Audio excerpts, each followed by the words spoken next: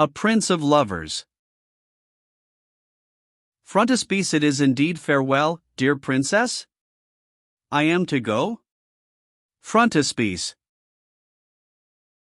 A Prince of Lovers, a romance by Sir William Magnay Bart, author of The Red Chancellor, The Mantrap, The Heiress of the Season, etc., etc.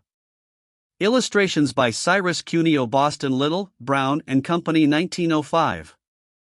Copyright 1905 by Little, Brown and Company. All rights reserved. Published March 1905. Plates by the Husted Linotype Company, Cleveland, U.S.A. Presswork by the University Press, Cambridge, USA. Contents. Chap. Page I, the Duke and his Master 1-2 at the Fortune Tellers 7-3, a Soldier of Fortune 22-4 in the Royal Chapel 29v, Ruperta and Ludovic 35-6, the Organ's Prisoner 44-7, Ampertz drives a bargain 54-8, a score against Rolmar 67-9, a false position 77x by the Mirror Lake 85-11, Udo sees 97-12 in the Mercury Pavilion 113-13, Ampertz finishes his night's work 124-14, a strong measure 133-15, Ampertz is puzzled 141-16, a desperate expedient 150-17, the flight 159-18, strange quarters 168-19, Count Iramar and a new light 181-XX, a strange ally 194-XXI, the Count and his prisoners 205-XXI, an unexpected development 215-XEI, Rolmer's policy 228 the Count and Ruperta 240-XXV, the Fox and the Wolf's Den 250-XXVI, Iramar's trick 264-XXVI, and unwise mercy 274. XXVI at the Usurper's Court 282-6, Ferdinand's second visitor 290-XXX, Rolmer's Way 299-XXXI, the Cousins meet 313. A Prince of Lovers, Chapter 1, the Duke and his Master. For the greater part of 2 centuries after the close of the 30 Years' War, there existed in Germany some 200 independent states. It is with 2 of these, lying in the midst of what was once the Hercynian forest, which tract even then, although in slow process of clearing, retained much of its primitive, desolate wildness, that the events of the following story are concerned.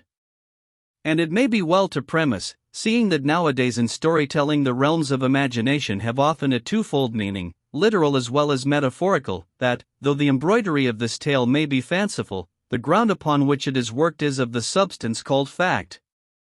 For the once secret chronicles of these 200 kingdoms, principalities, palatinates, bishoprics, duchies, landgravites, and what not form very pretty reading to the student of humanity, and the dull atmosphere of much pettiness and fatuous pomp is lighted up in welcome fashion by occasional stars of romance. And, after all, apart from the favorable soil they find in that traditional land of the romantic, these flowers which continually spring up amid the dull herbage are easily accounted for. For what is romance but the opposite of the humdrum? And is not human nature the same all the world over, flourishing even when found in the stifling confinement of a formal and etiquette-bound court?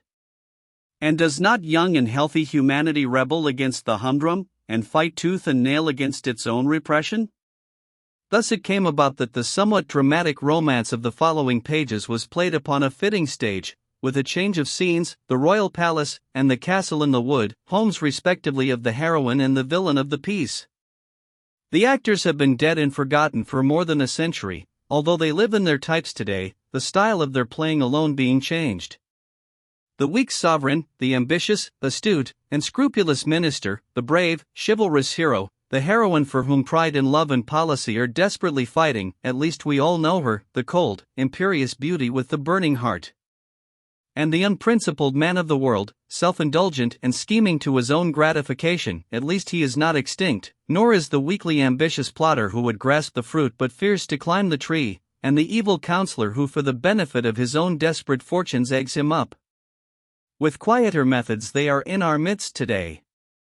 They are walking through their parts with just as much determination of spirit as was theirs who fought and strutted and fretted and postured in the days before life was so carefully toned down, in the days of this story. And that the story is in the main true the annals above mentioned can vouch, even if the events may not in the reality have welded themselves together just as here set down with a mind for the reader's patience as well as his hope for entertainment. In his private cabinet, Duke Theodore of Moldavia was going through his daily consultation with his chancellor, Baron Rolmar, a prescribed custom as irksome to both as it was unnecessary to either. "Your Excellency has reckoned without your host," said the Duke. "I do not propose, Highness," replied the Chancellor, grimly confident, "that my host shall have the making up of the reckoning at all." "He may not submit to dictation," suggested His Highness. "Then he will be a greater fool than I take him for, seeing that this project is as much for his benefit as ours. Some men," the Duke hazarded out of his somewhat limited experience, "would not take kindly to a forced marriage." "Your Highness uses a harsh word," Rolmar observed indifferently. "Perhaps. I was thinking of my daughter." The Chancellor just checked a shrug. "Dukes' daughters and beggars cannot be choosers." "But we have yet to learn that Princess Ruperta has occasion to bewail her particular lot. She is in an abominably false position. Prince Ludwig's silence and indifference would be galling enough to any woman's pride. And Ruperta has, perhaps, more than her share." The old minister gave a slight bow of assent. "Crowned monarchs are not to be contradicted gratuitously, even when they indulge in self-disparagement." "The position is becoming intolerable," His Highness continued. "Any hour may end it," said Rolmar, quietly. Then he added, "Surely you approve of the alliance, sire?" "Naturally." Duke Theodore emphasized the word with a nod which was intended to express the dignity which in his conferences with his chancellor was always provokingly elusive. "Of course it would be of untold advantage to both crowns. It is a most natural desire. The uniting of the two kingdoms would more than double their power and influence." "It should increase them tenfold," said Rolmar, as repeating a cut-and-right argument for his policy. "And not only their power but their wealth, the development, more especially, of the natural wealth of the one by union with the labor of the other." "Yes, yes," snapped the Duke, impatiently, almost petulantly. "That is our view. Our immediate concern, however, is that of Ruperta and Prince Ludwig." Rolmar smiled, and his smile seemed hardly to endorse the word concern. "Except to themselves, is it very material?" he asked significantly. The Duke tried to look resolute. "I have my daughter's happiness to think of, Baron," he protested. "Doubtless. So have I," he returned imperturbably. "And am taking the measures to secure it." Yes, I know," the Duke admitted pettishly. "But this state of affairs will not do so. We shall be a laughingstock. Let him laugh who wins. Ludwig's conduct in ignoring the matter is an insult. We will not think so, much less say so. But others will. Others are not going to marry him." "Are we?" "Certainly, without fail, most assuredly." The Duke rose and paced the room. "But how long is this state of things going to last, Baron? You must remember that Ruperta is not one to take kindly to the part of a puppet. She is a girl of spirit, and this wretched fellow Ludwig, by his cavalier treatment, is rousing it in a way that threatens difficulties to our project. Can nothing be done? Where is the fellow? Nobody knows. If anybody did, it would be I." "I feel inclined," said Theodore, working himself into a weak man's passion, "to throw over the whole affair." "It would be the most dignified course. And the most foolish." The Duke turned sharply at the blunt rejoinder. "Certainly not more foolish than we are showing ourselves at present." Rolmar gave a great audible sigh, as he often did when his master was particularly tiresome. "Pardon me, sire." "A thousand times worse, although I do not seem able to convince you of the fact. I may be so unfortunate as to differ in ideas from your Highness, but my notion of foolishness would be to abandon a magnificent chance of imperial aggrandizement for the sake of taking umbrage at a boy's want of manners. Ludwig is a fool, he may not know it, but we do, and when he sets his eyes for the first time on Princess Ruperta he will know it too. The mischief is that they have taken it into their heads to dislike each other before they have ever met. but I anticipate little difficulty on that account." "Perhaps not," replied the Duke, who rejoiced in his rare opportunities of twitting his masterful minister with failure. "But you must first find your runaway bridegroom." "I intend to find him," Rolmar returned quietly. "When found you may perhaps discover a wife as well," suggested Theodore, making the most of his temporary advantage. The Chancellor smiled grimly, and there was an ugly gleam in his dark, fierce eyes. "It would be a pity, more particularly for her," he rejoined. "But as his bride would certainly not be of his own rank, the position would present little difficulty." The Duke understood his words the more clearly as read by the pitiless light in his eyes. The talk was taking a turn which he always made a point of avoiding. If he was virtually governed by his astute old servant and left him practically a free hand, he would at least take no responsibility for or cognizance of his ruthlessly unscrupulous methods. "At least we may take care that my daughter forms no undesirable attachment," he said somewhat feebly to give a turn to the subject. "You may leave me to deal with such a contingency," Rolmar said, drawing back his lips in a significant smile. "Ludwig's unheard of conduct is enough to make a girl of spirit rebel." "She may rebel," Rolmar retorted, beginning to grow impatient. "We are prepared for rebellion." "I think your Highness' hint can be referred to no actual cause?" "No," said the Duke, weakly. "I know of no attachment. I only fear it." "You need not fear it, sire," replied Rolmar, with infinite meaning in his smile. "The favored lover's life would be a very short one." Chapter 2 At the Fortune Teller's. The moonlit gables of the city threw a zigzag pattern on the cobble-paved streets, and brought alternately into view and obscurity the few passers-by, among whom were two women, who, hurrying along, seemed, by keeping as near as possible to the base of the triangular shadows, to shun observation.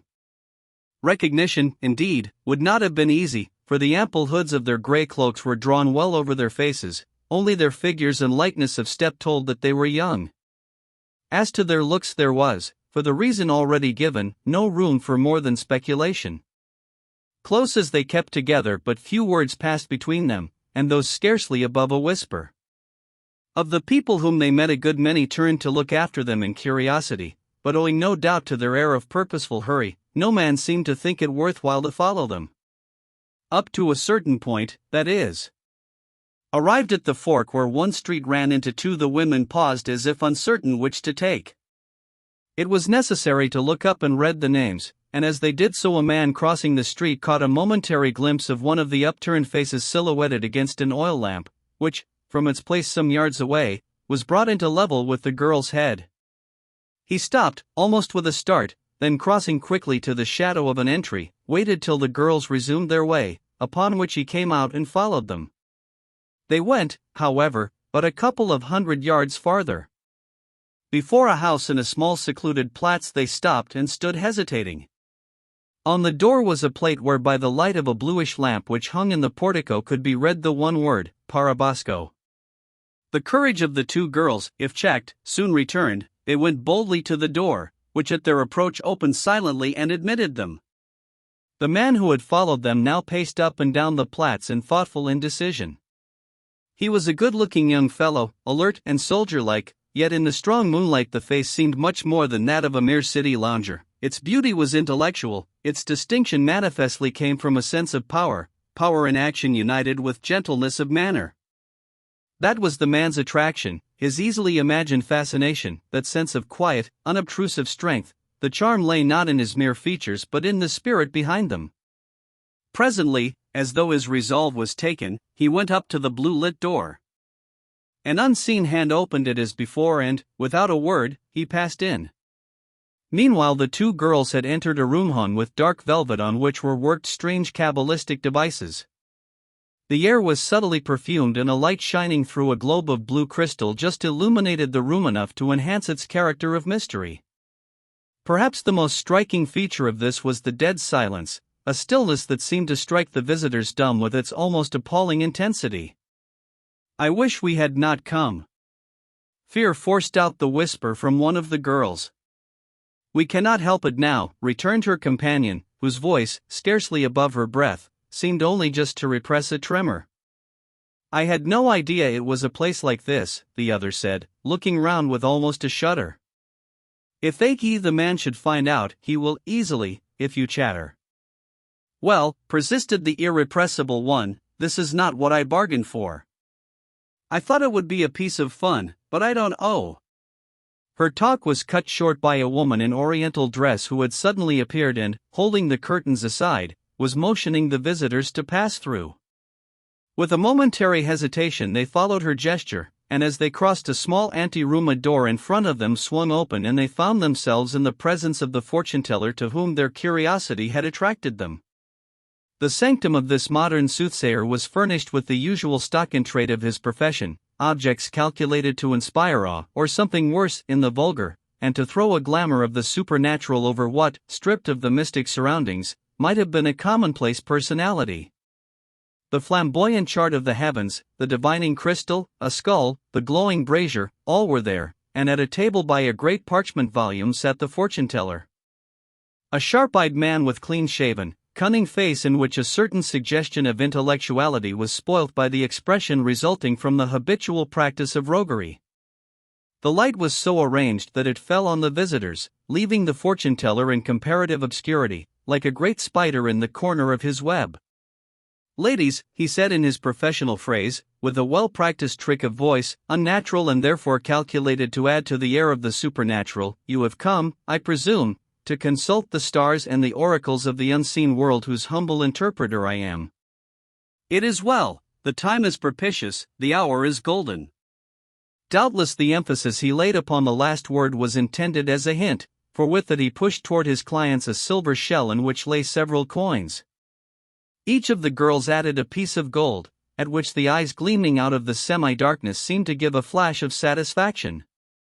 With it the soothsayer made a show of the tricks of his trade. He described figures with his wand, cast chemicals into the brazier, causing ghastly flames to leap and spurt. He took, perfunctorily indeed, an observation of the heavens and effected an invocative rapture. All this, however, did not last long, possibly because the performer may have received an intimation that another visitor was waiting to consult him. But the farce was gone through with a gravity which did credit to the restraint behind that very mundane face. "Now will one of you ladies advance and place the lines of your hand under observation," he said in a tone of commanding request. Still keeping her hood well over her face, one of the girls went forward to the table and extended her hand, a long aristocratic hand of exquisite shape, a hand that even to a man less shrewd than the fortune-teller must have revealed the station of its owner. Whether indeed he had suspected or not the character of his visitors, the man glanced up from the hand with a sharp look of inquiry at the half-concealed face. The scrutiny was but momentary. Next instant he was bending with a magnifying glass over the outstretched palm. The time-honored jargon of the fortune-teller was repeated, then the cards told the same tale with alluring variations. The stars gave a confirmatory horoscope.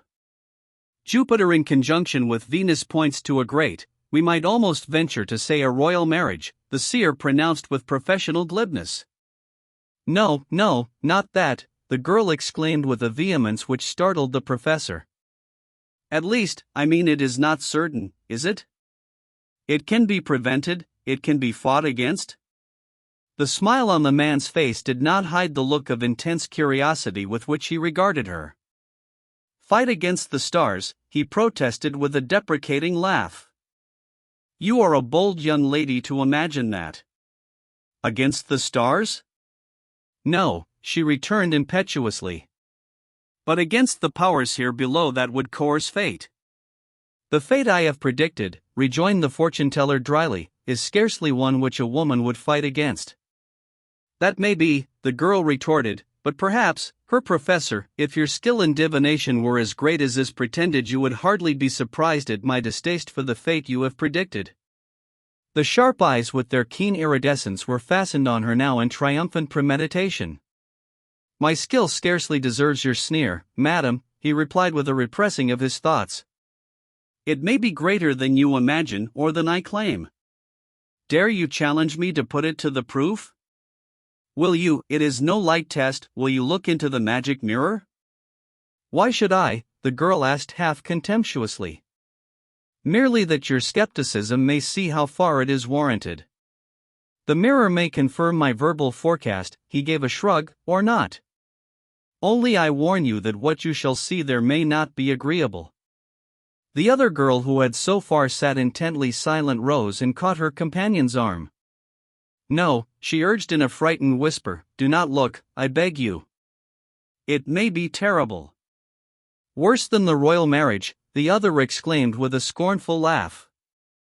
I cannot stop halfway now. I have heard my fate, I must see its confirmation. As you will, said the fortune-teller quietly. Only do not blame me should the result be displeasing. Show me her professor. He rose. For that, he said, you must be here alone. Your friend may wait in the antechamber. You hear, Minna? No, it is not right. I will not leave you. Surely you have heard enough. No, I mean to see what this mirror has to show. What, laughing, did we come for but to know the future? The dark eyes out of the shadow were watching the two girls furtively, but their owner spoke no word of persuasion. Doubtless his knowledge of human nature told him that curiosity would prevail unaided. And so it was. The companion was forced reluctantly to leave them, and when the two were alone, the fortune-teller quietly slipped round and, under pretense of seeing that the door was securely shut, slipped home its bolt. Remove your hood, he said, facing the girl. It is unnecessary, she replied. I came to see, not to be seen. Precisely, the professor returned with a sarcastic grin. And you thought to trifle with our sublime art. You judge so meanly of it as to fancy that we whose knowledge passes human comprehension are ignorant of the very identity of those who consult us. You pay us a poor compliment, princess. For a few moments there was silence as she stood, half fascinated, watching his glittering eyes. The light was on his face now, bringing out its Jewish cast, the lines of greed and cunning. If the face disquieted her, she did not show it. She was too proud, too completely mistress of herself for that. Simply, with a slight inclination of the head, she accepted his protest, giving no sign of discomfiture at the word which proclaimed her identity, merely saying, as though she were speaking to a servant, will you let me see what the mirror has to show? He was thinking, designing actively as he watched her. Surely, princess, he said, with an affectation of humility, the resources of my art are at your gracious disposal. Will you be seated till the moment of revelation arrives? He turned and busied himself with certain preparations.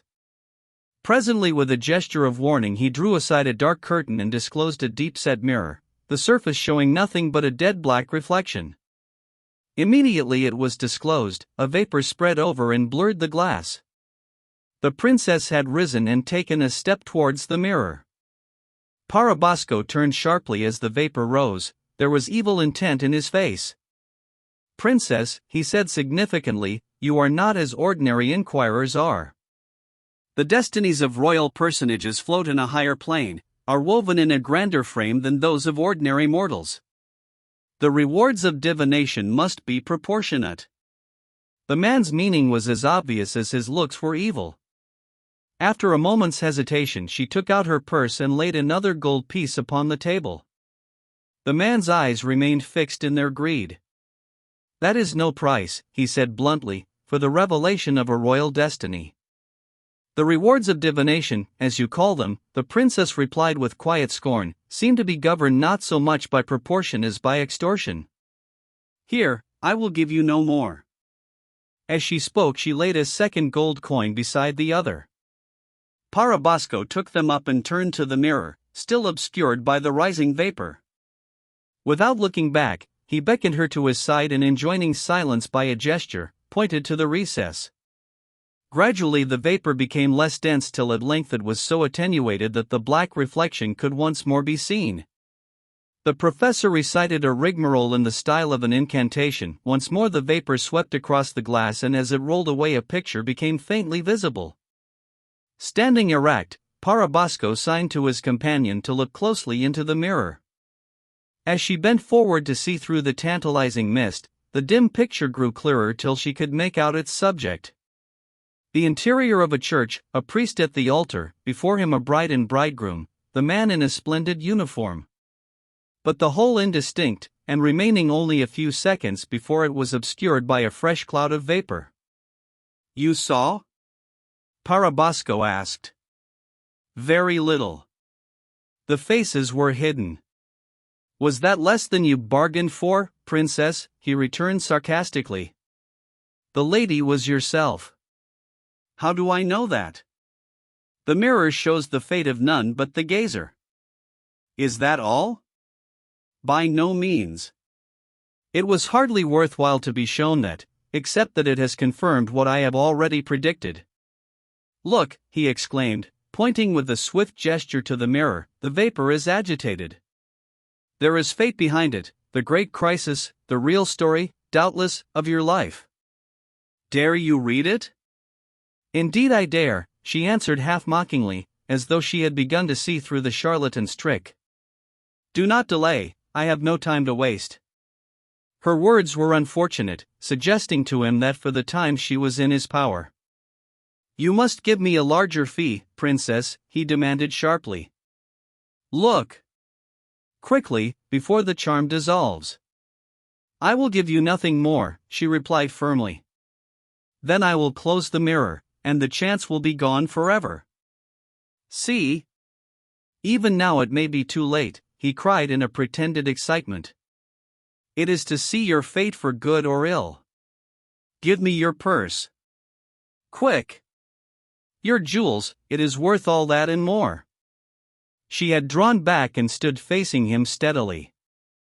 "I will give you nothing more, I tell you," she said resolutely. "Your conjuring tricks have been already overpaid." "Tricks," he screamed. "You dare to blaspheme our sublime art and mysteries.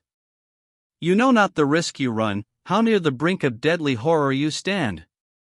You shall see your destiny. The fates are not to be invoked lightly.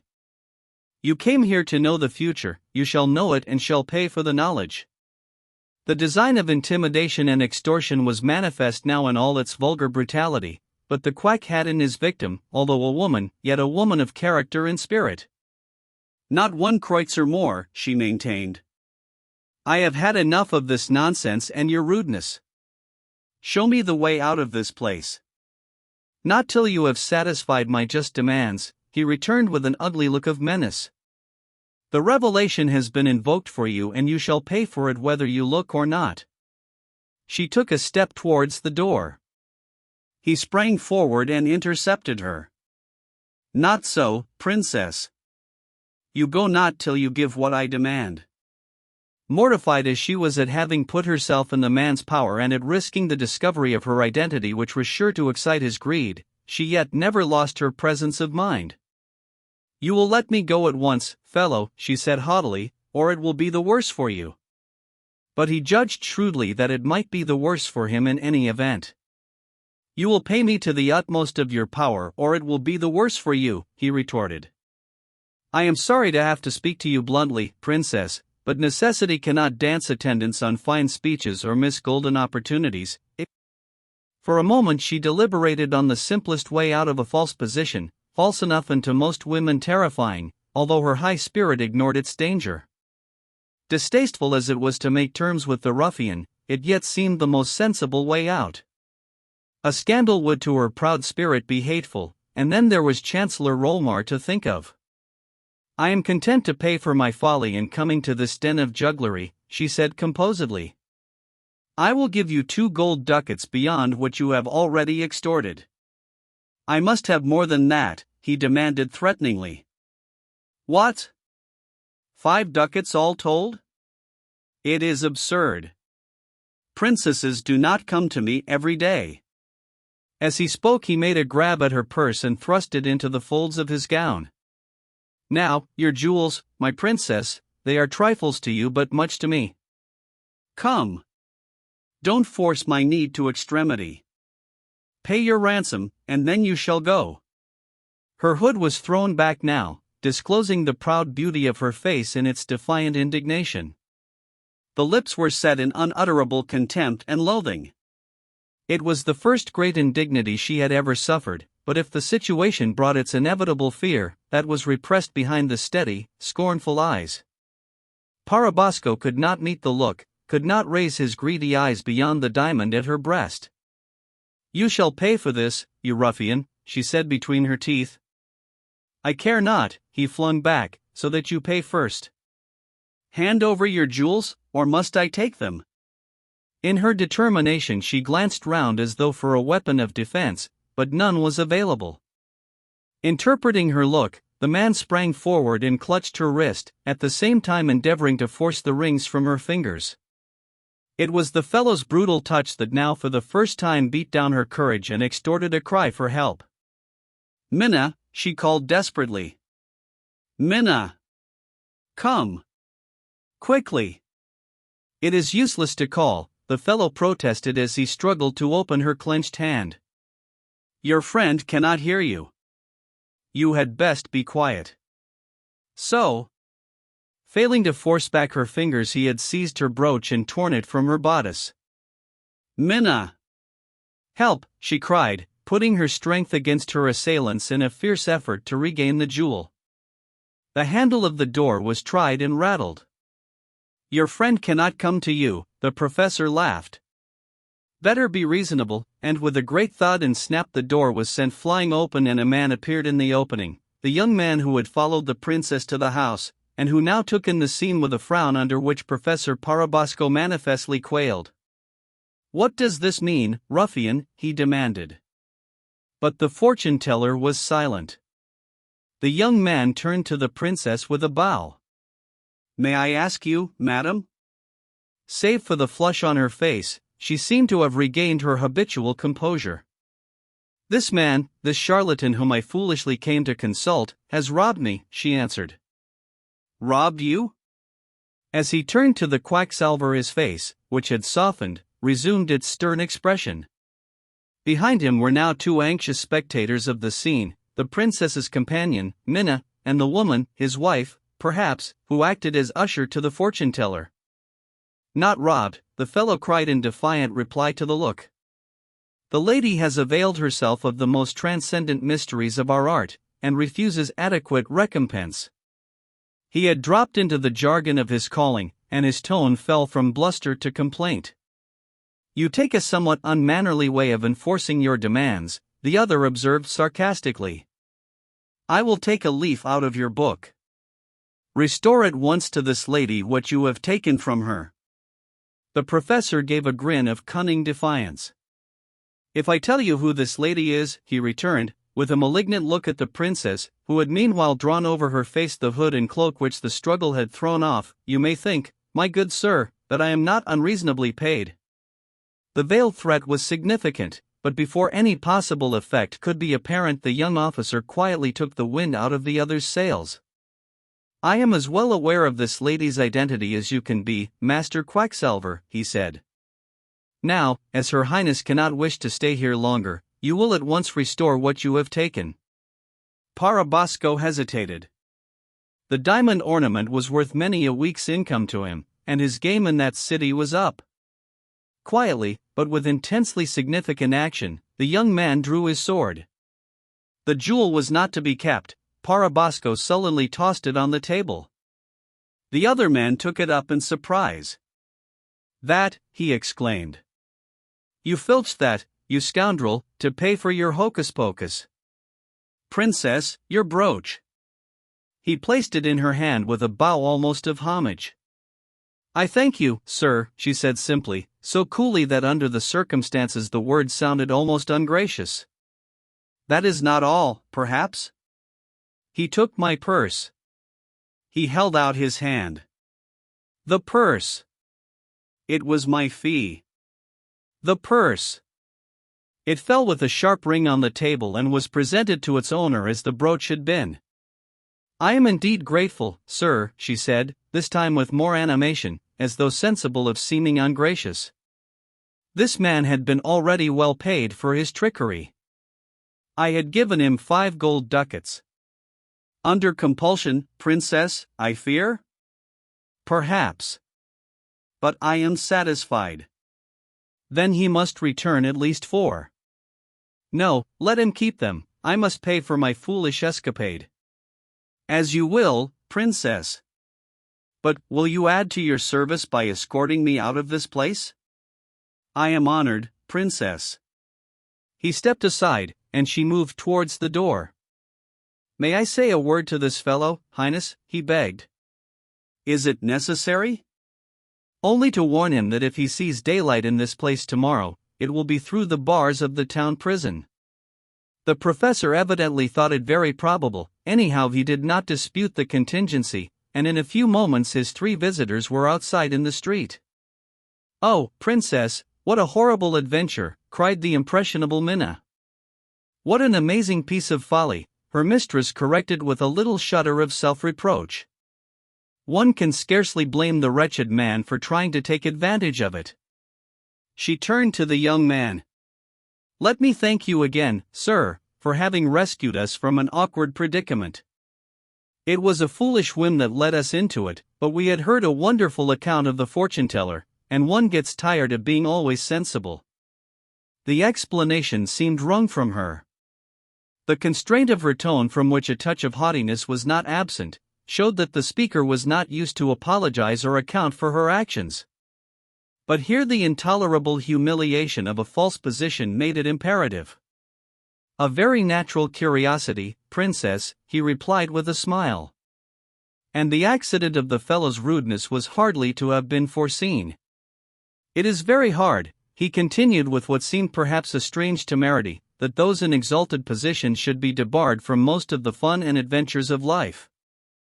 Seeming to recollect himself, he added with a deferential bow, "I am truly favored at having been permitted to free your Highness from an embarrassing situation." She had moved away, but now, as by an afterthought, turned back. "I may ask who has rendered me this service?" "I am honored, Princess." "My name is Lieutenant Ludovic von Bertheim." "You live in this city?" "No, I am at present a wanderer. My home is in Beroldstein." "Ah, in Beroldstein." The name seemed to awaken thoughts which were hardly pleasant, but she dismissed them with a little inward careless laugh. "Well, good night, Herr Lieutenant, and many thanks. I hope there is no need to ask you not to speak of this affair." Her manner was a curious mixture of coldness and a sense of duty which told her that she owed her defender some graciousness. "There is no need, Princess," he answered gravely. "You may trust my honor." For the first time there was manifest interest in the look which read his face. "I am sure of it." "Again, good night," she said. But he took a step after her. "Your Highness will not refuse my escort to the palace." "It is late and," she cut him short. "You are good, but an escort is unnecessary." "It is not far, we are 2, and we know our way." With innate good sense he divined an obvious objection to his proposal. "I may at least follow at a distance till I see that your Highness is safe," he urged. "As you please," she replied coldly. "Come, Minna," and the 2 hurried off. Von Bertheim followed at a distance near enough for protection, too distant for remark or scandal. Nothing more than a few curious glances was encountered, and presently the lieutenant saw them arrive in safety at one of the private doors of the palace. At the distance, some 50 paces, which he had punctiliously kept, he stopped and watched, hoping perhaps for a parting sign from the princess, but she went in quickly without turning her head in his direction. Her companion, however, looked back and the watcher thought she made a sign to him. As she lingered he hurried forward. "Good night," she said with a demureness which was obviously not quite natural. "The princess thanks you again. And, oh," she added with a burst of more characteristic eagerness, "you will not breathe a word of this folly, will you, Herr Lieutenant? It would be terrible for us all." "The princess trusts to your honor."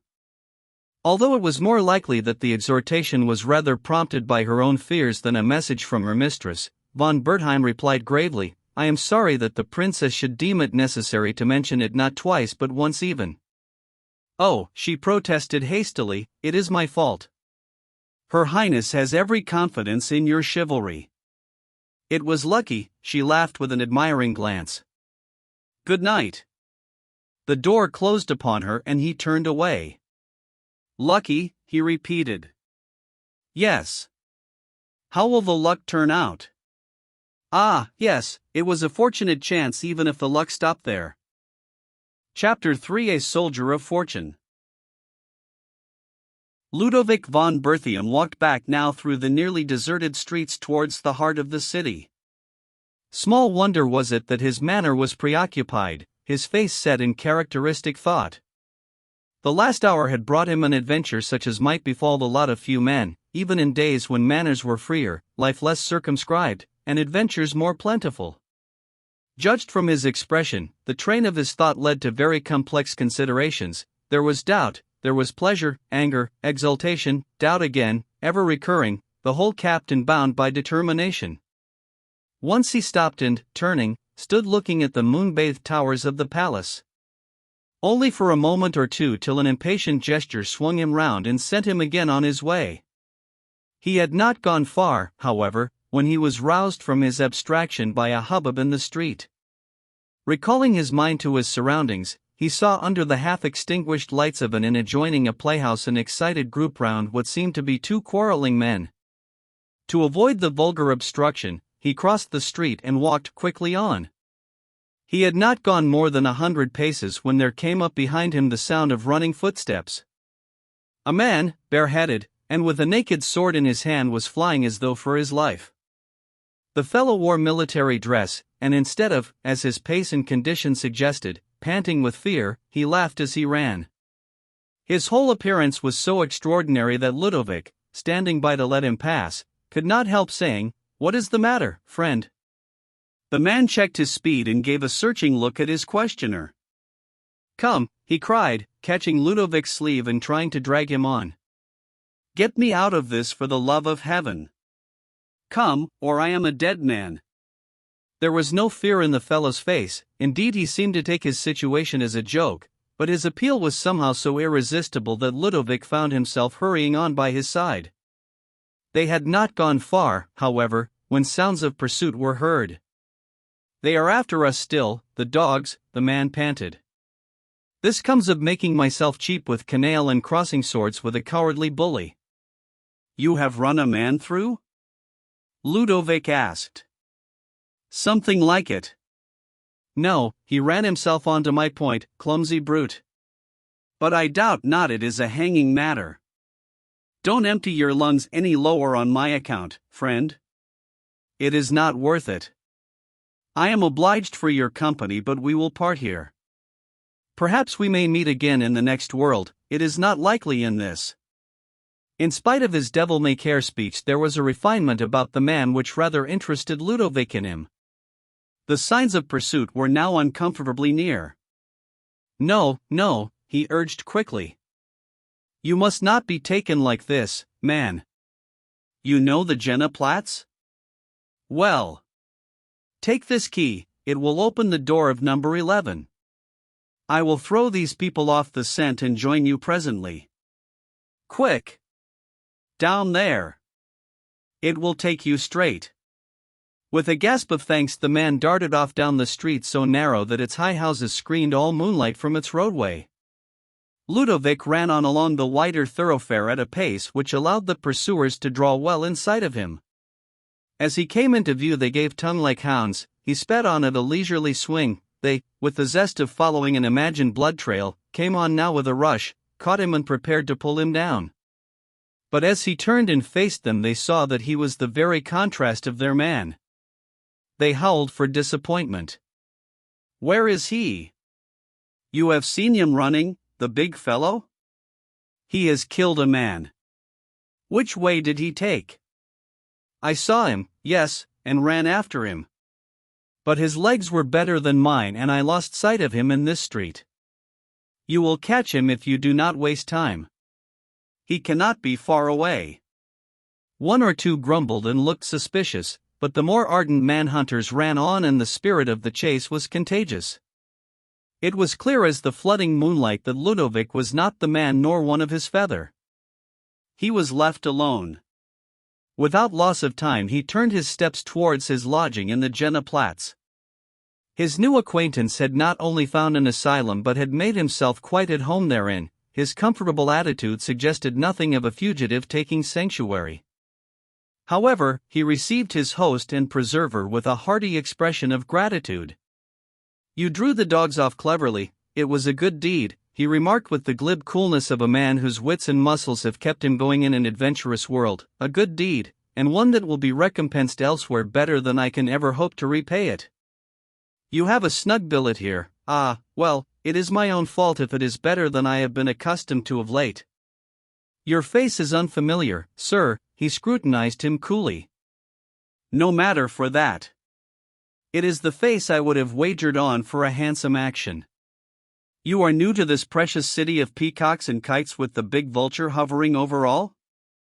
You mean the Chancellor?" "Yes. I have been here but a week. I come from Draxby-Roldstein." "Ah. That's a fine bold land, with hot-headed men and pretty women."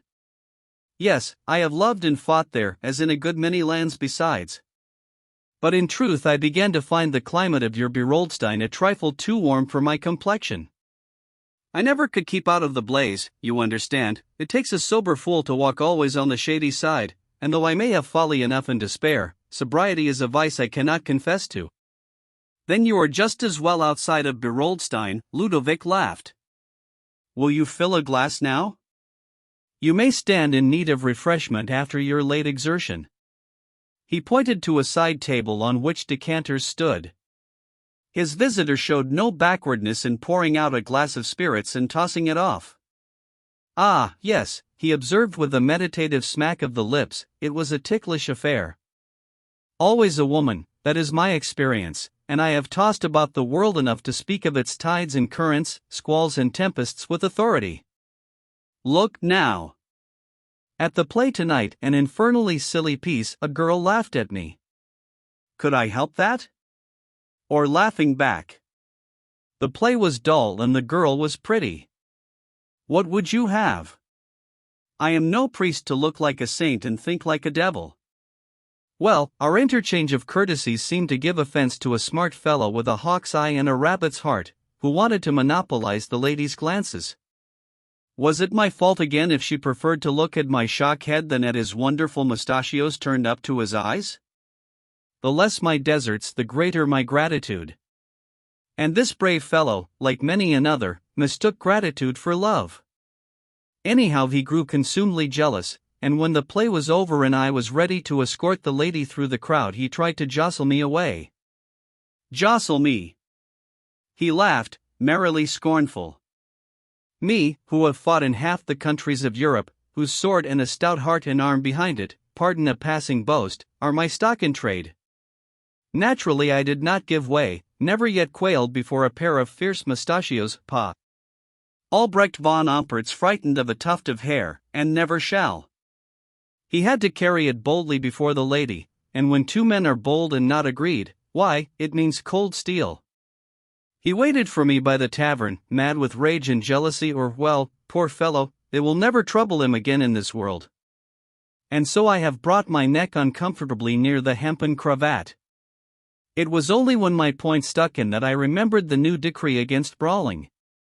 Well, what's done is done. One cannot blow the fire with burst bellows or get a dance out of a fellow with a skewered lung."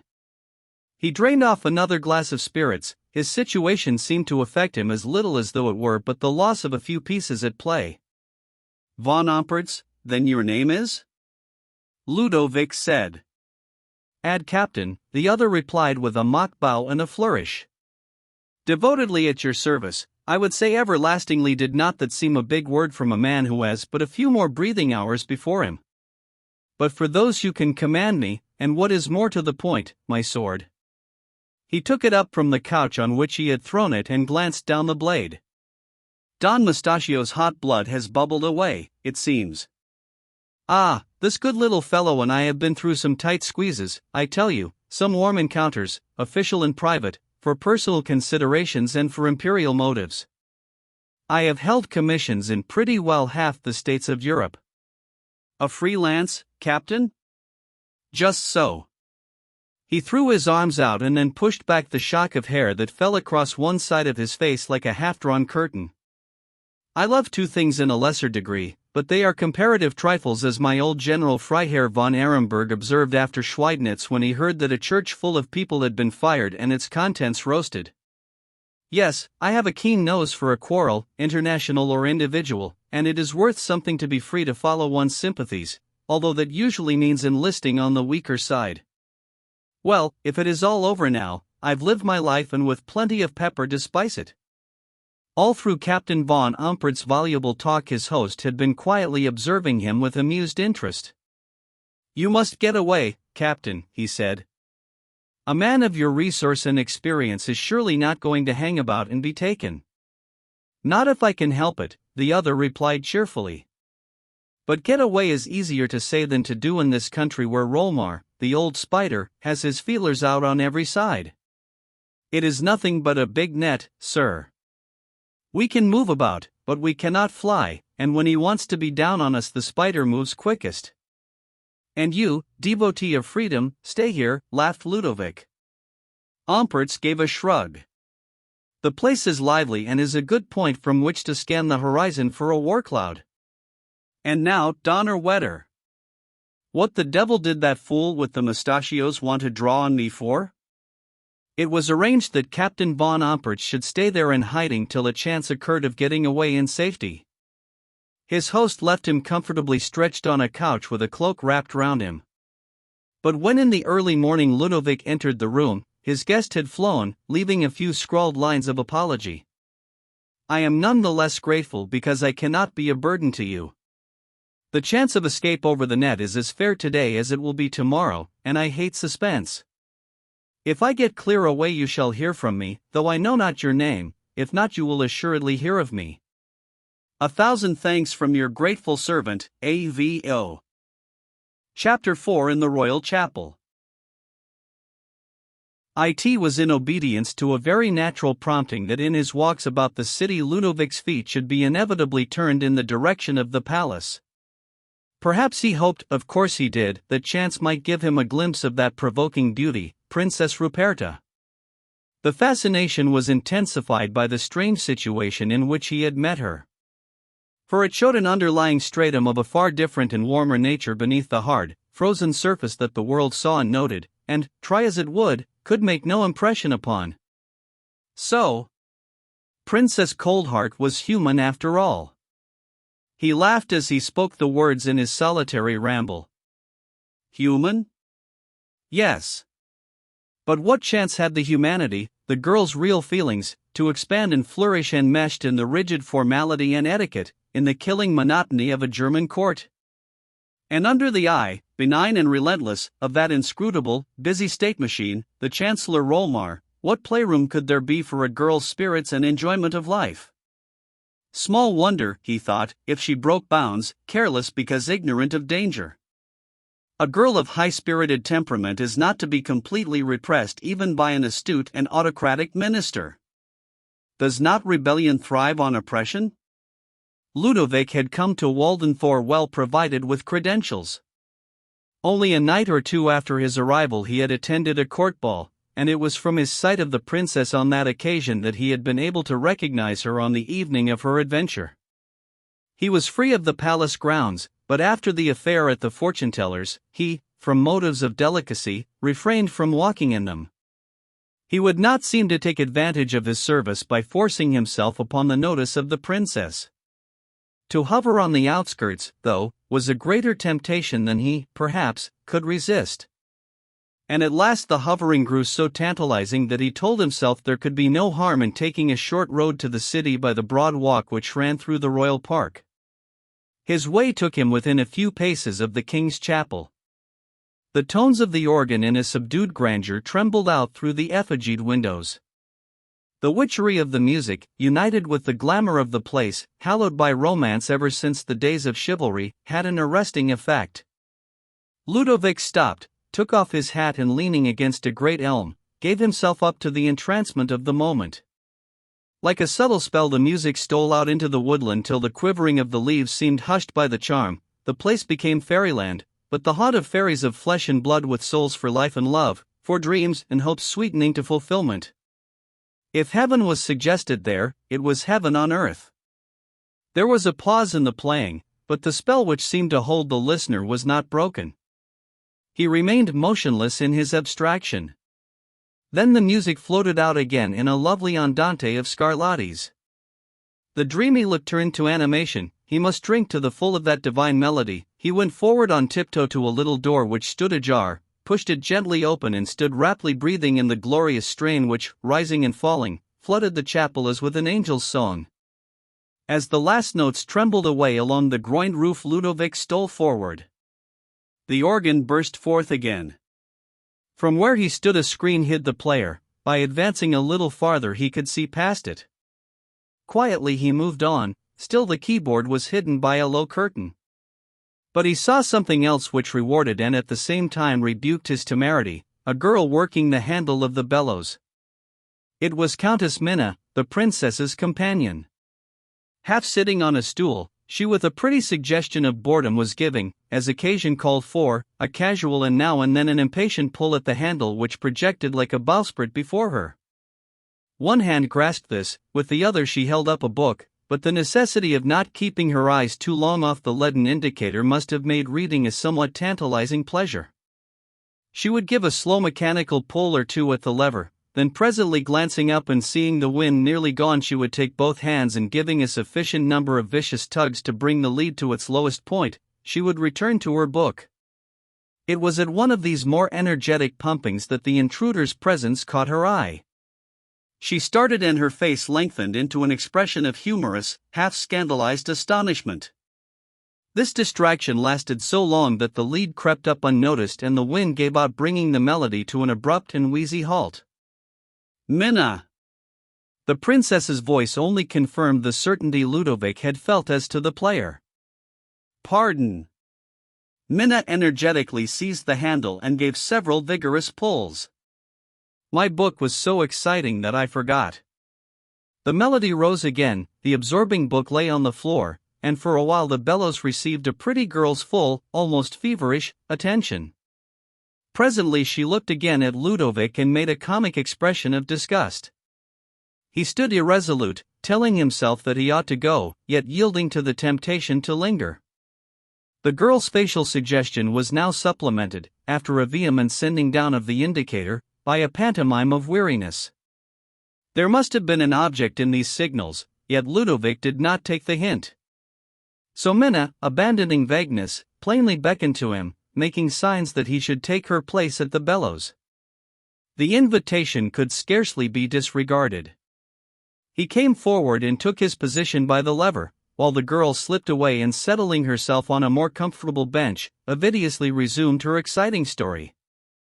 For about half an hour the music continued, Ludovic gravely keeping to his work at the bellows, and Minna, save for an occasional sly upward glance, seeming absorbed in her book. There were breaks in the playing between the ending of one piece and the beginning of another. In one interval of silence, as Ludovic stood waiting for the organ to swell out again, he looked up and saw the princess standing before him. His involuntary glance at her face told him nothing. He bowed low. "Pardon, princess," he said soberly, "the countess was tired and I ventured to take her place." Minna had sprung up and came forward with a look of mingled apprehension and sly enjoyment of the situation. "It is true, Highness," she corroborated. "My arms began to ache and my book was so exciting that I asked Herr von Bertheim to blow till I had rested and the duel was over. One cannot blow the organ properly when one is in a state of terrific suspense." The princess's face gave no indication of how she took the situation. "It is perhaps more a man's work," she said coldly. "I am obliged to Herr von Bertheim. I did not know he was in the chapel." Still no sign whether his presence gave her offense or not. "I was passing down the broad walk when the music stopped me and drew me in," he explained. "I had no idea, until I saw the countess, that the player was your highness." "It is perhaps an unusual thing," she returned with a touch of bitterness, "to find a person in my position cultivating an art. I do not know whether it is one of the things we are bidden to leave to the less exalted, and not meddle with. Your ignorance can scarcely be blamed, sir. I cannot blame it, princess, unless my presence has given you offense. That ought never to be, she returned quickly, seeing how welcome it once has been. I could never presume on that chance service, he said simply. No, she spoke abstractedly, mechanically. Minna had fidgeted away behind the screen to the door, perhaps on the watch. That makes it all the more acceptable, the princess added in the same distant tone, a tone which impelled him to reply. I take the hint, Highness. He half turned away, when the murmur of her voice recalled him. You need not take more than is meant to be given, she said, and there was a sweetness in her tone he had never heard before. She gave a quick glance to where Minna stood, and then added, if I seem far less grateful than she gave a little shrug, an ordinary woman would be. You must not impute the churlishness to me but to my position. It is one of the attributes of royalty to be above the common feelings of the outside world. The words seemed forced from her, the vent of a grievance, long resented, ever dwelt on. The situation was but an opportunity, not the cause of its expression. I never could dream of imputing anything but graciousness to your highness, Ludovic protested eagerly. I have no right here, I know, but being free of the court I ventured to cross the park on my way home. Then the music caught my ear and I came in, thinking to listen without being seen. She was looking away, now her glance fell on him. You come to court? She asked in a tone that was scarcely indifferent and yet tantalizingly vague. I had the honor to be present at the Hofball last week. Ah, I wondered. He understood that she was thinking of his recognition of her at the fortune-teller's. His next words seemed surprisingly bold. Your Highness often plays here? Is it too much to ask to be allowed to officiate as organ blower again? A little hardening of the princess's face told him that his temerity was resented. She gave him no answer. Minna, she called, come, dear, it is late. But before Minna could reach them he had spoken again. Pardon, Highness, he said with great restraint yet urgently. You have not forbidden me. But she spoke no word to him again. Come, dear, she said, linking her arm in Minna's, and so they went across the chancel to the royal entrance leading by a covered way to the palace. He stood looking after them, hoping for what he knew was beyond hope. Minna opened the door and the princess passed out of sight without a backward look. Minna glanced round with an inscrutable laugh. Chapter 5 Ruperta and Ludovic. She had not forbidden him. Even when reminded of it, the suggestion had not provoked a word of refusal. And yet she had gone without a sign of leave-taking, but with all the air of being offended. What was he to think? Turn it over as his mind would, it always came back to the one conclusion that he would go to the chapel again. We are not allowed the feelings of ordinary people, the princess had said. Did not that account for the way she had recollected herself, or at least her station, and left him without another word? But she had talked with him for some time before that bold speech of his, lucky or unlucky. He would not own it either. She had assuredly shown no offense at finding him there in the chapel, at his presumption in assisting at her playing. Was that because he had done her a service at the fortune-teller's? It was not a palatable suggestion, still less was it pleasant to think that his forwardness might be construed into a presuming upon that service. At any rate he would put it to the touch. For the next days he haunted the park near the chapel, but without hearing the music he listened for, or seeing the princess, except once when he caught just a glimpse of her driving in at the royal gates. But one afternoon, when he had begun to think that the organ was never to speak to him again, his ear caught its notes, softly penetrating, stealing out into the woodland. For a moment he hesitated. No, he had resolved to venture boldly. Diffidence would avail nothing. After all, he knew his every feeling to be chivalrous. He would not hang back. The door was opened. Ah, it might have been closed against him. He went in quietly. Countess Minna was at the bellows. She laughed, and her laugh told him that she, at least, had expected him. He returned her silent greeting and without hesitation went up and took the lever, which she very readily relinquished. The music continued for a long hour, ever sharpening his hunger for a sight of the player, for the thrill of her voice again. Minna, as before, sat comfortably reading, with a certain demure enjoyment on her face, but whether caused by the book or the situation was not to be told. As each piece ended, von Bertheim looked for that radiant presence to stand before him, and at each fresh swelling forth of the organ he felt a disappointment which, with his love of music, might have been incredible. At length, with the dying vibrations of a voluntary's last notes, there mingled the striking of a clock. Countess Minna jumped up hastily and ran forward.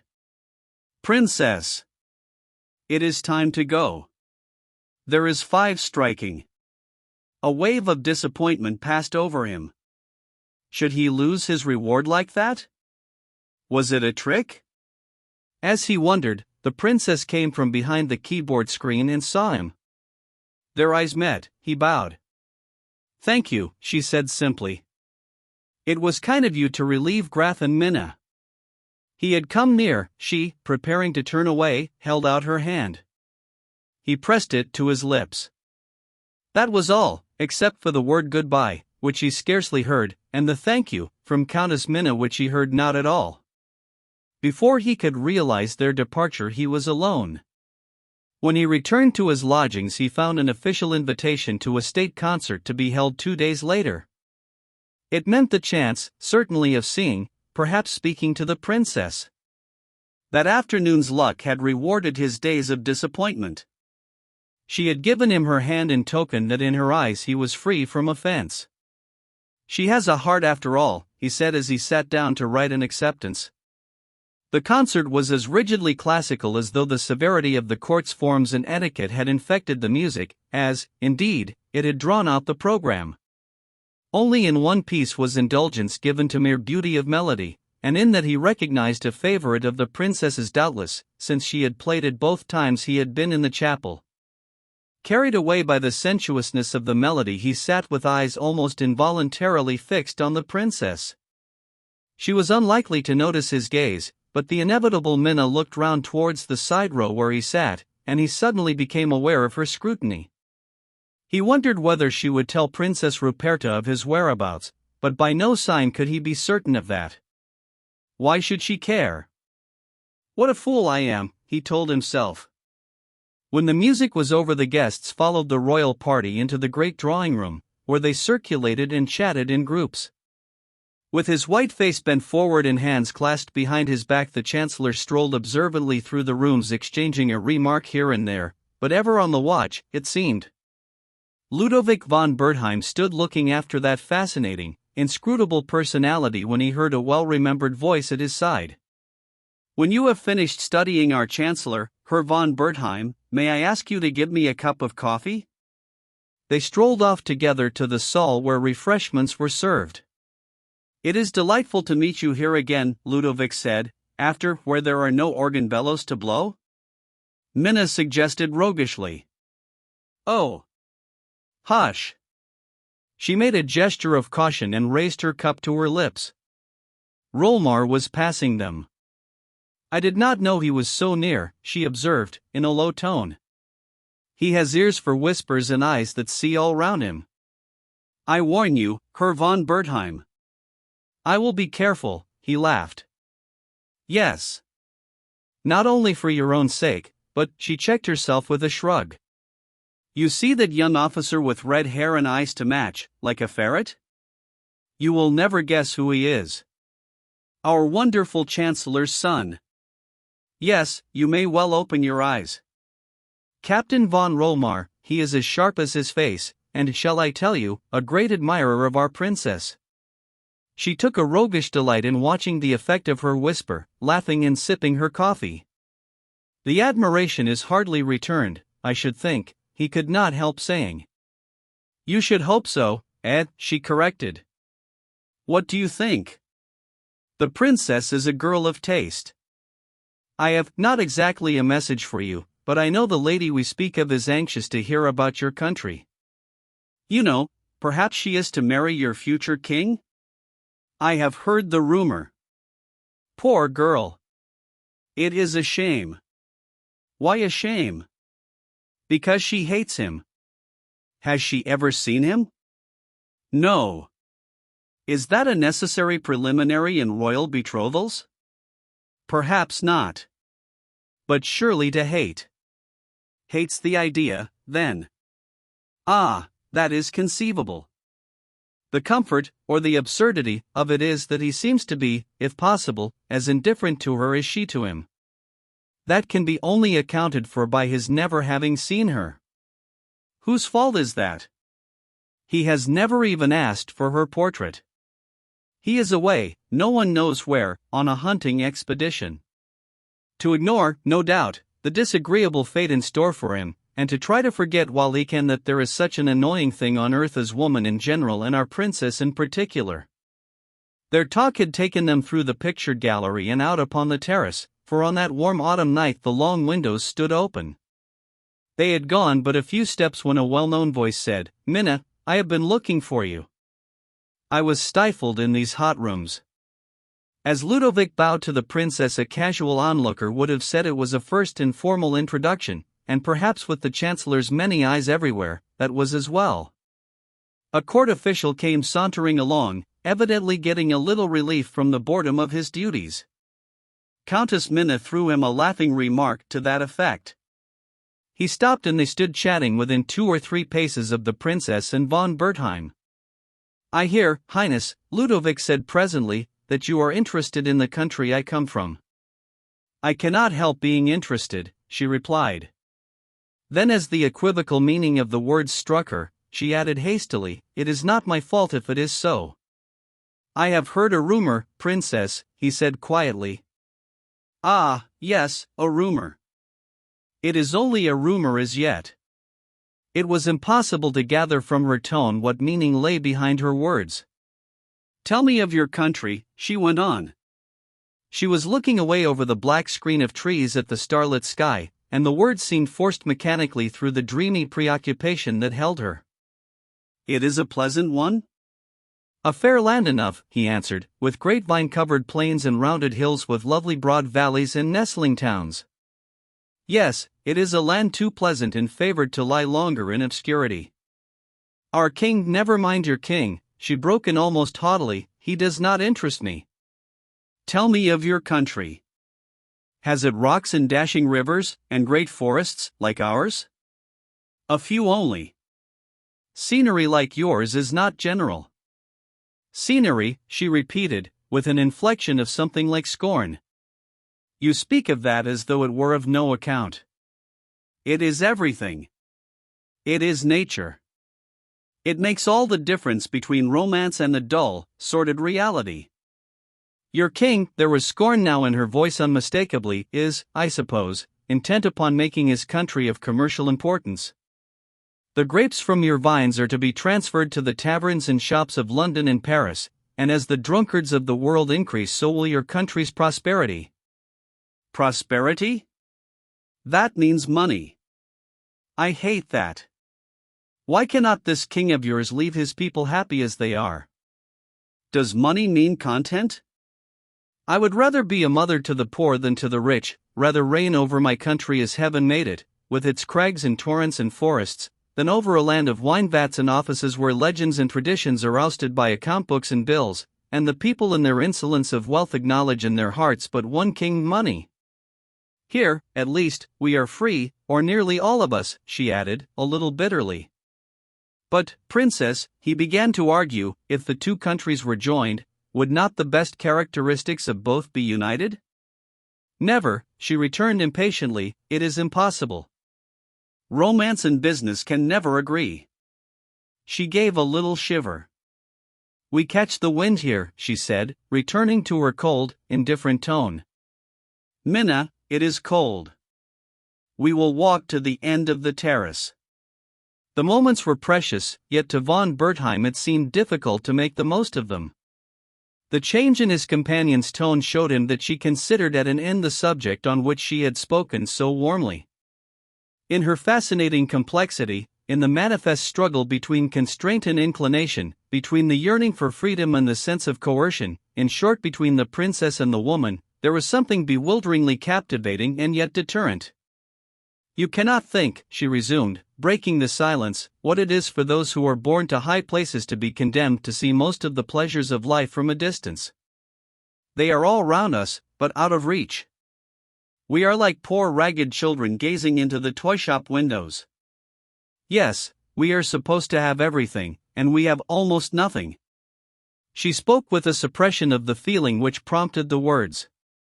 Ludovic could guess why she was inclined to unburden herself to him. You think I must look upon our first meeting as a strange one, he said. But I have seen too much of the world, have speculated too much over the problems of our mysterious existence to wonder at that.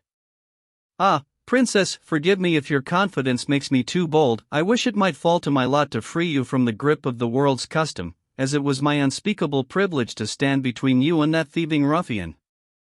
The end of the terrace walk had been reached, and as with the last words they turned, it brought them face to face. Had he offended her?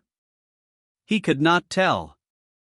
The cold, proud look in her face made it seem almost incredible that it could have been she who had spoken with such feeling and unburdening of the heart a moment before.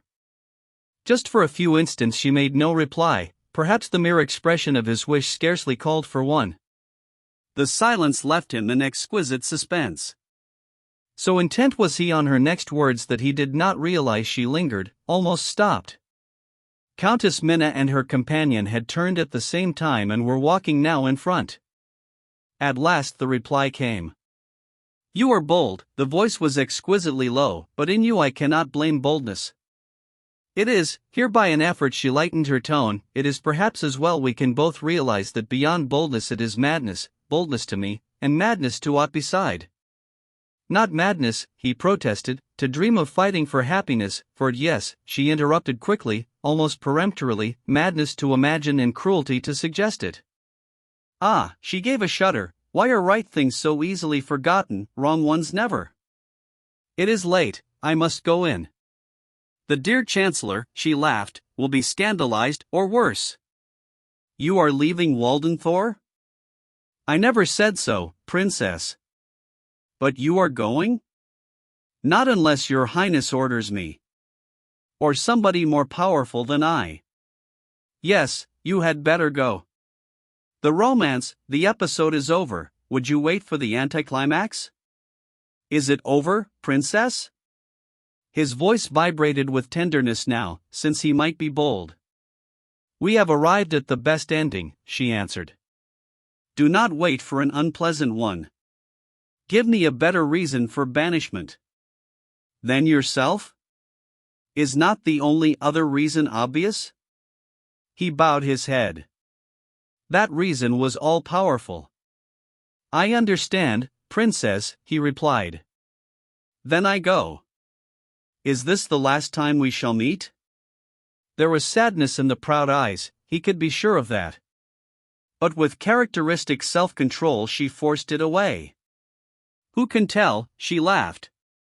We may meet again before very long, in your country. There, Minna is signing to me. I know what that means. Goodbye, my friend, goodbye, and thank you. She was moving off, but he took a quick step after her. Princess, he pleaded, give me 1 day's respite. Let me hear the music in the chapel again. But she would not stop or turn to give him an answer. He thought he caught the murmur of one word madness, as she hurried away. Chapter 6 The Organ's Prisoner.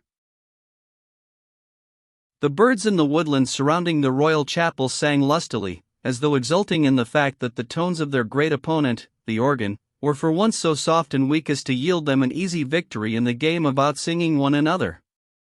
The lowness of tone and the dragging melody seemed to be the interpretation of a heavy heart, it spoke the language of sadness and of parting. Ludovic had taken his place early beside the organ, but had waited long for the player, long, indeed, past her usual hour. Waited till he was forced to ask himself whether the last night had not been the end of that informal, delicious acquaintance. Was he never to see the princess again, at least as he had known her? Never again watch fascinated for those sweet glimpses of the sun breaking through the cold mist? There was so much he had to tell her, that he felt he dared say now, if only the chance were not gone. He waited, hoping and despairing, till the afternoon seemed turning to evening. He watched the door through which she would come till he hated it for mocking him with its immovability. At last, when he was sure that the parting was over, unrealized, he looked up to see the door open and the princess and Countess Minna coming towards him. Eagerly he went forward. Ah! She was so cold. There was no trace of the feeling she had given glimpses of the night before. The hand that touched his lips was as chill as a statue's. She had repented, yet why, then, had she come? There was, at least, no sign of disapproval in that stately greeting. She went straight to the keyboard, he to his post, Countess Minna, unusually serious, to her accustomed corner. So the music began to flow gently through the place. It was, or at least seemed, less interesting to him than usual. He had so much to say, and the soft introit interposed between him and his desire. Still, he could but wait. It was not for him to pluck open the blossom of his hopes before his glorious sun should ripen them. He was content to be near her, thankful that she had come, overjoyed yet sad to think what her presence meant. When the playing was over, what would her words be? Not so frigid as her greeting surely, yet the very coldness gave to her slightest unbending a value far surpassing the warmth of an impulsive nature. The sinking sun struck horizontally through the richly tinted windows, and the shadows of the trees, just stirred by the almost windless atmosphere, danced slowly and languidly on the wall, the pillars, and richly carved stalls, as though keeping time and character with the music. The sands of his last day were running low. The dreamy music, though he loved it, made him impatient. Then an idea came to him. Why should he not ask Countess Minna to release him and take his place, so that he might go round and be at least within sight of the princess? He hesitated. Would she not be offended if he broke the tacit understanding between them? Certainly her reception of him had given no encouragement to impatience or forwardness. It was his duty to respect her slightest hint, to let the initiative always come from her, above all, never to make her task, if he dared believe it were one, more difficult. Yet every argument failed against his intense desire. He looked round at the demure reader coiled up snugly in her corner. She glanced up as his movement caught her eye, and laughed as he signed to her. Then she shook her head. She was sharp enough, and guessed what he wanted, but perhaps she, too, thought it madness. Anyhow, it was with a deprecating expression that she rose and came to him. "Will you not relieve me for 5 minutes?" he asked. She kept her hands behind her. "Why?" she asked. "You are surely not tired." "No, not tired. But the princess hates anyone to look over her." "May I not see her from a distance?" "You are a fool, with apologies for the liberty of telling you so, her lieutenant." "I dare say I am. But why?" "To long for fruit that is out of your reach." "Perhaps. Still I shall not say it is sour." "Heaven forbid." "No, you will not do that. Look. Quick! The wind is out. Pump for your life." "So? Shall I tell you further why you are a fool?" "If you please." "Because you do not seem to have the sense to know what would happen if your organ blowing were to come under the notice of our chancellor." "I can guess. The grapes would be sour, at least they would set your teeth on edge, though your sense of taste would soon be over." "I dare say. And yet it is worth the risk, eh? It is well that you are brave. This is the last time we meet here." "As the princess wills." "She has willed it. I told her she was not wise to come today." "You don't think of me and the risk I run." "I am not anxious to meet you in the next world yet." "There! As you are brave, and this is truly the last time, give me the handle." "But you will worry the princess." With a word of thanks he had turned towards the front of the organ, when her voice called him back sharply. "Take care. We are watched. Bend down quickly." She sprang forward and pushed him away, taking his place at the handle.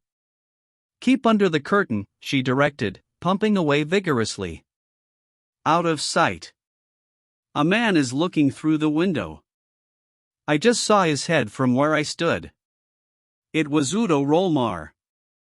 If he sees you, he must not see you. Hissed. There he is again.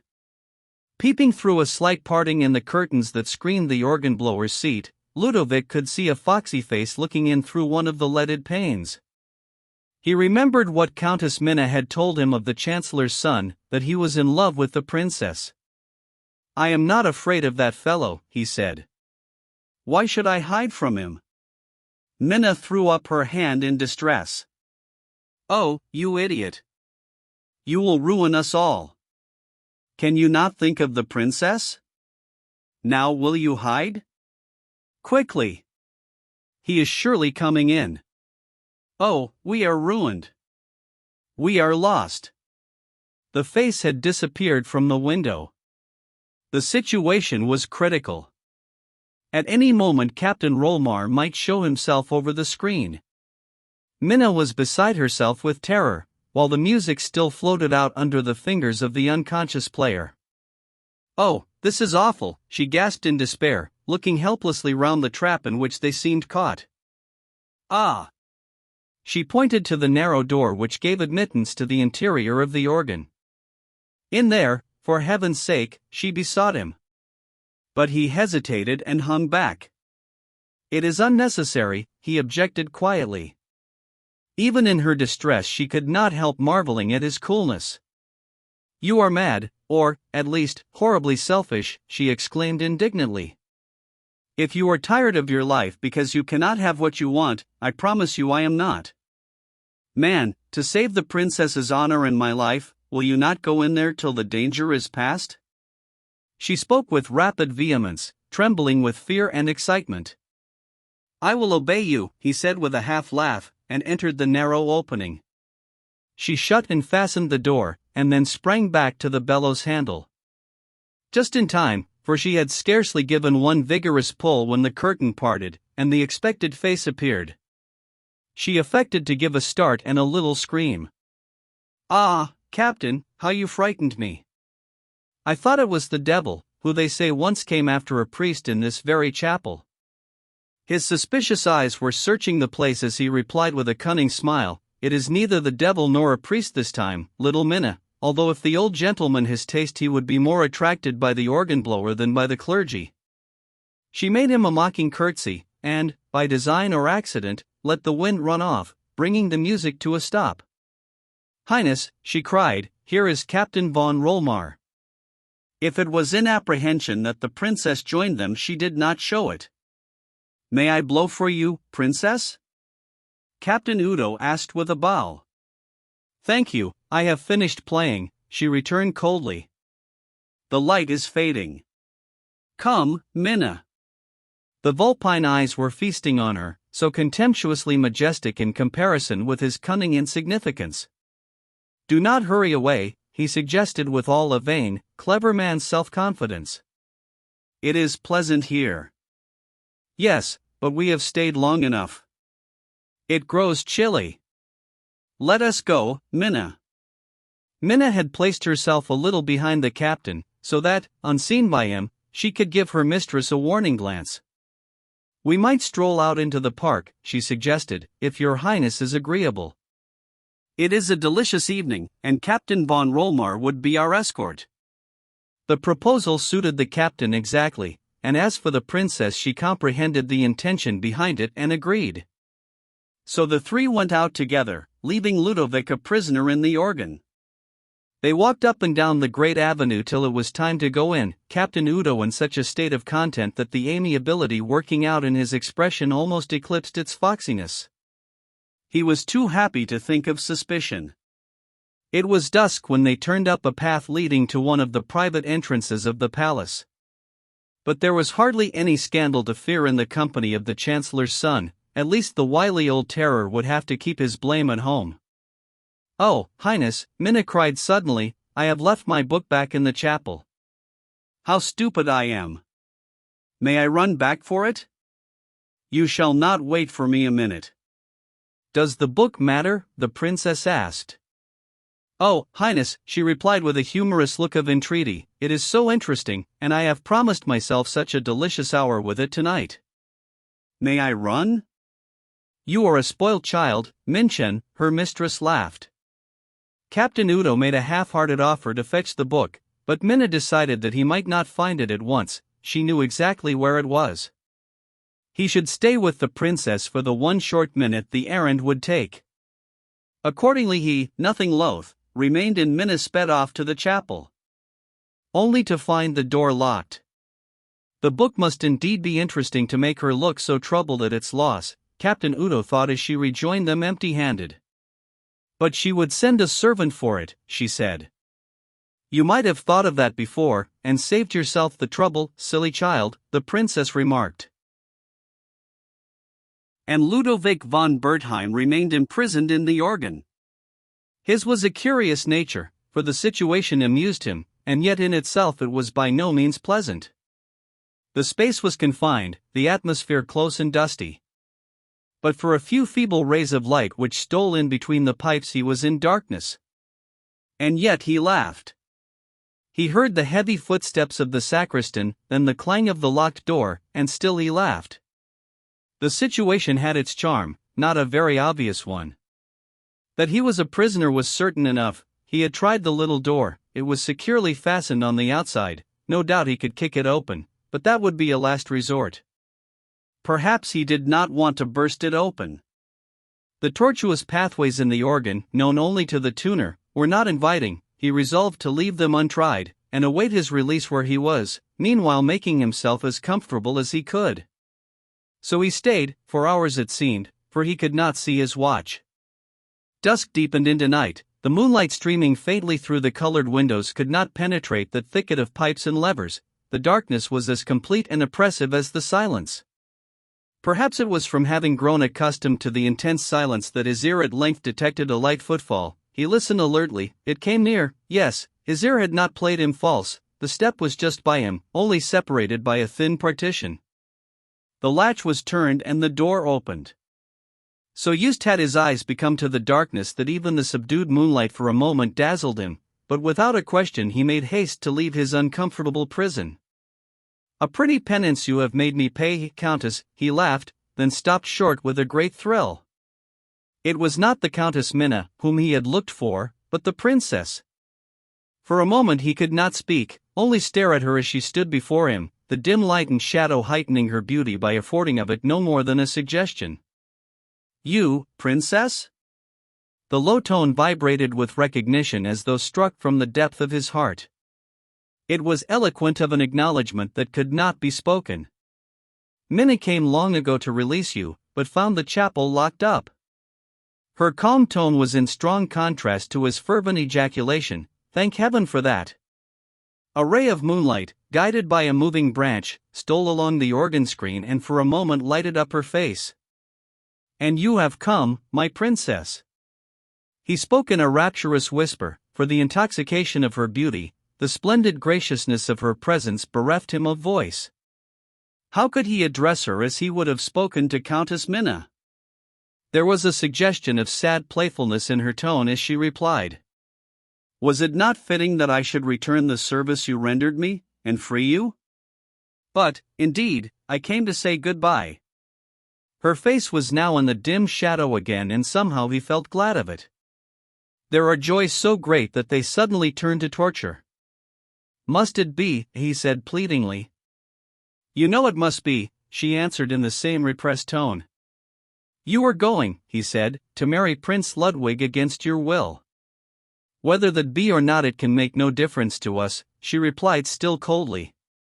Ah, if he might only hear her speak again with the warmth of last night. "I cannot leave you, my princess, even at your bidding. You are unkind to disobey. If you wish me to go, if you will be happier in the knowledge that you will never set eyes on me again, it is not a question of happiness." "Of duty?" She threw back her head and forced a laugh. "It is a matter, as I said last night, of madness or sanity." "Then let me be mad." "No, no." Let me stay, if only to breathe the same air, to see you, far off, yet to see you, to wake every morning with a hope, no, no. Ah, her heart was sending warmth into her voice at last. You cannot be so cruel, my princess. He was pleading now with desperate earnestness. Let me stay near you. It is you that are cruel. You must go. Ah, think how you say that. You are my queen, my goddess, I must obey you. I am to go? Tell me. Tell me. She wavered. She was a woman, circumscribed, starved of love and joy. They were within her reach now, could she keep back her hand from taking them? Madness, she kept telling herself. Yes, but what a delicious madness. The strain was at breaking point, then suddenly it was relieved. Her innate resolution and pride came to her rescue. With an intense effort she put forth all her strength blindly in a last effort, and such was her power of repression that the struggle, the desperate crisis were but faintly indicated.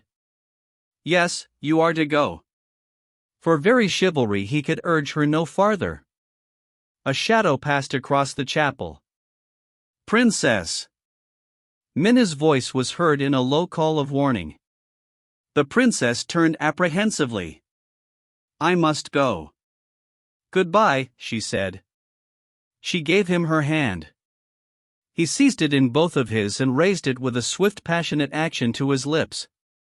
It is indeed farewell, dear princess? I am to go? She did not speak. He raised his head and looked in her face for an answer, still keeping her hand in his. Impulsively, before he could realize the action, she had bent forward and touched his cheek with her lips. Stay, she said, my love. Princess, are you mad? You will be missed, Minna cried, suddenly appearing. Run for your life. I will let Herr von Bertheim out. The hastening push she gave him seemed to wake him from a delicious dream. Next moment he was outside the chapel and alone. Chapter 7 Ompertz drives a bargain. No news of Prince Ludwig, the Duke inquired. The Chancellor shook his head. None. He seems to have cut himself off from news. It is tiresome. After all, said His Highness, there is no great hurry. There is hurry, Rolmar contradicted. There were occasions when he did not concern himself to be too deferential to his master, and this was one of them. It is quite time that the prince at least showed himself. The effect on the princess of this indifference may be disastrous. I hardly think that, the Duke objected with a weak man's decision, a stupid man's confidence in his own judgment. Omni ignotum, the application of the aphorism is wide, rejoined Rolmar bluntly, but it does not embrace royalties. Oh, questioned the Duke, feeling that it had very often included himself. No, the schoolmaster maintained with an expression of something like contempt for his royal pupil. Decidedly not where political expediency is in the air. If it were a simple lieutenant of cavalry, now, instead of the heir to a throne, the pro magnifico might apply. A young soldier has possibilities to every woman, a prince only to those of the middle classes. You don't know Ruperta. I know women, the counselor retorted dryly. Royalty has no charms for them until they are over 35. Oh, you think so? The Duke said doubtfully, having no more definite argument ready. I thought a good deal more of it before I was that age than I do now. Is it possible? The Duke looked for the sneer he knew was there, but it was only to be felt, not seen, so he had no excuse for offense. Your Highness was not a woman. That was the worst of Rolmar. His cleverness was useful, indispensable, his stinging tongue abominable. Duke Theodore often wished his minister less able, that he might afford to do without, or at any rate, with less of him.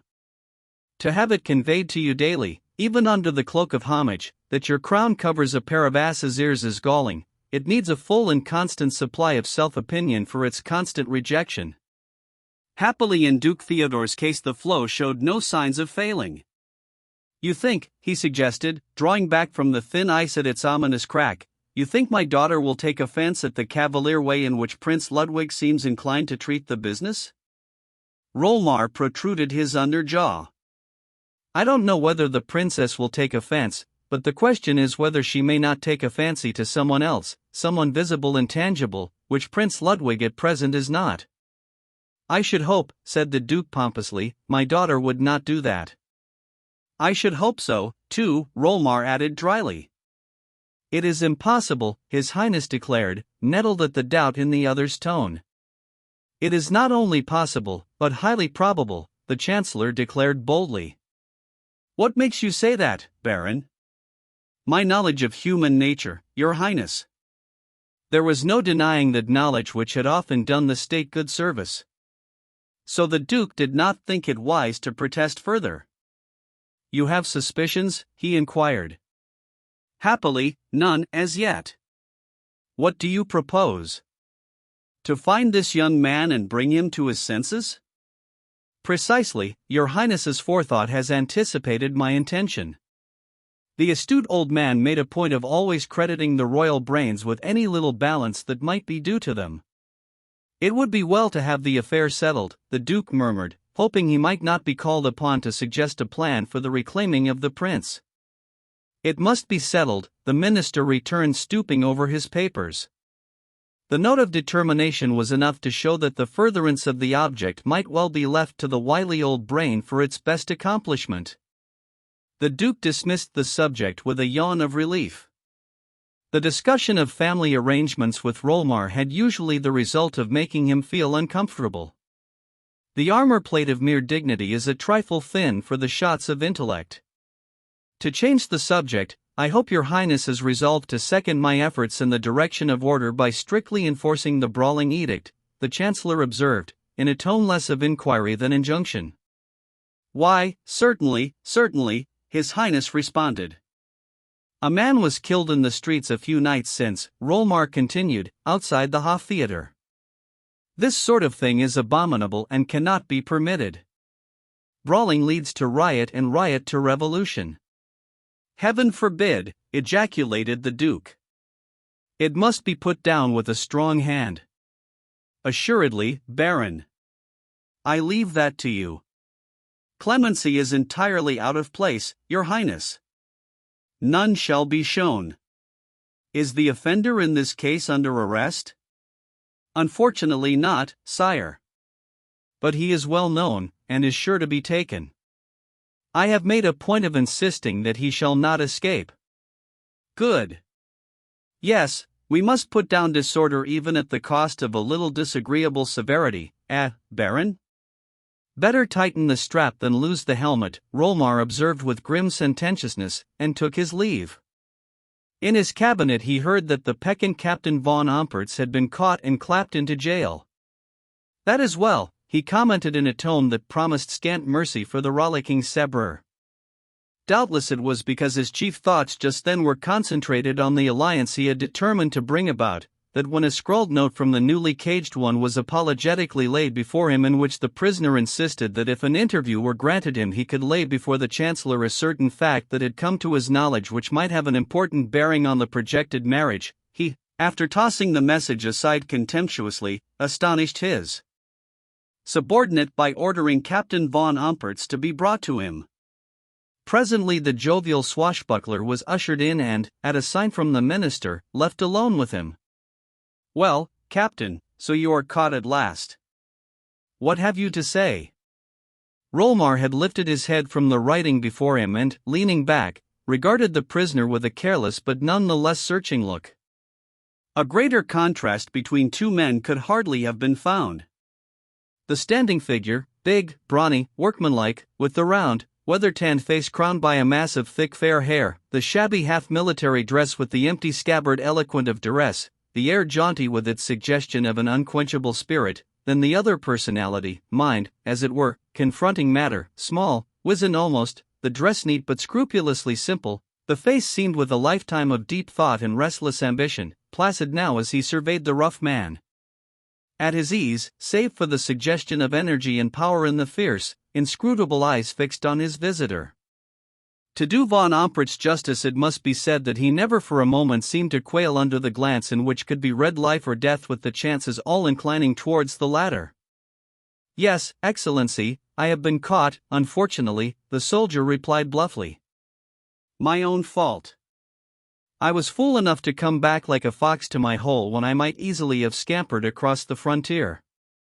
"The law," observed Rolmar, with his characteristic trick of sententiousness, "is ever ready to acknowledge its indebtedness to a criminal's own want of common sense." A shadow of sternness fell over the prisoner's face as he said, "Your pardon, Excellency, I am no criminal."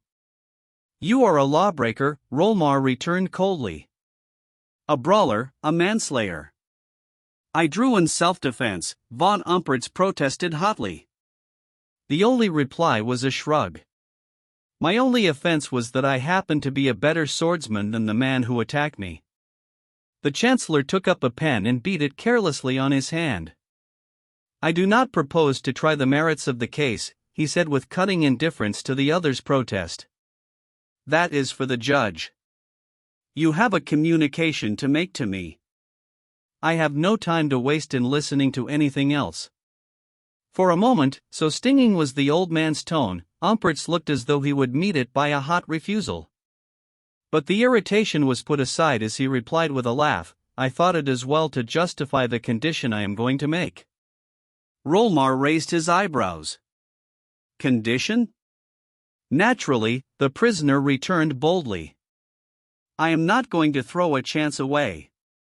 A secret of state importance has come to me in extraordinary fashion. I want my liberty, not much to ask, since my only crime was to prevent myself being run through by a mustachioed booby who was the real brawler. His Highness," said Rolmar, "has declared to me within the hour that he will show no mercy towards disturbers of the peace. Then my secret will go to the gallows with me. And to the woeful disturbance, I fear, of His Highness's peace." The inscrutable old man was probably anxious, certainly curious, but he did not show it. "I can but lay your case before the Duke," he said with a shrug. "It all depends upon the nature of this secret of yours. It may be nothing, it may be known to us." "It is neither, Excellency." "It concerns," the Chancellor reached for the missive as though he had forgotten the contents, "the royal marriage?" "Ah! What can you know of that?" he questioned scornfully. "Something your Excellency would and His Highness would not care to know," Omprichts answered bluntly. "Something affecting the honor of the royal house." The Chancellor gave in his mind a shrewd guess. "Just so," he observed indifferently. "Connected with the princess?" "Perhaps. I shall not say till I have your Excellency's assurance of pardon and liberty." Rolmar leaned back and seemed to ponder whether it were worthwhile to make such a bargain. The busy, plotting brain soon had an expedient to meet the case. "You had better speak out, Captain," he said, with the suggestion of a threat. "With pleasure against an order of release under your Excellency's hand," the undaunted Omprichts persisted. Rolmar laughed. "You are a bold fellow." "It is my trade," the prisoner returned simply. "As a free man I shall be happy to place my boldness at your Excellency's disposal." The old minister gave a half-amused, half-contemptuous glance at the pertinacious mercenary. The pawn in his game might well be saved for a future sacrifice. He drew a piece of paper towards him and wrote a few lines. "There, Captain, you are a free man. I trust you have something of value to pay for your passport." He tossed the paper across the table and lay back in his chair, his glittering eyes burning like symbolic lamps of craft and power. "If I satisfy you not as to that, Excellency," Omprichts said sturdily, "I will tear up this paper and go back to my cage. I am an honest man, noble if I cared." "Go on, tell me." "I have no time for your family history," Rolmar interrupted. "This, then, it is, Excellency. I have said that a foolish impulse brought me back here into the net which was spread for me. I thought I might lie perdu in a snug place I know of, but to get there unrecognized proved not so easy as I imagined." "Shut!" When once a man has a price on his head, there is a hue and cry ready for him at every corner. So it was that I found myself in the city, unable to go forward or retreat for fear of detection. But I contrived to climb unseen into the royal park, and lay hidden there all the afternoon. Then as dusk came on, I heard the baying of hounds, and suddenly bethought me of the patrol with their dogs that I had been told made the tour of the park every evening. Here was a pretty predicament, after all my trouble, to be run down like a rat in a trench, so I came out of my lair and looked round for a line of escape. I felt fairly certain the patrol would confine their attentions to the outer belt of the park where the covert was thickest. So, the Chancellor took a mental note of the shortcoming. I had plenty of time, Umpertz continued, to make a bolt to avoid them, since, from the sound, the dogs were still at a good distance off. To climb the outer wall was risky, as I might thereby slip as it were out of the rain into the gutter. The other alternative was to make for the palace buildings and lurk there till the patrol had passed, trusting to my native wit and acquired impudence to carry me through if challenged. At least I was not likely to be recognized in those high quarters. It would not do to run, as I might pass into view, so I walked soberly across the park, boldly, as though coming from the gate on business at the palace. My plan appeared to succeed. I got under cover of the buildings without exciting any serious notice, and ensconced myself in the porch of the royal chapel. Scarcely, however, had I taken my stand there when I heard voices on the other side of the door. In a second I had slipped away and was behind one of the buttresses. The owners of the voices came out and went off. Then it occurred to me that while the patrol was on its rounds I might best be hidden in the chapel. I went in softly, and for better security, I hope the sacrilege may be forgiven me, but reverence must give place to necessity, I crept under the altar and lay there snug and safe from observation. As soon as I judged it was safe to get back to the plantation, I was preparing to creep out, when I heard a heavy footstep, and then, to my dismay, the locking of the door. Well, as I found myself a prisoner, I resolved to make the best of the situation. A church is not, I must confess, the place I would choose to pass a night in. I prefer livelier quarters. But I am used to the fortune of war, and my billet was dry, if somewhat dusty. So I crept back under the altar, where I found some cloths, and made myself so comfortable a bed that, being dog-tired, Excellency, I went off to sleep as in any four-poster. When I woke and had occupied some moments in realizing where the devil, or rather, in the name of the saints, I peeped out under the altar cloth and saw it was night, although the moonlight enabled me to see round the place pretty clearly. I was just crawling out to stretch my limbs, which were aching somewhat from the penitential hardness of the holy floor, when I became aware that I was not alone in the chapel. I am coming now, Excellency, to the kernel of my secret. Von Umpertz had by this acquired an easy confidence from the intense interest with which the fierce eyes were fastened on him. Go on, Rollmar said curtly. The shadow, he resumed, of a human figure crossed one of the pillars, then the figure itself came into my view. A lady. Ah! The exclamation was involuntary, but it told that the disclosure had been half anticipated. The lady, von Umpertz continued, was the princess. The minister did not give the sign of surprise for which the other paused. Go on, he commanded again. She came towards me, then turned off by the organ. Under the strange circumstances, a little curiosity was perhaps pardonable, seeing that, lying as I was in the deep shadow, its indulgence was safe. What was the princess doing then all alone in the dark? I crawled forward till I could see round the screen behind which she had disappeared. Then I witnessed an unexpected sight, Excellency. I am a man of honor, and not even to save my neck would I have divulged what I saw to anyone in this world but yourself. With a slightly cynical curve of the lip, Rollmar nodded him on. Umpertz came a step nearer and continued in a lower tone. The princess was standing by an open door in the organ. From out the opening a figure appeared, a man's. He came from the organ? Even so, Excellency, from the inside of the organ. They stayed there talking together. Unfortunately, the man stood in the darkness. I could just make out his form, but not clearly enough to be able to identify his face were I to see him again. But the princess stood where a streak of moonlight showed her face, and well, one has only 2 eyes, and if one had 20 the princess would engage them all. Go on with the story, Rolmar said with quiet austerity. Ampertz gave a bow of compliance. They spoke together for some time, but in so low a tone that I could catch no word. Then I got a great start. So intent was I with observing the pair, for although I felt it was unfair, yet I dared not move back to my hiding place, that I did not notice another lady who had entered the chapel and came now so close as almost to tread on me. Luckily she seemed in such a fluster that she did not see me. I lay still, scarcely daring to breathe. "Princess," she cried. "Come. It is time. You will be missed." She moved away towards the door. And then, Excellency, I saw the princess kiss the man. They separated on that. Her Highness hurried away, while the other lady took her companion to the door, which I heard unfastened and locked again. That is all, Excellency. I had to stay there half-starved till morning, and when I got outside my hunger led to my arrest. After all, it was my duty to. Rolmar held up his hand with a silencing gesture.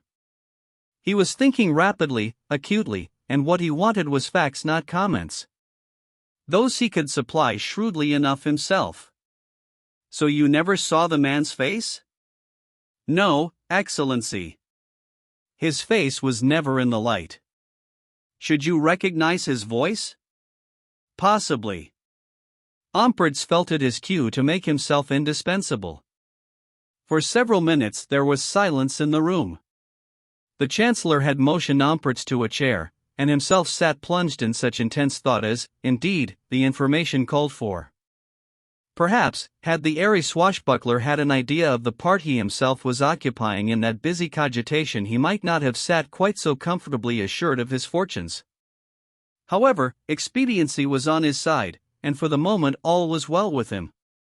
The silence was oppressive, the atmosphere of the room heavy, the ticking of the great clock so monotonous that the soldier of fortune, whose night's rest had been disturbed of late, could hardly smother a yawn. But he told himself he had played his trump card at the right moment and waited but to draw his winnings. At length the long deliberation came to an end, the expedient had been determined on, and Rolmar spoke. "I am glad to know, Captain von Ampertz, that you are fully alive to the importance and, above all, to the delicate nature of the secret which chance has revealed to you. It is fortunate, Captain von Ampertz, that it is to a man of honor that this compromising affair has become known." Ampertz bowed, as accepting a deserved compliment. "I say," Rolmar continued with an inauspicious light in his eyes, "it is fortunate for all parties concerned, directly and indirectly, yourself included." The suggestion was unmistakable. The soldier's second bow was given in less comfort than the first. Sitting with his thin, white, cruel hands clasped before him, the hands that had woven many a web and signed many a doom, the Chancellor resumed. "What you saw, my good captain, was a dangerous sight for any man to see. But I have confidence, as I say, in your honor, your chivalry." Ampertz bowed again with rising confidence, "and I mean to trust you. The trust with which your Excellency is pleased to honor a poor soldier shall never be repented," was the mercenary's fervent assurance. The Chancellor pursed his lips as though to intimate he would take care of that. "It is," he proceeded, "obviously imperative that this discovery should be confined to the." He unclasped the long fingers and counted on them, "the 5 persons who already know of it. I shall, at any rate for the present, take upon myself to keep even His Highness in ignorance. You will understand, Captain, that state as well as personal interests demand that this foolish affair must be crushed at once. It is in the highest degree unfortunate that the other party in this affair is unknown, unrecognizable. Still, that is now merely a question of a few hours. I propose to employ you, Captain, on this secret service." "I am greatly honored, Excellency." "With you," Rolmar went on, ignoring the other's flourish of acknowledgments, "with you inconvenient explanations will be unneeded. You will understand. For the time being you are in my service." Here, he wrote a few words on a slip of paper, is an order on my comptroller for pay against any present necessities. Furbish up your wardrobe, and report yourself to me every day at noon and 6 o'clock. I may have instructions for you. In the meantime, keep your eyes and ears open, live quietly, respectably, and, above all, remember that a hint of your secret cancels your pardon. Excellency, Ampertz protested in his grandest manner, your threat does me less than justice. The honor of the princess is safe in my keeping, safer than if my life were as important to me as your words imply. Rolmar gave an impatient nod of dismissal. That is all, Captain. Report yourself at 6 o'clock. Ampertz turned towards the door, then looked back. The identity of the inhabitant of the organ, Excellency? Shall I? The Chancellor waved his hand impatiently. You may leave that to me, he interrupted grimly. When von Ampertz was gone, he struck a bell. Morelli, he said to the attendant. A keen-eyed underofficer came in. I have given Captain von Ampertz his liberty for certain reasons, the Chancellor explained, in the quick peremptory tone of a man accustomed to handle all the various levers of the state machine. I have a use for him. Until I give orders to the contrary, let an eye be kept on him, not too closely. I do not wish the captain to leave the city or get drunk. I understand, Excellency. A motion of the hand, and the Chancellor was alone to work out his strategy. Chapter 8: A score against Rolmar.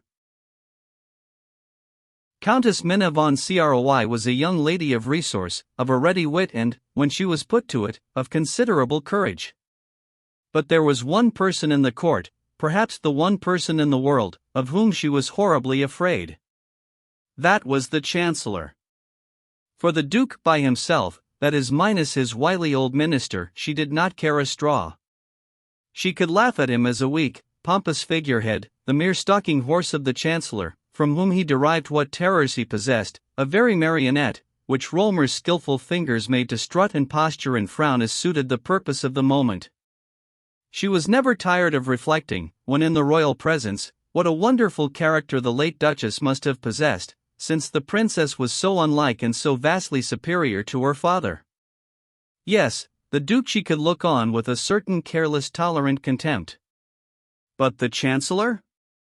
Ah, that was another matter. Countess Minna hated and despised herself for fearing him, for she was, under the laziness bred of court life, a girl of spirit, but, fight against it as she might, she could not get over the uncomfortable feeling of trepidation and nervousness with which the presence of that astute, inscrutable old schemer always inspired her. He seemed to carry with him an environment and an atmosphere of disquietude, a quiet terrorism radiated from him. He was power incarnate, the power of a mighty will and a resourceful brain, a quick tongue that would sting like a snake's, and a trick of speech that always seemed to carry something behind its actual words. No wonder Minna was afraid of him. Her sprightly sallies, when she nerved herself to stand up to him, fell blunted against the old man's cynical condescension. He made her feel small, and that was why she so hated him and herself for her fear of him. Just at this juncture, too, she might well have reason to regard him with an especial apprehension. Consequently, it was with a good deal of trepidation which defied her powers of self-command that she found herself invited to a private interview with the Chancellor, in what she was always pleased to call the leopard's den. He received her with stern politeness which did not allay her tremors. She was not kept in suspense as to the object of the interview. The Chancellor was notably a man to come to the point, when there was no object in delaying the arrival. I am sorry, Countess, to have to charge you with a breach of confidence, he began severely. The challenge steadied Minna. A breach of confidence, Your Excellency, she echoed in well-simulated surprise. An exceedingly serious one, he rejoined. An abuse of your position is made of honor to the princess. Excellency, she exclaimed in open-eyed astonishment. He held up his hand to check her till she should have heard him out. Your position as close companion to the princess is preeminently a responsible one. It has come to my knowledge, Countess, that you have grossly abused it. Tell me how, Excellency, Minna said with compressed lips, fearing lest an unruly inflection should betray her. I am about to give you that superfluous information, he replied with cutting emphasis, although it is mere waste of time to do so. The princess has lately formed an improper acquaintance, improper, that is, certainly so far as the nature of the acquaintanceship goes. You have abetted her in certain clandestine interviews. That is, precisely, what I mean by your abuse of the trust reposed in you. He spoke sharply, insistently, as giving a definite explanation which could admit of no quibbling. So, somehow or other, the meeting in the chapel had been discovered. Clearly, Minna thought, denial was useless. Her half-paralyzed wits must be set to work to make the best of the position.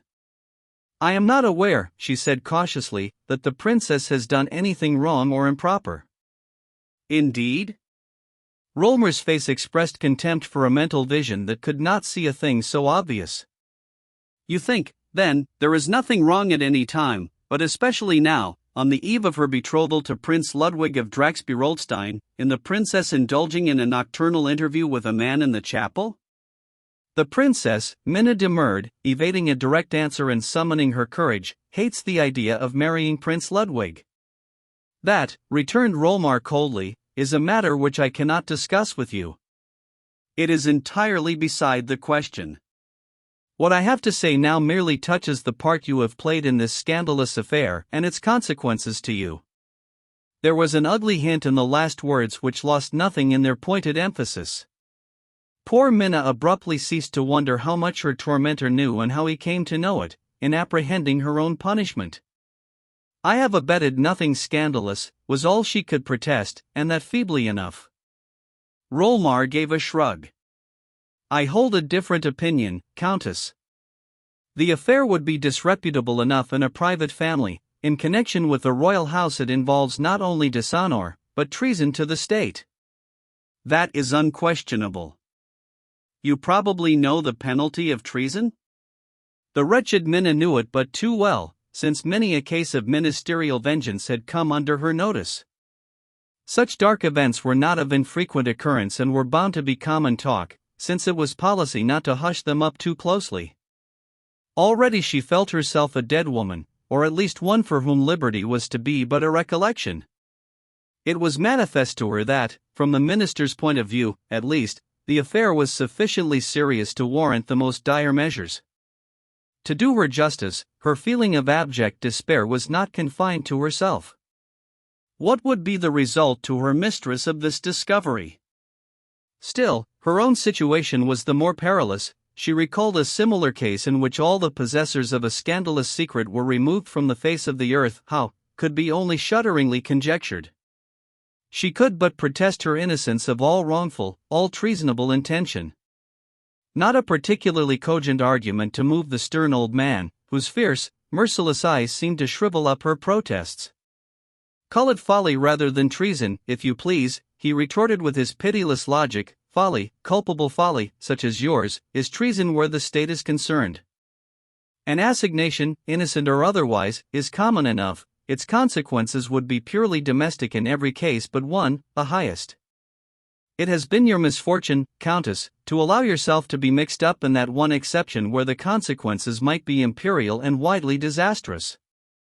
Yes, but, Excellency, she urged, pricked on by apprehension of what she dared not contemplate, how could I know? How be to blame for a chance meeting? A chance meeting? Really, Countess, it is best to be straightforward with me. A chance meeting? With the princess visiting the chapel after dark, and a man hidden in the organ? Let me explain, Excellency. Ah! If you please. He leaned back, slowly rubbing his white hands together as though feeling carelessly the talons that were ready to strike. The princess had been playing the organ that afternoon in the chapel as is her habit, Minna said, her voice dry with fear.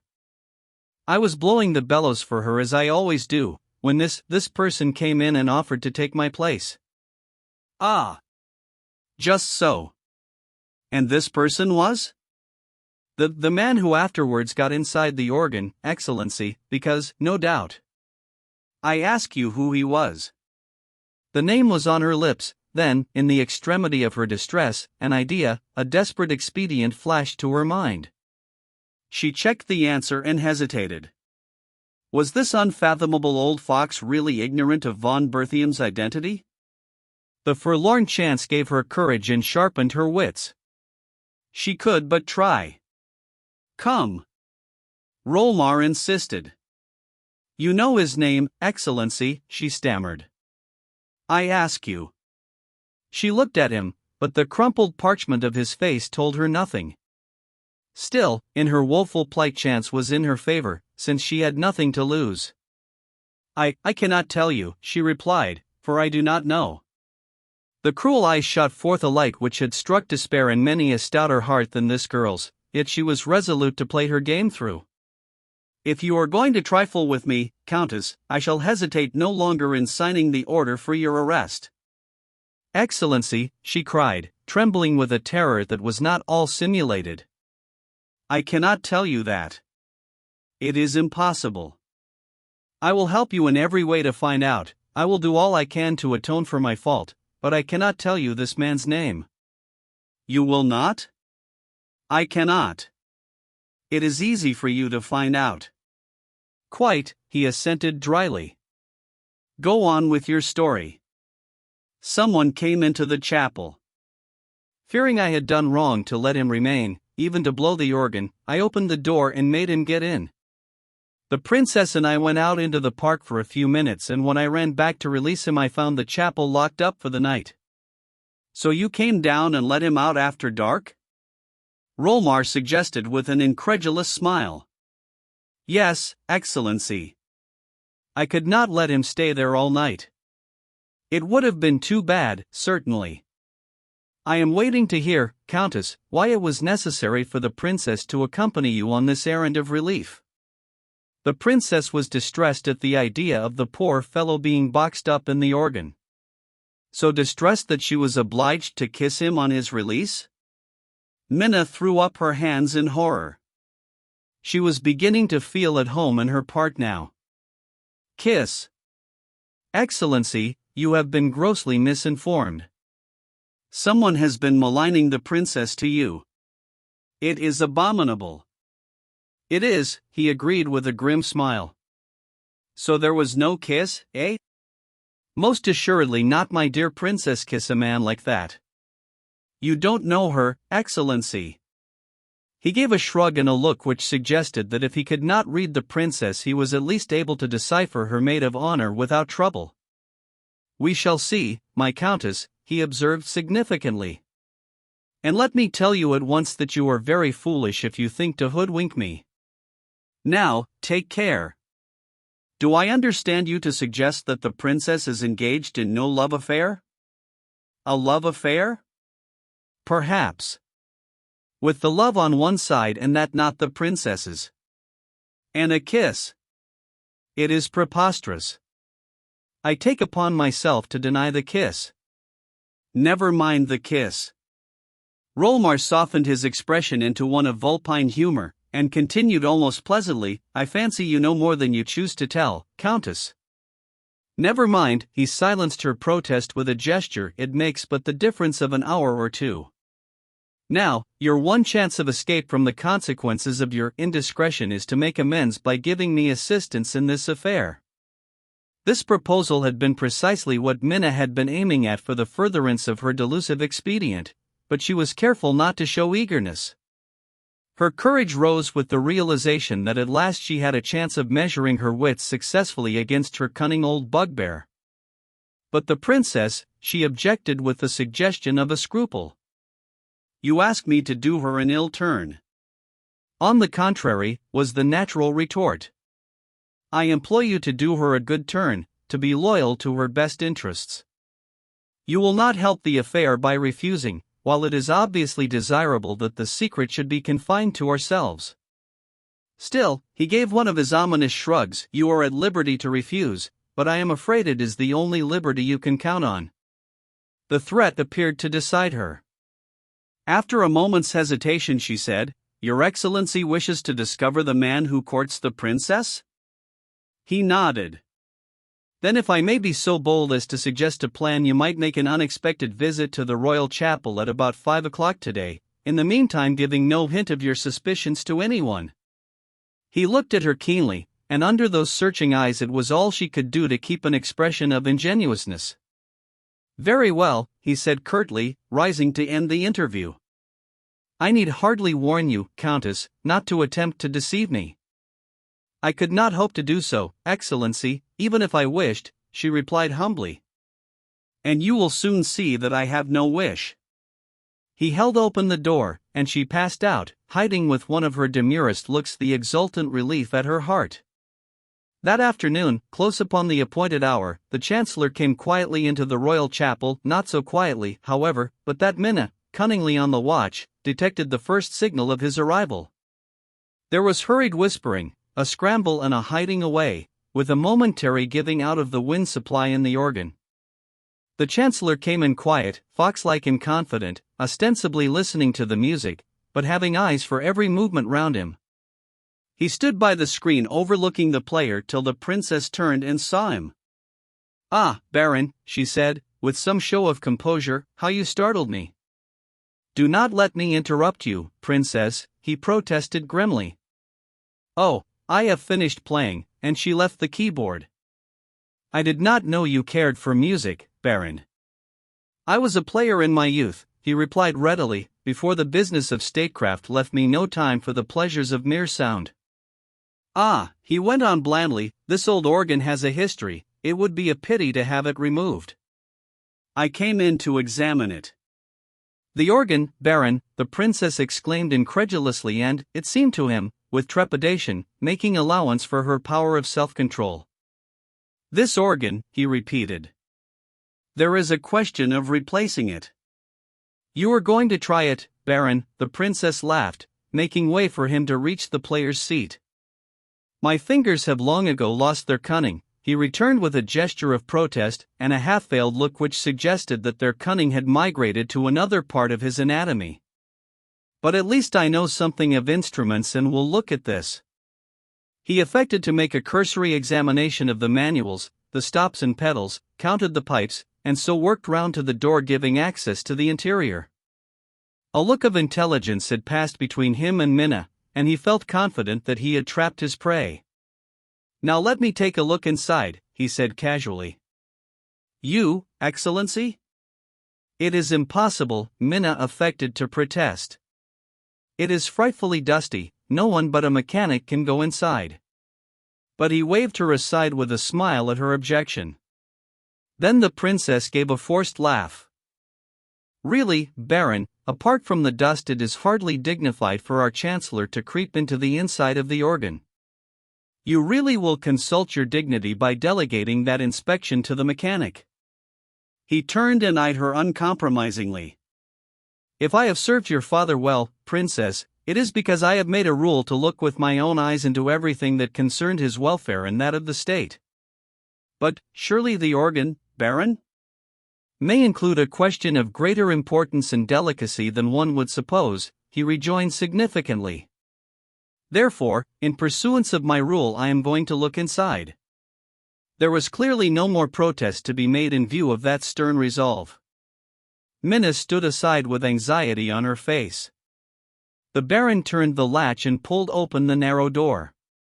The sharp eyes instantly detected a pair of legs in military boots, the upper part of the owner's body being hidden behind the heavy framework.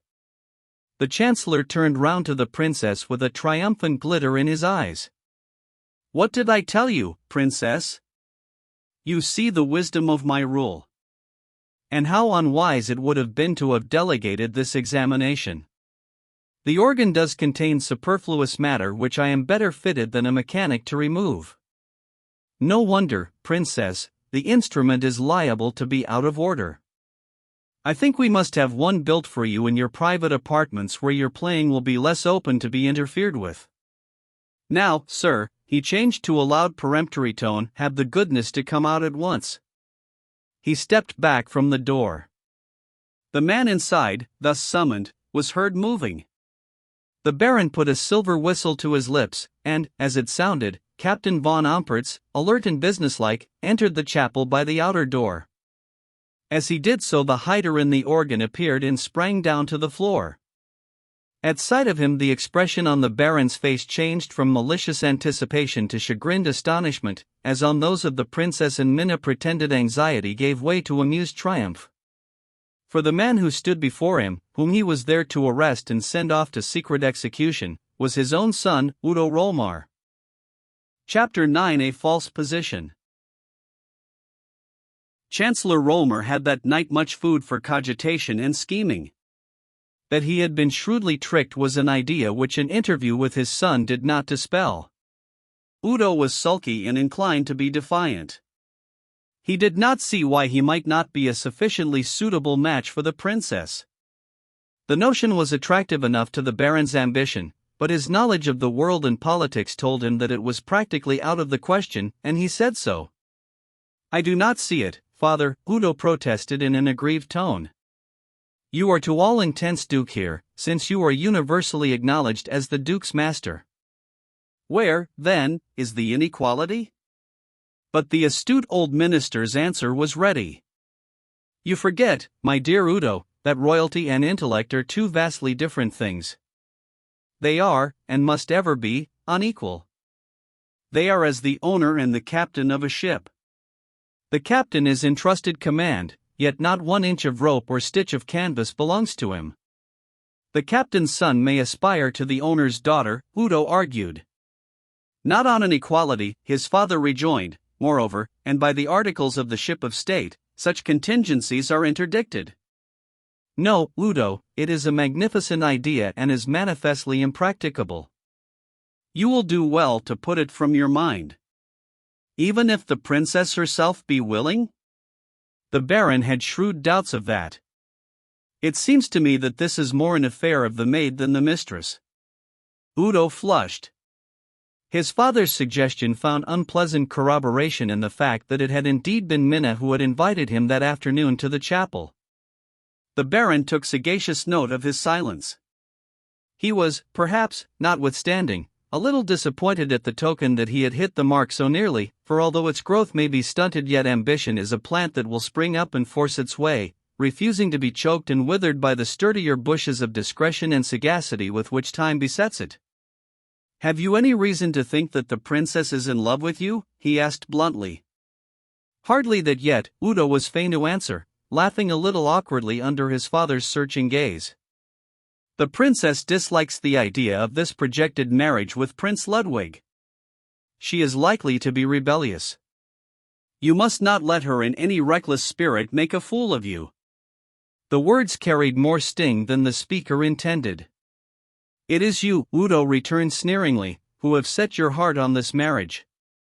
I cannot expect you, where affairs of state are involved, to care even for your son's happiness." "You cannot expect me to foster your foolish hopes," old Rolmar retorted. "I have a rival provided and backed up by my father," Udo declared hotly. The Baron gave a shrug. "You talk nonsense." But the young man was not in a state of mind to see the weak point of his grievance. "It is unfortunate for you," he continued viciously, "that this husband you have provided does not come to your bidding. Is it not time you produced him?" The Baron smiled indulgently. Perhaps he could make allowances for a son to whom he had transmitted the whole of his malignity and but a modicum of his cleverness. "You will allow me to know best," he said quietly, "how to conduct the affairs of this duchy. Prince Ludwig will be here soon enough, and were he not to come at all, it would hardly open the door to your pretensions. Did I think there was a chance of it, I should hardly overlook you in the matter." But the young man was still ruffled. "A chance? You seem to take care, my good father, that I shall not have a chance. With your ill-timed descent upon our meeting place, I look to find anyone but you, my dear Udo. And yet you think you know everything." The Baron was content to reflect that there was not much that escaped him, and this trifling ignorance was temporary. "I heard," he said, "that the princess was in the habit of meeting a man in the chapel, but the identity of the lover was, possibly from motives of delicacy, withheld from me. It was my business to discover who was hidden in the organ." "May I ask how you came to suspect my hiding place?" I heard of your being shut up in the organ the previous night. What? Udo was surprised out of his sullen humor. I shut up in the organ? Never in my life till today. The suspicion in his father's mind that he had been deluded became a certainty. So, he exclaimed, without betraying the slightest discomfiture, then if you speak the truth, my dear Udo, we have both been prettily tricked. Udo's face grew darker. How tricked? The Baron shrugged. Our princess has a lover, and you, my boy, are not he. Who is he? Udo demanded with vicious eagerness. Ah, that is what I must know, shall know in a few hours, his father replied grimly. He will not enjoy your immunity. I hope not, Udo observed amiably. I have a bloodhound on his track. You may trust me to run him to earth. When a woman stoops to trickery, she is more than a match for the cleverest man. Her strength lies in her weakness and in his. Which saying was not exactly a soothing balm for Captain Udo's smarting vanity. So the Chancellor had been outwitted for the nonce. He was, however, far too diplomatic to let the Princess or Minna see that he was aware of it, or to show the slightest spleen. On the contrary, he took an opportunity when they met at a royal dinner party that evening of mildly bantering the princess on her supposed predilection for his son.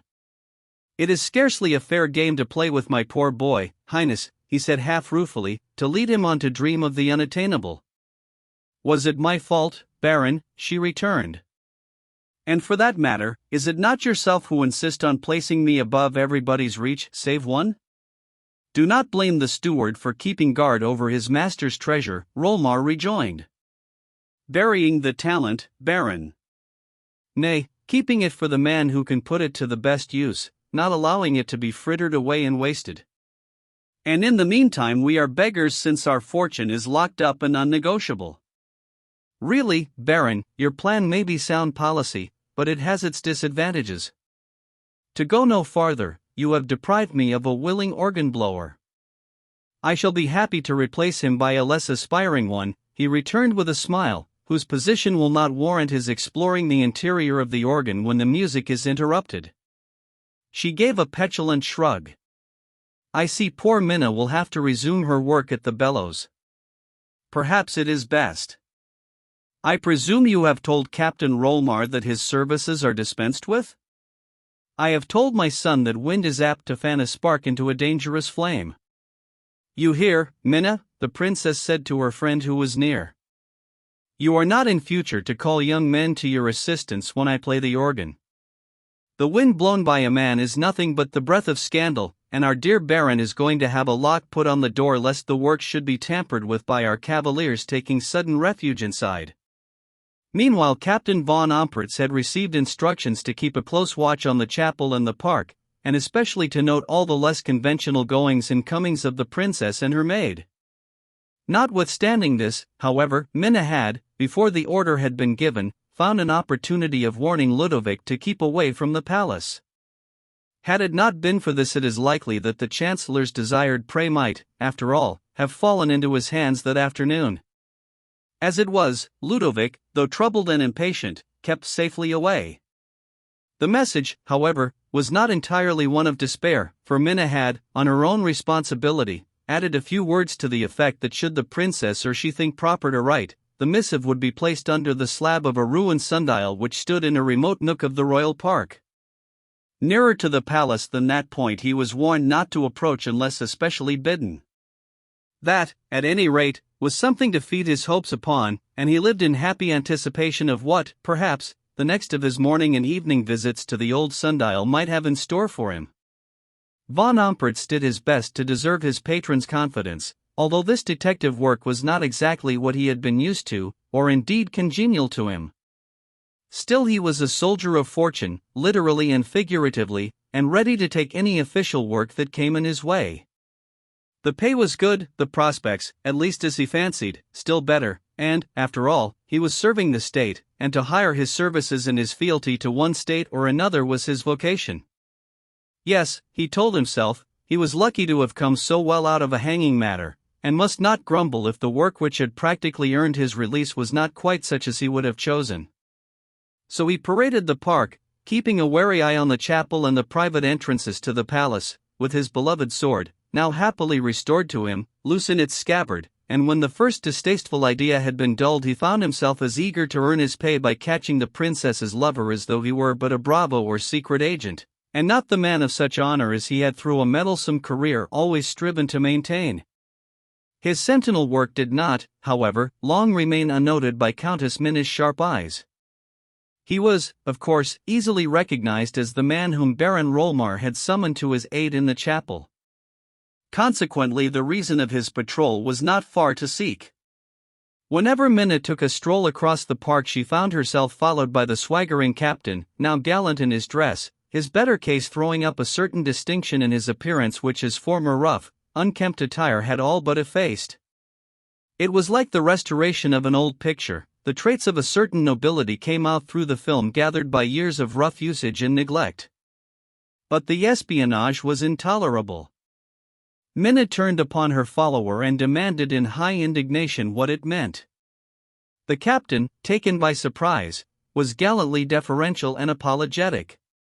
He had no idea of annoying the honored countess or of forcing himself upon her notice.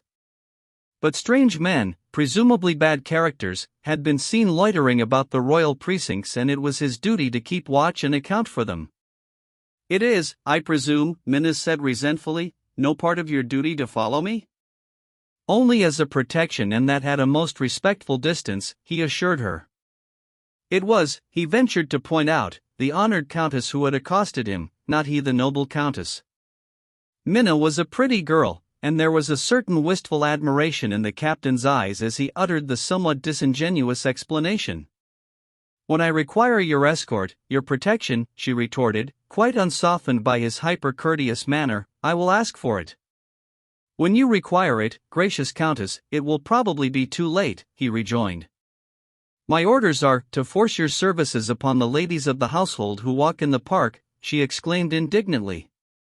"Perhaps when you understand that they are uncalled for and distasteful you will see the desirability of a not too strict obedience to your precious orders, that is, if a soldier can understand anything beyond the word of command."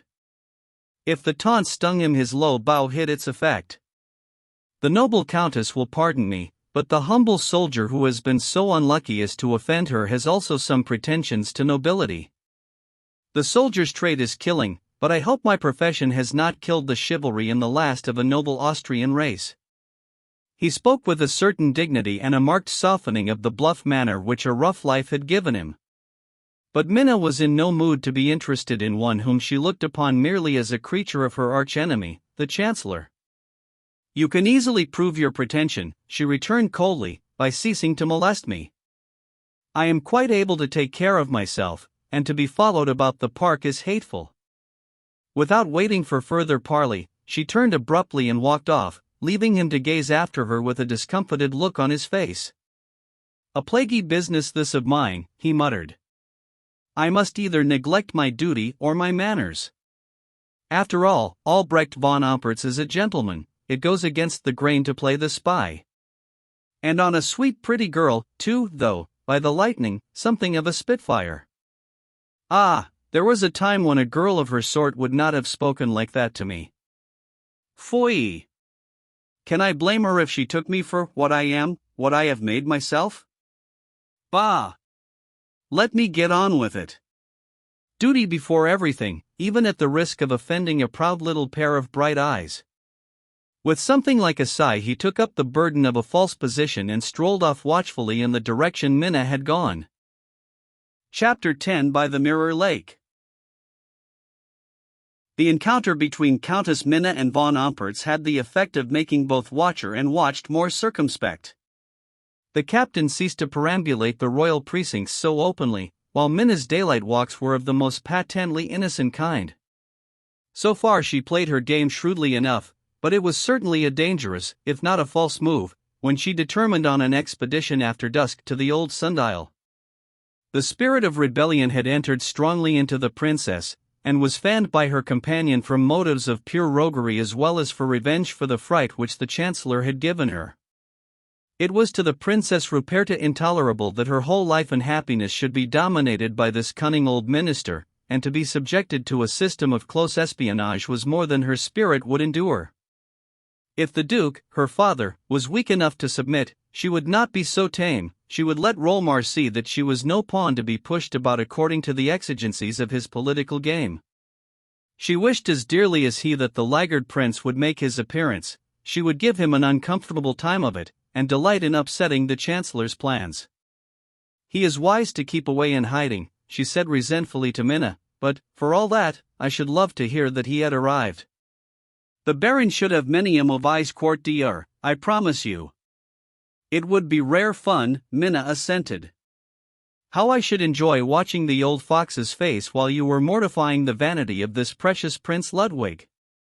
You will surely have a fair field there, dear Highness, for were he not eaten up by self-conceit he would have been here long ago. He has never shown the least sign of interest." The princess made a quick gesture of anger. "And I am to marry the pig. I hate him, as you shall see, my dear Baron." Meanwhile her precious freedom should not be circumscribed. Her feelings should not be coerced. If this hateful marriage, after a stormy wooing, had to take place, it was at least hardly to be expected that she should calmly wait, keeping her fancy free, for this very cavalier war. The princess was, as has been seen, a woman of great determination, who could be as cold as ice, nay, colder, for she had the power of remaining at freezing point under the fiercest sun. Still, after all, and no one knew this more shrewdly than did the Baron, she was a woman. Her force of passion was none the less strong because it was deeply set. To such a nature her very bringing up had made for waywardness. Power in a woman implies caprice, and caprice is none the less absolute because the power is bounded. The road to such a woman's heart is not direct. They who take the straight path shall find it, but leads them to a blank wall, or at least to a fast-barred door. The heart is set, as it were, in the center of a maze. You may chance upon it by taking a path which seems to lead away from your objective. There is a cunning side inlet, a short, unexpected turn, and lo! The goal is before you. It was thus with Ludovic von Bertheim. He had caught the princess's interest by surprise at the fortune-tellers. The glamour of a strange adventure was over his personality. The glimpses she had caught of his character, so different from that shown by the young blood she was used to see about the court, had captured her fancy. Then her heart, which, despite her reputation for coldness, was hungering for love. And love had seemed so far off, so little to be hoped for now that she was to be handfasted to a man whom she had never seen, and who seemed bent on showing that he must not be expected to play the lover. Small wonder then if, under the stress of a joyless future and wounded sensibility, she forgot her pride of station and allowed herself to think tenderly of a man who had so suddenly and curiously come into her life. Now, more than ever, did she resent with all the spirit that was in her the manifest way in which she was being used by Rolmar to further his schemes of aggrandizement. That he should wish her to form an alliance of high political importance she could understand. It was, from a statesman's point of view, reasonable enough, but that he should take upon himself to play the spy on her, to interfere with her personal liberty, was more than she would brook.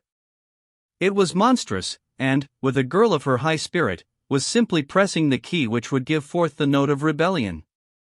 "It is dangerous, though, Minna," she said. "Surely, Highness, you are not beginning to fear that old fox?" "Not I," she replied scornfully. "I meant for him, for the lieutenant." Minna gave a shrug. "Possibly. We may tell him the risk he runs. I wager if we appoint a meeting he will not stay away for fear of our dear Baron, and if he should, why, let him stay away forever." "He will not stay away," the princess asserted. "But if we should lead him into a trap, Minna, it would be terrible. The Chancellor is relentless." "At least we are not fools," Minna declared. "I have outwitted the old tiger cat once. Trust me, dear Highness, not only to do it again, but to deal with that stupid swaggering fellow of his, a great fool who calls himself noble and proves it by playing the spy." So presently Minna was allowed to write a short message, and after dark she slipped out to take it across the park to the appointed post office. But all her wariness did not hide her from the sharp eyes that were on the watch. The stupid swaggering fellow she chose to despise was an old campaigner, one whose life had too often depended on alertness of eye and ear to be caught napping. Neither was he the fool she was pleased to call him. He had sense enough to guess shrewdly that her daylight walks were a blind, and to expect her appearance on a more purposeful errand in the evening. If it went against the grain to spy upon a woman, Umprits gathered some satisfaction from the thought that the disdainful little maid of honor evidently despised him, which sentiment she was by no means given to conceal wherever they chanced to meet. Now, perhaps it was to be his turn, he thought, as he followed the dark, retreating figure that hurried along the great avenue of elms. Von Umprits was an expert stalker, his trained eye could see in the dark almost as clearly as a cat's. He had little difficulty in keeping her within observation and himself out of it. She gave him a long chase, but he stuck to it successfully, and was, after much wonderment, rewarded by seeing the note posted beneath the loose slab of the sundial. In half an hour the missive was in the hands of the Chancellor, its purport was noted, and it was restored to its place. Rolmar was highly pleased at the near prospect of putting an end to what might prove a tiresome impediment to his scheme. He commended Umprits, and with him concerted a plan of action for the next night for which the assignation was given. The soldier was quite willing to undertake the business single-handed, but at that suggestion the Chancellor shook his head. It was too risky, the thing was to be carried out swiftly, surely, noiselessly. Umprits would be provided with 2 assistants, he was to be in command, and the Chancellor's future favor depended upon the way in which the business would be performed. The lovers' place of meeting was to be by the temple on the lake in the park. A romantic spot where the trees grew down to the water's edge, and arched over till their branches swept the surface. It was a favorite place for summer picnics and fishing parties. The lake was of great depth, being formed in a chalk basin. The water was singularly clear, and reflected in almost startling intensity the high wall of foliage which surrounded it.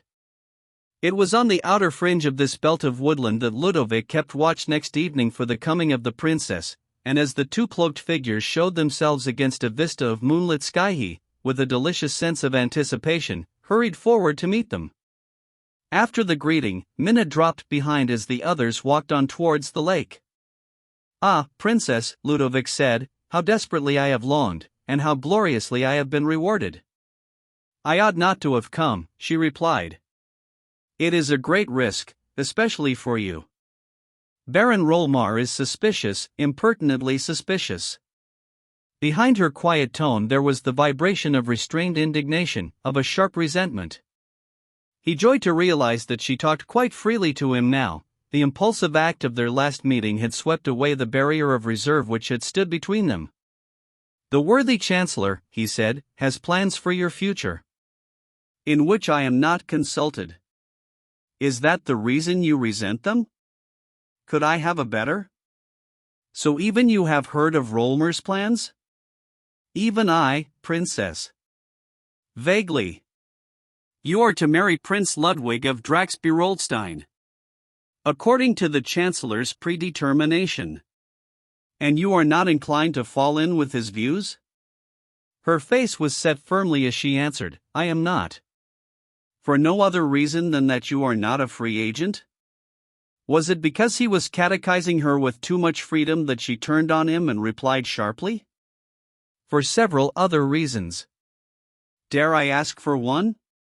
She gave him a curious glance, surprised, perhaps, at his persistent questioning. "I will give you one, an all-sufficient reason. I hate Prince Ludwig." "You might not if you knew him." "I could not do otherwise." "I hate him, I hate him." Her vehemence seemed to surprise him. "It is a rash declaration to make," he said. "I venture to think, Princess, that if you saw him you might after all recant." She shook her head impatiently. "Never. Nothing could ever make me like that man, not even were he to turn out the most charming fellow in the world."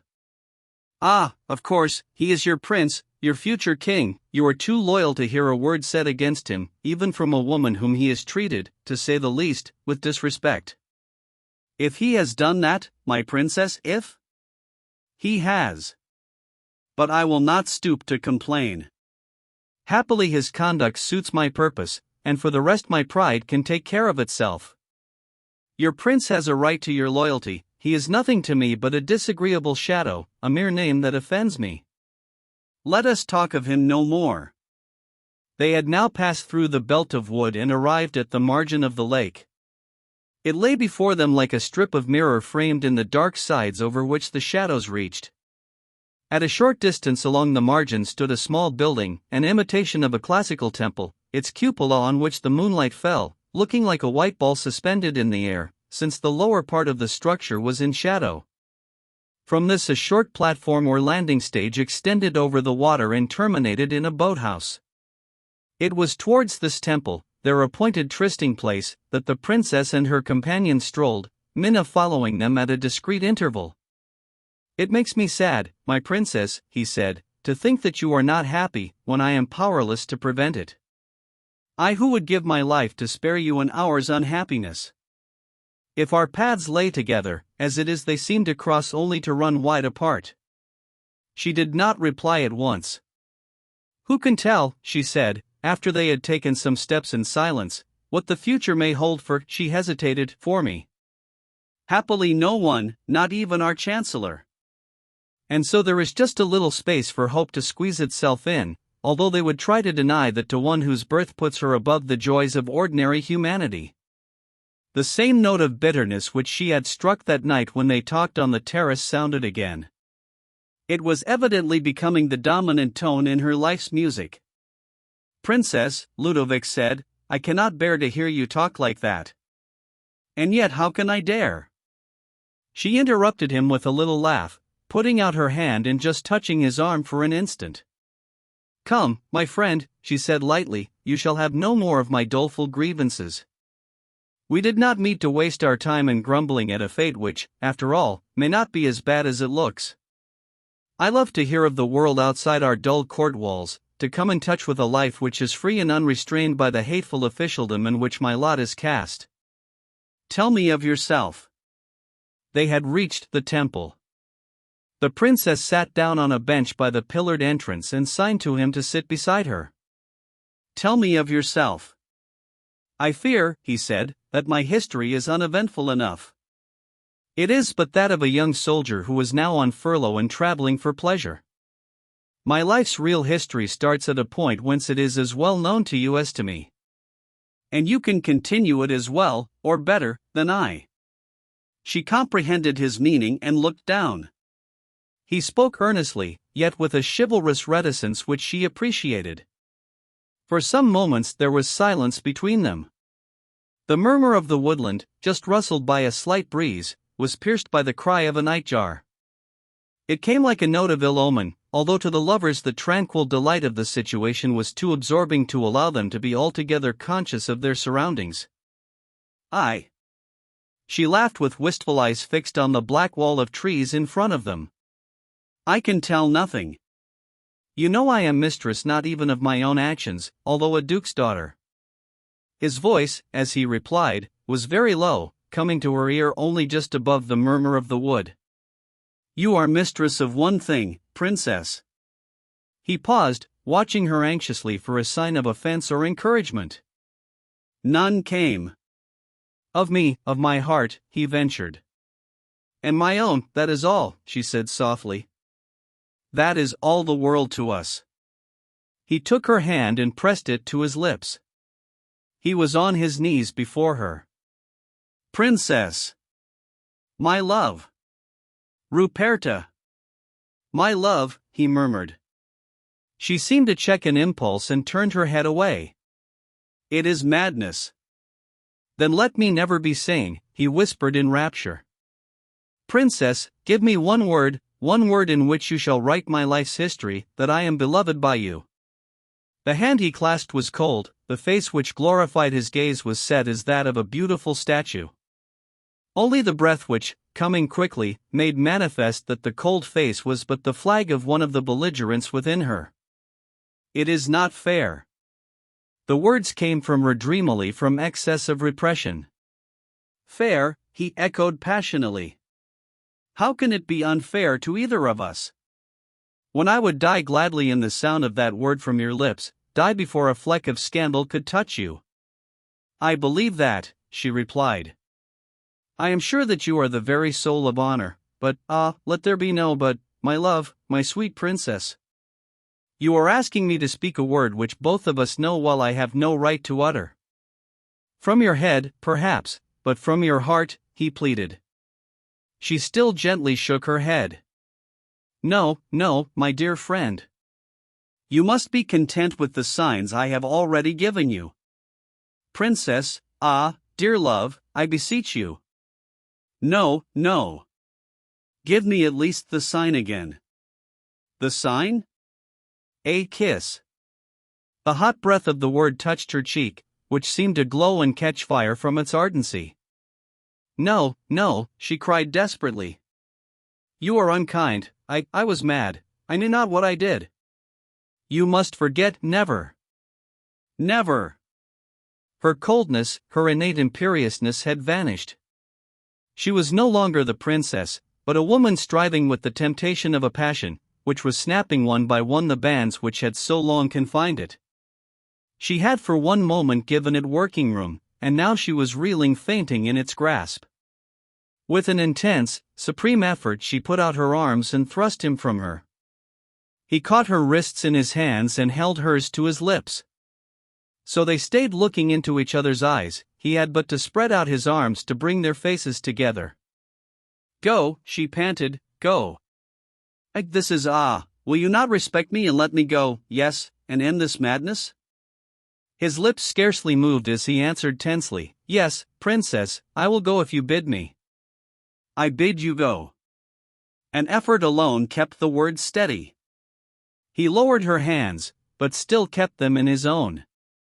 I have offended you? You will if you do not obey me. She was steadying herself now after the blind struggle. The rapture was thrust away. A few moments more, could she but keep command of herself, and she would be again the princess as the world knew her. Ludovic let her hands fall free. At least, princess, he said with an effort, you shall not say I do not respect you. It is best, she replied simply, and he longed to detect a sign of regret in her voice. Like the sound that startles us from a dream came Minna's voice in a terrified undertone as she rushed into the porch. Highness! We are discovered. We are lost. There are men coming. Look! A glance showed them figures but a few yards away advancing quickly from the deep shadows of the trees. In an instant Ludovic had sprung to the door. It was unlocked. With a deep exclamation of relief, he slipped through into the circular room to which it gave access. As he turned to fasten the door behind him, he found that the princess had followed. Go back, he cried in consternation, or you are ruined. Trust me, the door was closed now, and they were in the room together. Already could be heard the sound of a man's voice and Minna's replying to it. Ludovic shot the bolt of the door, then ran across to that on the opposite side which gave upon the lake. It was fastened. Princess, he exclaimed in agony. I have disgraced you, but she was at his side, her face white with terror. It is I who am to blame, she said in an agitated whisper. They will kill you. They are the Chancellor's men, I know. They will kill you. They shall kill me too. The streak of moonlight which fell through the window showed more than terror in her face. It was love. For an instant he held her in his arms. Darling, he whispered, strangely calm, have no fear.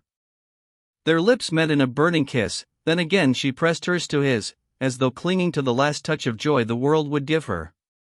There was a loud knocking at the door. He gently put her from him, and with unaccountable deliberation went towards it. She caught his arm. They will kill you without mercy or hesitation, she said. He turned. Would it not be better, he whispered, for Prince Ludwig? She started back as though the name had been a blow to strike her. To save me from him, let them not take you, she entreated. Let us not part with that hated name between us. He seemed to change his intention, as he ran to the window and opened it. "Farewell, my love," he said, turning towards her. Her arms were round his neck. "Goodbye, my darling.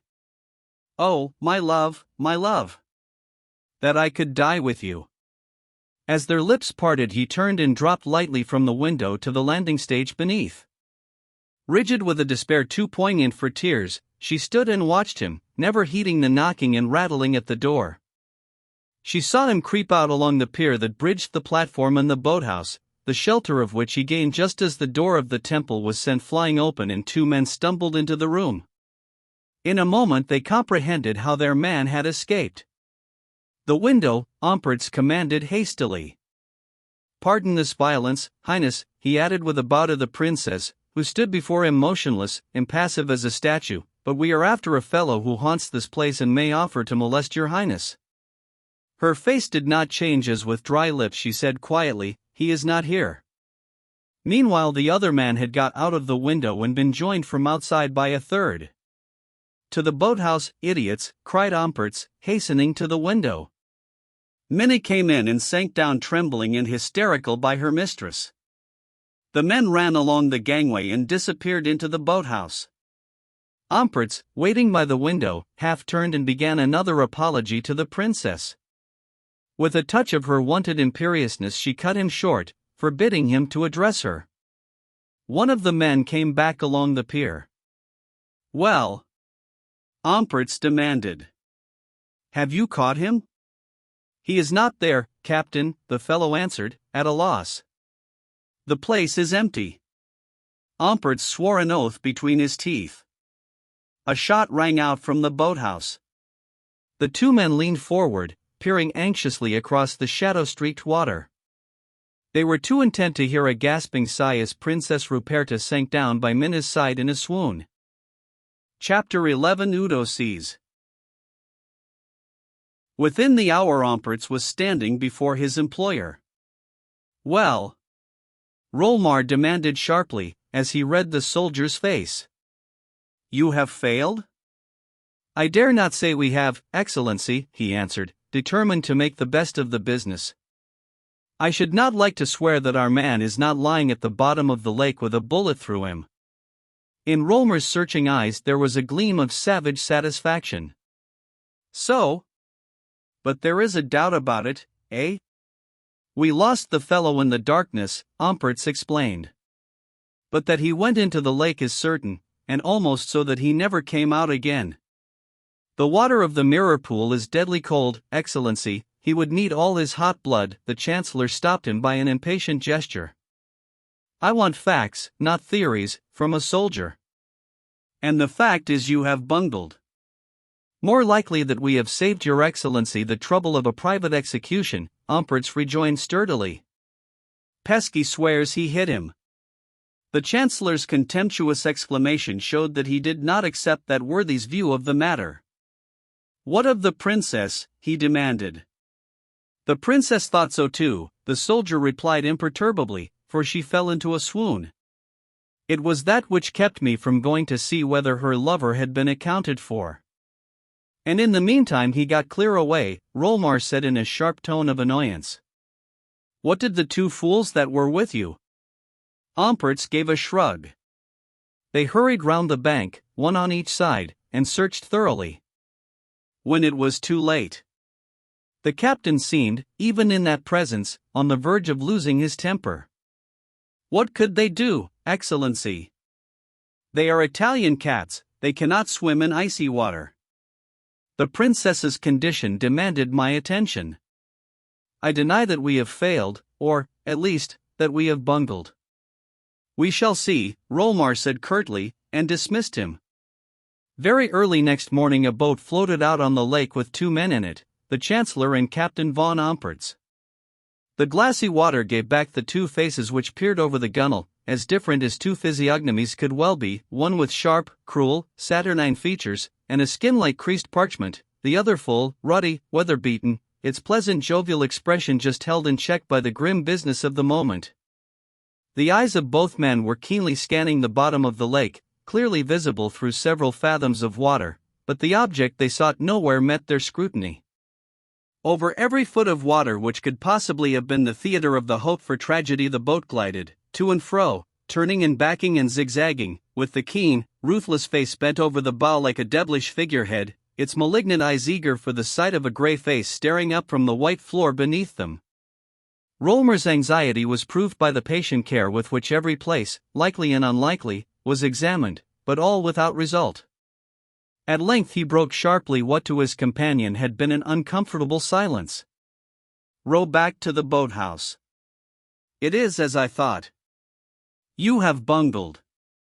The accusation could not, judged by the result, be very well denied, but the freelance was not the man to let judgment go by default. From no lack of zeal, Excellency, he protested as he set himself to the sculls. Zeal! There was an infinity of contempt and annoyance in the word. Better lack zeal than sense. Captain von Ompertz looked redder than the exertion of rowing would account for.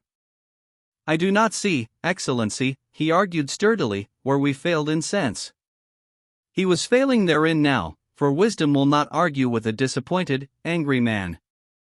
"Then I will tell you," Rollmar returned, as though not unwilling to have vent for his spleen.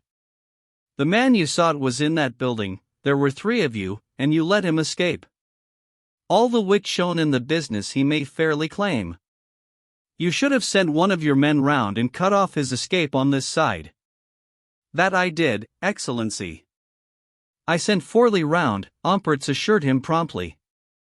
"It was hardly my fault that in creeping along the narrow parapet he slipped and fell into the water, thereby losing time." The boat touched the landing stage. Without troubling to continue the discussion, Rollmar stepped ashore and walked off quickly, followed by the discountenanced but still jaunty captain.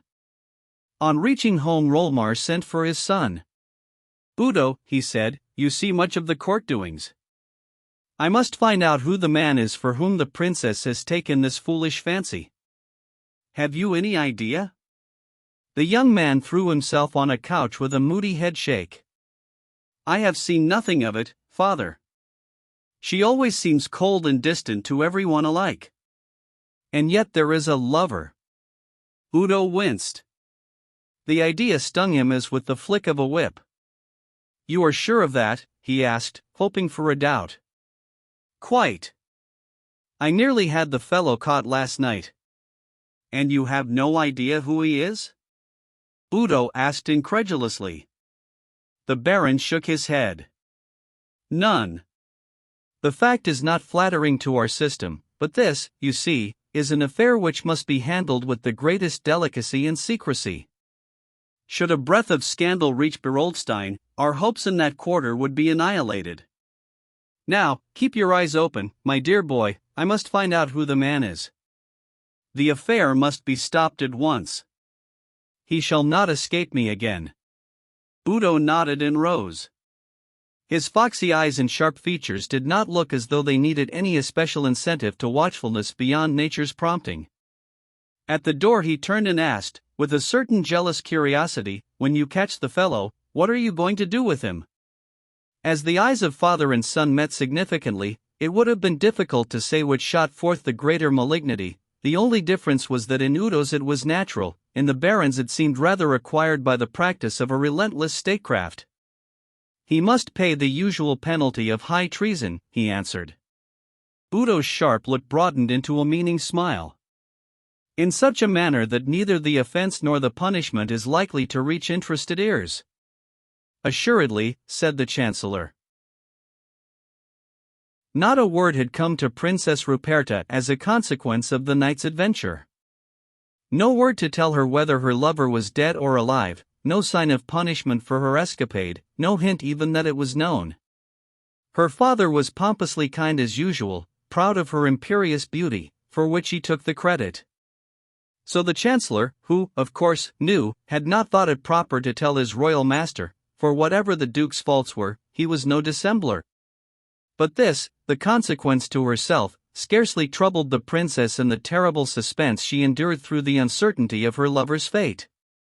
When the first paroxysm of despair was over and she had recovered from her swoon, her habitual self-command reasserted itself, and she gave way no more to her feelings. Only Minna, who knew her so well, could guess from a mere shade's difference in her manner how deep and bitter they were.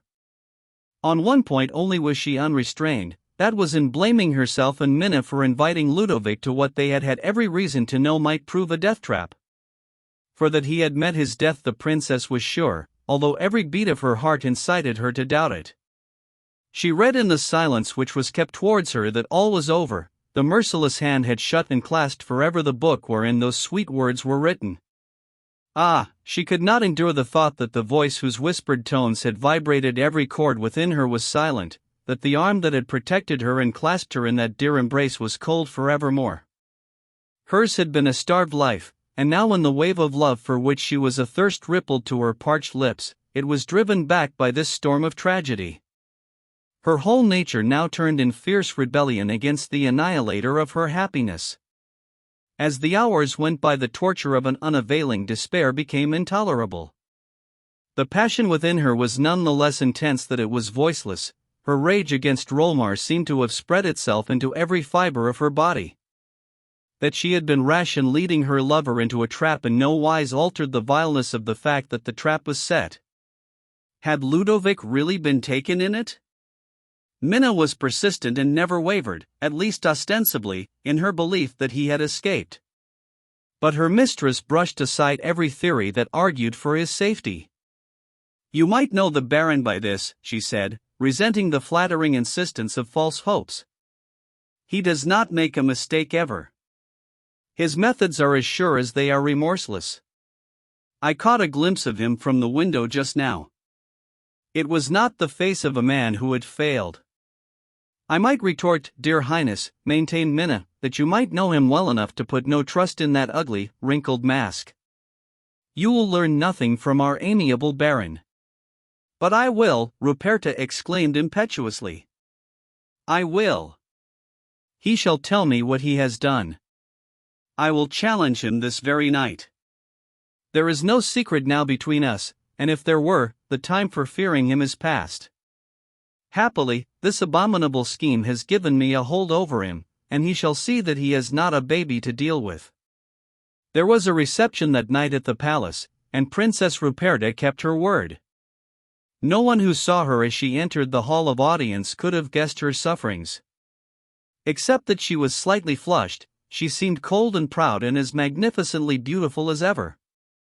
When the formal reception was over, the Duke descended from the dais and stood chatting with the members of his immediate circle. The general company began to circulate in the hall and the suite of state apartments which led from it, and the hum of a subdued conversation rose. Princess Ruperta, watching her opportunity, met Rolmar as, putting an end to what seemed the somewhat inconvenient questioning of one of the foreign representatives, he turned away in his abrupt manner and left the royal circle. A less acute man would have recognized that she had planted herself in his way with an object, but he gave no sign that he so understood it, his face showing nothing but a courtier's smile as he bowed before her.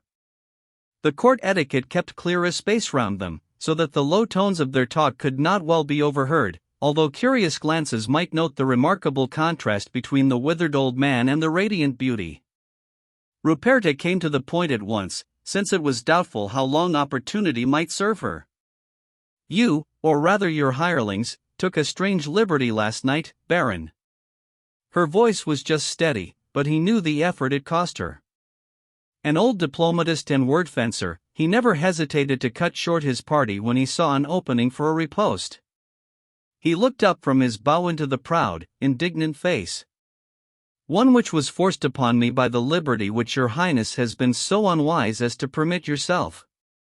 He spoke with the firmness and confidence of a strong will and the prestige of successful statesmanship. But she met unflinchingly even the electric touch of his dominant personality. "It is abominable," she said. "I will not submit to your interference." Glancing at her sharply with those unfathomable eyes, he just gave a slight deprecating drop of the head as he replied firmly, "Not mine, Princess, but the State's." "The State's," she echoed hotly. "You take too much upon yourself. I will not submit to it. You may rule my father, but you shall not control my actions." He was looking at her fixedly now. There was little of the courtier about the old minister as he retorted pointedly, "It is a pity your highness should render control from outside a necessity." Her teeth were set in her lip till it was as white as her complexion. Only the heaving of her bosom betrayed the force of her excitement. "It is neither necessary nor acceptable," she returned imperiously. All this time the question she longed, yet dreaded to ask, was at her lips, yet unspoken, as though she were fearful to invoke the spectre of the truth. Yet she felt that to be thus at issue with Rolmar was purposeless and undignified. It was certainly not for that she had accosted him. Now she felt she must put the question, let the consequences be what they might.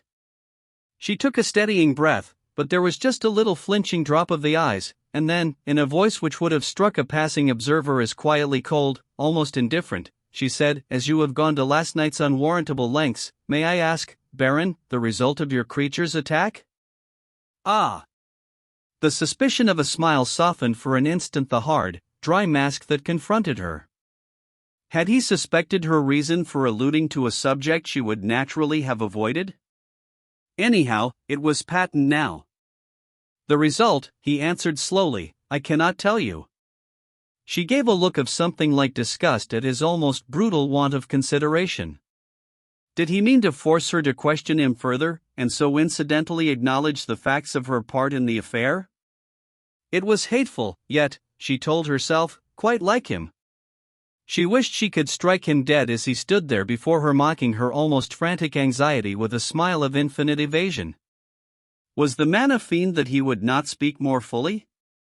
The answer he had given her was truly Delphic. It might mean nothing, and, what was more probable, it might mean the worst. Still, as she had stooped to ask, she would press her question now till she got a tangible answer. "I wish to know," she said insistently, "what happened to the person whom you set your men to attack?" But for a trace of temper she was quite calm now. The chill of despair was creeping over her, and the racking suspense gave way before it. Rolmar looked at her curiously, almost as though wondering whether he might attribute her calm to a callousness akin to his own. "Your question, Princess," he replied with the same sphinx-like closeness, "is perhaps one which is better left unanswered." "All the same, I must have an answer," she persisted. "Then," he said, with uncompromising decision, "I have to tell your highness that you will not be troubled any more by the person to whom I presume you refer." Into his eyes, which were fixed with calm severity on her face, there flashed a look of surprise. A rapid and unaccountable change had come over her expression. Was she actress enough to receive a stab in the heart with an air of joy? For the sudden light in her eyes was surely nothing else. But for an instant was he at a loss, then he turned quickly and looked behind him. The crowd was moving to and fro, talking, laughing, all decorously as under the royal eye. The Chancellor's sharp and significant scrutiny caused many a furtive glance at the pair, and perhaps cried halt to more than one unguarded remark. His quick, rapacious eyes took in every detail of the human medley, then suddenly glanced back, keen as a hawk's, to his companion's face. But the look which had startled him had gone. He saw nothing but a cold self-possession with just a suspicion of triumph in the half-contemptuous eyes. "You have answered my question, Baron," she said simply, and without the mocking lip he looked for, "and I thank you. It is well to know our friends and our enemies."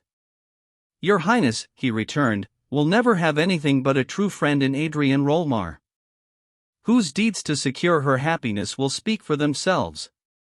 The mockery was there now, as, with a slight bow, she turned and left him.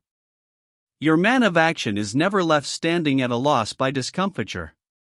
With purposeful alacrity, Rolmar turned away on his side and looked for his son.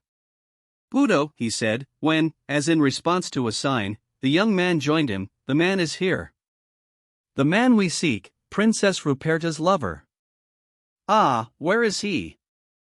"Let us," the Baron made a restraining gesture.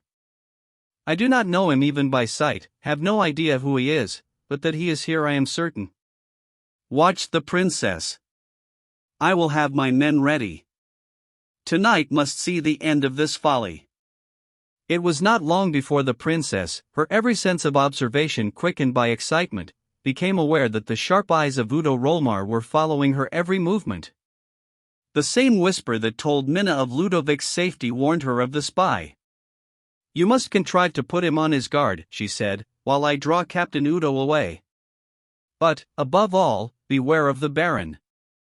I cannot see him, but feel sure he is watching from his spider's corner." When they had separated, and Minna, on the arm of the vainest den, consequently, the most stupid court popinjay she could find, had strolled off in search of Ludovic, the princess signed graciously to Udo and brought that fierce little fox to her side. "You are quite determined to avoid us tonight, Captain von Rolmar," she said, forcing a spirit of banter with the man she now loathed. Udo's glance, as it met hers, changed from one of artful resentment to a certain fiery admiration.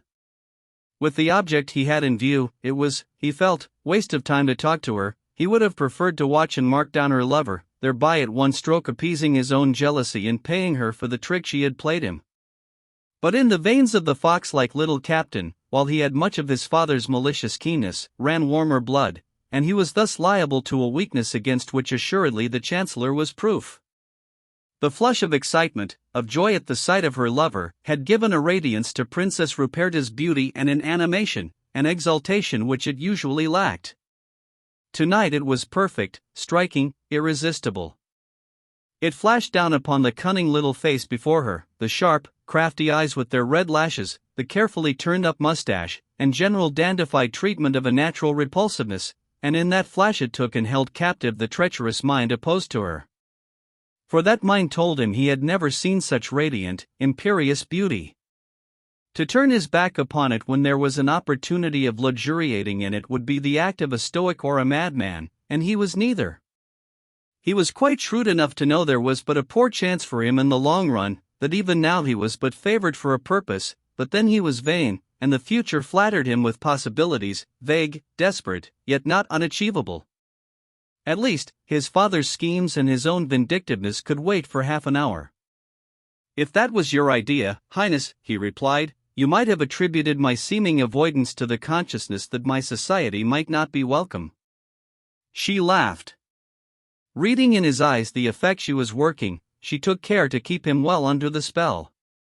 "Since when has Captain Udo von Rolmar grown diffident?" "Since his princess showed him clearly, if unintentionally, that his company was only welcome as a means to an end." Still smarting under the trick, he could not resist the taunt. But she lightly ignored it. A means to an end? Is not that the reason of all good companionship?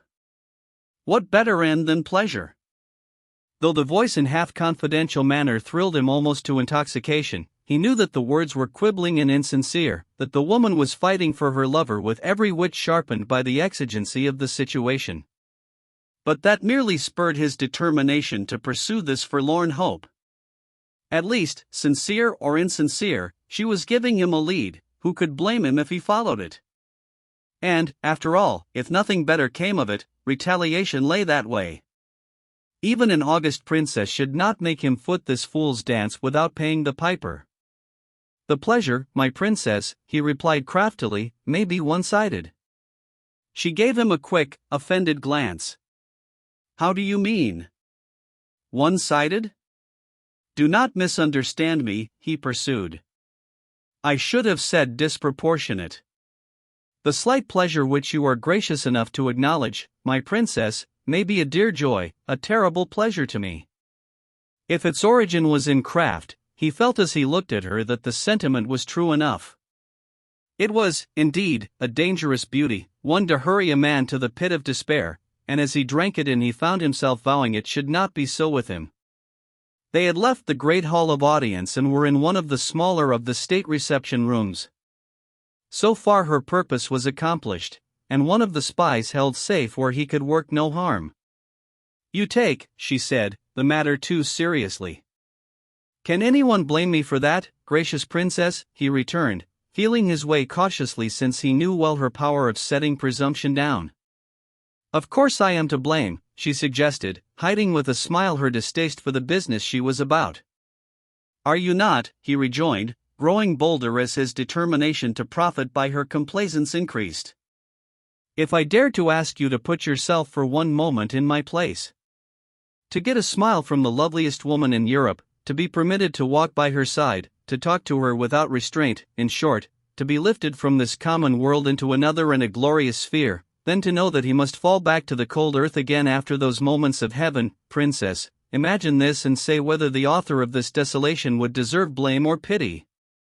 He spoke with a feeling and impetuousness which were foreign to him, and, as she listened in little more than curiosity, she wondered whether it was feigned or true. If genuine, she could have little pity for the man, and if false, none. But she realized as the speech grew warmer that the situation was becoming unpleasant. "You are determined to make friendship a terribly serious business," she said with gentle irresponsiveness. "Now, will you in turn try to put yourself in my place? Then you will see how barren and lonely a life must be which is denied pleasant intercourse with its fellows." "The fire must burn alone," he replied. "The more glowing it is, the farther we must keep from it unless we would be consumed." She laughed. "Poor fellow! And you are scorched?" Perhaps her laugh stung him, for, as they sat together, he turned to her fiercely. "I am scorched," he answered with intensity. "It is for you to say whether it shall be to the death." Something in his manner made her check the part she was playing. "I do not understand you, Captain von Rollmar," she said, as she rose with a touch of proud dignity. He sprang up and stood before her. "I hope that each of us misunderstands the other," he said meaningly. "How?" she demanded, with the imperious light in her eyes. He had got past restraint now, and was aggressively insistent. "I mean," he went on, "that I have suspected you of playing a trick upon me, of showing me unhoped for favor to further a certain purpose. How else could I account for your gracious condescension?" There was a touch of mockery in his speech. She welcomed it, at least it was better than tenderness.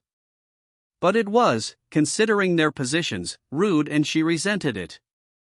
"You are using a freedom which is the best reproof to my mistake," she said coldly. "It is scarcely gallant or respectful to suggest that I have played a trick upon you." "You compel me, princess, to speak plainly," he retorted. "If your high station does not prevent your using your powers to amuse yourself with me, it is hardly fair to screen yourself behind it. I am not the fool you have sought to make me. I know you have a lover." She flushed. "You are insolent, Captain von Rollmar. It is you who avail yourself of your father's position to take strange liberties. Please do not say any more. I am sorry that I took any notice of you." She moved sideways to get past him, but he still barred her way. "Do not add to your discourtesy," she said with chilling contempt. He showed no heed of her command, standing before her with lowering face and ablaze with passion. "You must hear me, princess," he insisted hoarsely. "There are spirits easier to call up than to lay. You spoke just now of my father, of his position," he continued rapidly, as though determined to get out the speech which was at his lips. "That position is one of the most powerful in Europe, and, incidentally, it places me, his son, almost on a level with you. No, hear me out," for with an exclamation of impatient scorn, she had moved away. "So there is nothing so very ridiculous and unheard of in my pretensions." "Your pretensions?" she repeated, disdainfully smiling. "My pretensions," he maintained doggedly, "to love you, to seek your hand." "Captain von Rollmar, are you mad?" she cried. "Not at all," he returned resolutely. "Putting aside the absurdity of these pretensions of yours," she said, content to argue and so gain time, while expecting every moment would bring Minna to her rescue, "you forget that, by your father's policy, my hand is already bestowed." "I think, princess," he retorted, "that since you forget it, I may be pardoned for ignoring it." The reply was natural and obvious enough, but from the speaker it was intolerable. "At least," she rejoined haughtily, "if I turn aside from the way Baron von Rollmar has marked out for me, I may at least be permitted to take which path I choose." "You have scarcely chosen wisely," he said with a curious softening of his aggressive manner. "The path you are treading leads to danger. Let me conduct you to a safe one leading to happiness, princess, he continued earnestly, and his face lighted by the glow of his ardor came as near to beauty as such a face could. There is only one man on earth in whose favor my father would renounce his cherished scheme. Any other who aspires to you simply courts his own destruction. You have to choose between Prince Ludwig, who treats you as I know you of all women hate to be treated, with neglect and worse. You must choose between him and me, who love you to adoration. Must I? He searched her eyes for the effect of his pleading, since her tone gave no clue, but these were equally cold. There is no other alternative, he protested, taking her exclamation as a simple question and ignoring its possible note of defiance. Then, she retorted, it is open to me to make one. No, no. It is madness, he protested. Is there need, my sweetest princess? Why will you misjudge me? Were we married we could defy. I have listened to your absurdities too long, she exclaimed with a flash of scorn. Enough! Never! But as she moved away, this time with determination, he seized her hand. Princess, he urged resolutely, you shall hear me. You shall return the love you have called forth. You make me desperate, and she, looking past him, gave a little cry. Instantly he dropped the hand he was by force keeping and turned. A man was in the doorway, a man with set face and eyes as those of one who stares at the wavering balance of his fate. There was for the moment a pause of speechless embarrassment, then Ludovic, with a bow and muttered apology, passed out of sight. But as Udo turned back to his companion she saw with fear that his look had changed from annoyance to triumph. Your lover, he asked in a tone that needed no answer. At last he is found. You had better grant my prayer, princess. Fate, he realized, had in that moment put a weapon into his hands. How well it would serve he had yet to determine, but at least he would use it.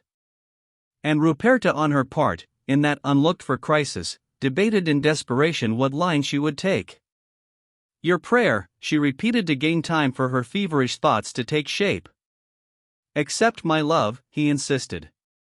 And why, pray, she asked, coldly indifferent once more, because that man was a witness to your unmannerly behavior? His face darkened. That man was your lover. Indeed? Then I must have two, she said ambiguously. He was baffled but would not show it. You may only have one by sunrise, he rejoined viciously, significantly. Minna came in. Is it love or hate, he demanded quickly. Neither, I hope, Ruperta returned, with a laugh. Chapter 12 in the Mercury Pavilion. I have found your man, I think, Udo said to his father. Ah? Who is he? That I propose to find out. A stranger. The Chancellor looked serious. Are you sure? How can the princess have become acquainted with a stranger? Udo gave a shrug. At least he is known enough to be here. Come, I will show him to you. They strolled observantly through the rooms. There. The man in the foreign uniform talking to General Rovigno. So. The hawk's glance had marked down the victim. You are certain, Udo? Hardly enough, perhaps, to send the fellow to the fate that awaits him, Udo answered casually. But I will make certain. It is a mere question of watching. Better find out first who he is, the Chancellor observed. He signed to a resplendent court official who immediately came up with a bow. I do not recognize that young officer, Herr Oberkammerer. Possibly not, Excellency, the functionary replied with another bow. He is a stranger visiting the country. He comes from Beroldstein. His name is Lieutenant von Bertheim. From Beroldstein? You are sure? Quite, Excellency. He came furnished with a court introduction through the Drax-Beroldstein embassy. Is there any reason for objecting? Oh, no, Rolmar protested.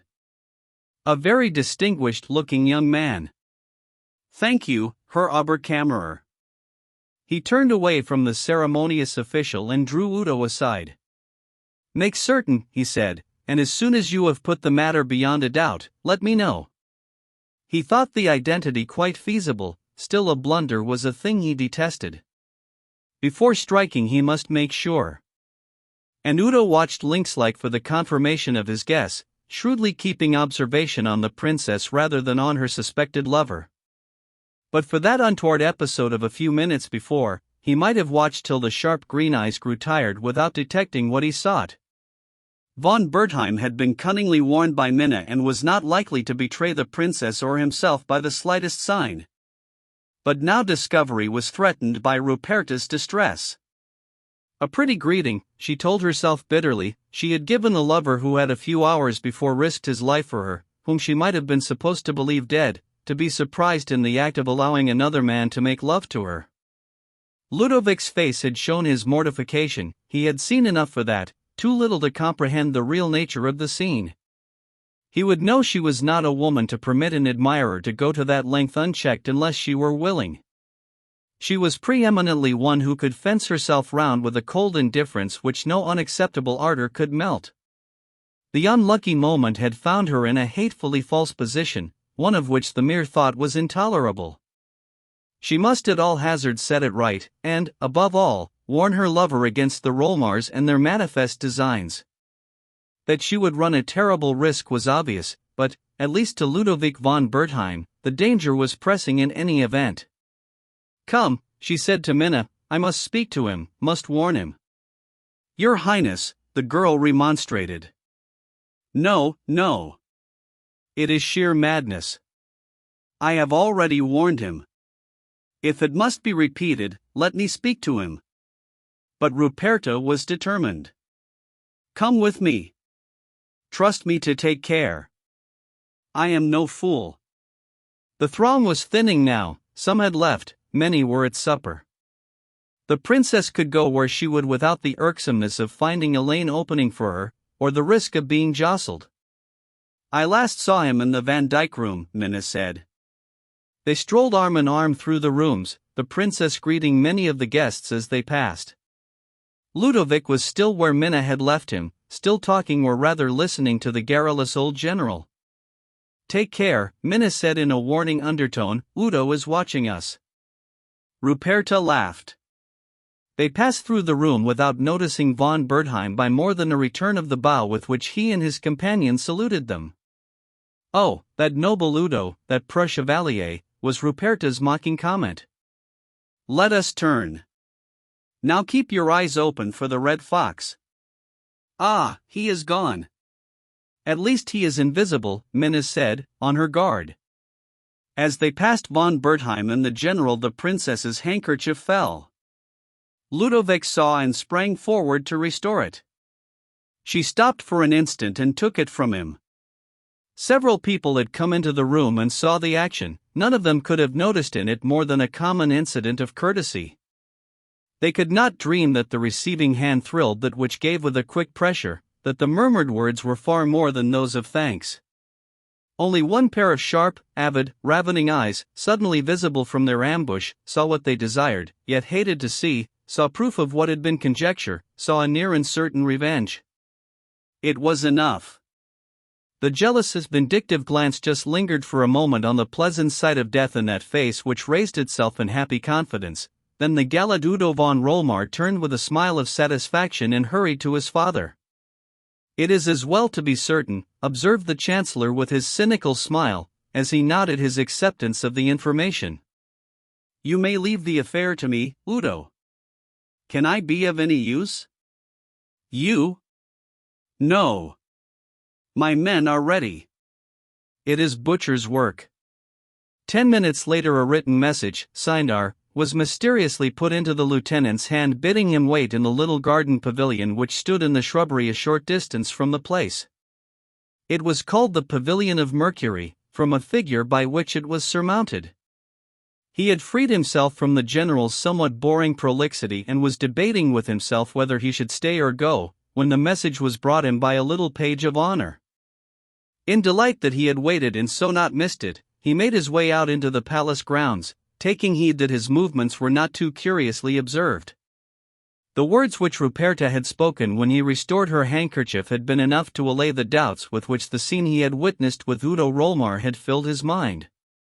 Indeed, it was almost inconceivable that a girl of the princess's character could be captivated by a man like the Chancellor's son. And now the full explanation of that equivocal situation would doubtless be given him. Von Ompertz had received his orders, the most distasteful of his life, and stood with his two satellites waiting grimly for his man. He had, on the first shock of Rolmar's order, met it by a refusal.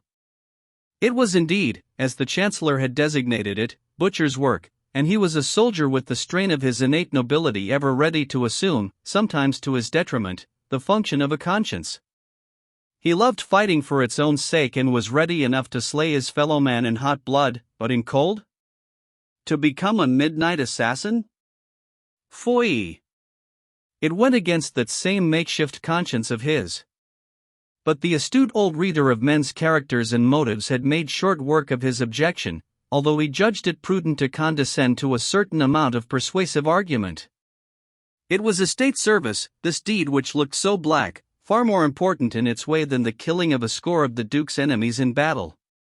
The honor of an illustrious house, of a royal name, was deeply concerned, only to a man like the captain, of absolute trustworthiness, of honorable principles above the run of his class, could the secret vindication of the royal honor be entrusted. And then there was the obvious ugly alternative should the quixotic refusal be persisted in. The rope round Captain von Ompertz's neck was only loosened, it was still there, but this service would make him quit of it altogether. So the freelance, seeing this was no situation for trifling, was fain to buy his life by consenting to what he tried to persuade himself was a bounden if disagreeable duty to the state whose hospitality he had enjoyed and to its minister whose pay he was taking, and who, after all, was a better judge of the act's justification than he himself could be. Accordingly he had taken his station, secure from notice, at a point among the azalea bushes which commanded the path leading from below the terrace to the Mercury Pavilion. He saw a man's figure emerge from the shadow of the high parapet and advance quickly along the alley which ran a few yards in front of where they stood. He made a sign to the two who waited behind him, and all three crouched down expectantly. Von Bertheim came on steadily, unsuspectingly. They could hear his footsteps, now passing close to their ambush, presently striking the stone step of the pavilion and entering. Like feline beasts of prey they crept toward their quarry, Ompertz with a campaigner's expert caution, the two Italians with the fell litheness of tracking leopards. Noiselessly they gained the alley and now retreat was cut off, the trap was complete. "Wait here," he whispered, motioning back the cutthroats at his side. "If I need you I will call." But one pressed forward at his shoulder. "Better make sure this time, Captain," he urged. However, Ompertz preferred to do the ill work his own way. In his idea the victim, being, as the uniform had told him, a soldier, should meet his death at the hands of a soldier, not at those of a professional spy and assassin, which he shrewdly suspected to be the vocation of his two assistants. "Stay here," he repeated authoritatively. "I am no bungler, this is one's man's work." He went forward alone and stood in the doorway of the pavilion. Ludovic, who was sitting on a rustic chair at the farther side of the little room, started up at the sound of his step and began to cross to the door. Then he stopped, seeing it was a man's figure that filled the entrance. A stream of moonlight came through the window and lay slantwise across the room, dividing the two men. Into this band of light a glittering object was suddenly projected. It was the barrel of a pistol pointing straight at Ludovic's heart. He gave a quick cry. "Hold your hand, fellow!" "I am," there was an answering, half-smothered exclamation as the pistol was lowered and Ompertz's face peered forward, coming into the shaft of light. "Lieutenant von Bertheim," he said in a shocked whisper. "You?" "And, God forgive me, I was about to put me out of Chancellor Rolmar's way," his intended victim supplied with a laugh. "If you have any scruples as to disobeying your orders I think I can remove them." Ompertz held up his hand warningly. "There are two Italian scoundrels outside to make sure the thing is done," he said in a rapid whisper. "You saved my life, I'll pay that debt if it costs my own. There is no need, my friend, Ludovic began, but before he had time to say more, Ampertz had raised his pistol and fired at the wall.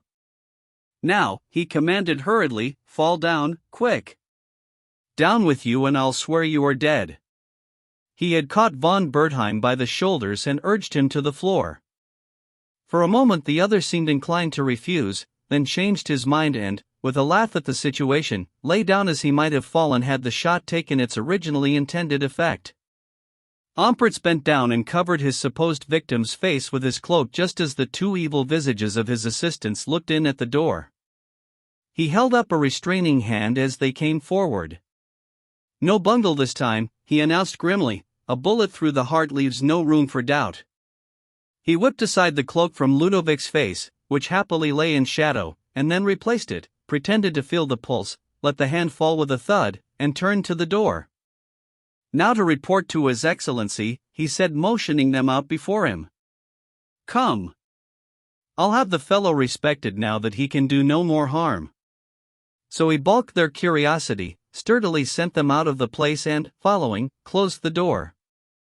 The princess and Minna with arms linked had strolled out upon the terrace. The atmosphere of the rooms had seemed charged with excitement that evening, and the calm glory of the night with its soft, pure air was infinitely refreshing. Here the Chancellor found them when he came out in grim expectancy of the report that one more human obstacle had been removed from his path. It was an untoward encounter, certainly the princess, glad as perhaps he might have been to teach her a lesson and show his fell power, was otherwise the last witness he wanted for his anticipated interview. Still he greeted them suavely enough, and then remarked that the air was chilly and that the princess would do well to go indoors. I do not feel it, she objected. It seems to me quite warm and balmy. Nevertheless it is chilly, he insisted in the domineering tone which came so easily to him. Your Highness should be advised. The obligation not to trifle with royal health extends far beyond a personal consideration. It seems that royal health is of far more account than royal happiness, she could not help retorting. Indeed, no, he returned, ignoring, in his unruffled way, any significance in the speech. Your health, gracious princess, means happiness to all your father's subjects and surely to yourself. And it is your happiness for which with all my ability and experience I unceasingly strive. Only be convinced of that, dear Highness, and let me. The sound of a shot broke the stillness of the night-shrouded park. Ruperta turned quickly in the direction whence it had come. What was that? She exclaimed, in a voice which foreboding filled with dread. It is nothing, Rolmar answered with a shrug, which need concern your Highness. She was regarding him searchingly, her eyes full of a fearful suspicion. A pistol shot under the very palace walls. Surely, she stopped as though unable to control her voice. Her lips were trembling and her face, in the light from the window, was white. May I beg you to go in, Highness, the Baron repeated, extending his arm to keep open the window.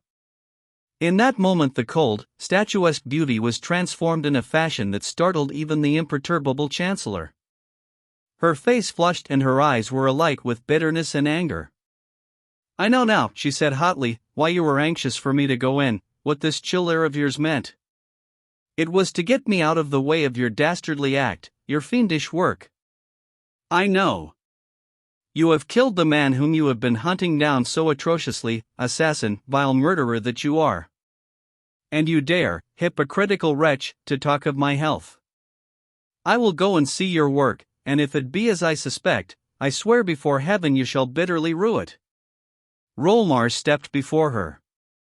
Princess, this is madness. You must not go. You are wrong. Liar, she flashed out at him passionately, the flood of her anger keeping back the waters of desolation that were ready to flow over her soul. Show me that I am wrong. Take me there. Prove it.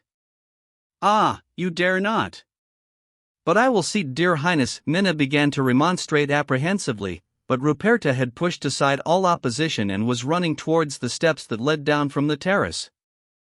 As Rolmar followed her, his temper hardly soothed by the unfortunate chance which had marred the complete success of the business, his sharp eyes saw the expected three figures drawing out from the shadow of the wooded alley. He quickened his pace, meanwhile sternly ordering Minna to stop the princess. "Come back, Highness," he cried, "I order you. Your father shall know of this." Minna, impelled more by fear of the horror which might be waiting them than the Chancellor's threat, ran quickly and caught her by the arm, trying to draw her back. "Dear Highness, I entreat you, do not go farther," she panted. But the three were by this time quite visible. "Look! Those men!" Ruperta cried. "Ah, I will know." Rolmar caught her, angrily, it seemed, by the arm. "Your Highness is exceeding all propriety," he said. "As your Excellency is exceeding all justice and all humanity," she retorted. He made a gesture of impatience. "Have your own way, then. But I have warned your Highness." Without staying for further words, Ruperta turned again and ran distractedly down the alley leading to the pavilion. Recalling himself from a moment's critical thought, Rolmar looked round at his agents. "Well?" Ampertz bowed. "It is well, Excellency. I have hardly bungled this time. These men have seen him dead. One shot was enough." The Chancellor glanced for corroboration at the Italians, who bowed with a word of confirmation. "Good," he said. "I will see what further orders are needful. Captain von Ampertz, you may report yourself at my bureau at 10 o'clock tomorrow morning." As the soldier bowed and turned away, Rolmar made a sign to one of the Italians, and, as he came near, whispered a hurried word to him.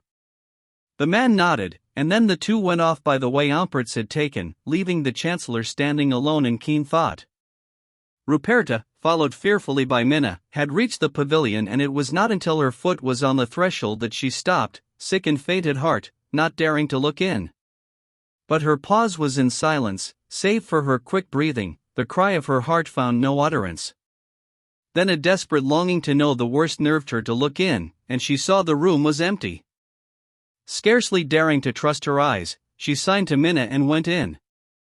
The thing she dreaded was not there. The two women stood and looked into each other's face in wonder.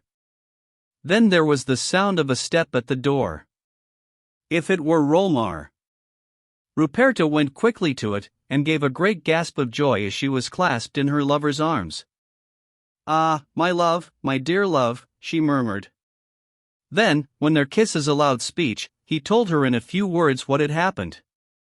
"You are mad to stay here," she said, holding him fast nevertheless. "How can I go?" he protested. "Ah, if you only were content to marry Prince," she shook her head impatiently.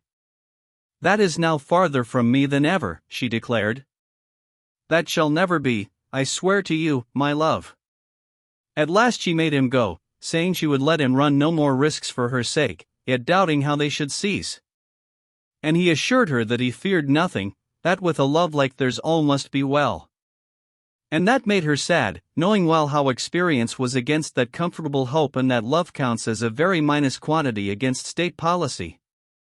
Nevertheless, when she went back to the palace, the Chancellor, watching for her with grim expectation, was not a little puzzled at what he saw in her face. Chapter 13. Ampertz finishes his night's work. Captain von Ampertz, when the Chancellor had dismissed him, made very natural haste to get clear of the palace precincts before his deception should be discovered. He had not, however, gone far when he found he was being caught up by one of his late associates, the Italian to whom Rolmar had whispered. Judging it wiser to appear in no particular haste, he turned and waited for the fellow to join him. "Ah, you are going home, Capitano, after a pretty night's work. May I come with you as far as our ways lie together?" Now if Ampertz had really carried out his late orders, he would have declined, with no complimentary language, the company of a man whom he loathed and whose associateship he resented. But tonight he could scarcely with prudence refuse the fellow's proposal, so they went on together. "I am in haste to get to my lodging," he said. "So step out, signore. I hope tonight's work has been more acceptable to you than it has to me." The Italian, edging his lithe body close to his companion's shoulder, as with quickly gliding steps he kept pace with the soldier's stride, threw out his arms with a deprecating gesture. Basta! Capitano mio, such little affairs are common enough at our court. Our chancellor ever takes the nearest way to his destination. A wise man does not wait for a wasp to sting him before he crushes it. And the Baron has the wisest head in Europe today. And the reddest hand, eh? Ah, amico mio, a kingdom is not to be maintained in safety without the judicious spilling of a little blood. Better a few drops of rain than a storm, a little bloodletting than a fever. That is true enough, Ampritz assented, not caring to express his real views on the subject. And we servants of the state must regard ourselves as the great surgeon's lancets, eh? Exactly, grinned the Italian. And we should have as little feeling and curiosity as the scarifying knife, be as empty of scruples as is the cupping glass of air. Oh, I shall get used to it, never fear, the captain assured him. They were making their way to one of the side gates of the park which opened upon an outskirt of the town, and now had reached the outer belt of woodland, near the spot where Ampritz had once lain concealed. It was his intention, as soon as they should have passed through the gate, to separate from his companion, not caring even at that time of the night to be seen walking through the streets with him. As they went quickly along under the trees, Ampritz stumbled over a projecting root and nearly fell, but managed to recover himself. But the stumble made him aware of a peculiar action on the part of the Italian which put him keenly on his guard. When his foot caught the root, the impetus of the quick pace at which they were walking sent him headlong some yards before he could right himself. His companion made a sudden spring after him, only to reach him just as he recovered his balance. As Ampritz half turned, he fancied he caught a certain ugly gleam in the other's uplifted hand, but the Italian quickly lowered his arm and threw out the other with a pretense of steadying him. De vuoro. That was nearly a bad fall, Capitano, he observed with an awkward laugh, and Ampritz told himself that if the stumble had sent him a foot less far, and so just out of the other's reach, it would indeed have been a fall from which he might never have risen. However, he kept a wary eye on the Italian, grimly alert for his expected attack, and so they passed out of the gate together. Here he halted. "Which is your way, Signor Colossi?" The Italian pointed townwards. "Surely we go to the city together," he suggested with feline courtesy. Ampritz checked his first impulse, which was unceremoniously to separate from the fellow. He nodded, and they walked on together along the gloomy road skirting the park wall. Very bitter and resentful thoughts were in his mind as he realized his position and his employer's treacherous intention. It was plain enough. He was supposed to have done his work, and so was to be incontinently put out of the way as the possessor of a dangerous secret. And within the hour Rolmar had flattered him, spoken of his honor and trustworthiness, and promised him his absolute freedom as the price of his night's work, while all the time he was marking him down for the assassin's knife.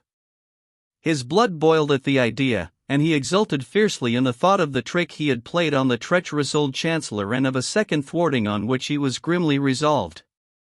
So he kept on with the Italian, having the object of giving that worthy a chance of repeating his attempt. It was not long in coming.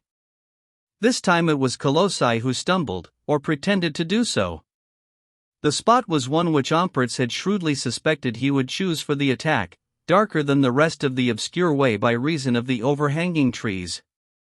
Moreover, it was the last convenient place for a dark deed before they should approach the outlying houses of the city. At Colossi's stumble, Ampritz, who was on the watch for a trick, gave a sudden spring forward and turned, at the same time whipping out his sword already loosened in its scabbard. As he anticipated, he faced round to meet the Italian's dagger raised for the stroke he had so cunningly avoided. "You cursed, black-muzzled dastard," he cried with a derisive laugh. "You shall pay for that coistrel's trick," and with that made a lunge at him. The Italian's face at first showed an attempt to laugh the thing off, but its futility was so apparent and the soldier's blade so pressing, that he speedily abandoned it and set to work to defend himself as best he could. "Ah, my poor Capitano, it is enough," he exclaimed in terror as, putting aside a thrust at his heart, he felt the blade pierce his shoulder. "I will confess," he screamed, as the irresistible attack grew hotter. "I will give you silence, you pest, you treacherous dog!" Ompertz cried, setting his teeth. "If you choose to play your murderous tricks on a stronger man, you must be ready for the penalty." And so, bearing down the Italian's desperate defense, he ran him through. Colossi fell with a gasping cry and had expired ere he touched the ground. Ompertz drew back his sword and wiped it on the dead man's cloak, shaking his head with a troubled countenance as he sheathed it. "I'd as lief this had not happened," he muttered, "but it was necessary, and 'tis done. Well, my head can scarce be in greater jeopardy now than it was before, and at least this gives me a few hours' start." Hastily he rolled the body into the ditch that ran under the park wall, where it lay concealed by the overgrowing grass and weeds. "Well, there is one scoundrel the fewer walking the earth tonight," he commented. "If I hang for this, I shall leave the world a trifle better than I found it." He effaced the blood marks from the path, and hurried on to the city. As he gained the narrow streets, his devil-may-care humor, which had been repressed by the events of the night, returned. He hummed a tune and strode along with his characteristic jauntiness. Once he stopped and seemed to debate with himself whether he should go on or turn back. "No, I must do it," he said. "A good turn from a stranger is worth 6 from a friend, and, after all, my life is not of such wonderful value or surety that I need think twice about risking it." So, starting on again with a more purposeful gait, he soon arrived at the door of Ludovic von Berthium's lodging. As he looked up at the windows for a light, the man he sought came round the corner. "Well met, Lieutenant," he said with a military salute. "I came on my way to who knows, the gallows, probably, to give you a word of warning." "Come in," Ludovic replied, and led the way. The soldier smacked his lips significantly and followed. "A glass of that excellent brandy after this night's work will not come amiss," he observed frankly. In the room von Bertheim pointed to the suggested refreshment, and his guest lost no time in helping himself. "I have to thank you, Captain, for my life." Ompertz gave a deprecating wave of the arm. "Foy! 'Twas but a natural quid pro quo, my friend," he protested airily. "It was more than that," the other returned gravely. "Well," said the soldier, after a second draught, "time is short, and were it not, I have not come hither to bandy words about that. I have a sense of common honor and gratitude that is nothing to boast of, and am not a midnight bravo, although I admit that an hour ago I must have looked uncommonly like one." "I can understand the matter," Ludovic assured him with a smile. "Can you? Then you will understand that you stay here in considerable danger, my enterprising young friend." Ludovic smiled confidently. "I hope that is past." "Is it?" the other retorted.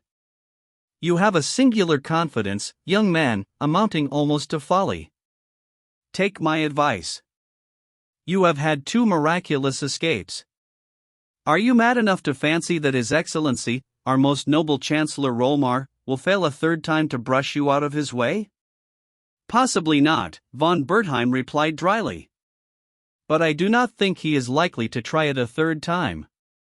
"Ah, you are not going to give him the chance?" "That's right. I am off now to save my skin." "Suppose we go together?" "With all my heart, Captain," Ludovic laughed. "But I am not ready to start just yet." "The devil you are not!" Ompertz exclaimed in surprise. "Why, you are not, I take it, such a coxcomb as to trouble about packing your trunks when the trunk that stands on your 2 legs is likely to have a hole picked in it?" "Hardly," the other laughed. "Still, I can assure you, Captain von Ompertz, that there is no such a special hurry for either of us to take to our heels. I am quite safe, and will take you under my protection." Ompertz stared and then broke into a laugh. "A la Wetter! But you have no mean opinion of yourself, my brave lieutenant. To stand man to man, or to around half-dozen, is one thing. To pit oneself against the 7 devils united in the scraggy person of our Chancellor is quite another. You are right enough, my friend, and I admit that I have run a couple of very foolish risks. But now I do not mean to fight, to oppose myself to this incarnation of the seven devils. That's well, Umpertz hastily replied. Discretion is virtue, even in a soldier, when the odds are against him. Boldness is for the big battalions, as I have learnt often enough.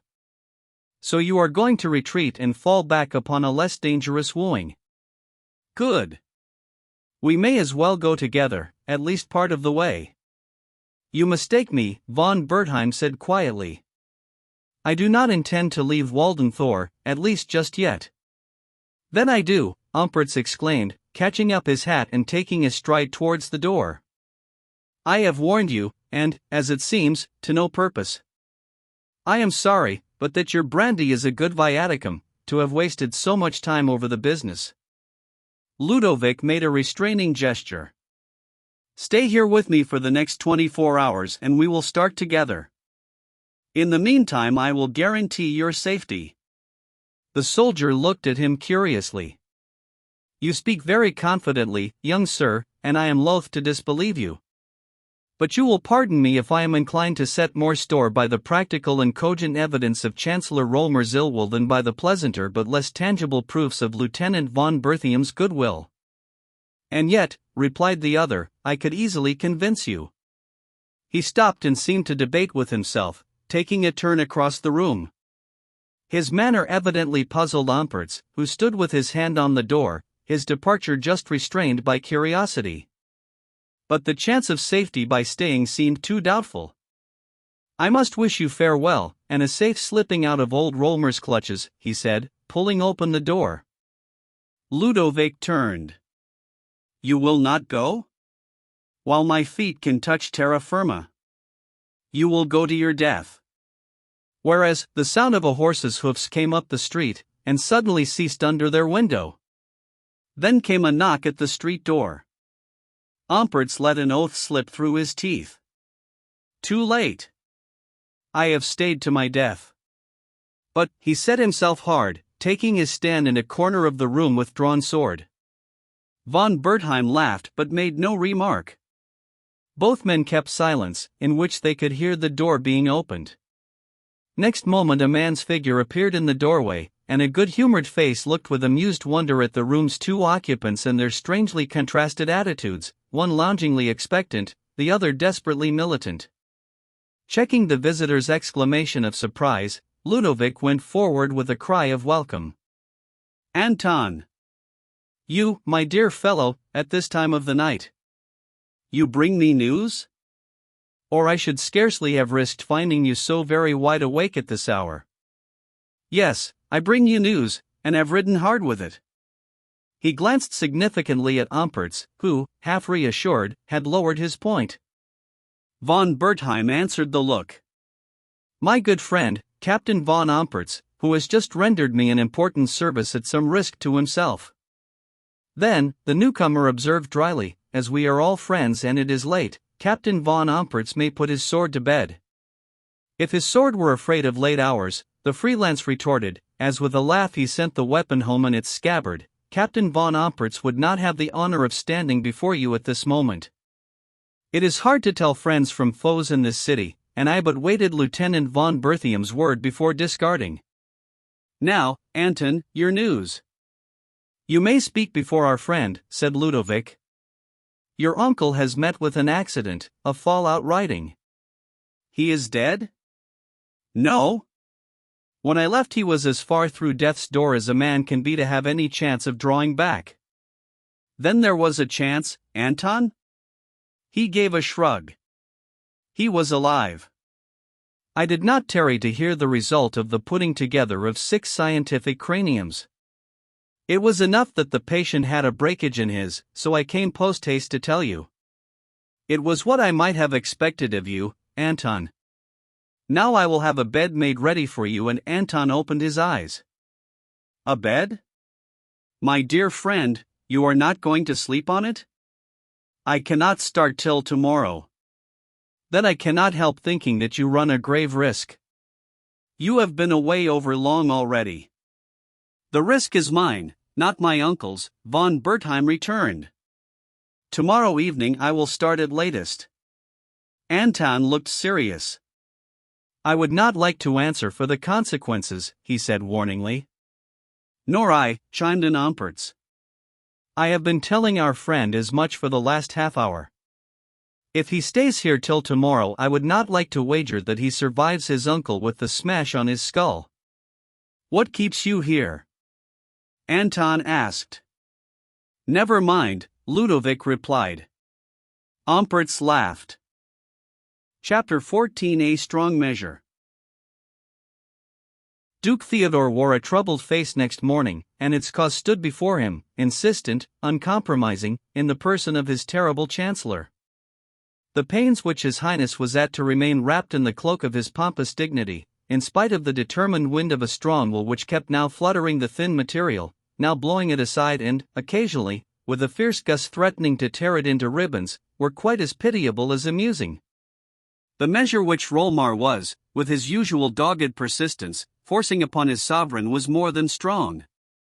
It was startling, and indeed, from the Duke's point of view, heroic.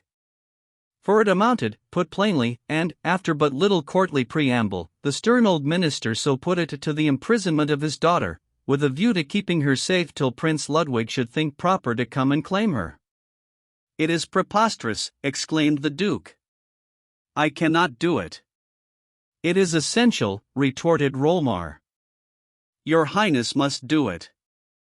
The girl will come to her senses without that, said His Highness. I doubt whether she will come to her senses with it, returned the Chancellor. Only, once under lock and key, her state of mind will not so much matter. I could not consent to such a severe measure, the Duke maintained weakly, except under the stress of absolute necessity. Which necessity has arisen, Rollmar insisted calmly. You will convince me of that, Excellency. Readily, Your Highness. If the facts of these clandestine meetings with this young officer are not sufficient proof of the necessity, why not take preventive measures against him, Baron, said the Duke, brightening with a plausible argument. Your Highness may rest assured that we are doing so, Rollmar answered a little testily. You are a long time about it, rejoined the Duke with a suggestion of malicious satisfaction at the idea of his infallible minister's discomfiture. Surely, Baron, you are not withheld by any scruples on account of the transgressor being a foreigner and a guest? There was a very obvious and cheap sneer in this, since it was notorious that Chancellor Rollmar was the last man in Europe to be influenced by such considerations. But a weak man does not as a rule gain much satisfaction from sneering at a strong one. It would have taken a more masterly brain and a sharper tongue than Duke Theodore's to put Rollmar out of countenance. He simply replied, I am quite confident that in such a case any act of punishment which it might be expedient to inflict would be covered by the cloak of your Highness's gracious approval. But, to return to facts, I regret to say I am unable to inform you, sir, at this moment with absolute certainty that my orders have been duly executed. The Duke raised his eyebrows, still hugging the idea of his master-servant's failure. How is that, Baron? You have as a rule, I understand, but to point your finger. The Baron greatly resented the way in which he was being cross-examined about his discomfiture. It was bad enough to realize it, without being worried into confessing it. He had expected the Duke to fall in with his views without opposition or even protest, but as he did not seem inclined to do so, the wily old diplomatist told himself that he must weight his proposal with the story which would force it through as imperative. Your Highness knows my aversion to a blunder, he replied impressively. It was necessary to make quite certain that the finger could point to the right man. It was only last night that I became sure of that. The agent whom I employed to put any further scandal out of the question executed his orders to the satisfaction of certain witnesses. But it was with as much astonishment as regret that I learnt this morning that the culprit's body had mysteriously disappeared. Indeed. There was enough sensation in the story to interest the shallow mind of the royal Pococorante. On my way to the palace just now, Rollmar proceeded, in the cold tone of one who drives home an unassailable argument, I was informed that one of my agents, to whom I had given certain particular instructions, had been found stabbed to death outside the park wall. Horrible! Atrocious, cried the Duke, thinking of his own safety. This news, continued the Chancellor, in the same dry voice, tends to confirm my suspicion of treachery in the person I employed. Your Highness will comprehend, he broke off to interpolate the explanation as a teacher might elucidate a stiff passage in a pupil's reading, that we cannot command men of unimpeachable integrity to do work of this sort. We rely on their interest rather than their honesty. Quite so, said His Highness. No doubt 2 knaves are more useful for certain purposes than 1 honest man. At least they are more available, Rolmar said dryly. Now, this second episode points to the possibility of our lieutenant being still alive. I say it is possible, though not probable. Still, considering the high interests involved, we cannot afford to ignore the chance. If we have failed, most unexpectedly, to put an end to the affair on one side, we are bound to resort to the other.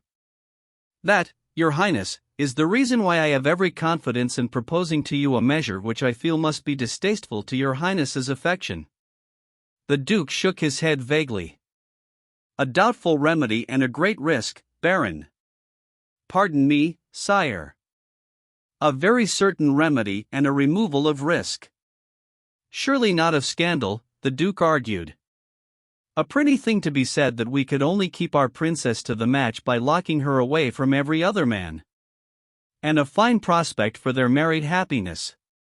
Such a state of affairs is not uncommon in royal circles, Rolmar observed, with a little cynical grin.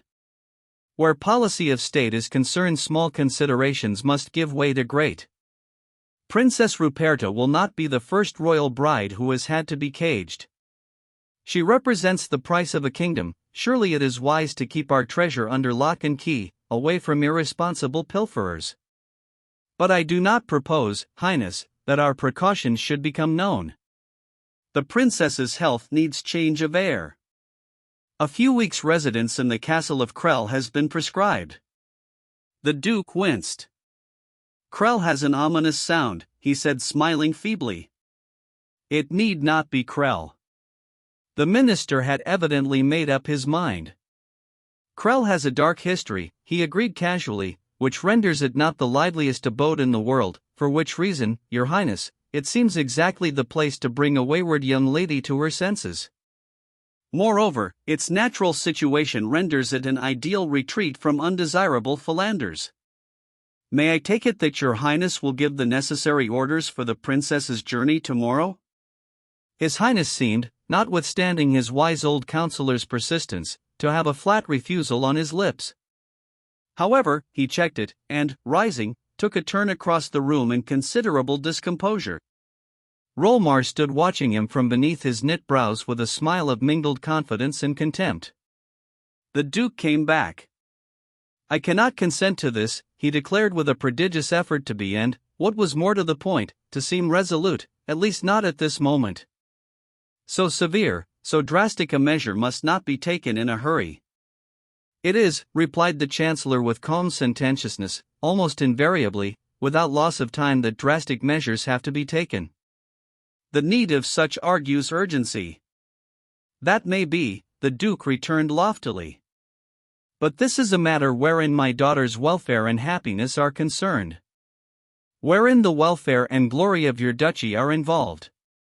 I am not so sure, said the Duke, abandoning direct argument, that it is, after all, so great a matter. But I am, the minister retorted. You must pardon me, Highness, if I insist that this alliance is of the very highest consequences. An importance not to be weighed for an instant against the young lady's few days of discontent or even discomfort. He had changed his tone now and spoke with almost peremptory insistence. The man's strong will and character came out and seemed to beat down in a moment the feeble faculties arrayed against them. I repeat, said the Duke, visibly weakening, there is no such great hurry. I regret to take an entirely opposite view to your Highness. He was firm, and his master knew by experience what his firmness meant. In spite of a long series of abject failures, Duke Theodore still persisted in trying an occasional mental fall with the Samson who clasped the pillars of his royal house. Prince Ludwig is behaving cavalierly, said the Duke, fishing about for an argument, as a man will prolong a hopeless game of chess. I have reason to suppose my daughter resents it. He cannot complain, and we may. It is not our policy to complain or to give the Beroldsteiners cause for dissatisfaction, the Chancellor returned shortly, as declining to do more than suggest that his view was not to be traversed. The royal temper began to give way under the minister's somewhat contemptuous persistence. It simply amounts to this then, Baron. That while Prince Ludwig chooses to prolong his rustication, my daughter is, like Andromeda, to be chained to the rock of Krell to await his pleasure. That, said Rolmar, is one way of describing the position. But the simile scarcely holds good, since our Minotaur comes not to destroy but to enrich. And therefore, said the Duke, following out the idea with a weak mind's love of trivialities, it becomes necessary in our case to slay, not the Minotaur, but Perseus. Rolmar gave an assenting bow. Since the Minotaur is assuredly the better match. Andromeda will be chained for her advantage, not against her destruction. I do not like chains, the Duke protested. They are, said Rolmar, the unseen insignia of royalty. I have done my best for many years to keep them from galling your highness. But if you persist in feeling for them, I can do no more. Perhaps it is as well, I may have done too much already. There was in this, as the Duke knew well, a covert threat of retirement, and, much as he would have liked to take at his word the determined and exacting old minister, who constituted the most galling of all his fetters, yet for the safety of his kingdom and, what touched him nearer, his own personal security, he dared not. Cold-blooded, cruel, relentless, false when expediency called for deceit, overbearing and contemptuous to the master whom he led by the nose, Chancellor Rolmar was yet honest enough of purpose in his patriotism and his schemes for the aggrandizement of the little kingdom he ruled with so strong a hand. So Duke Theodore had in the end to give in which, to save time and trouble, he might well have done at the beginning and consent that Princess Ruperta should from that very hour be placed under surveillance, and that the next day she should be conducted to the fortress castle of Krell, which had been the prison, and occasionally the grave, of certain persons who from time to time had had the temerity to oppose or offend the implacable Chancellor. The name of Krell had become almost a terror, and Rolmar was wise in choosing it as a retreat eminently adapted to bring the perverse princess to a sense of obedience to his will. The Duke had, with an ill grace, given a forced and grudging consent to the arrangement, and the Chancellor, having gained his point by what he considered an exorbitant expenditure of time and patience, was proceeding to mention other and less personal business of state, when word was brought that a dispatch rider had just arrived with important news from Beroldstein. With an unusual show of eagerness, Rolmar had the dispatch brought in. Has Prince Ludwig come to light? The Duke inquired. No. But he will, Rolmar answered. King Joseph is dead. Chapter 15. Umpertz is puzzled. I wonder whether it would be possible to get this letter given to the princess. You wonder, Captain? Countess Minna was becoming disdainful. She had come suddenly upon Umpertz in the park, and he had startled her as much by his unexpected question as by his abrupt appearance. But she had quickly recovered herself. It is scarcely a matter to speculate about. Give your letter to the first usher or page you see. She was thrilled with curiosity, but thought she knew better than to show it. Umpertz laughed. Perhaps he saw inquisitiveness peeping through the mask of dignity. That would hardly do, he objected. I should have said, given secretly. Her curiosity now was intense, nevertheless she contrived to look indignant. Then I should say the question you might speculate about is whether the princess would care to receive it, she returned. True enough, he assented heartily, if it came from so humble a person as myself. I am but a messenger. He paused, as loving to tantalize her. But she gave no voice to the curiosity that was in her eyes. It is from Lieutenant von Bertheim. Ah, she made a quick movement, then checked herself. I suppose, she said sarcastically, you have been commissioned to bait a trap for the princess, and are, as usual, dutifully obeying orders. The thrust called forth a little laugh.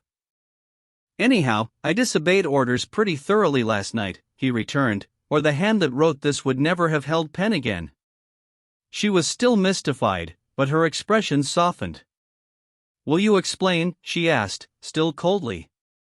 "With pleasure," he replied. "Since I must admit that if ever a man's position stood in need of explanation, mine does at the present moment. The lieutenant got me, a stranger, out of a tight corner once. It was not his fault that I got squeezed into it again, and then, unknown to us both, he gave me a chance of slipping out a second time. Then came the part one might all my life have regretted playing, but happily that is spared me. You see, gracious Countess, I did not know who it was I was set to catch, nor did the Chancellor who set me to catch him. But for an opportune moonbeam last night, I might now have been mourning a friend, and Princess Ruperta a lover. But now we are allies, I have gone over, driven at the point of a rascal's dastardly stiletto. Foy! I am at least a gentleman, and, as such, claim to consort with men of honor, and here is my credential." With a bow, he held out a sealed note. "I am fortunate to have encountered you, noble Countess." She took the note, looking at him curiously. "You lay in wait for me," she suggested suspiciously. "Indeed I did," he answered frankly. "How else should I have hoped to get that all-important message to the princess? And my lying in ambush had another reason. His Excellency the Chancellor and Captain von Umpertz have fallen out.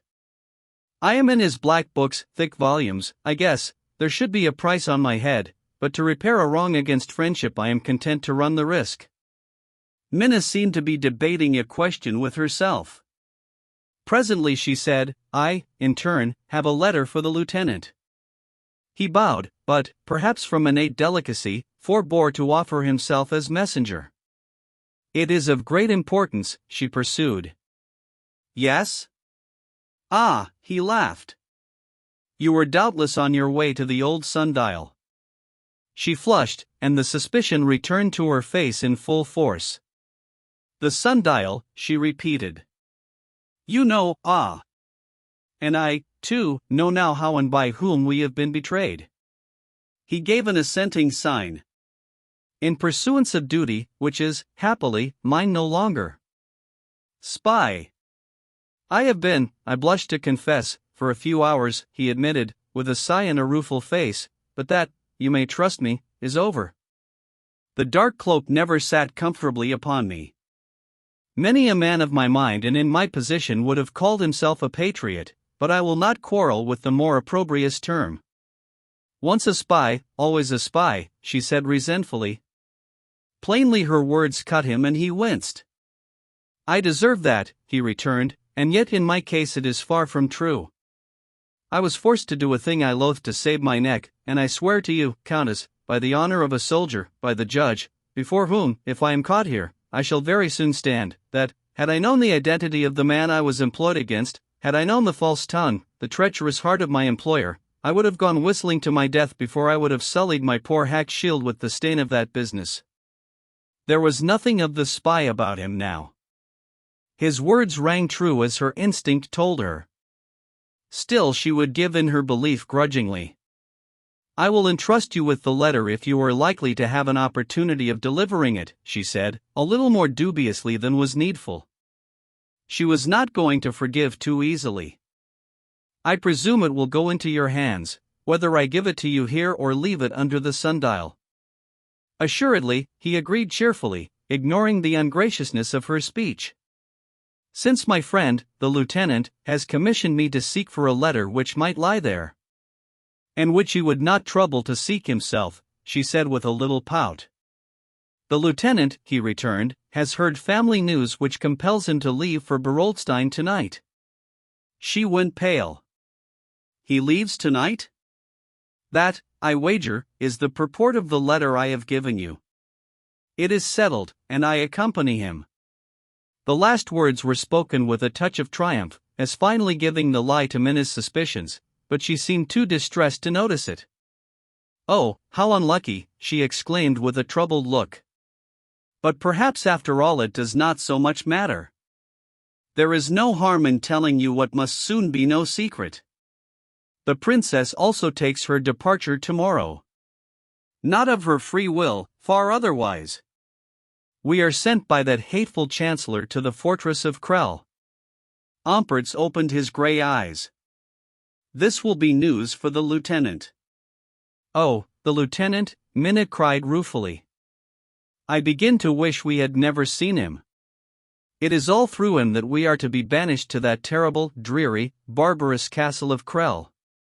Ugh! We shall die or go mad with melancholy in a fortnight.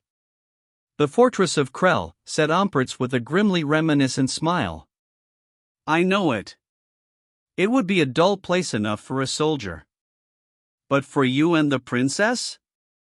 No, it is decidedly not a lady's bower. And now, she continued petulantly, when a knight-errant is sorely needed, he must needs ride off home, for family reasons. Ah, she suddenly brightened, why should not his departure render our horrible exile unnecessary? If only it could be known to the Baron. The Baron, Ampertz replied dryly, should be just now in a state of doubt whether our knight-errant has not taken his departure for another world. But, gracious Countess, he continued seriously, were it not that royal princesses are dangerous game to pursue, since that ugly mastiff, Treason, puts his nose in, and spoils the sport, I would suggest a more spirited line of action than a retreat. I dare say you would, she retorted, and get us all in prison for life, even if we were lucky enough to keep our heads on our shoulders. A month at Krell will be bad enough. But the soldier was busy with his plan of action. You are not there yet, he said, and, if I might lay a plan, never should be. The sooner I carry this news to our friend the better. If he is of my mind, he will not let his lady-love suffer imprisonment for his sake. Foy! It is worse than cowardly to coerce a woman with fortresses and dungeons. I am more than ever ashamed to think I ever took service under that old dastard. Now, you will keep a sharp eye for one or both of us today? We may not come till nightfall, but you shall hear of us before many hours are past, and our lieutenant's family affairs may go to limbo. Now, am I to have the honor of bearing the letter? She could not but hold it out to him. He took it with a bow which had perhaps a touch of mockery in it. At any rate there was a look of amused satisfaction in his face. I thank you, gracious Countess, he said, not only for the letter but for the token that your confidence in this poor soldier is established. I hope it may be, she said. Ampertz bowed again and they parted. The soldier was somewhat surprised on joining von Bertheim and delivering his message to find that the lieutenant did not fall in as eagerly as he had anticipated with a certain heroic plan he had formed on his way to the city. His manifest hesitation was a puzzle to the honest soldier. Surely, my friend, he remonstrated, you are never, after all the lady and you have gone through for one another, you are never going to allow that scheming old wretch to pack her off to a forsaken billet like the fortress of Krell? I have seen the place, the sight is enough to make a sexton shudder. To a warm-hearted girl like Princess Ruperta it would mean the devil's own torture. And, once inside those walls, I doubt if you would have so much as a chance of getting sight of her, much less speech with her again till this pitiful laggard, Prince Ludwig, chooses to come and fetch her out. I do not propose, Ludovic replied, to leave the princess in Krell Fortress. I am only considering whether I have not a better, or at least a less risky, plan than yours for getting her out.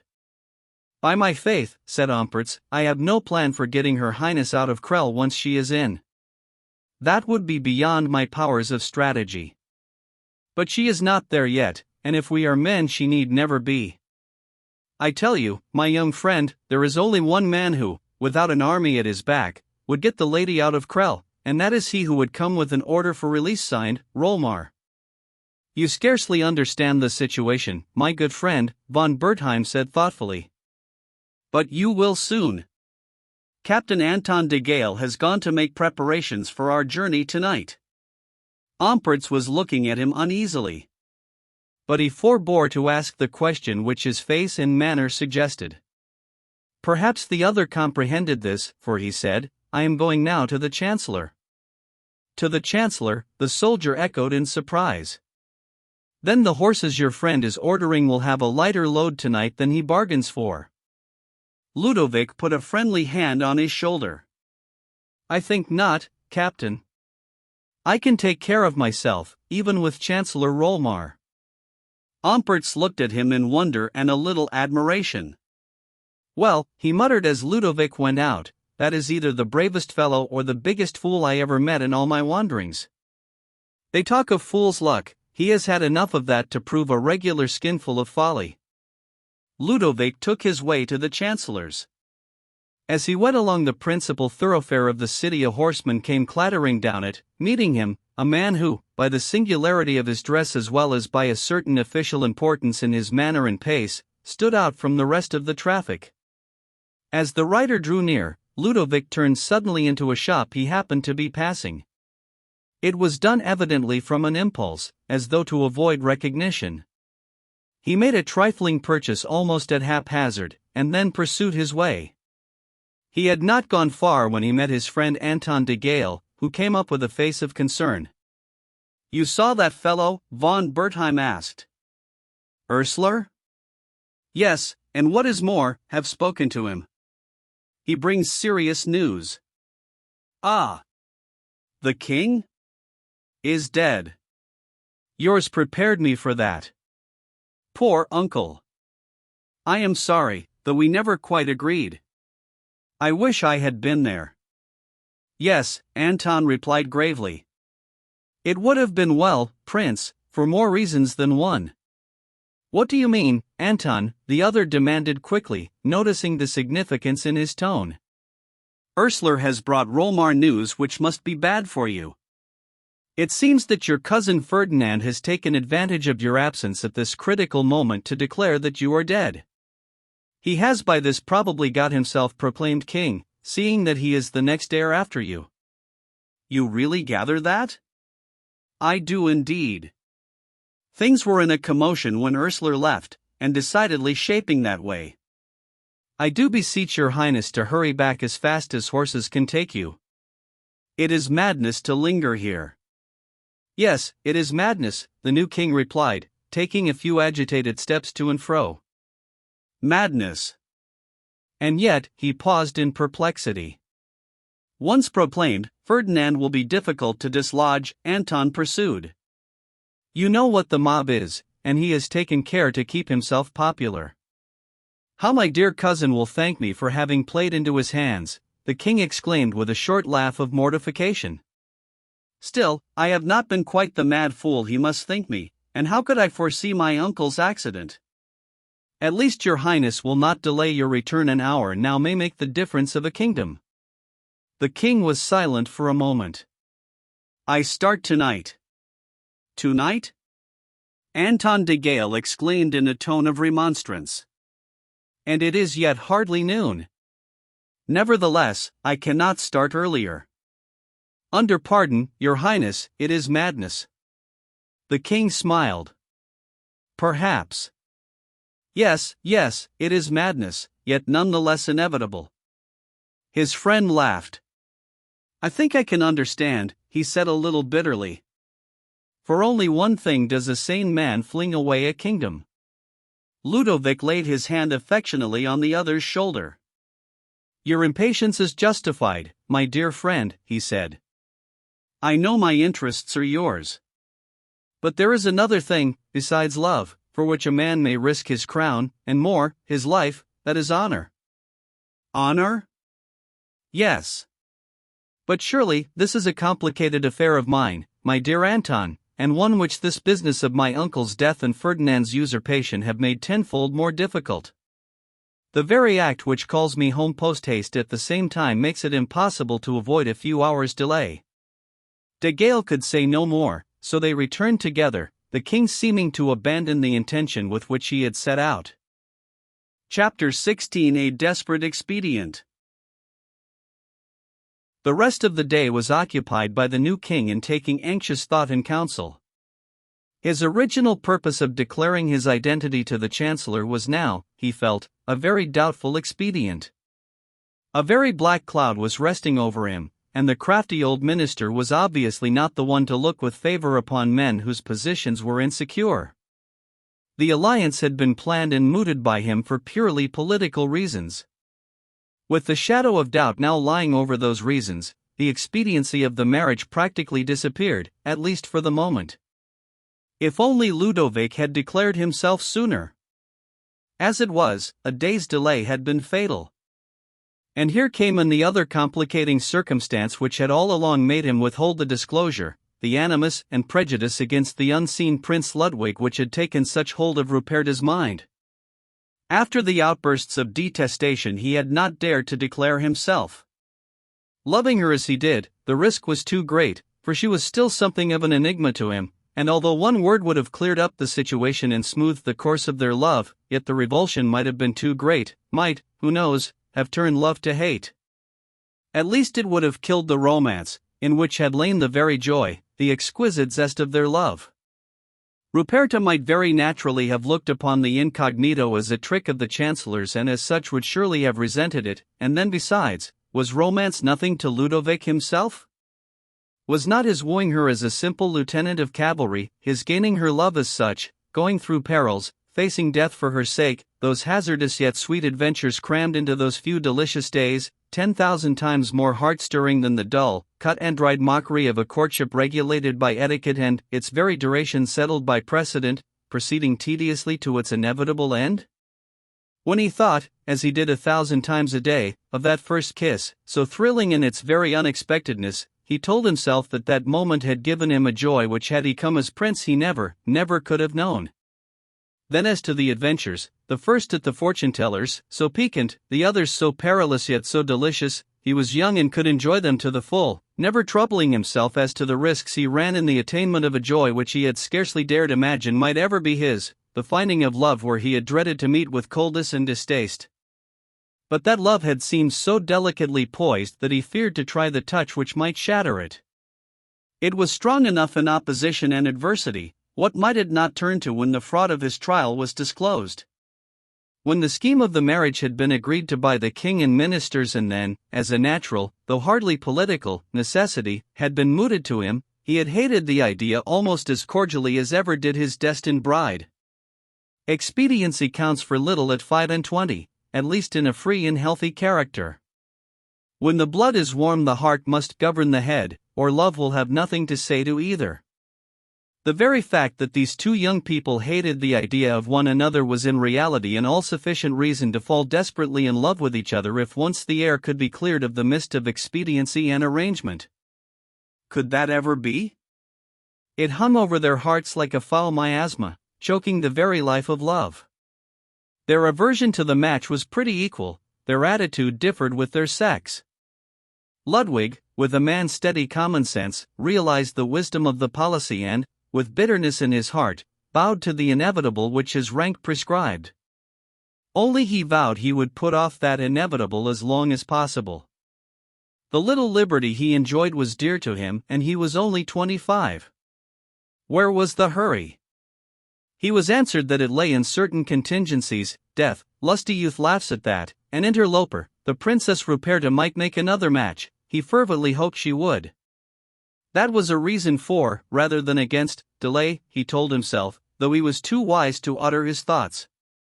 A minister who, in a royal alliance, should take love into consideration, would be unworthy of the very strap of his portfolio. So Ludwig kept his own counsel, blowing neither hot nor cold upon the project, and quietly made preparations for a solitary hunting excursion. The king, his uncle, protested, but could not well deny his heir a month's respite. After all, it would perhaps be no bad thing to show Chancellor Rollmar that they on their side were not exactly jumping at his proposal. But on the eve of his departure Ludwig heard something which induced him to make some change in the necessary baggage prepared for the expedition. He set out on the appointed day towards the great forest where the sport lay, but it was to pass through that wild district with little harm to fur or feather. He had heard something of the princess, his intended bride, something which excited his imagination and raised his curiosity into a desire to verify it. So as simple Lieutenant Ludovic von Bertheim he came to Waldenthor, his whereabouts being known to no one but his friend Anton de Gale, and there, in pursuance of his design, saw the princess, then by a lucky chance, as has been related, met her in as romantic a fashion as could be desired. But from that moment he had gradually created a situation where the physical danger of remaining was outweighed by the moral risk of withdrawing, and every day the difficulty intensified, until now, when an unlooked-for crisis had suddenly arisen, his position had become almost untenable. However, as an expedient from this, he, with characteristic boldness, determined on a desperate course of action. Every shred of the innate chivalry which was his in so large a measure forbade him to allow the princess to be carried off for his sake a prisoner to the fortress of Krell while he could lift a hand to prevent it. Rolmer's drastic measure could have been easily obviated had Ludwig still been in the position he had occupied hitherto. As heir to the throne of Draxby-Roldstein, and the object of the Chancellor's darling plan, he would have had but to declare himself, share the secret of his incognito with the minister, when all would have been easy, and the romance of the wooing might have continued till Ruperta's enlightenment was no longer to be dreaded. But now? What would his reception be by that astute old opportunist? Already, no doubt, on the news he had just received, he was substituting Ferdinand for Ludwig as Princess Ruperta's bridegroom. Was not the old fox capable even of making things certain and saving possible trouble by continuing to mark him down for destruction, perhaps now with still greater zeal? No, that course, a few hours before so simple, was now ineffective. The bolder and desperate plan must be resorted to no longer for the sake of romance, but from sheer necessity. Accordingly, Captain von Ompertz, much to his satisfaction, was taken into council, and a very workable scheme the soldier of fortune had to submit. At nightfall Ludovic and he made their way secretly into the park and across to the wing of the palace which contained the princess's apartments, de Gale having been left in charge of the traveling carriage outside the park wall.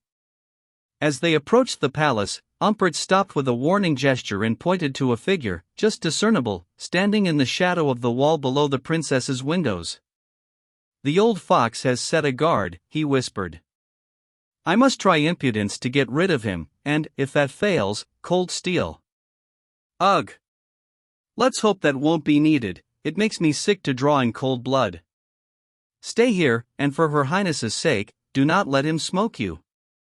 He had begun to go forward now, striding boldly towards the sentinel who, as he drew near, challenged him. "It is all right, friend," he replied with easy assurance. "You know Captain von Ompertz. I have come by His Excellency's orders to relieve you." "To relieve me?" the guard repeated dubiously. "Certainly," Ompertz returned boldly, cleverly refraining from explanations in favor of plausible bluffness. "Chancellor's orders. Is not that enough? If you want reasons, why, you'll find him at home yonder, and can go and ask him, which is more than I care to do." "Oh, I'm content enough," the other returned, with a gruff laugh. "If you are ordered to relieve me, so much the better night's rest. Good evening. Quiet guard, comrade?" "Seen nothing till you came along." "Right. Good night." And the fellow went off. Ompertz had speculated shrewdly enough upon the chance that his being no longer in Rolmer's service would not be generally known. In this he had proved right, and to the sentry, who knew nothing of the change, the abrupt relief had seemed, after all, quite natural, especially as the Chancellor's orders were notoriously apt to be sudden and inexplicable. The fellow had hardly known why he had been stationed there. Beyond what was dictated by a certain native caution, he could not question the order which sent him off duty. And now Ompertz had a clear stage for the carrying out of his plan. That he was expected by Minna and her mistress was soon evident. The window opened, and, after a short parley, Ompertz ran off to the spot where he had left his companion and returned with him, carrying also a bundle which contained a rope ladder upon which his energies had that afternoon been expended. To carry the princess off under the very nose of the keen old chancellor was daring almost to madness. Yet what else could be done? The alternative was to see her consigned to the prison castle of Krell till she should consent to marry Ferdinand the usurper, or Ludwig the detested, whichever fortune should leave in possession of the kingdom. Would Ruperta ever forgive him if he abandoned her now? Hardly, though his absence were to regain his kingdom.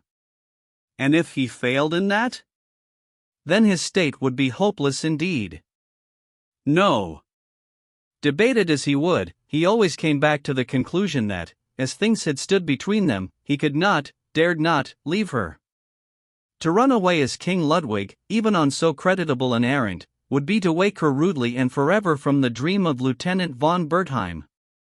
The plan had yet to be proposed to the princess. She might well draw back at the idea of a step so daring, so perilous, so absolutely mad from her point of view, ignorant as she was of her lover's real position. But her letter of that morning had indicated that her temper was ripe for a desperate attempt at escape from Rollmer's coercion, and on that idea he had acted. A weighted end of twine was thrown in at the window, and by that the rope ladder was drawn up. When this had been made fast, Ludovic ascended. "So you have not gone," Ruperta said as he kissed her hand. "Could I go," he replied, "and leave you, dearest princess, to bear the punishment I have brought upon you? Is it true that you are to be taken to Krell?" "It is true," she answered, with a show of proud resentment, "that we have been ordered to prepare for the journey. But the Baron may find that it is one thing to order and another to be obeyed." "He sends you to Krell because you will not marry Prince Ludwig?" She laughed scornfully. "Prince Ludwig? No. The Baron's regard for my feelings is shown by his now having provided another husband for me. Prince Ludwig has suddenly dropped out of the question." "Ah? Yes," she continued, in all bitterness. "King Joseph is dead suddenly. The gallant Ludwig is nowhere to be found. He has had the good sense to efface himself at the thought of marrying me.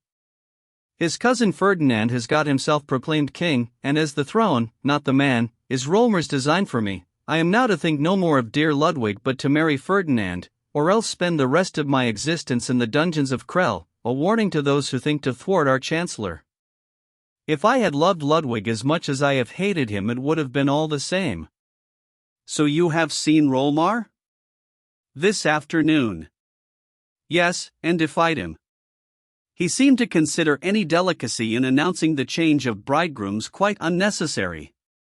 He was at least frank in his brutality, and had but one word to answer all my objections: Krell. But he shall see." She spoke with a repressed indignation which seemed bursting for an outlet. He took her hand and they looked into each other's eyes with a mutual understanding. "Then you will come with me, dearest," he said. For a moment she did not answer, but her silence was not of hesitation, her eyes seemed searching into his very soul. "I can trust you?" "To my life's end, my love." Her hands were clasped in his now. "But you shall not come with us, you shall not share my fortunes except by your own free will and wish. My love is too true to lead you selfishly away from your greater destiny." Her eyes were ever looking into his. "I know you are true," she said at last. "Ah! How I wish I could tell, could see the light beyond this darkness." She turned away and leaned against the carved mantel, bowing her head on her crossed arms. So for many seconds they stayed in silence, Minna from the far end of the room watching anxiously for the decision which might mean so much to her. Ruperta raised her head. "Oh, how I loathe this life," she cried passionately. "How I hate the cold false hearts that surround me here. Am I never to know anything but indifference, and cold-blooded scheming and deceit? Am I fit for nothing but to be pushed about, joyless and hopeless, on this pitiless old intriguer's chessboard? I will not endure it, I will not. It shall end. He has threatened me. He shall see I am not to be threatened with impunity. If my father is weak, that is no reason why I should submit. I will go from this hated life. Ludovic, I will go with you." As she turned impulsively towards him, he met her. "Ruperta," he said, "you must go for love of me, or you will repent this act." For love of him, of a poor lieutenant of cavalry. And she a princess, only child of a royal house. Truly the plunge was into darkness. Repentance? Could she think of that now? Poor girl, with all her pride and beauty and imperiousness, her fate looked gloomy enough but for the twin stars that seemed to light her way, freedom and love. She put out her hand. Yes, she replied simply. I will go for love of you. Their lips met, then he said, Come, then, dearest, we have no time to lose. The hasty preparations for the journey were soon made while the two men waited below, where soon without mishap Ruperta and Minna joined them, and when Ampertz had, as far as possible, removed the evidence of their flight, the four set off warily across the park. They reached the traveling carriage in safety and with no sign of pursuit. It had been arranged that de Gale should ride on in advance and take counsel with certain friends of Ludovic's, and, if thought advisable, announce his approach.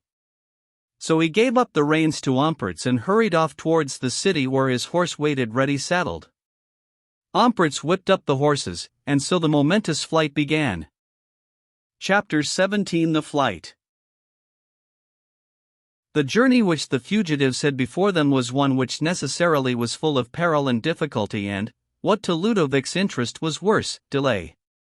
For to have taken the direct road from one capital to the other would have been madness. A very few leagues would have brought their flight to an ignominious end.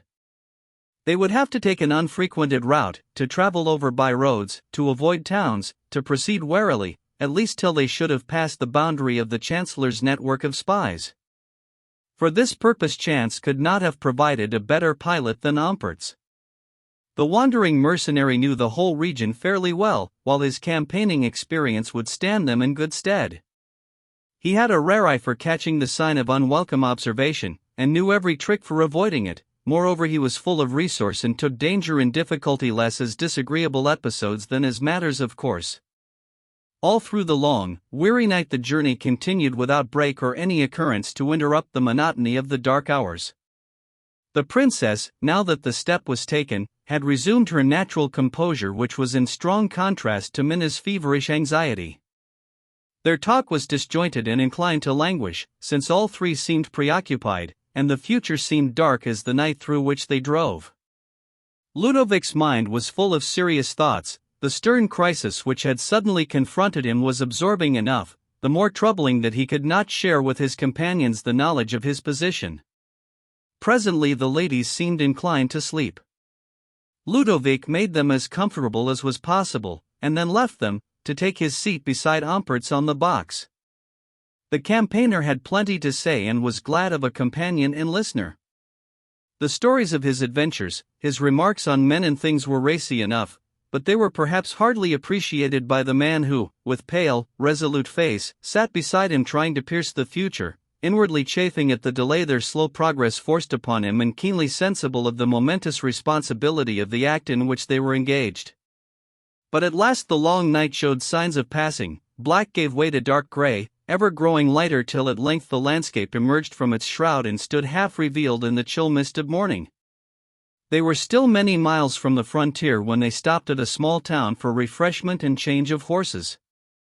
But the spirits of the little party rose with the day and at the thought that, so far, their venture was successful.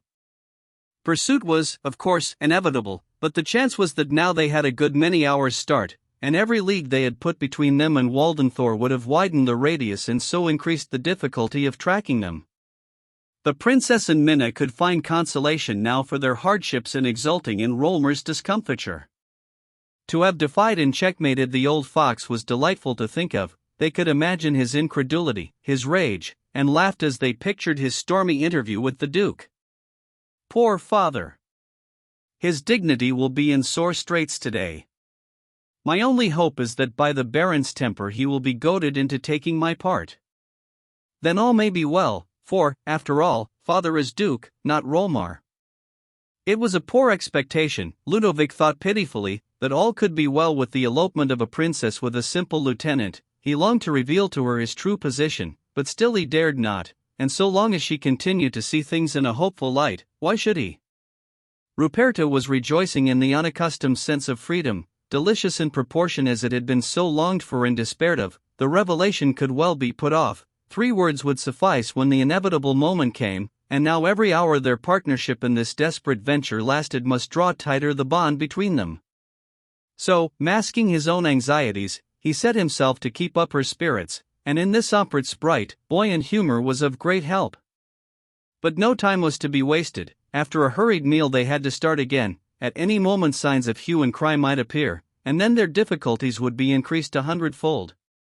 So they sped on, along broken, jolting roads, sometimes across wild tracts of bare country where road there was none, up tedious hills and down some so steep as to threaten to dash the carriage to destruction, over crazy bridges, through doubtful fords, and sometimes under the depressing canopy of lonely forest tracks, all through the day, which, as it wore on, seemed more wearisome than the night. They kept on their way, wondering, doubting, half repenting, yet ever recurringly hopeful. They were young, and to youth the unknown is delightful, only to age is it a bugbear. Ampertz never let his spirits flag through the long hours, nor was it his fault if depression came upon the others.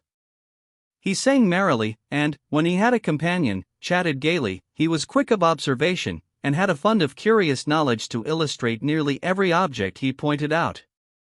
It was a happy moment when he shouted that they were crossing the frontier, unchallenged, unnoticed, for they had left the road and taken a rough and devious way between the frontier villages. So they slipped across and pursued their journey with a feeling something like relief now that they were beyond Rollmer's jurisdiction. But when would safety be reached? Could they hope ever to be safe, struggling as they were in the toils of an international policy? Theirs was the security of the mouse with which the cat is playing. But Ruperta would not allow herself to admit this. She was reckless, as strong characters bent on desperate enterprises ever will be.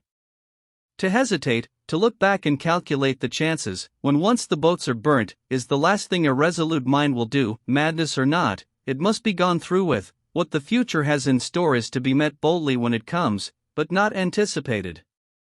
When the journey was roughest, the scene most dismal, and Minna's sinking heart forced an exclamation of despair, "It is better than Krell," Ruperta said resolutely, and that seemed enough. Behind her was a prison, or at least the hateful monotony of a coerced, circumscribed existence. In front were liberty and love, room for soul expansion, sympathy, humanity, everything for which she hungered. And so even the drear landscape, the fatigues and terrors of the journey, should never for an instant damp her spirits or make her regret what she had undertaken. For freedom of soul and body she had thrown every other consideration to the winds. If she had fallen from her high estate, smirched her reputation in the eyes of all Europe, she was content so that it freed her from a hateful bondage, a loathed marriage, and gave her to the man she loved. And him she trusted with her whole soul, so that she saw no shame in sharing his desperate flight, in facing the world and danger and death with him. Evening drew on, and no untoward sign had come to rouse their fears. But now the character of their route was changing. They were entering the wild forest and mountainous country which lay like a great rampart frowning them back from their destination. The high road, upon which they dared not venture, ran miles away southwest, cutting boldly through the forest, and that was rugged and gloomy enough. Ampertz, who knew the district, was confident that he could find his way across by little-used roads where they would be practically safe from pursuit. The entry to this gloomy region was enough to send a chill to the travelers' hearts, and, as though to enhance its forbidding characteristics, the wind had begun to rise and moan through the trees and rocky fissures, and the sky to darken with the signs of a coming storm. Depressing as the prospect was, no turning back was to be thought of. The environment had to be ignored and the journey pushed on. Luckily the fresh horses they had lately taken were strong and used to the rough work they had before them. So they went sturdily forward, their driver's spirits seeming in no wise to be damped by the gloom that had surrounded them. For a while they would drive through the forest so thick and dark as to seem impenetrable, the road strewn with a carpet of moss and pine needles, so that they glided along without noise, the great trees in their serried myriads seeming to close in upon them with an oppressiveness which threatened to shut out air as well as light. The silence was supreme, appalling, in its dominating intensity. It seemed to enforce itself upon every living intruder on its domain. Even Ampertz's singing was hushed. Then the wall of trees would open out, the air would grow lighter, fresher, and the track would pass out upon an amphitheater of towering rocks, grim, frowning, majestic, beyond which the outlet was a defile roofed by the overhanging cliffs so as to resemble the mouth of a cavern. The terrors of that natural tunnel made Minna cover her face with her hands and sob for very despair. Ruperta sat with pale face and compressed lips, keeping her fears at least from utterance. Ludovic leaned forward and touched her hand. She looked up quickly with a little shiver, then, as her eyes met his, he saw what told him she would be brave to the end. Ah, that end! How far off it was yet, and every tedious minute seemed, instead of bringing it nearer, to push it farther still. Soon the long archway was passed, to be succeeded by the steep ascent of a wooded gorge leading to the very heart of the mountains. Now the storm was beginning to break over them in its fury. The gale howled and roared in the chasms and ravines, sweeping with it the rain in blinding scuds. At one moment it would be light enough just to make out the way, in the next a pall of blackness would cover them so that even the great walls of rock on either side could not be seen. They were forced to halt, and Ampertz, still cheery, dismounted and held counsel with Ludovic. "We cannot go on through this, Lieutenant," he declared ruefully, "at least not up this track. I know these mountain storms too well. We are comparatively sheltered here, but at every step we take upwards its fury will increase. We must turn aside and make at all hazards for the main road. Yes, it is a risk, but it is either that or staying here all night." Delay, which could in any way be avoided, was not to be thought of. And, indeed, if they were to take to the high road now, the sooner they struck it the better for their chances of proceeding unmolested. But how were they to make their way out of that rocky maze? Never admitting the difficulty, Ampertz turned the horses and made for a cross road he had noticed some distance back. This proved, when he turned into it, to be rough and almost impossible for a vehicle to traverse. Nothing daunted, Ampertz stuck to his task, and, his horses being willing and sure-footed, the carriage made some progress through the roaring tempest. The track, as Ampertz had expected, led gradually downwards. He was confident that a couple of leagues should bring them to the road, and then all they would have to fear would be Rollmer's pursuit. But now their first serious mishap was to occur. The mountain road, which seemed to be getting smoother so that the horses could increase their pace, dipped unexpectedly in its winding course, just as a great squall of wind and rain came roaring over the mountain. Aided by the declivity, the carriage was now rolling down at a dangerous pace. Blinded for the moment by the squall, Ampertz was unable to check or even guide the horses.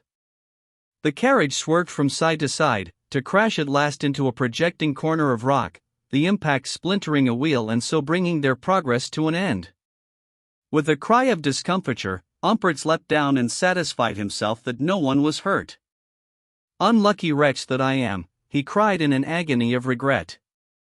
"I have ruined everything now." Ludovic, taking in the cause of the accident, was far from blaming him. "No fault of yours, my friend. Who could hope to drive down such a place in a night like this?" As the clouds were swept across the sky, alternating darkness penetrable and impenetrable, the rain would cease fitfully, and then pour down and, caught by the wind, sweep horizontally through the gorge. The carriage certainly afforded shelter, but to Ludovic the idea of having to stay there all night was maddening. It seemed the very ruin of their enterprise. "Stay you with the ladies," said Ampertz, "while I go and reconnoiter." The idea of finding an inn or another carriage in that wild spot seemed hopeless enough. Still, anything was better than inaction. Chafing with impatience as he was, Ludovic tried to dissuade him. "You can do nothing till the storm passes, except to get a wet skin, my dear captain."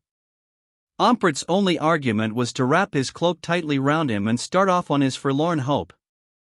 The accident seemed to have strengthened rather than damped Rupert's spirit. It was as though nothing could matter now. So they talked almost cheerfully, as the wind shrieked round them and the rain lashed the panes. Minna was resigned now to her fate. She could laugh with the recklessness of despair. All hope in her was shattered with the wheel. Happily, the storm seemed inclined to abate something of its fury. The rain beat less savagely, the intervals of comparative light lasted longer. It was but a short half-hour from Ampertz's departure, when his voice hailing them sent a thrill of expectation to their hearts. In an instant Ludovic was outside. Ampertz clambered breathless down the steep wall of rock. "There is a great schloss not a quarter of an hour from here," he cried. "We are in luck. There will at least be shelter and food, perhaps a carriage. Come. The weather is abating. I will show you the place. Man, you cannot leave the ladies, and one a princess, out here all night, and such a night, with a fine house but a few minutes away," he protested, as he saw Ludovic hesitate. A short consultation brought them to the conclusion that something must be risked. In that wild, desolate place they were not likely to be recognized, while shelter and rest were urgent, since their progress was stopped. Wrapping the princess and Minna in their cloaks, the two men helped them up the craggy side of the ravine where they could strike across to the Schloss.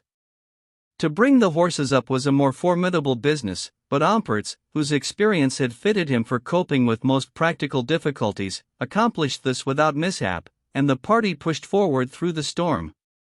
The way was difficult enough, amid rocks and pitfalls. They had in the darkness to proceed with the greatest care. After nearly an hour's walking, they entered a valley running through a vast pine forest which rose and stretched away on either hand, a weird expanse of impenetrable blackness. At the top of a slight ascent, Ampertz cried, "Look!" They could see, a short way before them, a light shining out of the intense darkness, as through a hole in a black curtain, and when they had gone a few steps further along the now descending road, the passing away of a dark cloud brought dimly out against the sky the turrets of the castle. Chapter 18: Strange Quarters. The approach to the castle was by a series of terraces connected by a narrow zigzag road. It stood on a small plateau formed in the wooded hill which rose with almost perpendicular abruptness behind it. Its aspect was curious enough, but the most astounding thing about it was its position, its unexpectedness, and the contrast with its wild surroundings. As Ludovic and his companions made their way up the winding road, their curiosity grew at every step. And the curiosity was not altogether without apprehension. "The last thing I look to find in these wilds," Ampertz observed with a puzzled look at the grey silent building. "It is like a fairy tale." Ludovic was a little anxious, having his responsibility in mind, as to the outcome of the adventure. But such ideas did not seem to trouble Ampertz. "Our greatest piece of luck," he said, "is that the palace is inhabited. There are plenty of old castles about in these parts, but they have been handed over long ago to the bats and owls. Now, that lighted window bodes a more comfortable reception than a screech and a flutter." "No doubt it is a shooting lodge," Ludovic suggested. "It can be nothing else," Ampertz agreed. "We may look for a good supper and a night's rest, if not for a carriage." They had now reached the gateway which led to the entrance door. Here the horses were made fast, and then Ampertz pulled the iron bell handle that hung in the porch. Scarcely had his hand left it, when the door was thrown open, sending a blinding flood of brightness into the black night, and disclosing a great square hall, hung with trophies and implements of the chase. Two men in quaint liveries stood at the door. As it opened, they made way for a third with white hair and beard, who came forward and, with a bow, motioned the travelers to enter. Ludovic in a few words gave the reason of their seeking shelter. Taking it as a matter of course, the old man listened gravely, and then ushering them into a room off the hall, asked them to wait there. "I will at once inform my master of your arrival," he said deferentially, and so left them. The four looked at one another in astonishment. "Well, if this is not an extraordinary place to light upon in the mountains," Ampertz exclaimed, accepting his good fortune with a laugh. To Ruperta alone, since her experience was narrowed to one phase of life, did their reception seem short of wonderful. "Everything now," said Ludovic, "depends upon our host, who he is, and whether he is likely to recognize us. Supposing that he does not, you and I, Princess, must pass as brother and sister. Countess Minna and Captain von Ampertz are our friends and traveling companions. Let us hope our incognito may not be suspected." As he spoke, the door was opened by the old steward, who, with a bow, for those were days of ceremonial, ushered their host into the room. A man as singular as was his dwelling. He seemed the very incarnation of power, with his broad chest, massive throat, and strongly marked features. His hair and beard were black, his complexion swarthy, but his eyes, curiously, were light blue. He was plainly dressed, but a certain dignity of look and movement gave him an air of distinction. He bowed, and greeted the travelers with almost an excess of welcome. "I should be very sorry to hear of your mishap," he said, "were it not for the pleasure it gives me to be your host tonight." His voice, Ludovic thought, was the deepest he had ever heard. There was, too, a peculiar sustained vibration in it, like the deep pedal notes of an organ. "We must consider ourselves very fortunate," Ludovic added, after a word of thanks, "to have found a shelter so splendid and unexpected in this place." Their host laughed, showing, in contrast to his black beard, a row of dead white teeth. "I do not wonder at your surprise," he said. "But I love a mountain life, its wildness and its sport. At the same time, sense of comfort and luxury in one's home enhances by contrast one's enjoyment of these surroundings." Naturally, Ludovic agreed, his opinion of their singular host still hanging in doubt. "Many people pretend to love a mountain life," the other continued, "but they make themselves woefully uncomfortable, and soon fly back to towns and civilization. I may, perhaps, claim to have the courage of my fancy." The man's manner was perfect, far more refined than his appearance would have suggested, yet to Ludovic's keen perception there was something about him which made him doubt the depth, the reality of his frankness. "My servants have probably told you my name." "No?" "It is Iramar, Count Iramar, and this, my principal place of residence, is called the Schloss Teufelswald." Ludovic accepted the information with a bow, and some inward congratulation that their identity was not likely to be known to this secluded nobleman. Iramar? The name, though, seemed not unfamiliar. The Count's deep voice interrupted his attempt to recall it. Chapter 19: Count Iramar in a New Light. Early next morning Ludovic and Ampert set out to inspect the wrecked carriage. They were accompanied by an officer of the Count's household, having under him 2 men carrying tools for the repair, if possible, of the broken wheel. He was a man of forbidding aspect, towards whom both the travelers felt an instinctive distrust, nor was the appearance of the 2 other men any more prepossessing. But there was no time for Ludovic to concern himself with men's characters as indexed by their faces. With a kingdom and his love hanging on the balance of an hour, the speedy resumption of the journey was all that could be thought of. The storm had passed away, the morning was fresh and fine, scarcely a sign remained of the tempest but its tale of abating wind and scurrying clouds, and, on the ground, the still trickling raincourses. Seen in the daylight, the castle and its situation seemed yet more extraordinary than by night.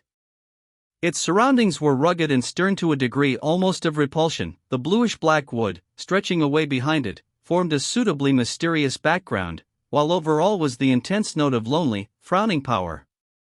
As they went along the valley, with the striking silence only accentuated by the plashing water, the whispered hush of the wind-swept trees, and the occasional cry of a bird, Ludovic tried to get from the Count's man some idea of his master's mode of life. But the fellow, without being exactly surly, was not to be drawn, at least on that subject.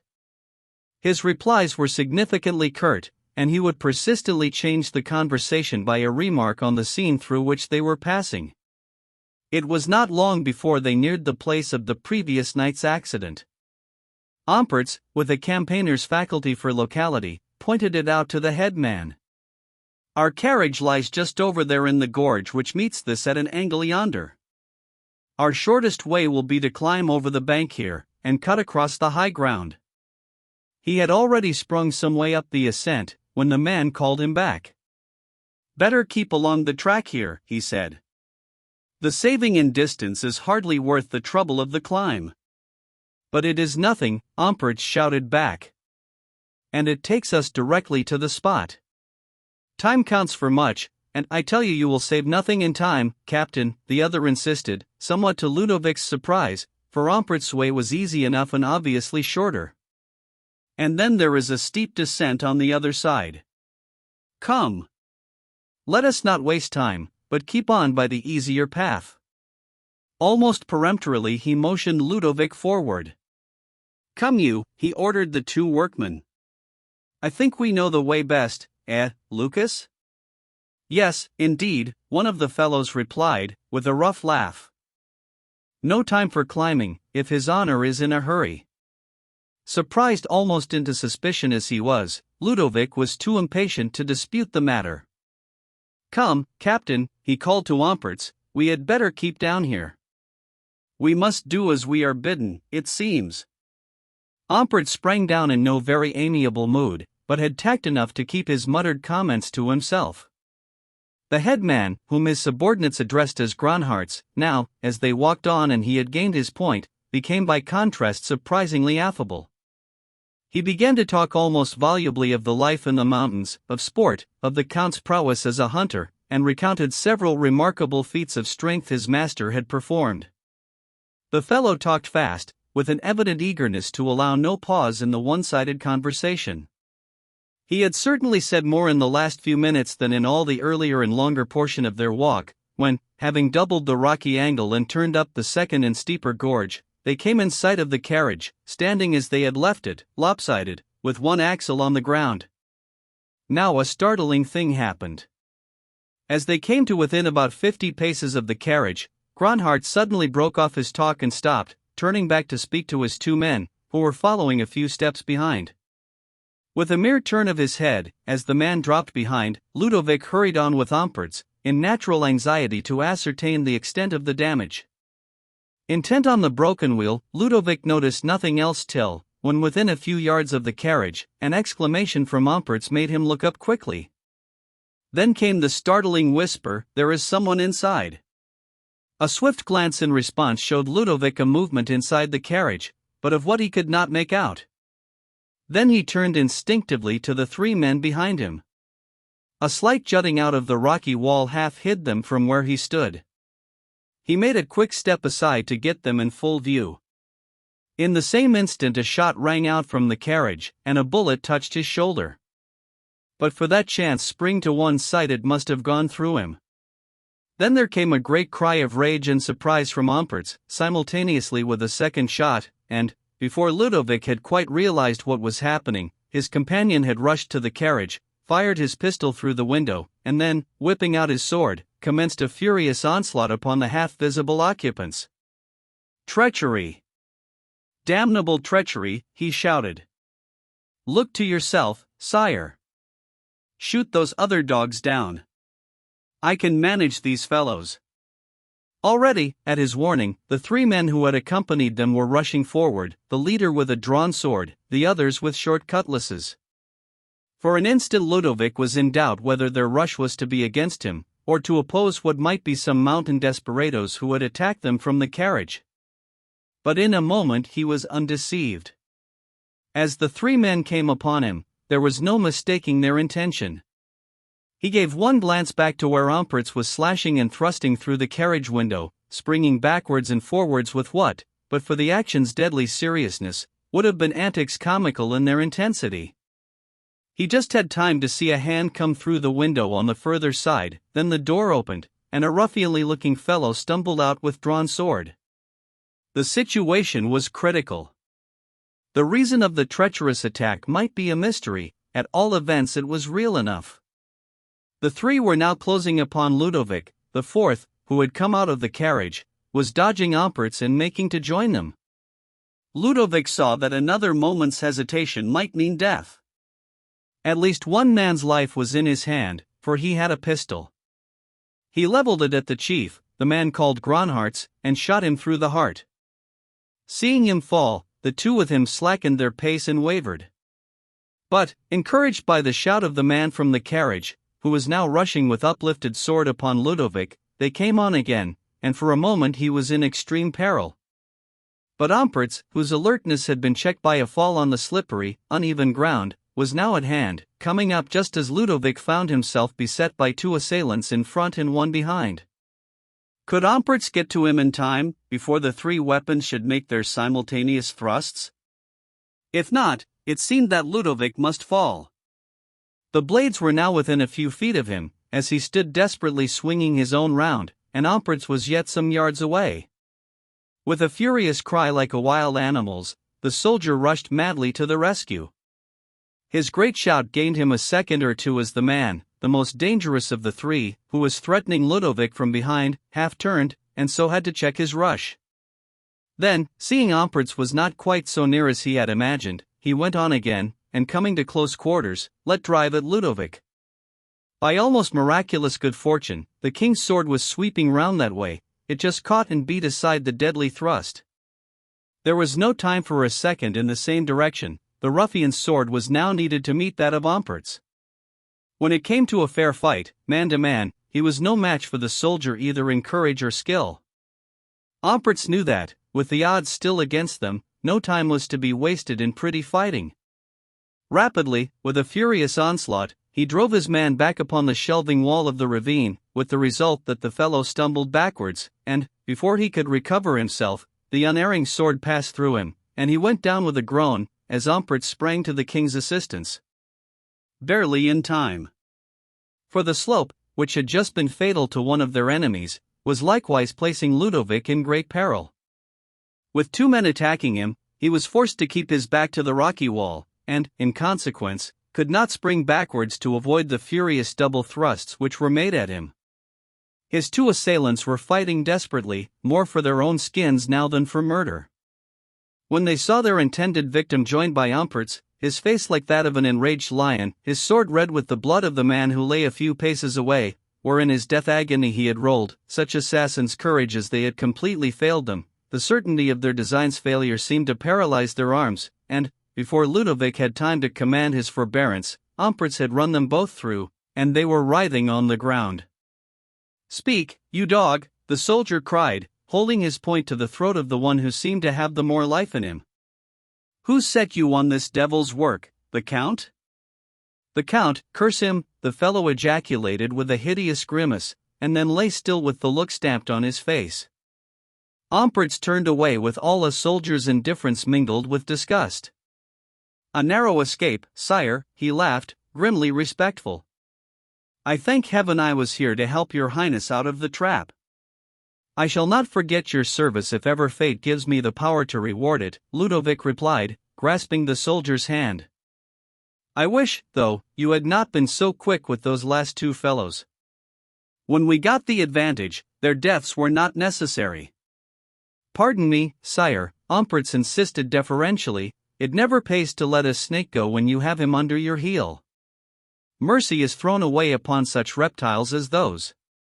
Worse, it breeds danger, and we have, I fancy, enough to face as it is." "That is true," Ludovic agreed, with a troubled look. "I seem to have fallen now into a very vortex of difficulty and danger. Still, I may be thankful that luck has so far been on my side, and that heaven has sent you, my friend, to help me." They went to the carriage. Inside, lying back in the seat which Ruperta had occupied on their long drive, with a ghastly grin on his ashen face, was a dead man. "I gave that fellow no chance to take a second aim at your highness," Ampert's observed grimly. "It was a pretty trap, and I hope we may be well out of it." The carriage was now to be no more thought of, so, taking from it such of their belongings as might be useful, as well as a spare pistol of the dead man's, they made their way from the place of bloodshed. "What I cannot understand," Ludovic remarked, as they went cautiously down the gorge, "is the Count's motive in this attempt." "A precious scoundrel!" Ampert's ejaculated. "I only hope I may have a chance of getting even with him, and we have left the princess there in his devilish hands." "That is what troubles me more than anything else," Ludovic replied seriously. "I cannot understand it. Even as it is, I almost incline to doubt whether the Count was the real instigator of this outrage. It is too preposterous." "I had no liking for the man last night," Ampert's observed. "Nor had I. Still, what possible harm can we have done him that he should have conceived this vile attempt against us? To murder in cold blood." Their return through the valley was without further incident. As they drew near the castle, they saw the lounging figure of the Count on one of the lower terraces. He was alone, save for the company of a great wolfhound, with which he was carelessly playing. "Let him not see us too soon," Ludovic said, and, keeping on the inner edge of the path, they approached the flight of terraces from the side. By this means they came upon their host somewhat suddenly, at a distance of not more than 20 paces. The dog looked round sharply with a low growl of suspicion, and his master followed the look, expectantly, it seemed, although, when he saw his two guests, he showed no sign of surprise or discomfiture. On the contrary, there was a pleasant smile on his face as he went forward to greet them. So, my friends, You have found your carriage, I hope, not past repair. and my men are doing for you all that may be necessary, yes? The man's coolness was almost staggering. For a moment Ludovic stared at him astounded, scarcely believing such hypocrisy possible. Then he replied, Your men, Count Iramar, have certainly tried to do all that was necessary to prevent our ever journeying again in that carriage or any other. The Count looked mystified. I do not understand you, Lieutenant. I think you do, returned Ludovic. The men whom you were kind enough to send with us have just, in conjunction with 2 other ruffians who lay in wait in our carriage, made a dastardly attempt on our lives. The Count had preserved his look of mystified inquiry, till the last words changed it to one of serious, then smiling incredulity. Lieutenant, surely you have prepared a little jest for our breakfast table. I fancy, Umpertz, towards whom the Count had glanced in half-amused inquiry, put in with bluff impatience, those 5 sportsmen who are now lying in the gorge yonder will miss both the jest and the breakfast. As though failing still to obtain a satisfactory explanation, the Count looked back to Ludovic. I am still in the dark. If this is not a jest, will you, sir, kindly tell me what has happened? I have already told you, Ludovic returned sternly.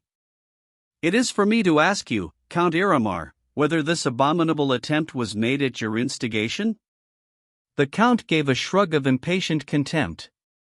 My instigation, he echoed, with a show of restrained indignation.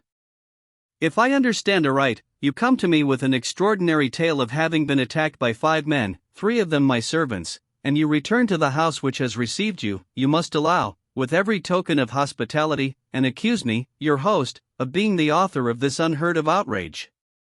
Really, my lieutenant, I hope my ideas of hospitality differ vastly from yours. They do, Ludovic retorted dryly. For I can scarcely believe that these men acted of their own accord.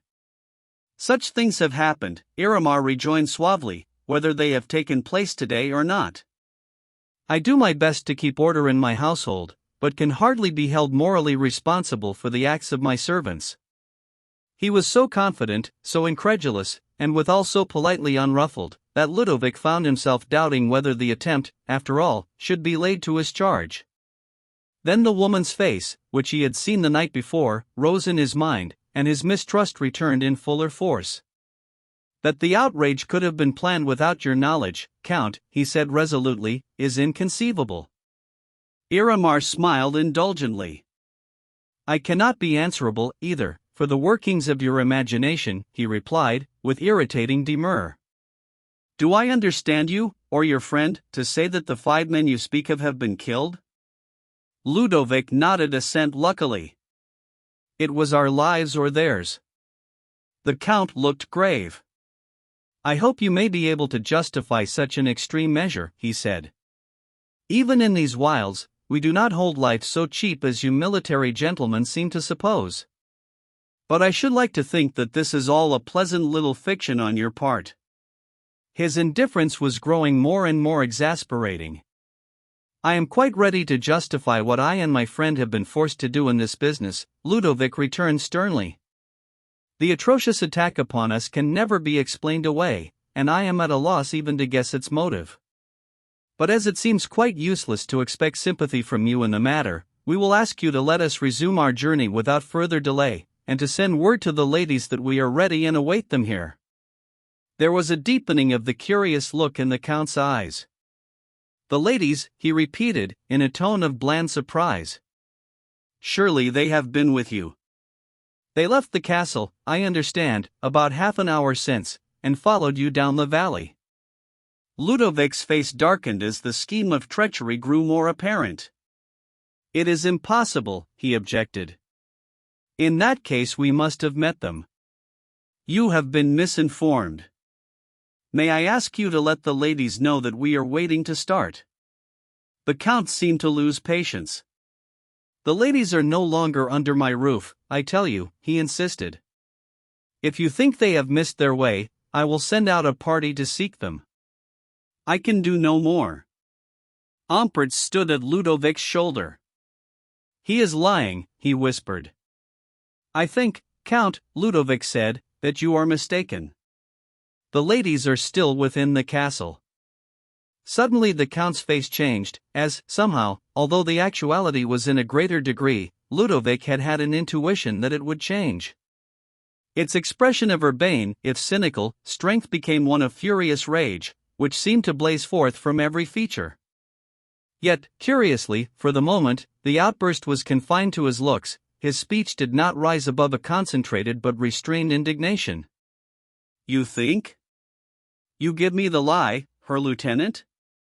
I am wondering what will be your next insult to the man who has sheltered and fed you. I tell you the ladies of your party have left my roof. If you choose to doubt me, you may search the castle, but at your peril. At our peril, then, Ludovic replied resolutely, if it must be. I fear we must seek them within doors since you do not choose to believe my word, the Count roared, letting loose his rage now with a vengeance. You give me the lie, he continued furiously. You come here, wretched whipster, begging my hospitality, which I give you in full measure, and you repay it by insult, by worse, according to your own words, by killing my men, bringing me a story such as no one would credit. You must be mad. By heaven, if I find that what you have told me be true, I will have vengeance. The blood of my servants shall not be shed for nothing by wandering madmen. I will kill you as a dangerous pest, so look to yourself, yes, both of you, my lieutenant and captain. Nothing could exceed the acrimonious fury of this tirade. The polished man of the world, the self-indulgent sportsman, with his suave cynical philosophy, was transformed into a raging animal, snarling upon his spring. The dark face seemed now black with temper, the eyes were bloodshot, the great white teeth significantly shone, all made the face a picture of vicious rage not to be forgotten. For a moment Ludovic stood nonplussed, hardly knowing how to take the situation. That the Count had some evil scheme in his mind was certain. How it was to be met by two men, with nothing but their courage to back them, was not quite so plain. One awkward feature of the situation was the plausibility behind which the Count had taken his stand. The position he had assumed had in it certainly less of improbability than the story Ludovic had to tell. Anyhow, in that wild region might was right. The Count's intention to pick a quarrel and so get rid of them was manifest. To argue further or try to convince him would be sheer waste of time. And yet the crisis was so desperate that something had to be done. As Ludovic paused, hesitating as to the course he should take, Ampertz took a step sturdily forward, and confronted the raging Count with no sign of flinching or perplexity. As to madmen, he said bluffly, you will soon find, Count, on which side the madness lies. At least we are not fools, and I know not what object you may have in trying to make us such. We are not afraid of you or your threats, and that we can fight against odds your ravine yonder bears witness more eloquent than a whole day's boasting. The Count, who during this speech had eyed Ampertz with a deadly hatred, remarkable for its very unreasonableness, now laughed scornfully. You are a fine fellow, he cried, to afford asylum to. A precious pair of adventurers, I doubt not. I am tired of you, you sicken me with your mad tales and your brag. You can fight, you say? Good, then fight. With the word he put a silver whistle to his lips and blew a shrill call. Before the summons ceased to sound, men began to make their appearance from all parts of the castle and its approaches. Men of determined, if ruffianly, aspect, most of them in the dress of foresters, all bearing on the left arm the badge of the house they served, and all armed with hunting cutlasses. They came hurrying down the terraces in a businesslike manner, and as, at a sign from the Count, they formed up in double line on the platform next above that where he stood, Ludovic told himself that a more truculent array of ruffians he had never set eyes on or even imagined could exist. It took not many seconds for them to assemble, and during the operation the Count watched them with a set, grim smile. Then he turned to his late guests. The rage had gone from his face now, perhaps it had never been more than skin deep, it had given place to a vicious suavity which was, if anything, more repulsive than the coarser token to his disposition. These, he waved his hand towards them, are but a small part of the force with which I protect myself and my property in these wilds. These are but the number who were within call. No man has ever yet defied me with impunity, and there seems no reason," here he smiled with evil sarcasm, "why you should succeed where others have failed. But, as you have eaten my bread, I will be somewhat punctilious in observing the laws of hospitality, without inquiring too curiously how far you have disregarded them. Walter," he called to a man who, standing a little in advance, seemed in command of the posse of retainers. When this fellow, no exception to the general repulsiveness, had come down, the Count proceeded. "I give you, Lieutenant von Bertheim and Captain von Ompertz, 1 hour from now to get clear of my territory. If, after that hour, you are found on it, you shall die the death of dogs. You hear? Those are my orders. I have no more to say. I listen to no word. Go!" He turned abruptly, and walked quickly up the ascent. His 2 guests were left standing there, with the officer grimly watching them. Chapter 20: A Strange Ally. "We cannot play the lion here, we must play the fox." Ludovic had touched Ompertz on the arm, as the soldier stood defiantly eyeing the captain of the Count's bodyguard, and they had turned away down the slope. "We can do nothing against that force as we are, and it is madness to think of it. All we can attempt is to set our wits against the Count's." "A damnable villain!" Ompertz exclaimed, setting his teeth wrathfully. "Yes, we have walked into a hideous trap. Worse, we have taken that divine girl into it with us." "May I be hanged if I understand it," Ompertz observed, in a mystified tone. "I think I do," Ludovic returned gloomily. "You believe the ladies have not left the castle?" "I am sure of it." He turned and looked towards the point where the great square tower was just visible above the ravine, and stamped his foot in impotent desperation. "And I have been calling fate my friend," he exclaimed bitterly. "Of all the hideous tricks she has ever played man, surely this is the most crushing. To lose everything at one stroke by the hand of a brute in human form such as that. To be helpless here, our very lives not worth an hour's purchase, and the princess, why did we not let those 5 fellows kill us just now, and end this misery worse than death?" "For my part, I am just as pleased they did not," Ompertz said dryly, "and it is some satisfaction to know that if we have but an hour or 2 to live, we have accounted for 5 of as scurvy a company of scoundrels as ever it has been my luck to encounter. Now, sire, if, as our law is short enough to make time of some account, I may speak under pardon, we have 2 courses more or less open to us. To run away, or stay and do our best to rescue the ladies. I need hardly ask which, even with the kingdom at stake, your highness chooses." The sharp gust of despondency which had swept over Ludovic had soon passed away. "No need, truly," he replied. "If we have but one thing more to do in this world, it must be to find the Princess and Countess Minna and get them out of the clutches of this execrable villain. It is a desperate venture, and our lives will, almost surely, pay forfeit for the attempt, but it must be made." Ompertz had become thoughtful. "It is a poor chance," he said at length, "so desperate that I doubt whether your highness be justified in taking it. Hear me out, sire," for Ludovic had, by an impatient gesture, imposed silence upon him. "I am far from counseling a policy of cowardice. This rescue cries out to be accomplished. It is the one thing under heaven today which can brook no disregard." "But the means, sire? Are you right in almost surely throwing your life away on a forlorn hope? Will you hear my simple plan? That the Princess Ruperta is held a prisoner in the castle of this rascally count has but to be known abroad, and her rescue is but the question of a regiment's march hither, nay of a word from our late acquaintance, Chancellor Rolmar. Her kidnapper is ignorant of her identity, he little knows what he is doing. I doubt whether, did he know it, the matter would not be made worse," Ludovic said. "I seem now to have heard of this Count Iramar as one who has spent his life in defying all law, national and moral, and has long been at issue with the government to which he should owe allegiance. An outlaw, a very brigand, or I am much mistaken, and his conduct corroborates my suspicion. That we, of all people, should have put our necks under his heel." "It is like enough," Ompertz replied composedly. "But that the rightful and, I trust, soon reigning king of one state, and the princess of another, should remain in such a situation is monstrous, inconceivable.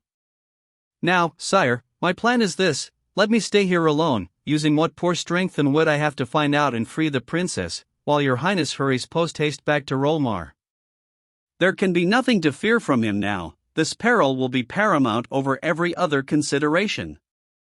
Ludovic took a short turn, thinking over the project. No, he said at length. I cannot do it.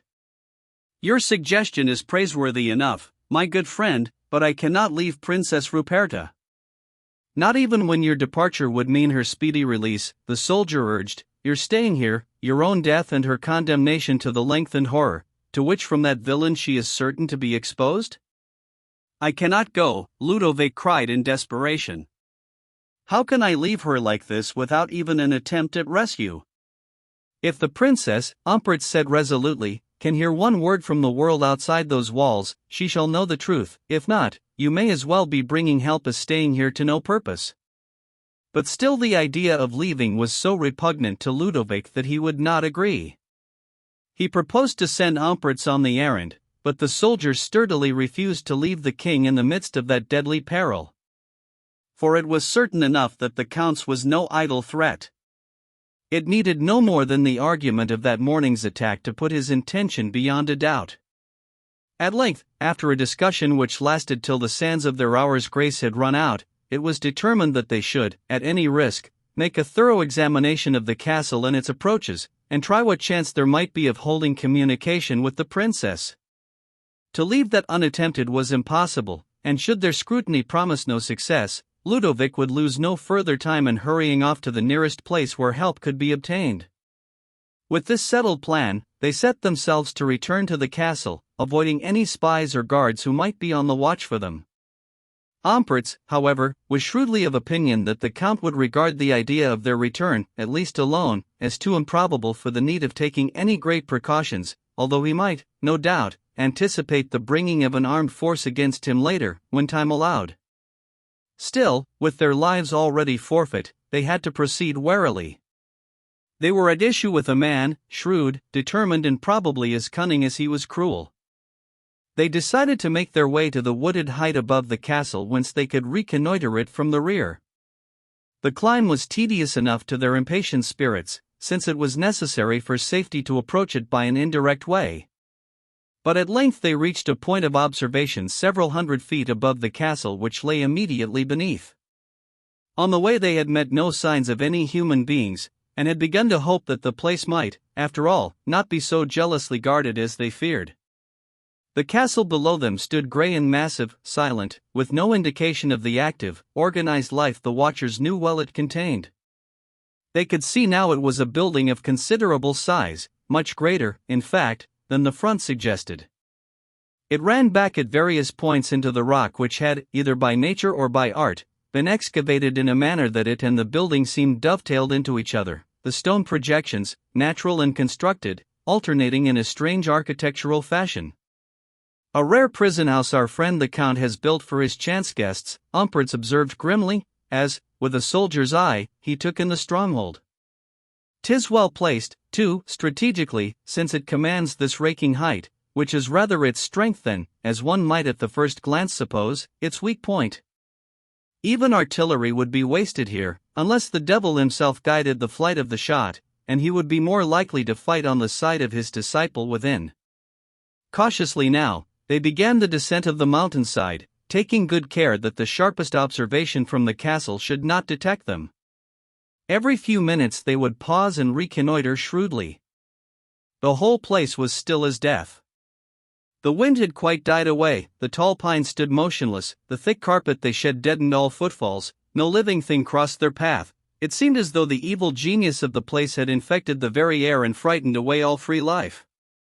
At length Ludovic and his companion got down to the castle's turrets, unmolested so far. Proceeding now with the greatest circumspection, since every foot they descended increased their peril, they lowered themselves little by little, till they found themselves in face of a wall of smooth rock, pierced about the center by a small doorway which was approached by a short flight of rough steps.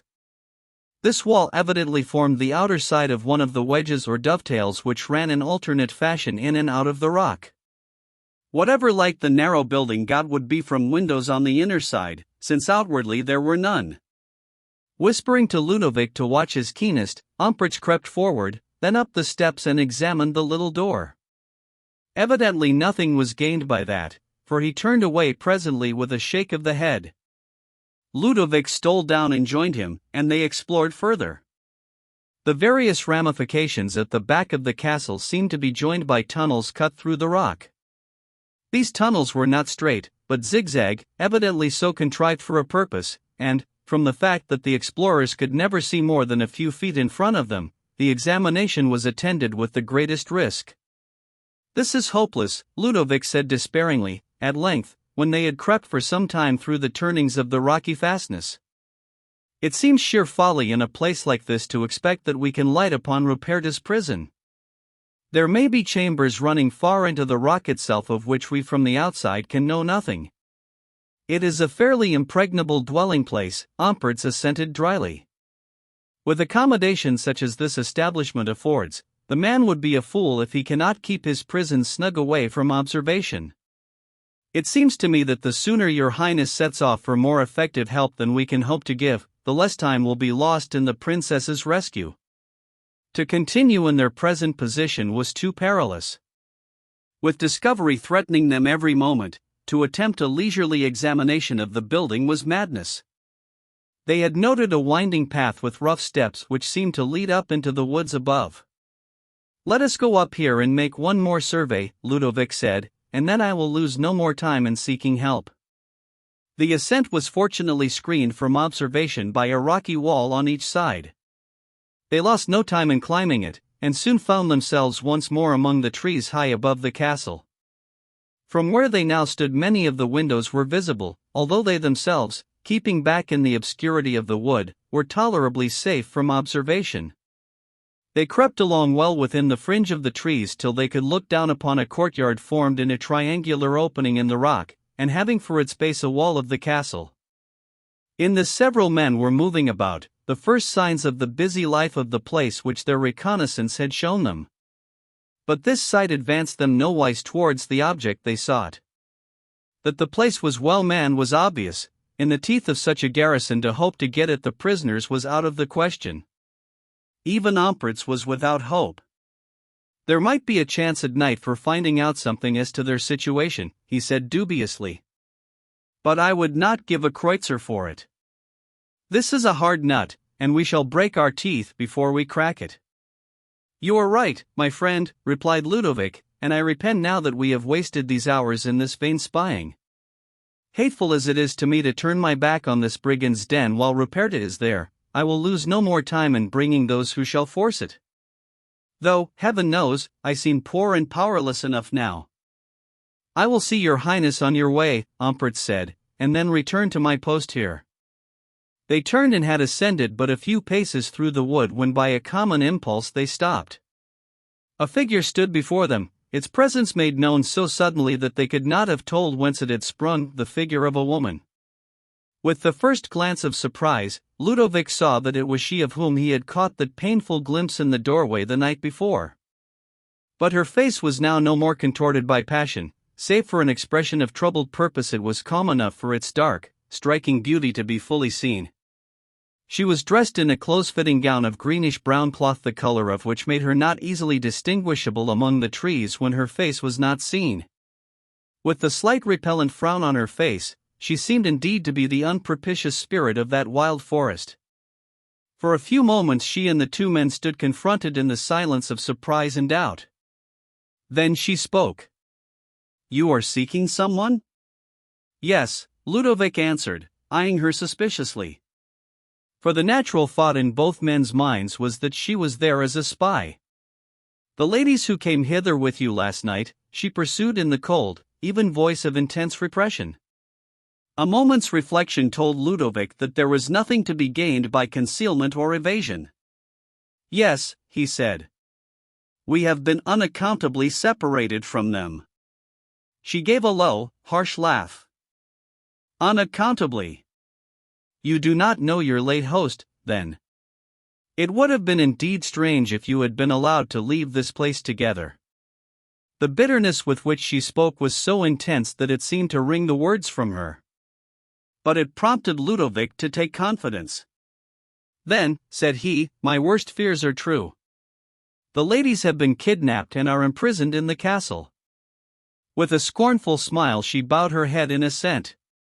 "And you think, in your simplicity, to get them out? You, who would be killed like a couple of troublesome wasps if you were seen prowling about here. Better that prospect, madam, than be the cowards to run away." She gave a little start of interest at his speech, looking at him steadfastly with a half-sigh of regret. "True, I do not blame you, no woman could. Only I warn you that any hopes you may have of rescue are worse than vain. You would know that if you knew Count Iramar." "I am sorry to hear it," Ludovic replied simply. "Yes. What are two men, however brave, however careless of their lives, against Iramar's gang of assassins, against his secret chambers, his locks and bars? I have in me the bold hope," Ludovic said shrewdly, "that you, madam, are willing to help us, since we seek nothing wrong." She laughed curiously. "You find me a likely traitor?" Ludovic made a protesting gesture. "I thought not so. Treachery is no name for help in this cause." "And yet," she rejoined, speaking through her clenched teeth, "it is, above all others, the right word for my help. But if I am a traitor, it is that I have been driven to it.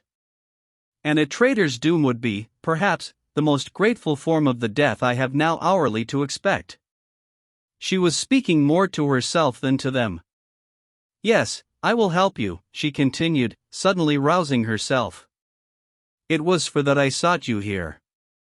She laughed. It was always the same bitter, repellent laugh, a laugh that transformed her beauty into ugliness, drawing, as it were, a film of evil over the comely flesh.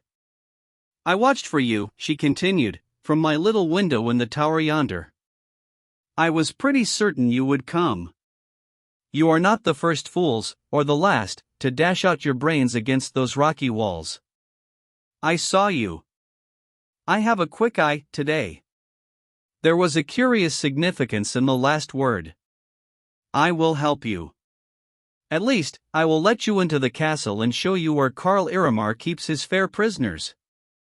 Do not blame me if you find your deaths in place of your ladies." Ampertz, who had all this time stood silent, although keenly observant, now struck in. "Under pardon, gracious lady, if I may be permitted a word, I would say that your offer is as handsome as it is unexpected. But before we are free to bless our good genius, we should have some surety that the Count has not chosen an alluring bait to attract us into his stone trap." The lady flushed. "You may take or reject my offer," she returned haughtily. "Your doubts are perhaps natural enough, still I cannot undertake to remove them." She half turned away. Ludovic, with a monitory gesture to his companion, took a step after her. "If we doubt," he protested gently, "it is, as you say, but natural, for we have some experience, unhappily, of the Count's methods and cunning. My comrade is fearful, but for himself he has as little fear in trusting you as I for myself. I accept your offer gratefully." It was the vivid recollection of her face the night before that decided him. It might be a trap, he told himself, but the chances, as he saw them, were against it. The lady met his look with eyes that had in them a softer expression than he had seen there before, a memory, perhaps it was, of what her character had once been. "I can scarcely blame you," she replied, as the more sympathetic expression passed away in a hard laugh, "for mistrusting me. After all, it matters very little, since the venture on which you seem determined is such desperate folly. But I will say this for your comfort that, could I trust myself to tell you what I have suffered at the hands of Karl Iramar, you would wish you might be as sure of my ability as of my willingness to help you. The man can be a very fiend when he chooses. I think some of his familiar devils must have raised the storm which drove you here." She spoke with an intense, despairing bitterness that carried conviction with it. Her story, in all but its details, was plain enough. It was written on her face in those evil lines which surely a splendid misery, rather than nature, had branded there. "You will help us, then?" Ludovic said. Yes, she answered. But not now. It must be tonight. Be here, at the top of this path, half an hour after nightfall, that is, if reflection allows you to keep your foolhardy intention. It can only strengthen it, he replied. She gave a smile of curiosity. I think I understand, she murmured. You have surprised me into forgetting how grateful I should be, Ludovic said, with gallant earnestness, taking the hand she held towards him and raising it to his lips. But she gave a sudden little shudder. No, no, she cried, snatching back her hand. Then she turned away and went quickly down the steep path. Chapter 21: The Count and His Prisoners. When Countess Minna awoke that morning, she had found herself among surroundings which, as she examined them, gave her considerable uneasiness. In her fatigue and the excitement of the night before, she had but cursorily noticed the room, merely finding that it was next to the princess's, and communicated with it. When she rose in the morning, she saw that this door, which had overnight been left open, was shut. When she tried it, she found it locked. When she called to her mistress, no answer was returned. She ran to the outer door of her room, that was locked also. A vague alarm seized her. She looked round and shuddered in an excess of fear at the unprepossessing character of the apartment. At night it had looked fairly comfortable. The grey light of morning now brought out its dismal, almost funereal, somberness. The great bed resembled a catafalque. Its hangings, like the rest in the room, were black, scarcely relieved by a purple line of device. The few pictures were portraits, all of singularly forbidding aspect, and the whole tone of the apartment bore out the note of gloom.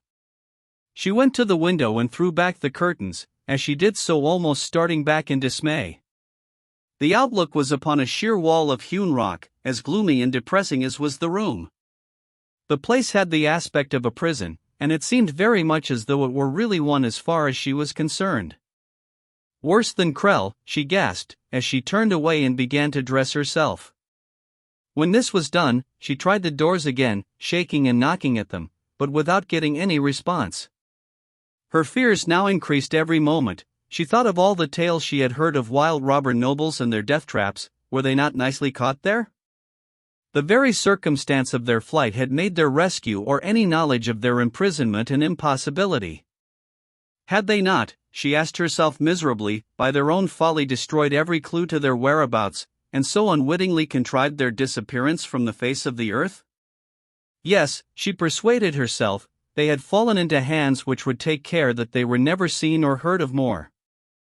Just as she was working herself into a perfect frenzy of fear and despair, the door suddenly opened, and a maid of somewhat repellent aspect brought in breakfast. This she set down without speaking a word or, indeed, showing any particular consciousness of the other's presence, and was leaving the room, when Minna sprang after her and asked her anxiously why the door between the rooms had been locked. To this the girl merely shook her head and answered, I do not know. But I wish to see the other lady at once, Minna protested. Will you either unlock that door or show me the way to her room? Again the maid shook her head. I may not. I know nothing, was her unconvincing reply. Then, exclaimed Minna, pushing forward to the door, I will go myself and find the way. I will not stay. She started back with a little cry. At the door stood a man, none other than the Count. He came in with a smile, which did not tend to restore Minna's confidence. The maid went out, and the door was shut again.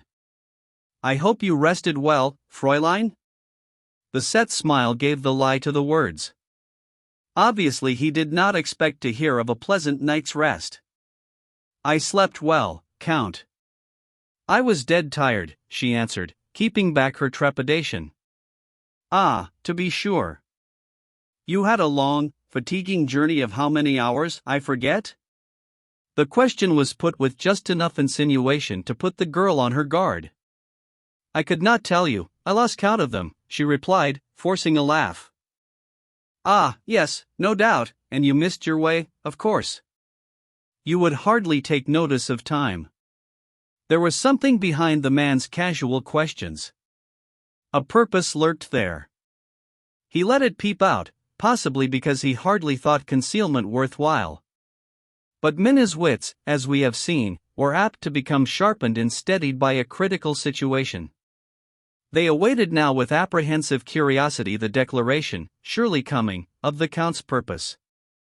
His eyes were fixed on her in a way which made her feel uncomfortable. It was like the gaze of a snake.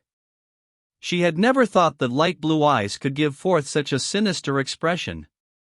"The lieutenant and his friend have gone off to look after the broken carriage," Iramar said. Ah! Minna brightened at the idea of getting away. A hopeless errand, I fear. His tone made her look up into his face with a start. It seemed to have far more of fate in it than was concerned with a wrecked carriage. But she tried not to betray the sinking at her heart. "You can doubtless put us in the way of procuring another carriage," she suggested. "Perhaps. I am not sure." There was no mistaking the half-threat in his tone. She looked at him now in scarcely disguised apprehension. "You are not sure," she repeated. His ferine teeth gleamed out in an inscrutable smile. "Hardly. I have certain doubts as to how far my help should be given. Doubts, pardon me, as to the correctness of the story the lieutenant told me last night." "Yes." "Now you, Fräulein, may perhaps find it expedient to declare the truth." It was an ugly invitation, more especially in the way it was given. So this was the purpose of the interview, Minna thought, but to what ultimate end? What right had this man, in exchange for a night's food and shelter, to be inquisitorial? "I can tell you," she replied, "nothing more than you have already heard." "Nothing nearer the truth?" "No, indeed." "I think you can, Fräulein." "You are wrong, Count." "No. Nor in thinking that you will." Nothing could exceed the masterful tenacity of his manner. It was as though he knew everything, and was merely trying to convict his guest of deceit. "I can tell you nothing nearer the truth," Minna persisted. With so great an issue at stake, she could think of nothing but what she conceived to be her duty. The Count's eyes never left her, but she bore their searching bravely. "You can tell me," he said, very deliberately, "that the lieutenant and Fräulein von Bertheim, if that be her name, are not brother and sister." "I cannot," she returned evasively. "You may not?" "May not," she laughed, not very successfully. "There is no compulsion, that I know of." "There is," he retorted significantly, "to speak the truth." In spite of her fears, his insistence began to irritate her. "If you know better than I, Count, my testimony can scarcely be necessary." "Perhaps not," he returned brusquely, "still I mean to have it." He had risen, and now stood over her. The sense of the man's immense power seemed to dominate her, but she thought of Ruperta, and determined the secret should not be drawn from her. "You will not tell me the truth," he continued, "without forcing me to extort it." "Extort it?" Desperation gave her courage, and her scornful smile was unforced. He nodded. "You will do well to listen to reason, Fräulein. I am asking no great matter, simply inviting you to tell me the truth, which I already suspect to practical certainty." "If you are uncivil enough to doubt a lady's word," she began weakly. He interrupted her by a contemptuous laugh. "I have no time to waste in bandying words further," he exclaimed impatiently. "I hoped you would not force me to use my power, but if you will be so foolishly obstinate," he moved to the window and flung back the curtain. The wall of rock rose sheer and grey within a few feet, blocking out all view of the sky, and mocking the sight with a poor wedge of daylight which served but to illuminate its black monotony. "That is all the outside world you will see till you have told me the truth," Iramar said quietly. Repressing the shudder which the prospect induced, she turned quickly to him. "Then we are prisoners?" He smiled uncompromisingly. "Scarcely that, as yet. But you may be." "You will keep us here at your peril, Count," she flared out, her indignation getting the better of her fear. "It may be," he returned, as smiling at a child's threat. I will take the risk. It may be greater than. She stopped. In the stress of resentment, her tongue was outstripping her judgment. Yes, he asked, with his irritating, probing smile. Then this is why I have been locked in my room, she went on, covering the slip with an excess of indignation. And is Fräulein von Bertheim a prisoner too under this hospitable roof? It depends upon you, he answered. A defiant reply was at her lips, but she thought better and checked it. Boldness and obstinacy were here manifestly out of place. Wit alone could avail. After all, since the Count clearly suspected the relationship between Ludovic and Ruperta, where was the point in keeping up a deception which was already hardly one? So long as the great secret of their real identities remained unguessed, the other did not seem to matter much. Since Minna had hoodwinked Rolmar, she had acquired confidence in her native wit. What she wanted now was to get back to Ruperta. This solitary confinement and state of alarm were more than she felt she could bear. And if I tell you the truth of what you want to know, she asked, with a fine show of reluctance. Then you will be free. She made a shrewd grimace. A vast difference between one word and another. A great difference to you, he agreed. What can it matter to you? I am a man who likes to have his own way at any cost. Cost to your neighbor, your guest. She could not forego the obvious retort. To my guest, even, he returned, with a shrug, when I suspect my hospitality has been abused. She laughed. It is, then, a heinous sin in these regions to assume a relationship? I do not allow deception under my roof if I can detect it, he replied bluffly. Now, your companions, tell me. They are no more brother and sister than are you and I? No, they are lovers? You can see that as well as I. He tapped his foot impatiently. Tell me. Then, yes. Of course, it is clear. They are eloping? Under circumstances of infinite respectability, Count, she said archly. He laughed. Ah, yes, of course. Far be it from me to suggest the contrary. Thank you, Fräulein. That is all I wanted to know, unless there is anything more you wish to add. Only a request that, now I have satisfied your curiosity, I may be at liberty to join my friend and prepare for our departure. Certainly, when your carriage is ready.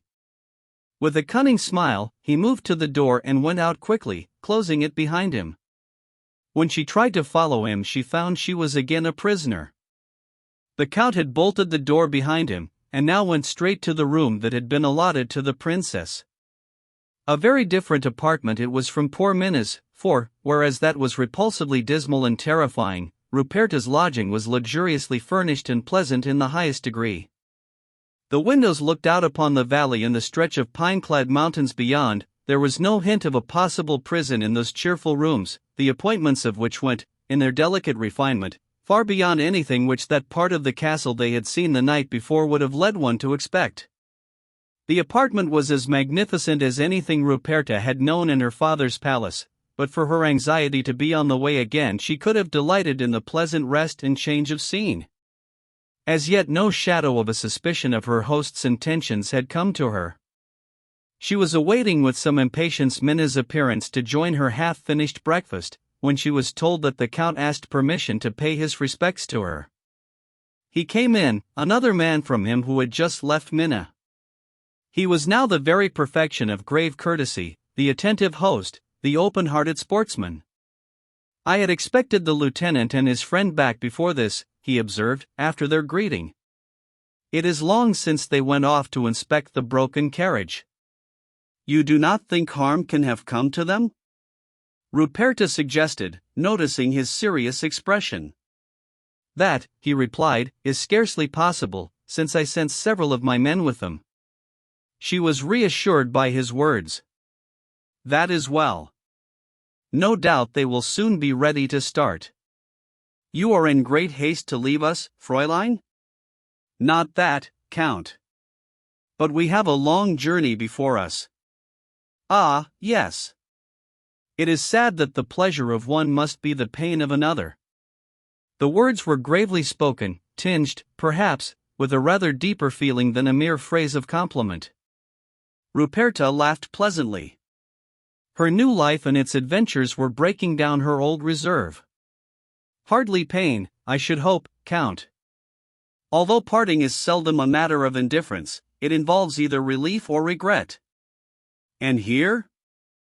Relief, you cannot deny it, on one side; regret, I cordially own it, on the other. Relief cannot be our feeling at leaving one who has been our friend in distress, she objected. Who has known how to turn a vexatious delay into a pleasant visit? If, he said, bending forward insinuatingly and speaking in a more earnest tone, I have succeeded in doing that, I am splendidly rewarded. You, Fräulein, in your distress and anxiety, cannot realize the brightness with which this accident, unlucky and yet lucky, has illuminated my rude, lonely existence.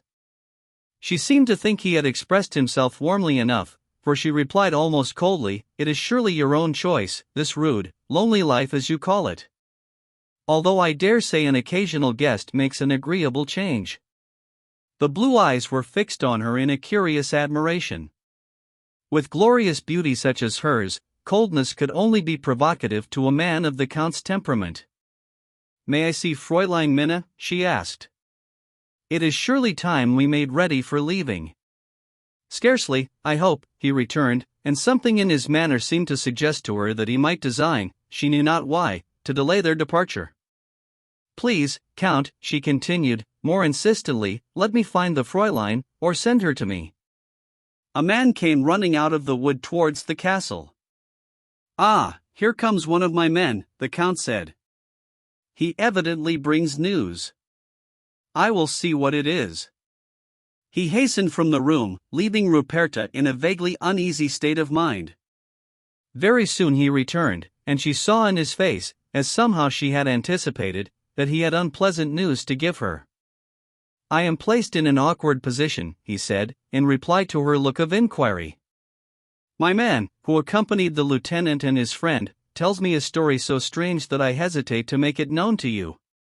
"Please tell me at once everything," Ruperta said with compressed lips. He affected to hesitate for a moment, then said, "It appears that the lieutenant and Captain von Umpertz have, for some unaccountable reason, taken their departure without you." She stared at him for a few moments as though not realizing the news. "Gone without us," she said, with quiet incredulity. He made a grave sign of confirmation. "I fear it is but too true," he maintained sympathetically. "They have gone, under circumstances which leave, I fear, no doubt as to their intention."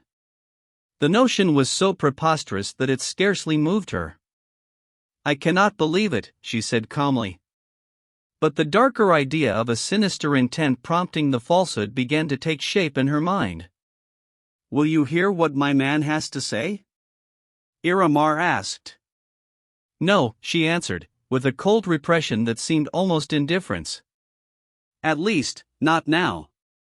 I will wait, since there seems yet no chance of our departure." He bowed. "I shall be but too honored and happy to keep you as my guest," he said, unchecked by her significantly averted face. "Will you pardon my boldness, Fräulein, if I must tell you that, should we unhappily find that your friends have deserted you, you have found another, a devoted friend, in Karl Iramar?" She returned no answer, gave no sign even that she heard him, and he judged it wise to leave her. Chapter 22: An Unexpected Development.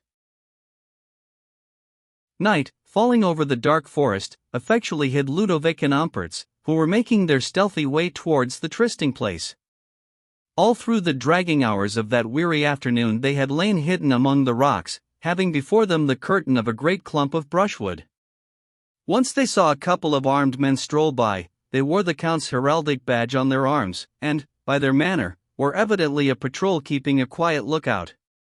Possibly, however, with the idea that their chief's late guests were hardly likely to have run the risk of lingering so near the castle, the guard made no serious search for them, contenting themselves with a casual sharp watch. That was the only incident to break the monotony of those anxious hours. It served to give the lurkers assurance that their presence was hardly expected. Never was the falling dusk so welcome as on that evening. When it was safely dark, the two stole out, eager to be about their desperate attempt. For to entertain the idea that they too, even with the lady's help, could rescue the prisoners from a man so powerful, so resourceful, so wary as the Count, and get them away from his prison-like stronghold, was, could they have considered it soberly, nothing short of madness. But, in truth, their situation was as desperate as was their venture. They could not view it dispassionately if they would. Action was imperative, delay intolerable. The danger and distress of the prisoners was bound to increase every moment they remained in that robber's den. The two men had but half a mile to go from their hiding place to the rendezvous, but the nature of the ground they traversed, and the need of extreme caution left little remaining of the half hour after nightfall which was their appointed time. Save for a few dim streaks of moonlight which filtered through the trees, the wood was perplexingly dark as they crept through it. Stealing along like marauding panthers, they arrived at length, without incident or alarm, at the meeting place. No one was there. Standing close to a great tree, they waited for their guide's appearance. Scarcely a sound broke the stillness as they stood there, keenly watchful. The slightest movement or rustle seemed intensified in that black atmosphere of silence. The two men drew their very breaths cautiously, as they strained their eyes into the darkness for the first glimpse of an abnormal movement. But none came to end their motionless impatience. Minutes passed without any indication that the tryst was to be kept. At last, when the appointed time was well past, Ludovic whispered to his companion, "Let us go forward. She may be here waiting for us, as we are for her." Ampertz nodded and they crept out warily into the path. All was still. Ahead of them they could see a dull haze of light rising, evidently from the lighted windows of the castle below. Suddenly Ampertz put out his hand and touched Ludovic, then pointed forwards to an object which his trained eye had detected dimly outlined against the faint light. Surely it was the figure of a woman standing beside the path. So the lady had been waiting for them all the while. Vexed at their short-sighted caution, which had lost so much time, Ludovic went quickly forward. She stood quietly, so motionless that they wondered she did not turn at their approach. She had taken her position rather unwisely, Ampertz thought, at a spot where a thin shaft of moonlight pierced the trees, bringing her figure into a somewhat dangerous prominence. As Ludovic came within a few paces of her, he saw it was she whom they looked for. His hand was raised in the act of salutation, when suddenly, as though shot, he stopped with a great start and a half-cry. "Ampertz! Great heaven! Look!" he cried hoarsely under his breath. In an instant Ampertz by a quick stride was at his shoulder. The two men peered forward, with apprehensive intentness, at the girl's figure. Then, as by a common impulse, they turned and looked at each other aghast. Next moment, Ampertz, to whom familiarity with horrors had given a quicker recovery of nerve and power of action, sprang forward to the motionless figure, only to recoil with a deep exclamation of wrath and abhorrence. As he turned and his eyes met Ludovic's, the king saw in them the answer to his gasped question. "She is dead?" Ampertz nodded and came close to him, seizing his arm. "Dead? Yes. Foully murdered for this business. The man is a devil incarnate." Without another word, for the horror was too appalling for speech, they went a step forward and saw what the deed had been. The body of the girl was cunningly lashed to the trunk of a young tree which had been cut down to about the height of her head, and so formed a support to keep her in an erect posture. The attitude was natural, and, from a few paces off, the deception was perfect. But now the grey face, strangely handsome even in its ghastliness, set off in horrible contrast by the rich dress and jewels which, sparkling in the moonlight, mocked the lustreless eyes, was so awful that more than the first glance at it was unendurable. As Ludovic averted his head in an agony of impotent rage and sorrow, Ampertz caught his arm and said in his ear, "His vengeance will not stop here, sire." Ludovic roused himself from the horror that seemed to deprive him of all thought, save one, and understood his meaning. "We cannot go," he said desperately, "after that." He pointed with a shudder to the tragedy. Now less than ever, since we know he stopped, for Ampertz had made a warning gesture, and now turned his head, listening intently. There was a stealthy rustle in the trees. While they listened in doubt, it increased and seemed to come from all sides. Then suddenly came a low cry of command, followed, without pause, by a noise as of men rushing swiftly and stealthily upon them. "Look out, sire," Umpertz cried. "It is a trap. We are surrounded." As he spoke, dark forms appeared, running upon them through the trees. With a soldier's readiness to meet and make the best of a surprise, Umpertz had whipped out his pistols, and fired 2 quick shots at the foremost of the advancing figures. "Follow me, sire," he exclaimed. "We must cut our way through, or we are dead men. It is our only chance. Keep your fire for the moment. I fancy I have accounted for 2. This is our best way." As he spoke, he sprang forward into the wood, over the bodies of the 2 men whom his shots had brought down. Ludovic followed, sword and pistol in hand. There were angry cries behind them, but, for the moment, they got a slight start, having broken through the ring of their assailants at the point where Umpertz's shots had made an opening. Keeping arm to arm, the 2 ran on as fast as the thick wood allowed them, dodging the trees which stood in the way of their progress, stumbling, falling, bruising themselves against the trunks, which seemed to advance against them in the darkness, yet always, as the shouts told them, keeping ahead of their pursuers. It was a grim hunt, with death a certainty if they were taken. "Mad fool that I was to let you stay, sire," Umpertz groaned, desperately making his way through the hindering trees, with every thought concentrated on securing his companion's safety, none troubling as to his own. "I care nothing for my life now," Ludovic returned, with set teeth, only to get Ruperta from the clutches of that murdering devil. "At least, he will buy my death at a price beyond his fancy." As they kept on, hope came to Umpertz that they might, after all, in that great thick woodland, succeed in evading their pursuers. The voices behind them were no longer heard. They stopped and listened, uncertain whether to conclude that the attack had been completely baffled, or the human beasts of prey were but preparing for a second spring upon them. They soon, however, became unpleasantly aware that their good luck was but imaginary. Suddenly there came from all around them, as it seemed, a quick succession of low, signaling cries.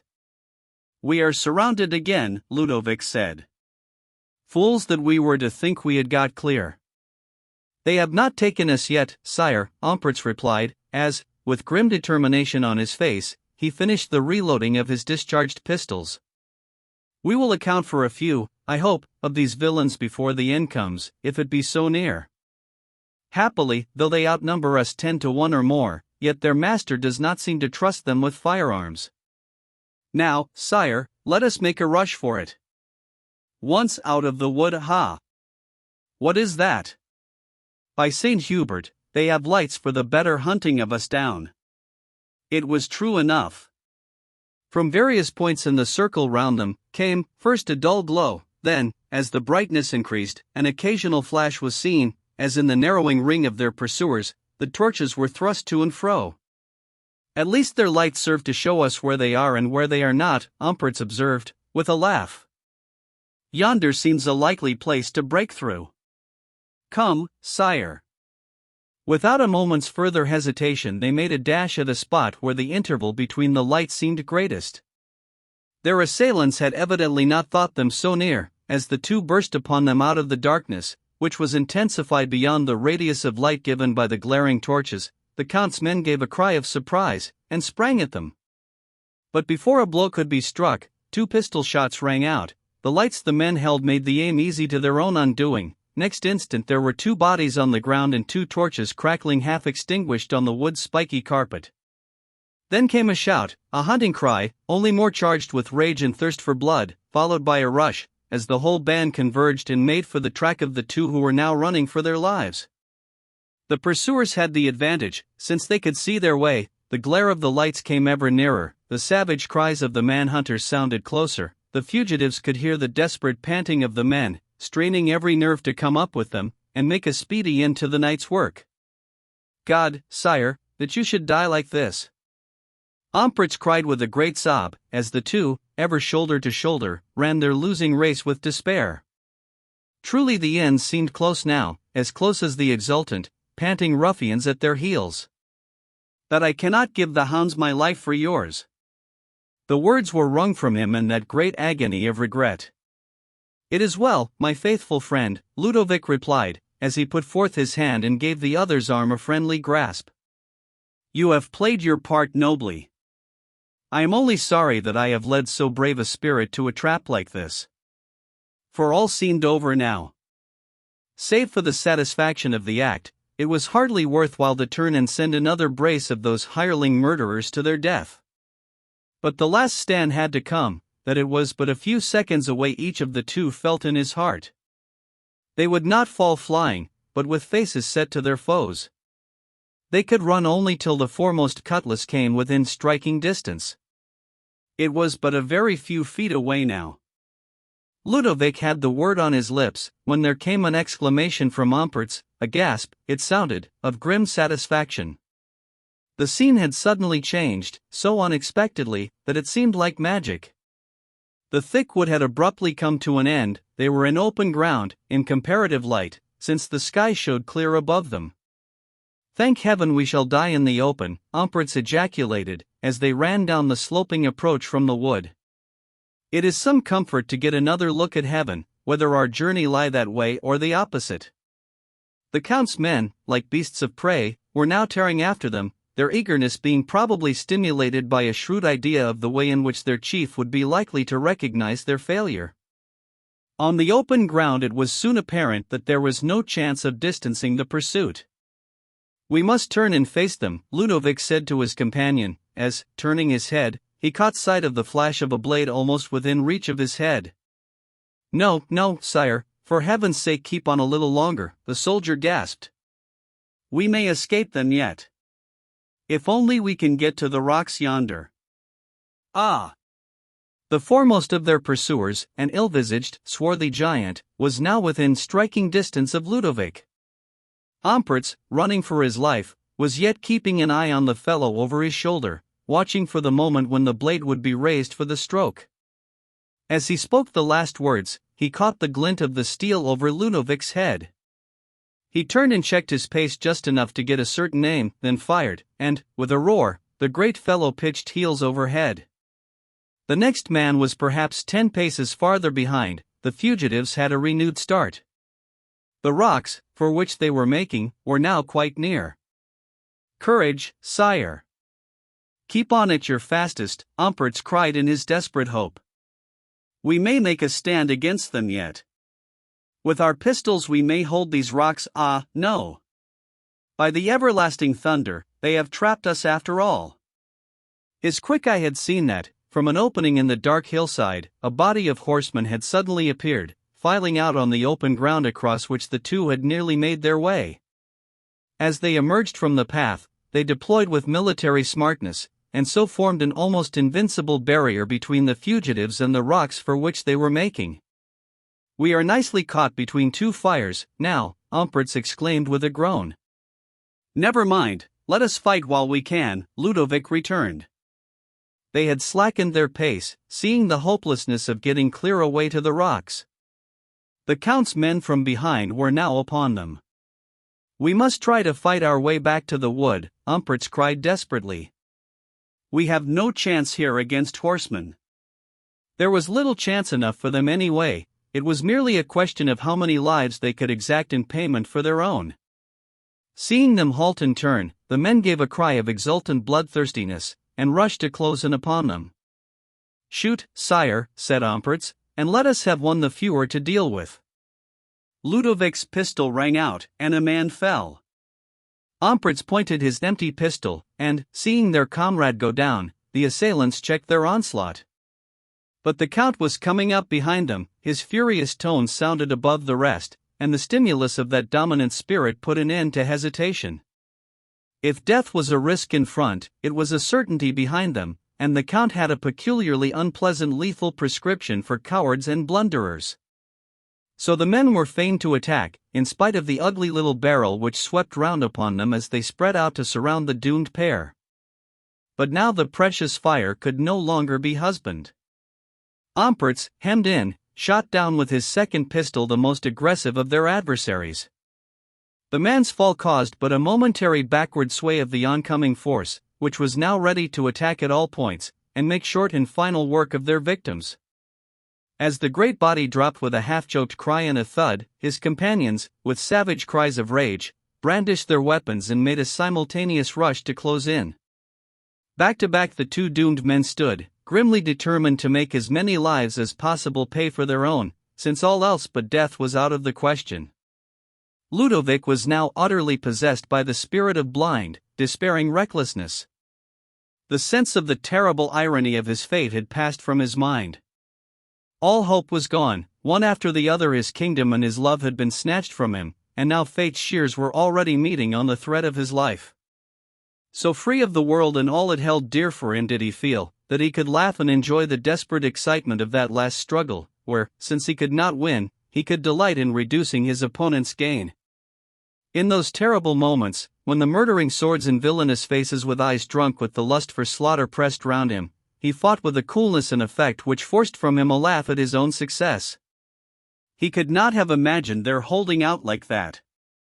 He heard, above the guttural hubbub, the Count's voice roaring, as much, it seemed, in impatient annoyance as encouragement.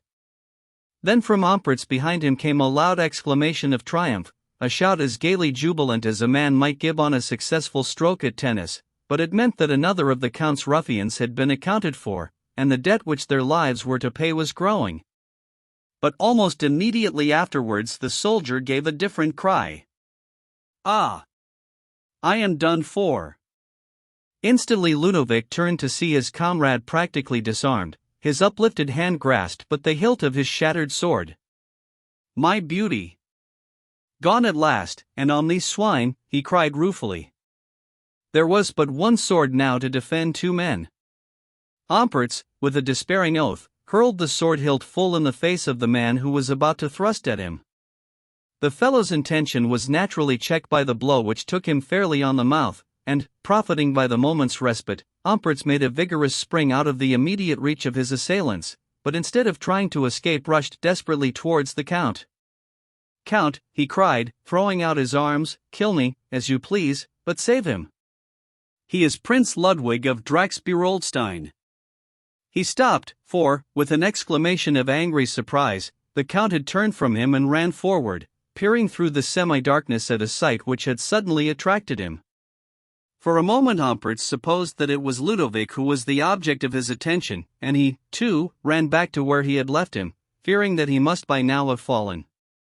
To his surprise he found Ludovic standing alone. His assailants had drawn away from him, and were facing, in, as it seemed, some consternation, the mounted troops which had now advanced from the shadow of the rocks into the open. The sudden cessation in the attack was incomprehensible to both men. But, taking in the situation as he found it, Ampertz lost no time in snatching a cutlass from one of the dead men, and then sprang to the king's side. "Are you hurt, sire?" Before Ludovic could answer, the horsemen were upon them. "We shall have less chance now than ever," Ampertz muttered, preparing, all the same, to return the expected assault. But a strange thing happened. The oncoming horsemen halted within a few paces, showing no intention of immediate attack. Then the Count's strong voice was heard challenging them, and at the words a ray of hope broke in upon Ampert's mind. "What is the matter? What devil's game are you playing here by night?" a sharp voice called out. "By the God of wonders, they are strangers," Ampertz ejaculated, in sanguine astonishment. The Count flung back a fierce reply to the inquiry. "What business is that of yours? Resume your way, and leave what does not concern you." "Are you Count Iramar?" the same sharp voice demanded. "I am Count Iramar," came the reply, "and answerable to no man for what happens in my own domain." "I am not equally sure of that," the other returned, in a nettled tone.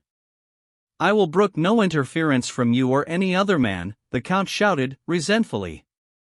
"Will you please to pass on your way? You are off your road here." Any further rejoinder from the leader of the troop was prevented by a cry of discovery from one of his own men who was nearest to Ludovic and Ampertz. "Captain! Captain! We are in luck at last. Here are the very men we are seeking." "What? The leader put his horse forward, and came up eagerly to where the two men stood. As he reined up, they both recognized him, Udo Rollmar. "So I have caught you at last, my dashing lieutenant," Udo exclaimed, viciously exultant. "Before I hang you on the nearest tree, you will tell me what has become of the princess," Ludovic said. "I will tell you at once. She is a prisoner in that castle." "Ah, you vile traitor!" Ludovic went up close to his horse's head. "I will tell you something more," he began. Udo's horse made a slight plunge forward, and Ludovic put his hand on the bridle. Udo raised his sword. "Back! You dog!" he cried savagely. "Keep your distance," or the other made a gesture of warning. "I am King Ludwig of Draxby-Roldstein," he said quietly. Udo's hand fell, and he stared at Ludovic for some moments, as scarcely realizing the announcement. At length he said, "The king of Draxby-Roldstein's name is Ferdinand. Not the rightful king's. I tell you I am he. I came to your court, incognito, for an obvious reason, to add some romance to your father's matrimonial projects. You comprehend? Now, an unfortunate series of accidents has hampered my plans. All that can be explained later. The princess must be our first consideration. That ruffian yonder, Count Iramar, is, I tell you, keeping her prisoner there." Udo's face hardly exhibited the satisfaction and respect which might have been expected from the disclosure of Ludovic's identity. A scowl of forced suspicion rested there. Manifestly he was not relishing the part fate had cast him for in that romance.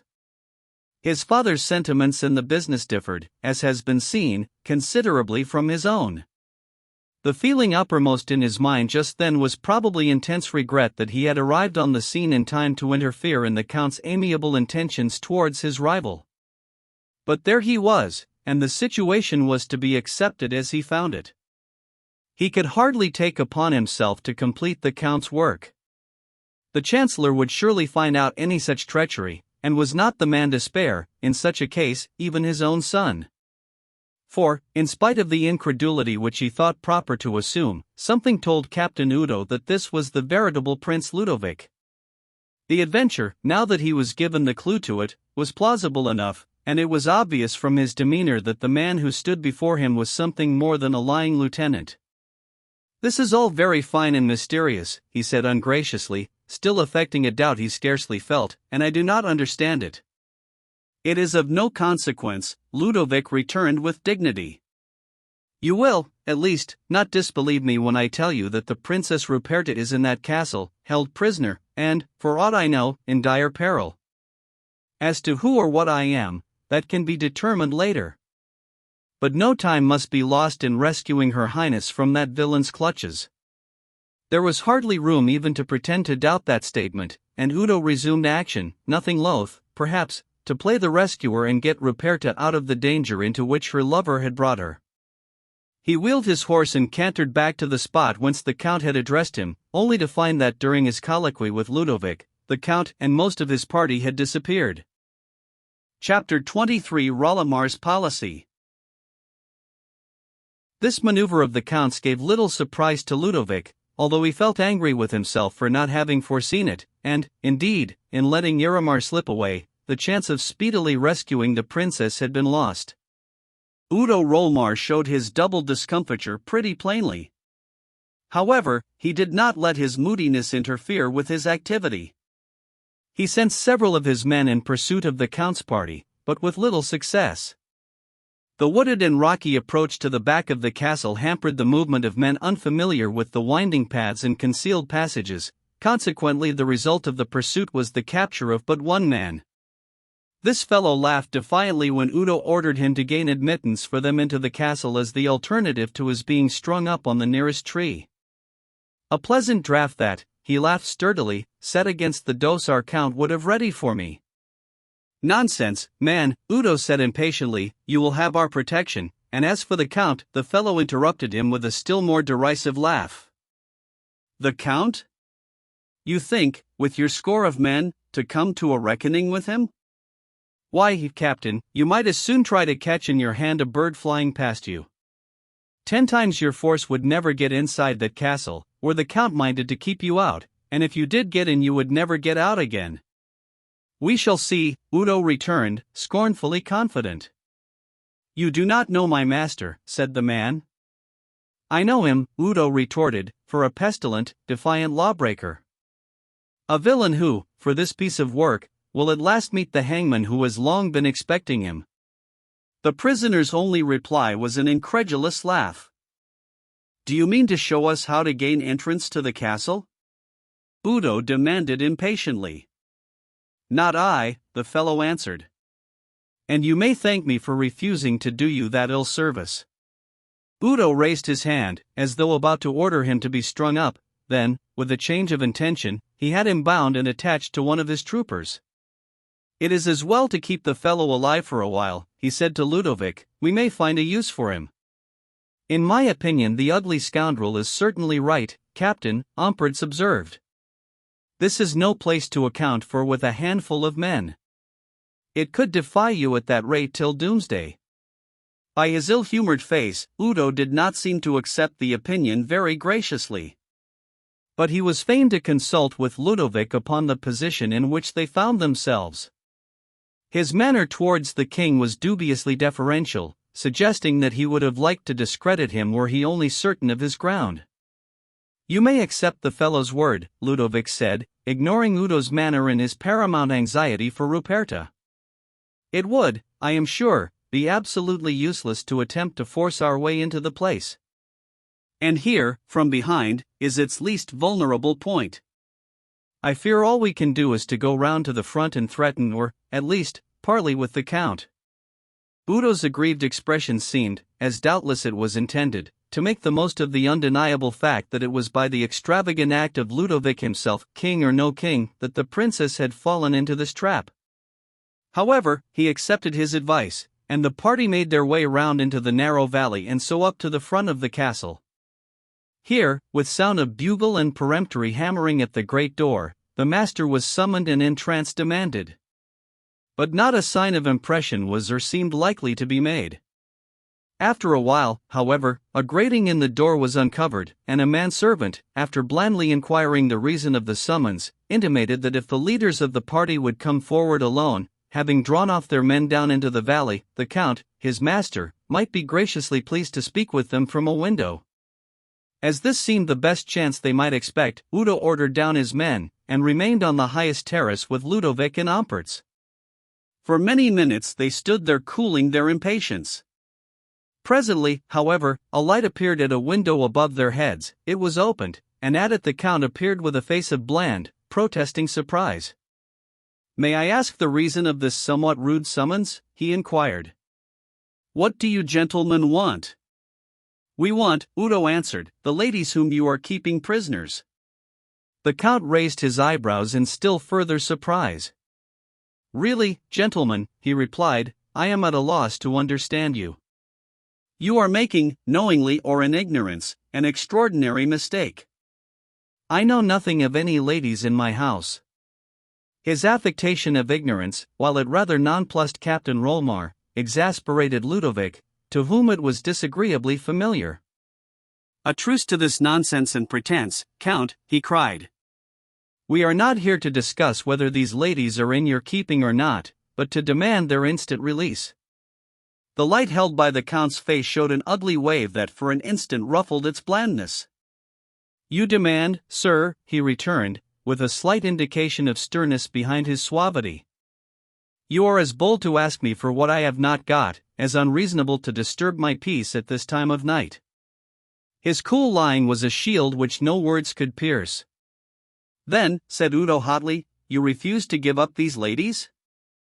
Were any ladies under the protection of my poor roof, Iramar replied, with maddening calmness, I should certainly refuse to deliver them over to what I am almost forced to regard as a band of drunken marauders.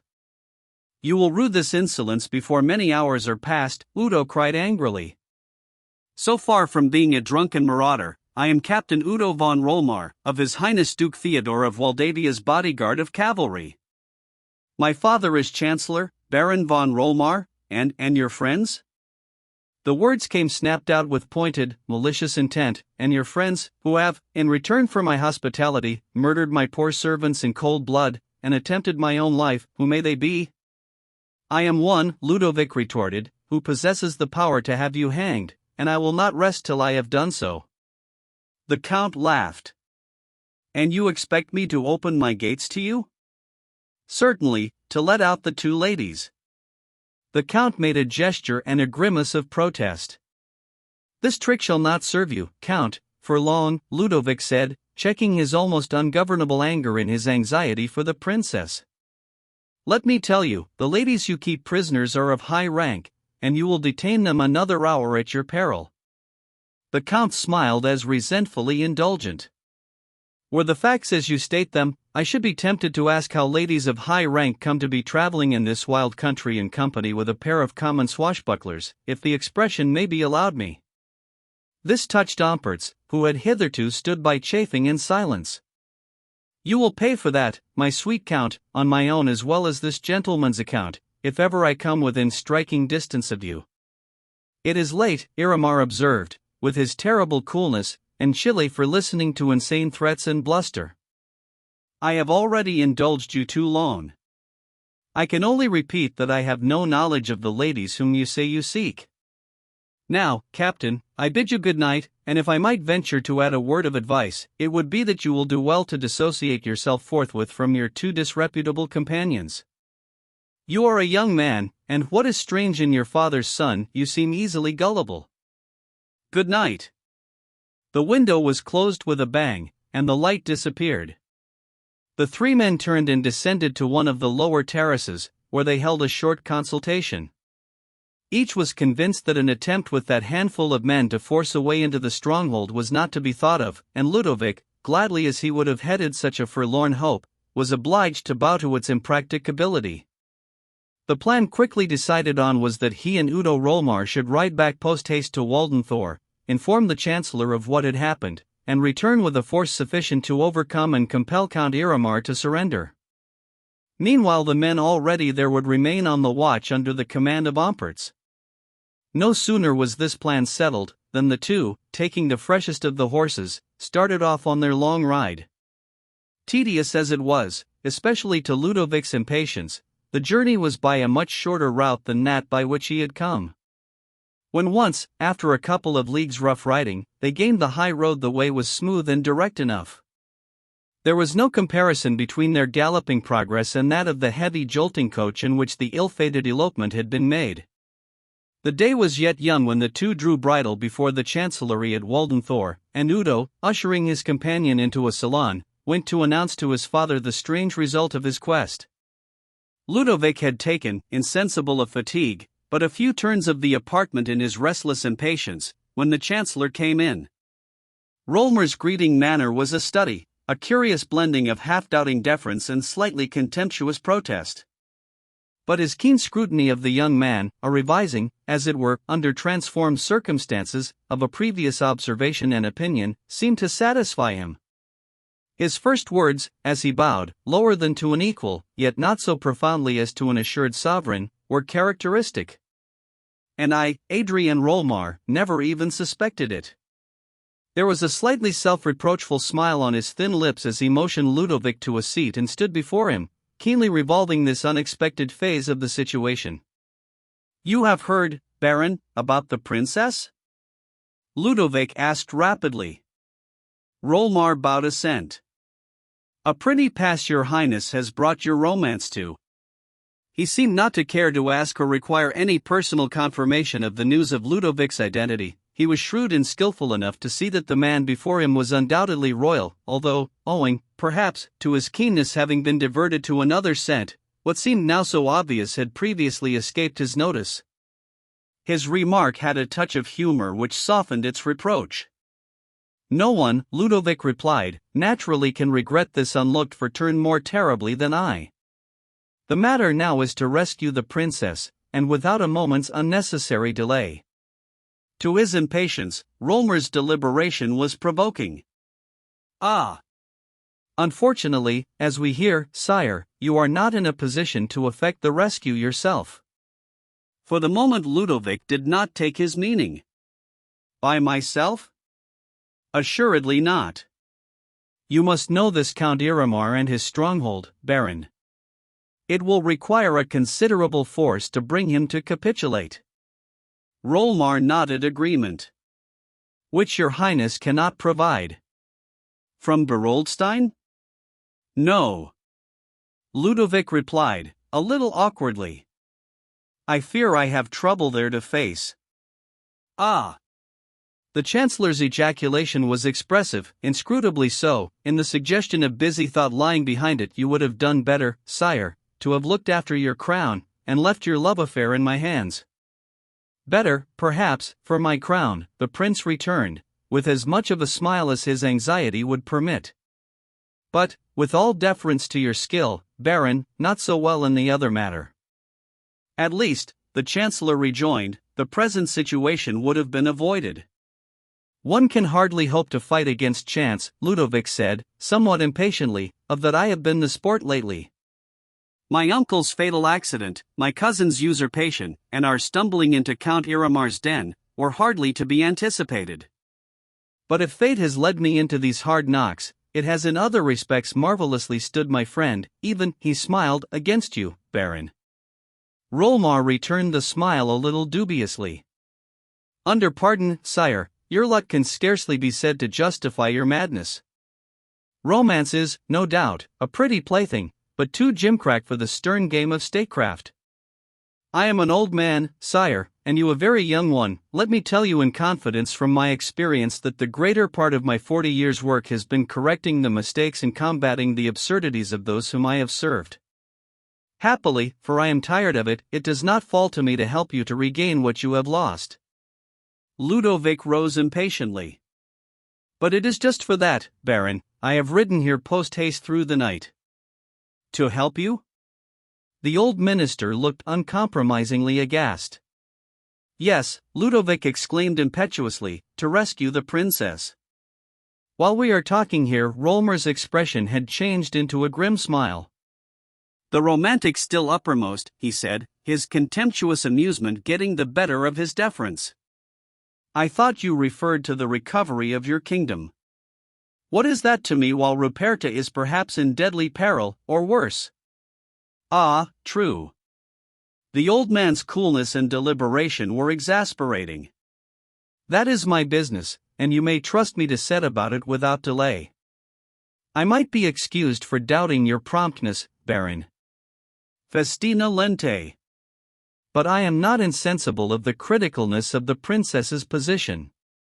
An armed detachment is already under orders, and I myself start for the Schloss Teufelswald within the hour. You, Baron? Ludovic started in surprise. Even I, Rolmar answered quietly. This precious Count Iramar, whom you have stumbled upon, is well known to me, at least by reputation, and is no ordinary man. He unites in himself, as your highness may have discovered, the cunning of the serpent with the ferocity of the wolf. Our troops may oppose the latter quality, it is to meet the former that I propose to myself a disagreeable journey. Then, said Ludovic, we travel together. So far, Rolmar replied, a little stiffly, as the road to Beroldstein is the way to Schloss Teufelswald. Ludovic paused in his quick stride towards the door, and stared at him. Naturally, Baron, I go with you to the Schloss Teufelswald. Rolmar pursed his lips, as he remained standing by the fireplace. I would advise you, sire, to let the settlement of your position at Beroldstein be your first care. You would, Baron? Unless, that is, you are inclined, as is hardly likely, to a man of your spirit, to let things be as they are. Ludovic flushed hotly. I give up my crown to Ferdinand, or to any other man? Surely, Baron, either I misunderstand you, or you are joking. Far from joking, sire. I was only thinking, he added dryly, of the trouble such a course would save. None of my seeking, Ludovic returned. Either I am the rightful king of Drax Beroldstein, or I am not. Less absence, said the Baron calmly, ont toujours tort. This was more than Ludovic could endure. Enough, he exclaimed impatiently. I will not discuss the point with you. Now, let us start for Teufelswald without further delay. Rolmar eyed him curiously. I am ready. But for your majesty it would be best to go first to Berolstein. Ludovic walked up to him. What do you mean, Baron? He demanded. The Chancellor gave a shrug. Simply that you may with confidence leave the rescue of the princess in our hands. Indeed. Ludovic retorted. And what, think you, would her opinion be of the man who, having brought her into this strait, rode away and left her deliverance to others? Rolmar smiled, masking, obviously, his underlying intent. Women are unreasonable. It need matter little to our princess, once she is free, by whose agency her liberty is gained. More. Perhaps, all things considered, it would be as well that you should not appear as her deliverer. Why not, pray? Ludovic demanded warmly, as an inkling of the other's drift dawned upon him. Rolmar met him with steady eyes. If the romance is to come to an end, the sooner it is over the better. The meaning was plain now. True, Ludovic returned, with the restraint of a settled determination. But the romance will end only with our deaths. Rolmar seemed to accept the words as a challenge. His still deferential manner was in curious contrast to the dictatorial purport of his speech. But then his daily interviews with his master had made the blending of the two quite natural. Speaking in the name of my master, Duke Theodore, he said, the question of the alliance between Princess Ruperta and yourself is a closed one. It was naturally and necessarily contingent on certain events and circumstances.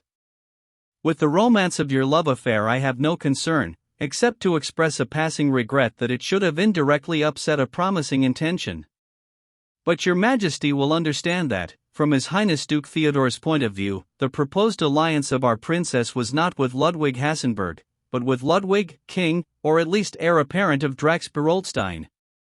So the meaning was at last clear with a vengeance. The fierce-old eyes left no doubt as to what behind the intent. In Ludovic the impetuosity of youth was tempered by a certain natural shrewdness and inculcated tact. He had been brought up to govern, and an important part of his teaching had been, as it should be of all rulers, to know how to meet a dangerous opposition by a graceful show of yielding. After all, the Chancellor's line of policy, now so bluntly indicated, was only what might have been expected of him. He had never pretended that the projected match was more than a matter of state expediency. As for love in it, he had clearly shown that such a point never troubled him. The wolf and the serpent, he had said.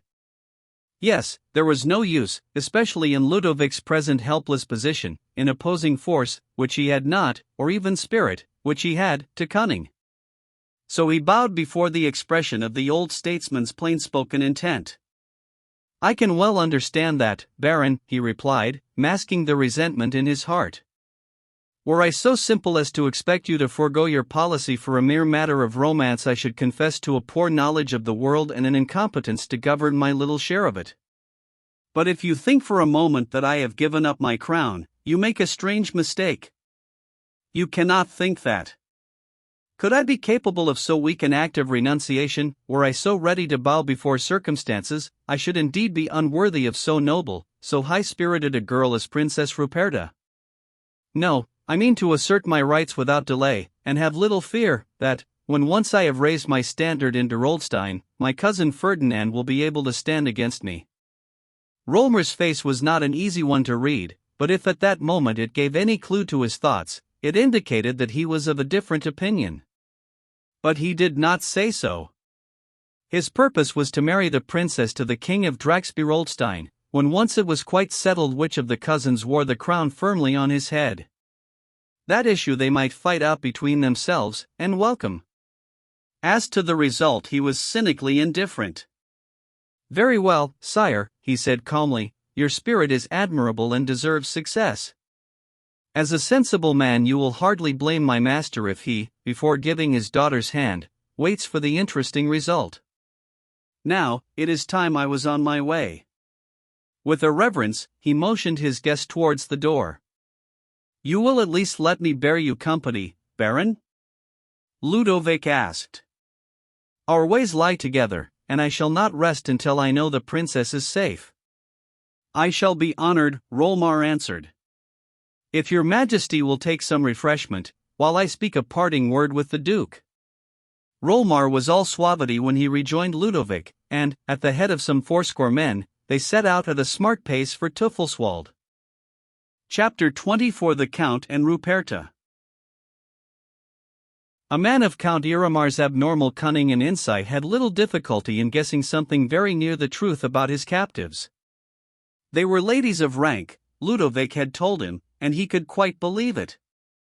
Indeed, the information jumped with a shrewd suspicion already in his head, which, however, naturally stopped far short of the real truth. Tracing in his mind the probabilities of the affair, he constructed an elopement, a pursuing party, a sudden uniting of opposite interests, resulting in the parley he had held from the window. It all fitted in with absolute exactness. The circumstantial plausibility was so great that he decided he could accept and act upon supposition as certainty. With this intent, he next evening presented himself once more before Ruperta. A certain urgent business which claimed him had prevented an earlier interview. "It is as well that I have kept you safe under my roof, gracious Fräulein," he began, with almost apologetic deference. "You have thereby escaped, if not danger, at least a disagreeable encounter." Ruperta's mood had grown, during these long hours, to one of proud resentment. Fear, for herself at least, she did not know. The great effect the situation had upon her was to fill her with an almost maddening, because futile, indignation.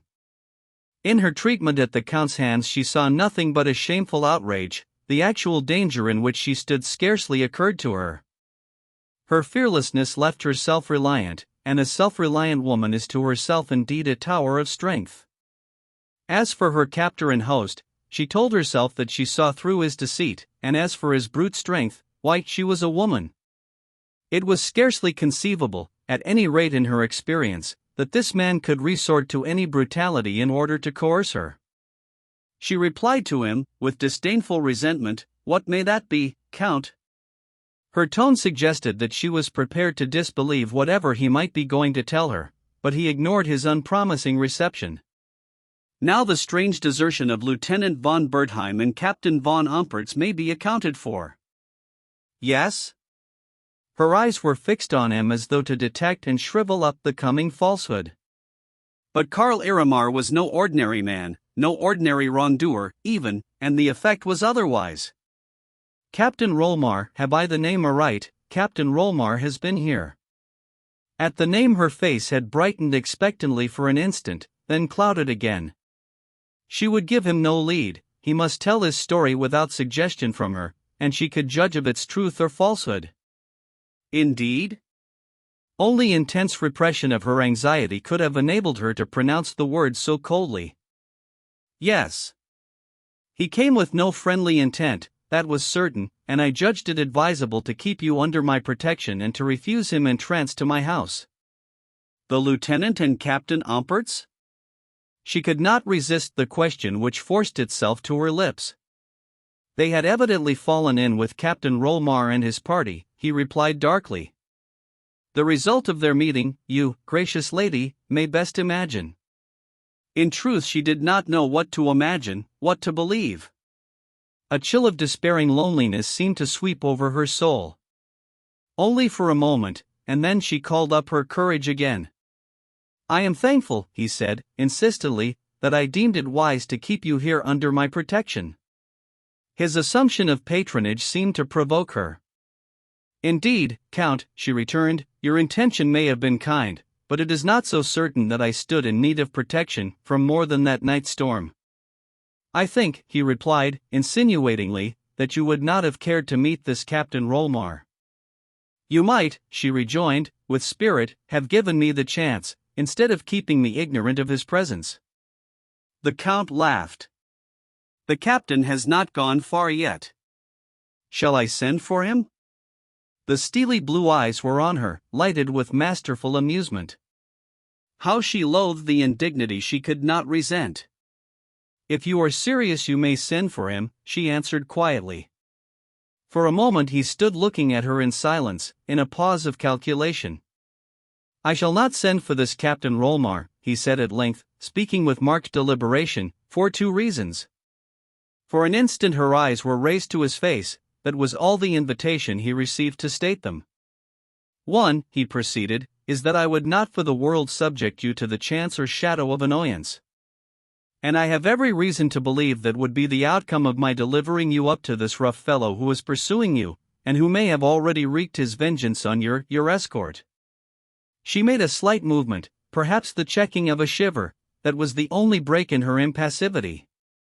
The other, his tone had fallen to an unlooked-for softness now, and his manner was almost a caress. "The other is, forgive me, gracious lady, that I could not bear to give you up to another man's keeping." The speech brought no sign of acknowledgement from her. He drew a step closer. "You may understand, Fräulein, and pardon," he added earnestly. Now she looked him full in the face and there seemed nothing in her eyes but scorn. "I can at least understand," she replied. "And not forgive?" "Forgive," she echoed, with imperious yet half-amused disdain, "that is scarcely a word to be used between us, Count. You pay but a bad compliment to your hospitality if, after so short an acquaintance, you find that necessary." "I trust it may not be," he rejoined. "But, surely, where you are concerned, Fräulein, the matter of mere time can hardly influence the warmth of the feelings, and therefore of the expressions, of those who have the privilege of your society." His meaning, though plain enough, was guardedly couched, more so than could manifestly have been usual in one whose manner was wont to be bluff and direct. But, in truth, the outward coldness of her personality repulsed him, in spite of the mad desire to break through that icy rampart. "I am your guest, Count," she returned, with a quiet, confident dignity. "As such I may claim at least respect from you." The impatience of one who had known little thwarting got the better of his tact. "My one desire in the world," he declared, with a touch of passion, "is that you shall be much more to me than my guest." She drew back proudly from his importunity. "And my desire is," she retorted, "to cease to be the guest of one who abuses the position of a host." They were at issue now, the fencing must become a fight in earnest. "If you were aware of my power," Iramar said, "you would know that I do not abuse, or even use it, except to lay it at your feet." The eyes were fixed on her, holding her there like moral fangs. To her they seemed more fierce, more fearful even than Romer's, not so much in the will they showed, as in the possibilities of evil they suggested. But, strange as this salient malevolence was to her, her innate courage met the crisis, and she told herself her spirit should not be conquered. "It does not appear so," she replied. "Your word and actions do not agree. Else why am I kept here a prisoner?" He made a gesture of protest. "You are mistaken," he assured her plausibly. "I have but taken upon myself to keep you here out of the way of the danger which I see, though you may not, is threatening you. That this necessity brings a joy to me is a fact which I dare to hope may not be indifferent to you." "Under the circumstances," she replied steadily, "it can scarcely be of great moment to me." "It may be," he flamed out, "it may be of the greatest moment." It was a covert threat, but she ignored it. "May I ask," she said, with a calmness in contrast to his outburst, "as I appear to be in your power," the words were hateful to her, but not to be shirked, "what your purpose is with regard to my detention here?" "I had hoped," he answered, with a soreness which he could not altogether disguise, "that the question, or at least its tone, might have been unnecessary." Then his passion began to rise. "Let me tell you, madam, without further cloaked speeches, that you seek to repulse, to defy, for my reception at your hands points to nothing else, a man whose will is law to himself and to those who cross his path. No one yet, from the late King Joseph downwards, has ever successfully defied or resisted my will. That its harsh expression is seldom heard, or even felt, arises from the fact that I am a man of good heart and gentle birth. That, though I live a strenuous life, I hate brutality and love refinement. Will you not take the trouble to look beneath the surface and see? Chut! I loathe vanity, but you willfully shut your eyes to every object but an unworthy one, and compel me to show you myself, a man unlike, certainly, any other man you ever met, you ever could know, a man of a power second to no other one man's in Europe, a man who is noble indeed, he claims, as in name, and, above all, a man who asks nothing better, could better be, than to lay his power, his heart, his very life at your feet, asking you to return, even in a small measure, the devoted all conquering love with which you have inspired him. With every phrase the passion of his pleading had risen, till it touched the very height of insistent fervor. As the climax was reached he put out his arms, but she avoided him with a quick, decisive movement. "No, no," she exclaimed, in mingled dislike and indignation. "Be sensible," he entreated. "Why will you not hear me?" If the brute in his nature was, from an ominous light in his eyes, on the point of asserting itself, the temper in Rupertus was now fairly roused. "Hear you," she echoed, her indignation flashing out, "I have heard, from you, of your nobility of character, and you now seem bent upon giving me an illustration of it. If you make me beside myself with love and your coldness," he urged. "Love," she repeated scornfully. Then, regarding her persecutor with abhorrent eyes, his power of will and action, his unscrupulousness and cunning of purpose and, consequently, her own helplessness came home to her. But this acute realization of her desperate position brought with it in a flash the idea of an expedient. To oppose her courage to this man's strength was hopeless, but, in her extremity, she remembered her trick of temporizing with Udo Rolmar. Wit might succeed where mere spirit failed.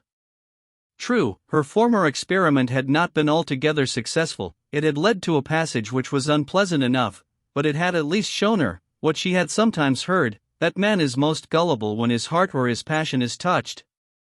This man's mind was, as it were, a very citadel of cunning behind the outer fortification of his brute strength, but Udo Rolmar was astute, too, in an objectionable degree, and she had, at any rate for the moment, fooled him. The idea of stooping to duplicity was to a girl of Rupertus' proud spirit utterly repugnant, but if ever subterfuge was justifiable it was so in her case, in this crisis as she stood there helpless, desperate, at the mercy of a man who clearly knew none where his own selfish will was concerned. "You talk of love," she said, with a little softening of the scorn in her eyes. "What can you expect me to understand by that?" "Nothing," he answered readily, and perhaps, for the moment, sincerely, "but what is due to your position, to your honor and mine." She laughed with a touch of satire that was yet provocatively fascinating.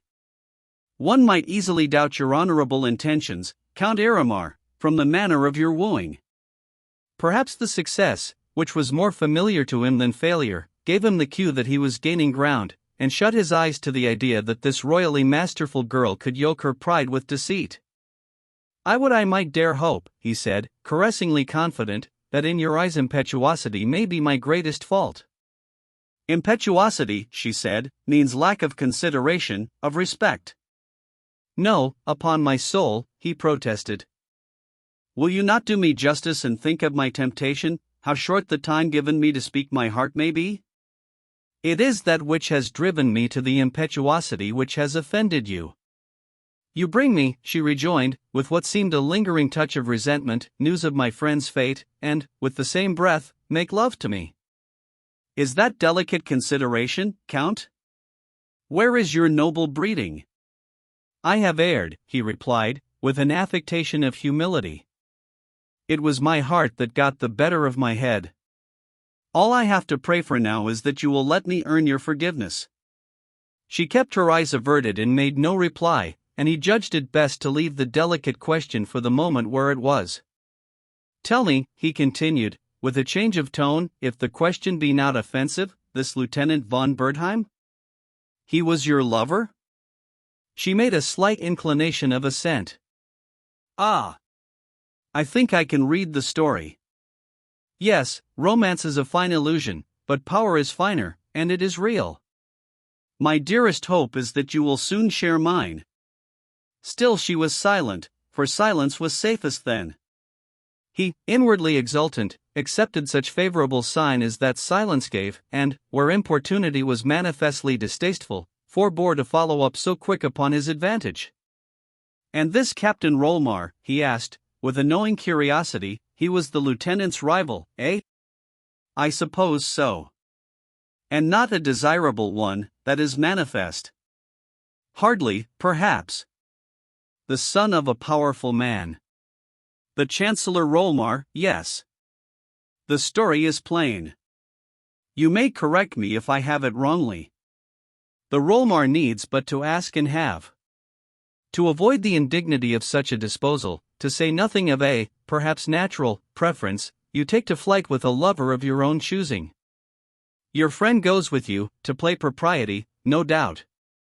Ruperta loathed the half-veiled insolence of his examination, but, at least, it was gaining time and keeping him from a more dangerous subject. It was only natural, she said, that I should have a friend of my own sex with me. Quite natural, he smiled. And the big captain? Ah, of course, he played coachman.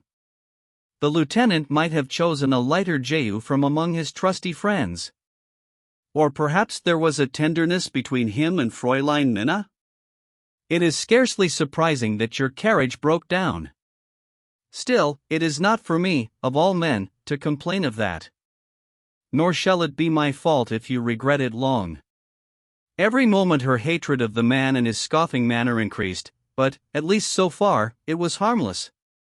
And your intention, he went on, was to go to Beroldstein? And there get married? Out of Rolmar's jurisdiction? Am I right? If it gives you any satisfaction to know it, you are not far wrong. Ah! He was pleased at the successful display of his many-sided power. But there is one thing I do not know, except negatively, and cannot guess. Indeed? There was perhaps more sarcasm in the word than he liked. Your real name and rank. I only know that you are not what you have given yourself out to be. And what is your idea, Count?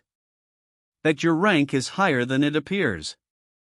And to that is to be ascribed the unusual respect with which you have thought proper to treat me? His face darkened at the irony of the rebuke which, dangerous as it was, she could not restrain. To me, he returned, as the cloud passed away, you are only the most beautiful of earthly women. As a man, as your devoted lover, I am content with that, as your host and protector I am entitled to no more. Before the embarrassing question could be farther pressed, there came a gentle knock at the door. Probably aware that the interruption would not have been ventured upon without good cause, the Count, with an impatient frown, strode across the room and opened it. Outside stood the old major domo. What is it, Gomer? A traveler, an old gentleman, is at the door begging hospitality for the night, my lord. He has lost his way. So? The Count's face was full of alert suspicion. An old man, you say? Is he alone? Quite alone, my lord. Iramar thought for a moment, then said, let him come in. I will see him before I consent to let him stay. We must be careful, Gomer, just now. True, my lord, the old man replied. But there is little to be feared here.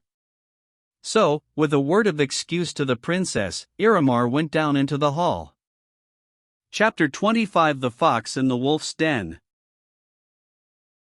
In his first glance at the stranger, the Count told himself that Gomer was right and there was nothing to be on his guard against in the withered, decrepit-looking old man who, wrapped in a fur-lined traveling cloak, stood before him with a demeanor of apologetic entreaty. At the second glance he was not so sure. But at least there was nothing physically to be feared from the harboring of such a guest, and as to cunning, why, he was himself no fool, and loved nothing better than to pit his wits against other men's. The old traveler had missed his road, it appeared, and got lost in the labyrinth of small mountain valleys which abounded in the district he had been anxious to push on, but the task was clearly hopeless for that night, and as he was told he could expect to come upon no decent inn for many miles, he was forced to make bold to crave a night's hospitality, should it in no way inconvenience the noble Count. The noble Count was for the moment in two minds about entertaining a guest whom continued scrutiny rendered less and less prepossessing. But he was a man of action and of daring, If this dubious old fellow's presence meant danger, he would delight in finding it out and checking it, at the same time making his guest pay dearly for his temerity. If he were but the strayed traveler he represented himself to be, why, he might count upon a chatty supper companion. Accordingly, he graciously placed himself and his establishment at the stranger's disposal, and presently they went in to supper. It would be well, Iramar reflected, to give his fair prisoner a night's respite, and to renew their interview next morning. Once he could bring her into subjection to his dominant will, and of this he was confident, he would have no fear of attack or of any unpleasant consequences. He found he had not been mistaken in his forecast of his guest's sociable qualities. Indeed, during the meal each of its partakers considerably astonished the other, not merely by the acute knowledge of the world which he displayed, but more particularly by his intimate acquaintance with affairs, both political and social, such as was for the most part denied to outsiders. Who, the Count's busy brain puzzled, can this man be, who has such a confident knowledge of the inner circle of politics? Hardly the enterprising merchant he would have me believe. It is just possible, since your eminent trader makes it his business to be au courant with every move in the political world that vigilance or money can give him wind of. And yet? The Count doubted and guessed, turned the conversation into probing channels, only to grow all the more interested and doubtful. By degrees the conviction increased that this pretended wealthy merchant was an emissary whose real errand was concerned with the recovery of his prisoners. He calculated in his mind the time it would have taken for their friends to have received information of their whereabouts and for his guest to have arrived on the scene. It fitted exactly.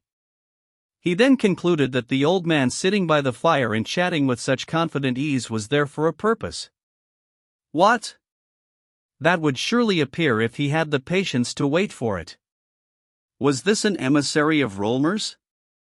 The captain, the chancellor's son, had said his captives were ladies of rank. Had Rollmar sent? Was this Rollmar himself, this old, sharp-eyed man who carried with him such an atmosphere of innate power? Was it possible? For a moment the truth flashed across his mind, only to be dismissed as preposterous. Nevertheless, it was an indication of the Count's acuteness of perception. And his reckoning up of his guest showed that he was, as he was wont to declare himself, no fool. Rollmar? The suspicion recurred persistently, and its grounds increased in color and plausibility. He was awaiting developments now in a mood of intense and provocative curiosity. If this man had come with a purpose, surely he must declare it without much more delay. Except he came to spy, and then the suave face which masked the busy brain darkened for an instant at the idea. As yet his thoughts had not reached the point of considering what action he would take should this in truth turn out to be the wily chancellor.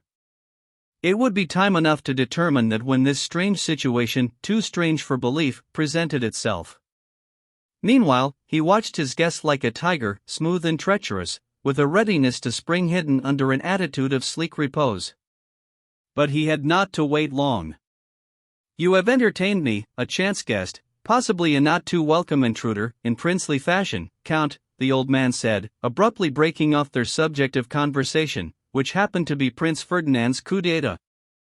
"In return for your unlooked-for hospitality, I feel I must make an unworthy return in a confession and a piece of information which may possibly astonish you." He spoke quietly, with an easy unconcern, as though confident of his resources and of the welcome of his communication. But his preamble was enough to confirm the Count's suspicion. No man but one, he told himself, would have the nerve to be so genuinely at his ease when in the power of another of his character and reputation. Vanity was a strong ingredient in his imperious character. Many a strong, masterful man is a baby where his vanity is touched.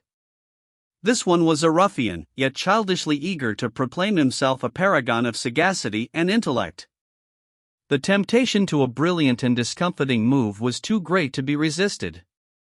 "You are going to tell me," he said quietly, "first that you have introduced yourself under an incognito, and secondly that your real name is—" He paused for an instant as the old man shot at him a sharp glance of curiosity. "Baron von Rollmar, Chancellor of the State of Waldavia." If he had expected his guest to be dumbfounded at such startling evidence of an abnormal faculty of perception, he did not make full allowance for the old diplomatist's power of self-restraint. Rolmar had not practiced the art of thinking one thing and looking another through the course of a long public life to be taken aback even by this unexpected stroke. Without betraying the slightest sign of surprise or confusion, Rolmar made a slight bow of acknowledgement. For all the emotion he showed, his host might have merely set him right on a question of the day of the week. "A good guess, you are quite right, Count," he returned coolly, with a slight appreciative smile. "I need hardly apologize for my false pretense, since it appears not to have reached the point of deception. As to its motive, why, I must confess I was a little doubtful of my reception here, and it was necessary that I should have the opportunity of making a certain communication to you privately."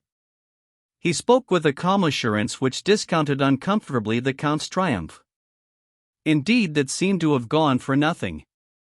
"I shall be glad, Baron," he replied, with a courtesy which covered, not altogether successfully, his feeling of annoyance, "to learn to what important circumstance I owe the honor of entertaining so distinguished a guest." "I should have imagined, Count," Rolmar returned, with quiet sarcasm, "that your undoubted powers of perception would have saved me also the statement of this second point. However, I can perhaps understand your reticence. It is indeed an important matter that has brought me so far afield. More momentous, perhaps, than even you surmise."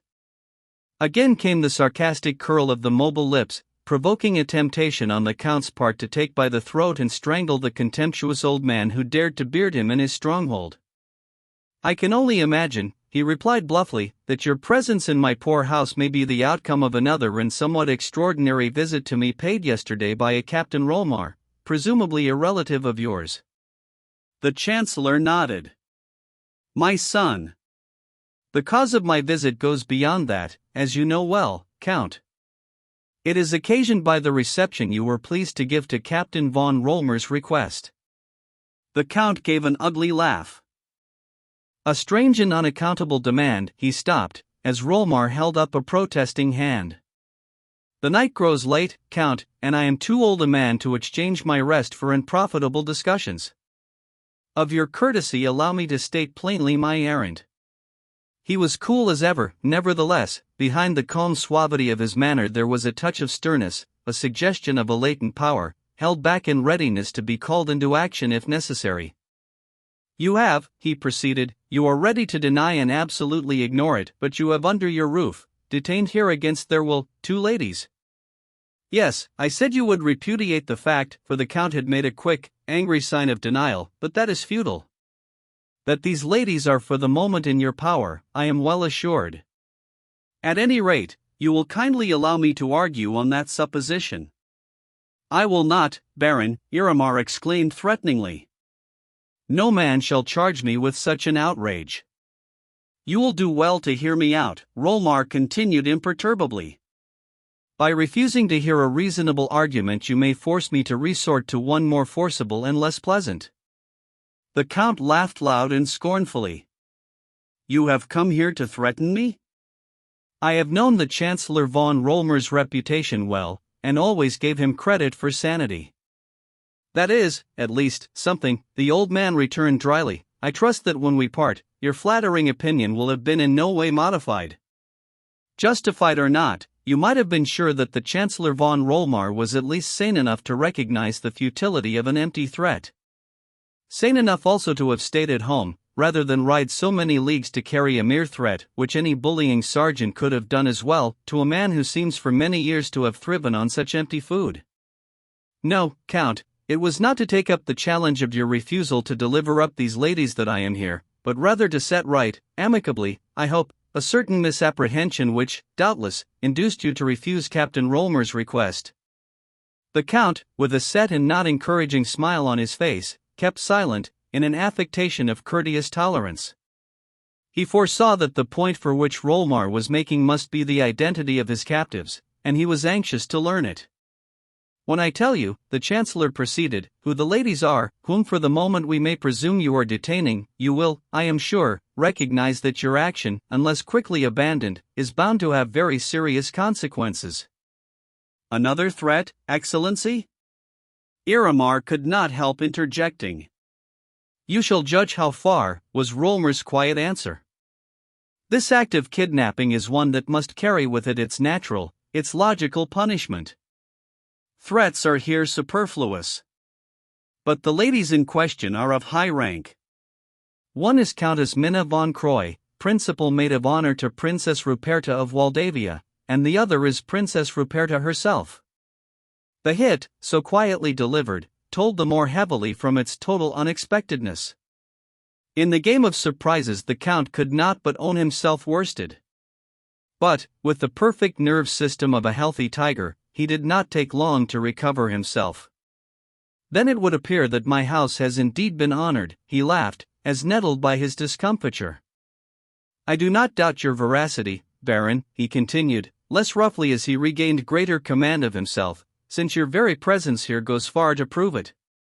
As he spoke, he was rapidly reviewing his position, as seen in this new light. Could he, even yet, hold this prize? It was not in his nature to give up anything on which his heart was set. Still, the keen old man confronting him was not one to be browbeaten. All the same, why should he not try? At the worst he could but capitulate if he found his position untenable. It is a very pretty story, he continued, with another disagreeable laugh of incredulity. Your statement that your princess is roaming about the country is one which I am ready to accept from your lips. But when you take upon yourself to declare that she is detained under my roof, I must beg to join issue and repudiate the assertion, even coming, as it does, from so illustrious a source. You deny it, Count? Rollmar would cut short this unprofitable fencing. He was not a man to be played with, although the vivid recollection of Ruperta's superb beauty made Iramar neglectful of the fact. I must, Excellency, you are wasting your time. I think I am, he retorted dryly. Therefore let me conclude my errand.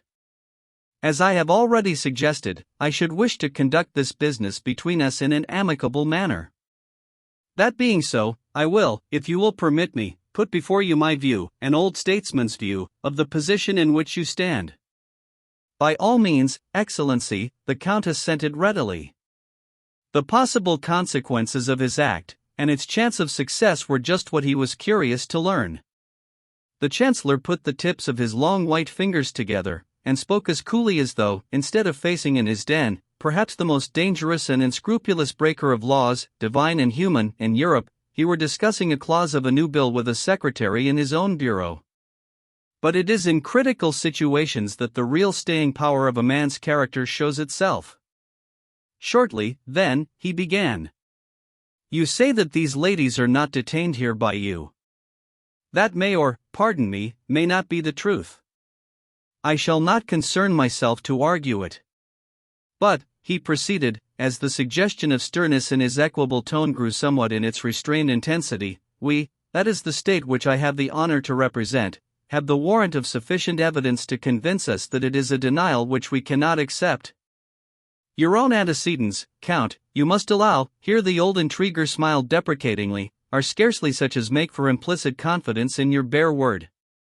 Iramar smiled in his turn, but the smile did not reach his eyes, which were darkly threatening. You are a bold man, Baron, to tell me that, here in my own house. You presume upon your years. Scarcely, Rollmar replied with a shrug. Except so far as my age gives me little life to lose. Any boldness I may show comes from nature and from the knowledge that I have a mighty protector a stone's throw away. If the Count wondered what that was, his guest did not at that moment enlighten him. Now, Rollmar continued, with a significant glance at the clock, should our friend, Count Iramar, persist, as I do not think he will, in his repudiation, it will become our unpleasant duty to pursue our inquiries by force. Force? Iramar laughed.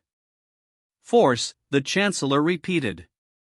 Our Count is a strong man, he went on pleasantly, strong in will and in sinew. He has a strong house, fortified, doubtless, by art, as it is by nature. He has a garrison at his command, but my knowledge of men tells me that he is not foolish enough to put his security to an unwisely severe test, or to imagine that it enables him to defy the resources of a state, should that state make up its mind in earnest to pull down his house about his ears.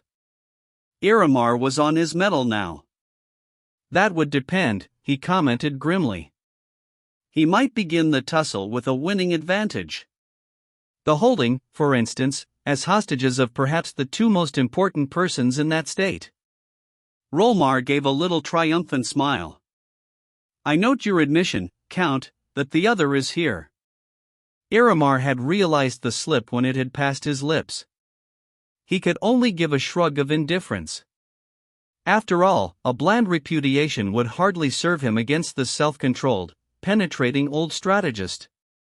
But, the Chancellor went on, to resume our argument. His holding these important persons would simply make it imperative that strong action should be taken. But, no. You will not make a hostage of me, Count Iramar. Had such a fate any terrors for me, I should scarcely have been at pains to put myself in your power. My life is for the state, and at my master's disposal, I hold it worthless, when balanced against the welfare of him and his. There was a dignified touch of self-abnegating patriotism in the old minister's speech which carried conviction to its hearer, for all that he affected to smile at the declaration. You see, Count, he went on, I have, as is my custom, well weighed the consequences of my act. I doubt whether you have done the same respecting your own. I am not in the habit, Iramar replied, with an outburst of scornful, overbearing pride, of troubling myself about the consequences of any act of mine which may commend itself to my fancy. I have hitherto found myself able to shape such consequences myself. Ah, that is where you are wrong, or at least short-sighted, Rolmar returned, with provoking, almost patronizing, coolness. That system may succeed for a while, but it surely means disaster in the end. You are within measurable distance, literally measurable distance, of that now. Indeed? In very truth, Rolmar maintained steadfastly. I am an old man, weak and alone, completely at your mercy. As he spoke, he rose and faced Iramar with the dignified power which only years passed in ruling men can give. I think I have earned the reputation of knowing every move, every possibility of the game called statecraft, and I know the difference between a brutum fulmen, an empty threat, and the absolutely certain result of a well-planned and organized action. Before I left home, I set in motion the machinery for the alternative accomplishment of the purpose which brought me here. My reason for coming to you thus quietly and alone was to avoid making the episode public, to obviate an unhappy scandal. He drew himself up and fastened his fierce, undimmed eyes on the Count, who stood fumingly playing his waiting game with lessening prospect of success. One word more, Count, and only one, since I tire of stretching my patience to the length of your equivocation.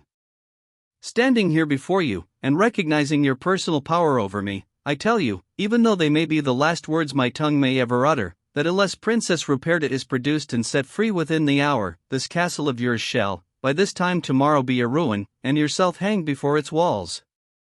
For a moment it seemed as though the contingency Rolmar had suggested might become an accomplished fact, and that provocative old man have the breath strangled out of him by those muscular hands. But from such a fate perhaps his host's complex character saved him. After a few moments of ugly hesitation, the Count started away and took a turn across the room. Bold, unprincipled daredevil that he was, he had yet a strong idea of the importance of his own welfare. In the midst of his discomfiture and consequent anger, he felt that he had to deal with no ordinary man, or even statesman. The threat which stirred up his rage might be a trick, but the chances were heavily against it. Chancellor Rolmar was, he knew, a man of action as well as of intrigue. The position was humiliating, and he cursed the chance that had brought upon him this fall for his pride, this humbling in his hitherto unbroken success in defying all who crossed his will. But the prize, although for the moment within his reach, was not for his grasping. He realized that, and that nothing now was left to him but to cover his yielding and minimize his defeat in the best manner his wit could suggest. And his shrewdness told him that it would be sheer waste of time and trouble were he to attempt to deceive his keen old adversary in the manner of accepting his defeat. To retire fighting would hardly serve to satisfy his own self-complacency. He had better make a clean surrender. So, when he turned again to his guest, it was with a face almost laughingly genial. I scarcely think the impregnability of my house will be put to a test over this business, Excellency, he said with, to all appearance, unruffled frankness. But to what of your eminent shrewdness and perspicacity I need hardly explain the motives of my action and my caution in admitting it. As Rollmer's sign of agreement suggested that he had put a rather different construction on the words from that which was intended, the Count was fain to explain them. I have done myself the honor to retain the princess under my roof from motives of protection. Ah! Rollmer evidently accepted the statement for what it was worth. You will allow, Iramar continued, with dogged complacency, that the circumstances under which Her Highness came under my roof were, to say the least, extraordinary, and might be held to excuse any ignorance or error on my part. Assuredly, Count, Rollmer agreed. The circumstances were no doubt peculiar. They suggested caution, if not interference, on my part, his host proceeded, even before I was aware of the identity of my guests. Certainly. The dominant feeling which now possessed the Count's mind was intense curiosity. The strange conduct and personality of the lady's companions were calculated to fill one with suspicion. He paused after his tentative speech, but Rollmer merely bowed his agreement. The circumstances and manner of the party's arrival here were mysterious. Again he paused inquiringly, only to receive the same provoking, silent response. May I ask, the Count said blandly, since a mutual understanding has been established, and before I have the satisfaction of restoring the princess to your guardianship, may I ask who the two men were who formed her escort? All this time, Rollmer had been turning over in his mind a certain idea which was closely connected with the subject of the other's curiosity. And it resulted in his answering, another surprise for you, Count, I fancy. Of Captain von Umpertz you know as much as I. The other was a man of some interest just now, namely, Prince Ludwig of Draxby-Roldstein. Prince Ludwig? The man who should be king of Draxby-Roldstein? The Count was indeed surprised, and showed it the more unrestrainedly that there was no reason for its concealment. The same. Now the mystery is explained.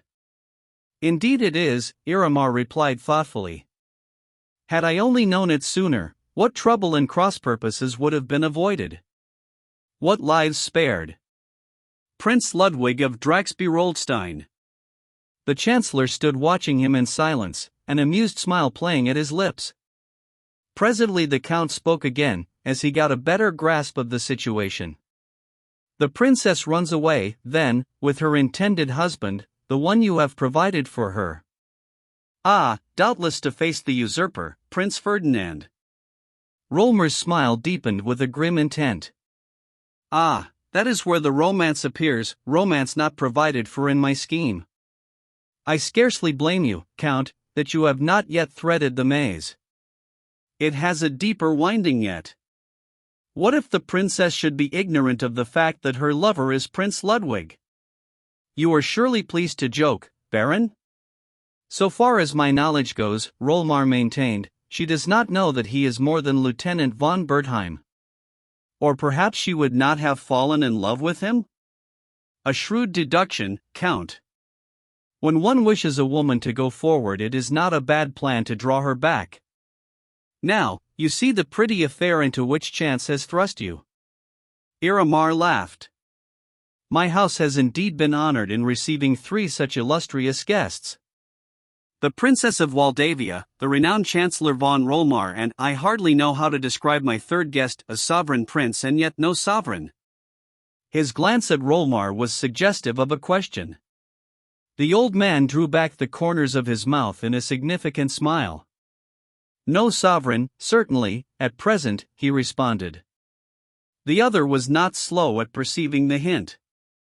Have I, then, done you, after all, a service, Baron? Does that alter your plans? Or is my question indiscreet? Rollmer gave him a curiously indefinable look. My plan is an alliance between our princess and the reigning king of Draxby-Roldstein, he said quietly. Chapter 26 Iramar's Trick. As Count Iramar went to fetch the princess, he was concocting a scheme, daring as became his nature, but one which at a stroke should add immensely to his power and change his position from that of an outlaw, an almost brigand noble, to that of a recognized member of the aristocracy of the land. He would make a bold bid for the royal favor and countenance. Once they were his, he could trust to his wealth, to his energy, his acquirements, and above all, his will, to give him social position and rehabilitation. It was a flattering plan, and the chance of the moment seemed to have brought to his hand the instrument by which this seemingly impossible metamorphosis could be effected. He had learned from Rolmar, in no wise loath to tell him, that King Ludwig was waiting not far from his castle, presumably to know the result of the Chancellor's negotiation. That being so, and with a shrewd idea of the old intriguer's acquiescence, the rest was, to a man of his resources, easy. When he came into the room, having sent Ruperta urgent word that he must see her, even at that late hour, she wondered what new trick or persecution this was to be, but her apprehension was manifest only in her quick glance of inquiry at his face. Otherwise she looked as imperiously calm as ever. "I have news for you," he began, "2 pieces of news, one good and the other doubtful, since I know not how you may receive it." "What are they, Count?" she asked, on the alert for a new mark of duplicity. "You shall hear the least pleasant first," he replied, with a courteous deference which contrasted with the half-veiled insolence of his late manner. "Baron von Rolmar is here." The announcement was indeed startling, and made her look up quickly with a flush of surprise. "Baron von Rolmar here? The Chancellor? None other than your father's minister. You see, Princess, he has told me who you are, and so shamed my blindness and temerity." "Dare I ask for pardon?" She gave an inclination of her head, a limited acceptance of his apology. "What has Baron von Rolmar come for?" she asked. "For you, Princess." Her look justified his calling the news of doubtful acceptability. And, as it jumped with his project, he noticed it with satisfaction.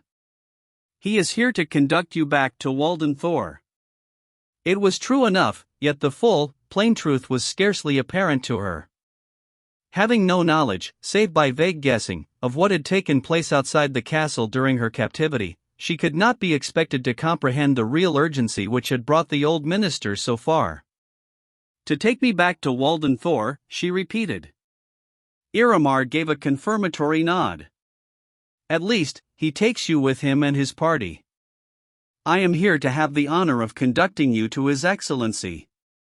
Ruperta thought of the fortress of Krell, and showed no alacrity at the prospect of the meeting. "You had another piece of news," she said, suddenly remembering it. "Good news." "Lieutenant von Bertheim is here, unhurt and with the Baron?" she asked incredulously. He smiled. "No. I may be bold to claim penetration enough to agree with your Highness as to the improbability of that. No. The lieutenant is not, indeed, within the castle, but he is not far away." He watched the ray of joy on the girl's face, and as he watched and welcomed he hated it. "I have come," he proceeded, "the reason of my disturbing you, Princess, by bringing the news in person, was that I might venture to submit a proposal which might earn your pardon." Her look invited him to speak further, and as he drank it in, he inwardly cursed the contrary fate which gave to another man this coveted interest for which he would have bartered his sole subject, indeed, to the master whom he so zealously served having already a lien upon it. "I understand the situation," he said with a subtle smile. "And that the Chancellor's plans are not exactly in accord with your own. He is inclined to interpose himself between you and your happiness, to think less of romance, of hearts, than of state policy. It is not for me to interfere, nor would I do so, since Lieutenant von Bertheim has treated me in a manner which is at least strange, were it not that I owe your Highness some reparation for the presumption into which my ignorance led me. I wish to atone by giving you an opportunity of meeting the lieutenant before your departure with the Baron Rolmar." Her desire broke down the pride which prompted her not to be beholden to this man for an interview with her lover. She loathed the idea of taking him into her counsels, even for the moment. Still she felt that, once more in Rolmar's power, the separation would be indefinite, might be lifelong, for, surely, he would not be hoodwinked again. So she yielded to the temptation, not without hesitating at a suspicion of treachery. Still, something had to be risked, and she conceived a vague idea that her lover and she might again escape together. The Count seemed genuinely repentant. What could be his motive, but that which appeared on the surface? He would scarcely attempt a deed of violence while that grim old man was beneath his roof, and the idea of the two being partners in a plot did not seem probable. Rolmar was too shrewd to take a stranger, practically a foreigner, into his confidence and employ him in his schemes. At all events, she must take some risk. She was in a vortex of uncertainty, shaken by these untoward and startling adventures. So, with perhaps a lurking doubt in her heart, she accepted the Count's suggestion. He read her uncertainty. "You do not give me credit for an honest desire to serve you, Princess," he observed. "It is, perhaps, after all, my own fault. But the event shall quickly prove my good faith. Give me but 3 words calling him to you, and I will engage that the lieutenant shall be here within the hour." He put writing materials before her. "I fear he will not come without a written word from you," he said quietly, as Ruperta hesitated. The reasonableness of the suggestion was manifest. She took the pen and wrote a simple message. "Come, before I return with Rolmar." As she wrote the Chancellor's name, her hesitation vanished. She hated that pitiless old opponent of her happiness, and the idea of his taking her back in triumph was more humiliating than her pride cared to contemplate. The Count took up the paper as her pen left it. "I will send this by a trusty fellow, and your friend shall soon be here," he said significantly. "I, Princess, am not dead to the romantic side of this life of ours, as the Chancellor seems to be." The meeting between Ruperta and Rolmar was as brief as it was awkward. The old diplomatist was cynically polite, while Ruperta masked by her coolness and obvious dislike any expression of the mortification which was at her heart.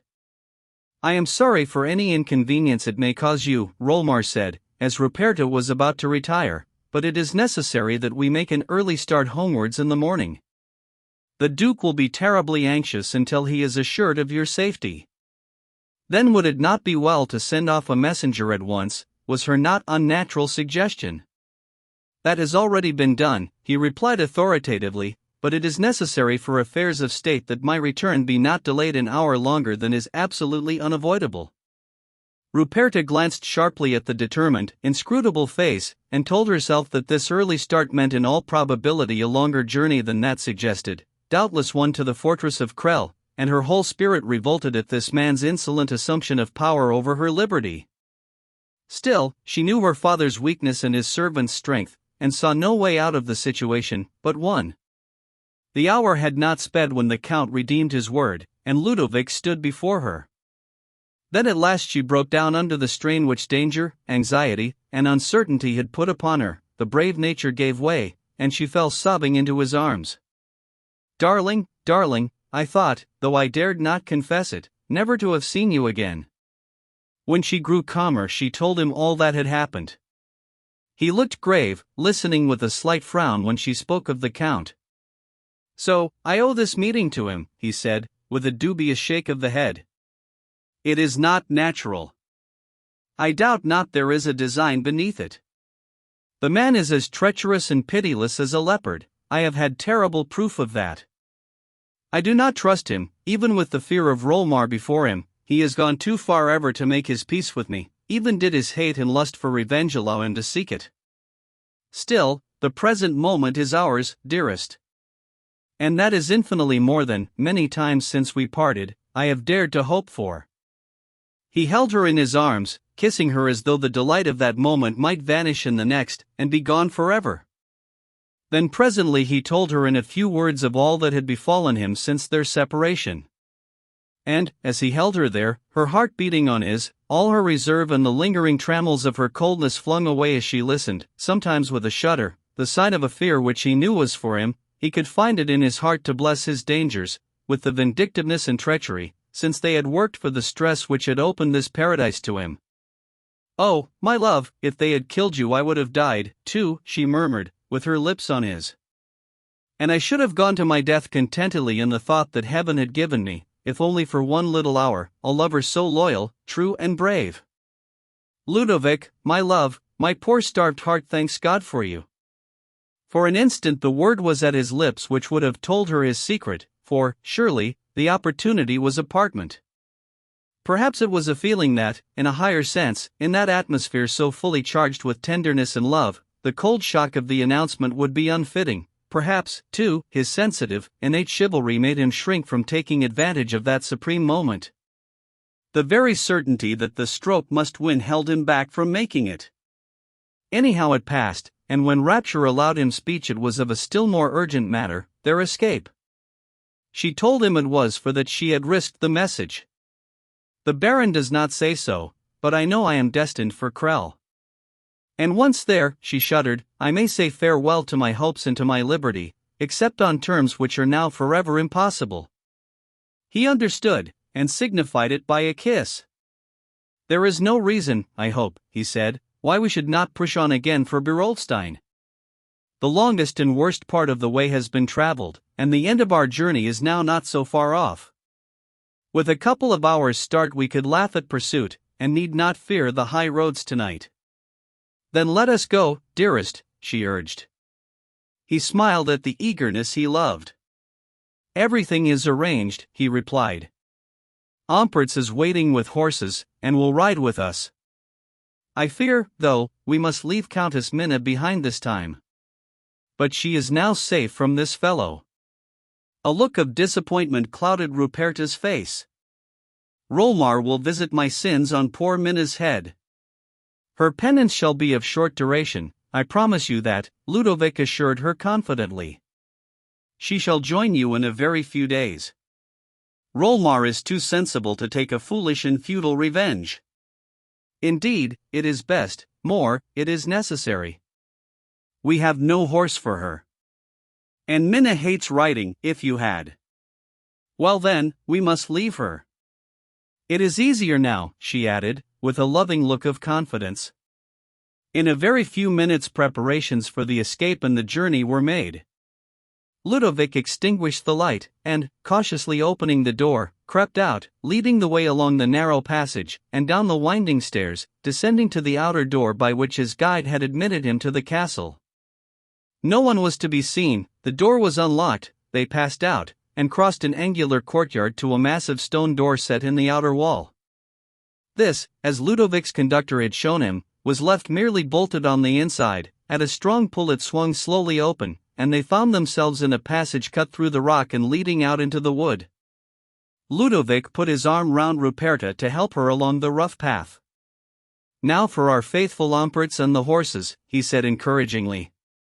He is near at hand. Another hour, dearest, will see us miles away from this hateful place. They were now at the end of the cutting. It was with a delicious sense of freshness and liberty that Ruperta felt the wind through the trees blowing on her face. Her lover's strong arm was round her. In a few minutes the enemies of her happiness were to be given the slip.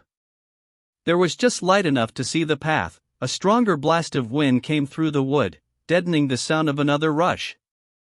More quickly than they could realize it, they were surrounded by half a dozen men who had suddenly sprung from their ambush. Before Ludovic could put his hand to a weapon, he was seized by 4 strong fellows, who held his arms firmly, and began to drag him back to the castle. Ruperta, with all her spirit, was powerless to render him any help. She herself had been captured by 2 men who, with less violence, but equally insistent force, kept her from following. But the dashing of her hopes, the sickening sense of the Count's treachery, made her desperate and reckless. She struggled furiously with her captors, 2 tall, evil-looking ruffians who had, however, evidently had orders to treat her with as much respect as their object permitted. This was to take her back to the castle by another entrance, but they found it not so easy. Ruperta resisted vigorously, then, remembering that Ampertz might be near, she began calling for help. It was but a faint hope, but, to her joy, she heard an answering call which was followed by the welcome appearance of the great dashing swashbuckler, who came through the wood with a leap and uplifted sword, a very fury to the rescue. Evidently the men thought so, for it was with no very confident air that one of them released his hold on Ruperta, and, drawing his sword, stood before her to keep Omprits off. A dog might as well have tried to repel the spring of an attacking lion. With a mighty sweep his sword was sent flying among the trees, and it was only by a smart backward spring that he cheated the soldier's blade of its second blow. At the same moment Ruperta found herself free, her other captor thinking less of his charge than of his skin, which was, indeed, just then in jeopardy of damage. She quickly told her rescuer what had happened. He just checked an oath of angry disappointment. I told him what to expect, he said, savagely rueful. But we both hoped I might prove a false prophet. Oh, he set his teeth ominously, for 5 minutes alone with this precious count. He should never tell another lie while I lived, or he. Ruperta entreated him to follow her lover and free him. He felt the urgency of the move, yet hesitated. I dare not leave you, princess, and if we go together, he gave a shrug, I am only one to defend you against this gang of bandits. It were better to see you into safety first. But she would not hear of abandoning Ludovic while there was a chance of rescue. She too would go back, she had no fear. Omprits saw the true courage in her eyes, and no longer opposed her wish. The two men had skulked away, they were scarcely worth consideration now. The soldier gave his hand to Ruperta, and, sword in the other, led her quickly along the passage to the stone door. It was closed and fast bolted, the men had clearly taken their prisoner through, and now had him safely lodged. Omprits gave a kick at the unyielding barrier. No hope of opening that fellow from outside, he remarked, with a baffled shake of the head. And, Highness, let me tell you the sooner for your sake we get out of this ugly trap the better. We should not have a chance if these rascals took it into their heads to drop a few lumps of rock down on ours. Although Ruperta had little fear of that awkward contingency, she recognized the futility of staying there. Her heart was full of indignation and a terrible anxiety for her lover. But hers was a nature which rage and fear simply stirred into action. She would never bow to the inevitable or confess herself beaten. Yes. Come back with me quickly, she said, with sudden resolution. Omprits glanced at her and knew that the move was not prompted by fear, at least for herself. They hurried back along the passage of rock and into the wood. The horses are close by, Omprits said, in a tone of doubtful suggestion. That is well, we may want them, Ruperta replied, and he saw that she had in her mind a plan of action. The Chancellor brought men and soldiers with him? How many? About 80. They are near? Hard by, in the forest beyond the valley. That is well, she said. I can trust myself to them. I am their princess. It is only their leaders who are so vilely treacherous. Omprits looked a little dubious. If they were all like me, princess, you might trust them to the death.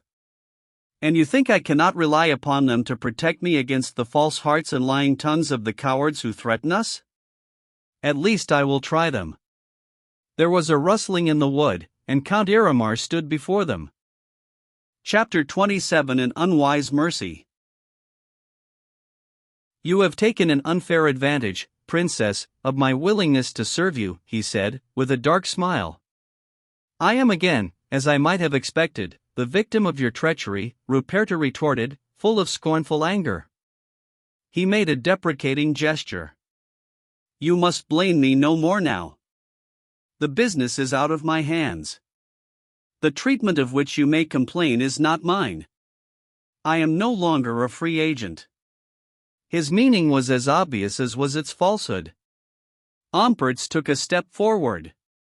Free agent or not, Count, he said bluffly, I shall make bold to hold you responsible for the outrage suffered by Lieutenant von Bertheim at the hands of your men. I was just wishing for an interview with you. The Count was eyeing him full of stern malignity.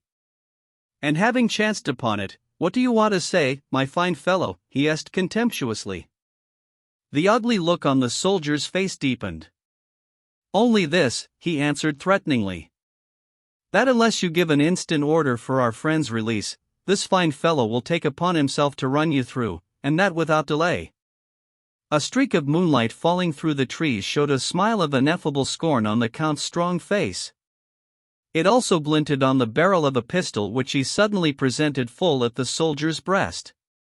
"Silence, you dog," he commanded. "You need a lesson in the manners befitting a lady's presence.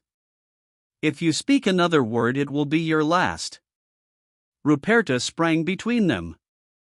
"Count, if you harm this man your life shall pay for it." "I swear. I have power that may astonish you before long. Yes, I will have you hanged if you do not instantly release the lieutenant." "You are quite mistaken, Princess," he replied seriously. "The lieutenant is not my prisoner." "You liar," she cried, beside herself with indignation at the way he was playing with her. "You will tell me next he is not in your house, in your keeping." "It is true enough," he replied coolly. "But I have no power to release him." "Perhaps you have, Highness." The sneer was worthy of him. He had come to hate this woman whom he might not love. "We shall see," she returned. "You refuse?" "I fear I must, even at the risk of the penalty which your Highness has foreshadowed." "Very well, then," she said. "You shall see how I will keep my word." "Come, Captain." She turned to Ampritz and prepared to move away.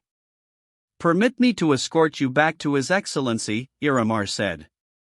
"He charged me to look after you, and my responsibility is strict." "Your responsibility," she echoed scornfully. "Surely, Count, you have forfeited any claim to that I will never enter your abominable den again." "It is most unfortunate," he replied, with a somewhat mocking show of apology, "that I should have to bear the brunt and odium of your Chancellor's actions." "Surely, Princess," he continued, as though urged merely by his innate love of setting his actions in a false light, "you must be aware that it was a risky thing to attempt to continue your elopement under the Baron's very eye, an eye which looks not too favorably on the lieutenant's pretensions. I should certainly have warned you against any such mad attempt, had I not thought that your good sense made it unnecessary." Ruperta turned from him, disdainfully impatient. "I cannot discuss the matter with you, Count, especially as I have good reasons for believing no word you say." He gave a shrug. "It is most unfortunate, I must repeat, this persistence in imagining my ill will. As for your interest in the lieutenant's welfare, I can only refer you to Baron Rolmar, to whom it is now my duty to conduct you." He advanced to her with outstretched hand. She shrank from him. Ampritz whispered a word to her as he fell back a pace. These movements altered the relative positions of the three. Ruperta had scarcely caught the soldier's whisper, but she was quick-witted enough to divine his intention. She suffered Iramar to lay his hand on her arm. It gave her an excuse for struggling to make a sudden clutch at the hand which held the pistol. Simultaneously Ampritz gave a swift spring, and, as Ruperta's hold hampered the Count from turning to meet his attack, seized him from behind and got his arm tightly round his neck. Iramar was a very Hercules, but now he was taken at a disadvantage, and Ampritz was of strength far above the average. It was a fierce joy to him to find his muscles round that lying throat, and in a very few seconds he had the Count half-throttled on the ground. Then the pistol was wrested away, and their enemy lay at their mercy. "Now let me put an end to the villain," Ampritz gasped, as with fingers gripping the Count's throat and knee pressing on his chest he held out his hand for the pistol. Ruperta's hold hampered the Count. Ruperta's hold hampered the Count from turning to meet his attack. Page 276. But Ruperta refused. Perhaps the livid, distorted face showed her too vividly the horror of such a midnight deed, and obscured the sense of expediency. "No," she objected. "We cannot. He must not die here, like this." "Then you give Lieutenant von Berthium's life for his," Ampritz urged, bitterly balked. "In heaven's name, let me put a bullet through his lying brain, and do a good deed for once." But she would not consent. "If he swears on his honor that he will release the lieutenant, his life shall be spared," she said. Ampritz groaned at the throwing away of this chance. "His honor," You will repent it if you trust to that, he said, as he tightened his grip on the Count's throat, since he might not shoot him. But Ruperta saw his intention, and insisted that he should relax his hold. You hear, Count, she said. I swear, he gasped. Of course he swears, growled Ampertz. For some moments Iramar lay panting, the soldier looking down on him with a grim hankering that was almost comic.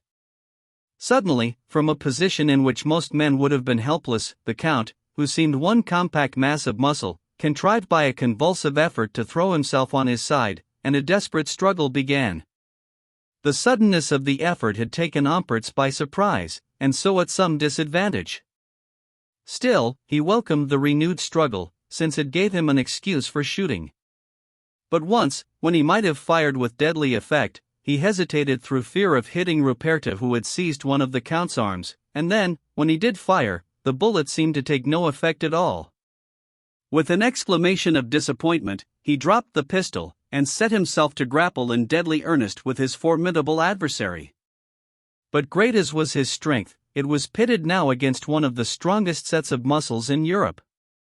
Little by little the Count got the advantage. He was a skillful wrestler and knew all the tricks of that art, so that not even Ruperta's weight hanging onto his arm made the struggle evenly balanced. Before long he was able to force Ampertz backwards and, by a dexterous twist, to spring clear of him. It was only just in time, for Ruperta had taken Ampertz's sword, and was only hesitating to use it from fear of striking the wrong man as they swayed and turned in their desperate encounter. Now the Count was free. Quick! The sword! Ampertz cried, as he recovered his balance and sprang to her for the weapon. There was a loud laugh of mockery, and, almost before Ampertz had turned to rush after him, the Count had disappeared in the darkness. Sword in hand, the soldier followed as best he could, only to be brought up very soon by the manifest hopelessness of the pursuit and the fear of missing the princess. To her he returned, baffled and fuming. I said you would regret it, Highness, was his reproachful greeting. She was pale and trembling slightly from the excitement. It cannot be helped, she replied, with a touch of authority. I am sorry for your sake, but I could not have the man, whatever his crimes, done to death like that. He has the devil in him, Ampertz exclaimed wrathfully. Now between him and the Chancellor, who has the infernal touch too, I fear, you may say goodbye to the chance of getting the lieutenant free. And I had my prayer answered and my fingers round that villain's throat. It was wicked to fling away the chance. Yes, I am sorry now, Ruperta agreed, showing not half the intense regret she felt. But I am not going to submit myself tamely as a victim to these outrages and false dealings. I am going to Beroldstein. You, Princess? To Beroldstein? Alone, she answered resolutely. I will appeal to the King of Drax-Beroldstein, since the Duke of Waldavia, my own father, cannot help me. But the King of Drax-Beroldstein, Ampertz objected, is not Ludovic, but Ferdinand. So much the better, she returned. It makes my task less disagreeable and scarcely more doubtful. He recognized the hideous complications which made her plan so hopeless, yet he saw no sufficient reason for breaking his pledge of secrecy. After all, Ludovic's release was the great thing to try for. In the interests of that, the less known of his identity the better. I may go with you, Princess? The horses, no, she replied. I should like your escort, but cannot take you hence. It will be something for me to know that one trusty heart is left near Ludovic. But I fear. What can you do for my Ludovic against those cruel villains, the Count and Rolmar? She turned away in an access of heart-chilling despair, then next moment had recovered herself. Come, let us not lose another instant, she said resolutely. You must find me an escort among the soldiers. Surely there are some who will run this risk for their princess, for any woman, indeed, who is in such a dire strait as I.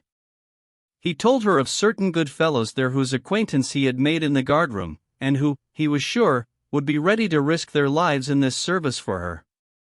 If all goes well, they shall not be losers for standing by me in my extremity. At least they are human, Rolmar is a fiend. They came to the three horses' bitter suggestion of their failure, mounted, and made their way towards the spot where the men were encamped. Ompert's thoughts were divided between admiration for this courageous girl and sadness at the thought of how small was her chance of success. But the affair, he told himself, was too difficult for his poor brain. He could see no light through the darkness, only hope that chance, after leaving them so terribly in the lurch, might once again stand their friend and accomplish what seemed beyond the scope of every imaginable plan. By a difficult path they arrived presently, after many a hindrance from wood and rock, within a stone's throw of where the troops lay encamped.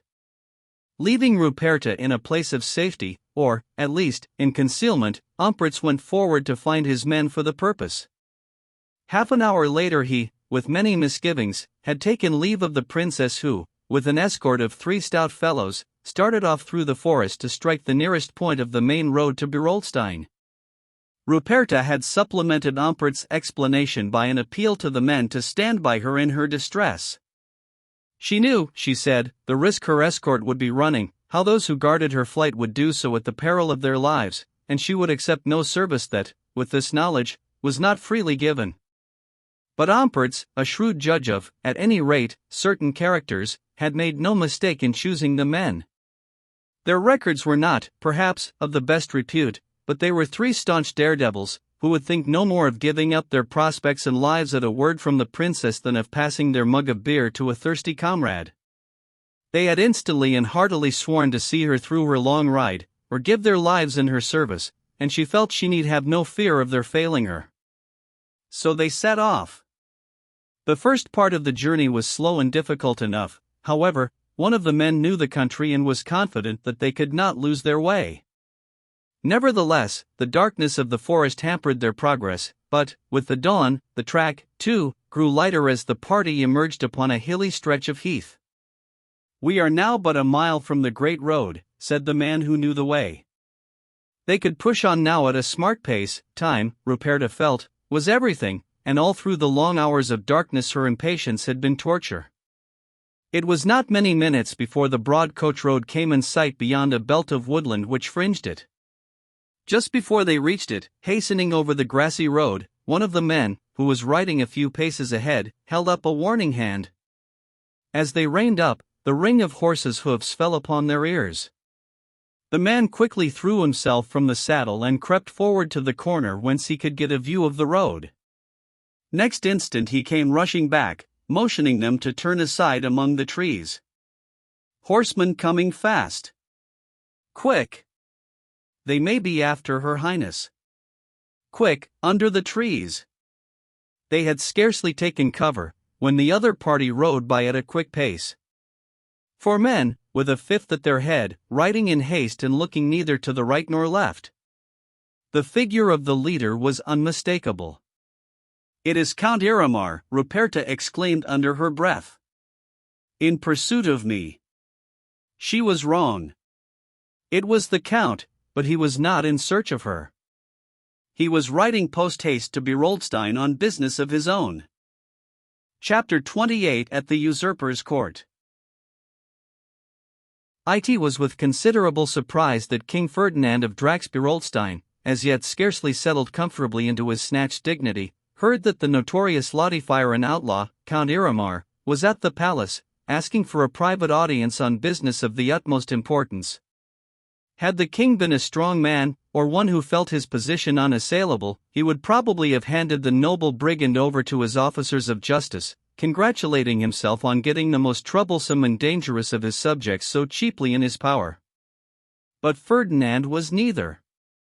He was a weak man who had been unable to resist the chance, urged upon him by designing favorites, to seize a crown which for the moment seemed to be left without a wearer, and, having put it on his head, was now trembling inwardly at his own temerity.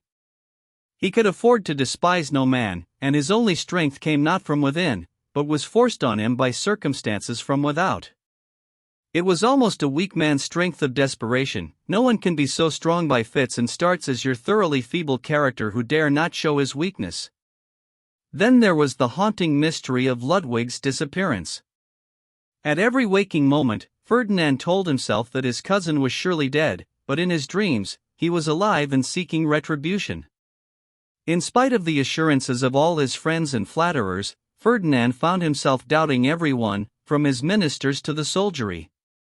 He dreaded to read in every newcomer's face the solution of the mystery, the end of his day. Still, he had cast his die, the boats were burned behind him. Foolishly, he told himself, since he might, by constituting himself regent, have grasped the power clean-handed, and now, as it was, there seemed nothing for it but to assume a resolution which he had not, and to keep by force what treachery had won. It had all seemed so easy and desirable, this pursuit of power, this scheming for a throne, in the days of preparation, when suddenly the coup had to be made, and responsibility to be assumed, it was not so pleasant. Doubtless it was a shrewd knowledge of the usurper's character that gave Iramar confidence to put his head into the lion's mouth. At the same time, he was well armed, both for attack and defense, with the knowledge he held. On receiving this somewhat astounding message, Ferdinand hesitated. His first impulse was that of the bully, to order the arrest of this formidable outlaw. Then his chronic feeling of insecurity prompted him to hear what the visitor had to communicate. Such a man had not come boldly there without good reason, and he could easily be arrested after the interview. Accordingly, he gave orders for a guard to be in readiness and for the count to be admitted to an audience. With an affectation of homage which scarcely concealed his bold confidence, Iramar entered the royal presence, and, having bowed low, stood before the usurper in the easy fearlessness of conscious power. Ferdinand had a set frown on his sharp, gambler's face. He might as well have thought to melt a rock by frowning at it, as thereby to intimidate the strong, reckless nature confronting him. Perhaps he felt this, as, with an effort at self-assertion, he bid the count say what had brought him thither. "I have come on a matter which is for your Majesty's ear alone," was the sturdy reply. Ferdinand affected to hesitate, then motioned his curious circle to a distance. "Now speak out, Count, and briefly." But Iramar dropped his strong vibrating voice almost to a whisper, as he bent forward to the king. "It is of your Majesty's cousin, Prince Ludwig, that I have come here to speak." He watched closely the effect of his words, and saw nothing but a curious, indefinable expression flash across his hearer's face. But it was enough. And although Ferdinand's next remark was made in a tone of studied indifference, Count Iramar knew that the hit was more than a touch. "Well, you know, perhaps, what has become of him?" "His fate?" Iramar bowed assent. "He is at this moment in my power, a prisoner in my castle in the Teufelswald." If the news gave Ferdinand an uncomfortable thrill, he did not show it. The pale face, with its stiff yellow mustache and beard, remained impassive.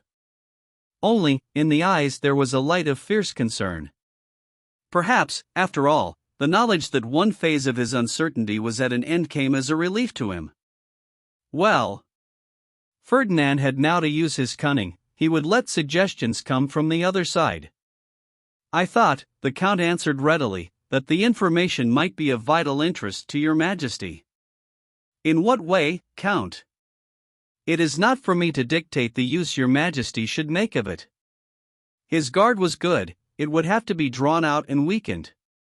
"And yet I dare be sworn," Ferdinand returned, with his cunning smile, "that you had a use for it in your mind, or you would hardly have ventured hither."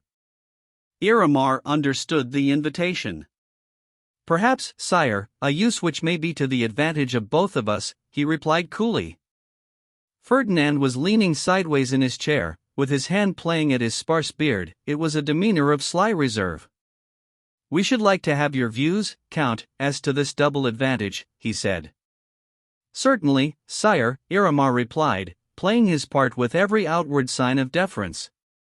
"You will, perhaps, graciously pardon me if I express them too bluntly, but the position and opportunity are critical, and plain speaking fits them best." Ferdinand gave a quick, impatient nod of authority, and the Count proceeded. "The prince is, as I have said, my prisoner, secretly hidden away where no man, unless I choose, can ever find him. He fell into my hands by an accident, and the fact is practically a secret which need never be known, save to those whose interest would be to ignore it. To all intents, he is dead and buried. It is for your majesty to say whether he shall ever come to life again. He paused. Go on, Ferdinand said curtly. As to your majesty's interest and wishes in the matter, Iramar continued, in the same tone of guarded deference, which yet seemed to mock as it flattered, I do not presume to make a suggestion, or anticipate what may be in your majesty's mind. All that I wish to put forward is my hearty willingness to serve you, sire, in this matter. And, that you may trust me. Ferdinand, revolving keenly the crisis, smiled with a purposeful scorn which hid the inner working of his mind. Confidence in Count Iramar is a somewhat unreasonable demand, methinks, he observed. Without a guarantee, yes, was the ready rejoinder. It suggests the second and minor advantage of the situation, that which affects my poor self. Ah? Ferdinand was indifferently curious. Perhaps he felt he could, if expedient, secure that guarantee without the Count's active cooperation. The very disrepute of my antecedents, Iramar went on, with the confidence arising from a strong position, is, although it naturally appears to the contrary, the very guarantee for my liberty.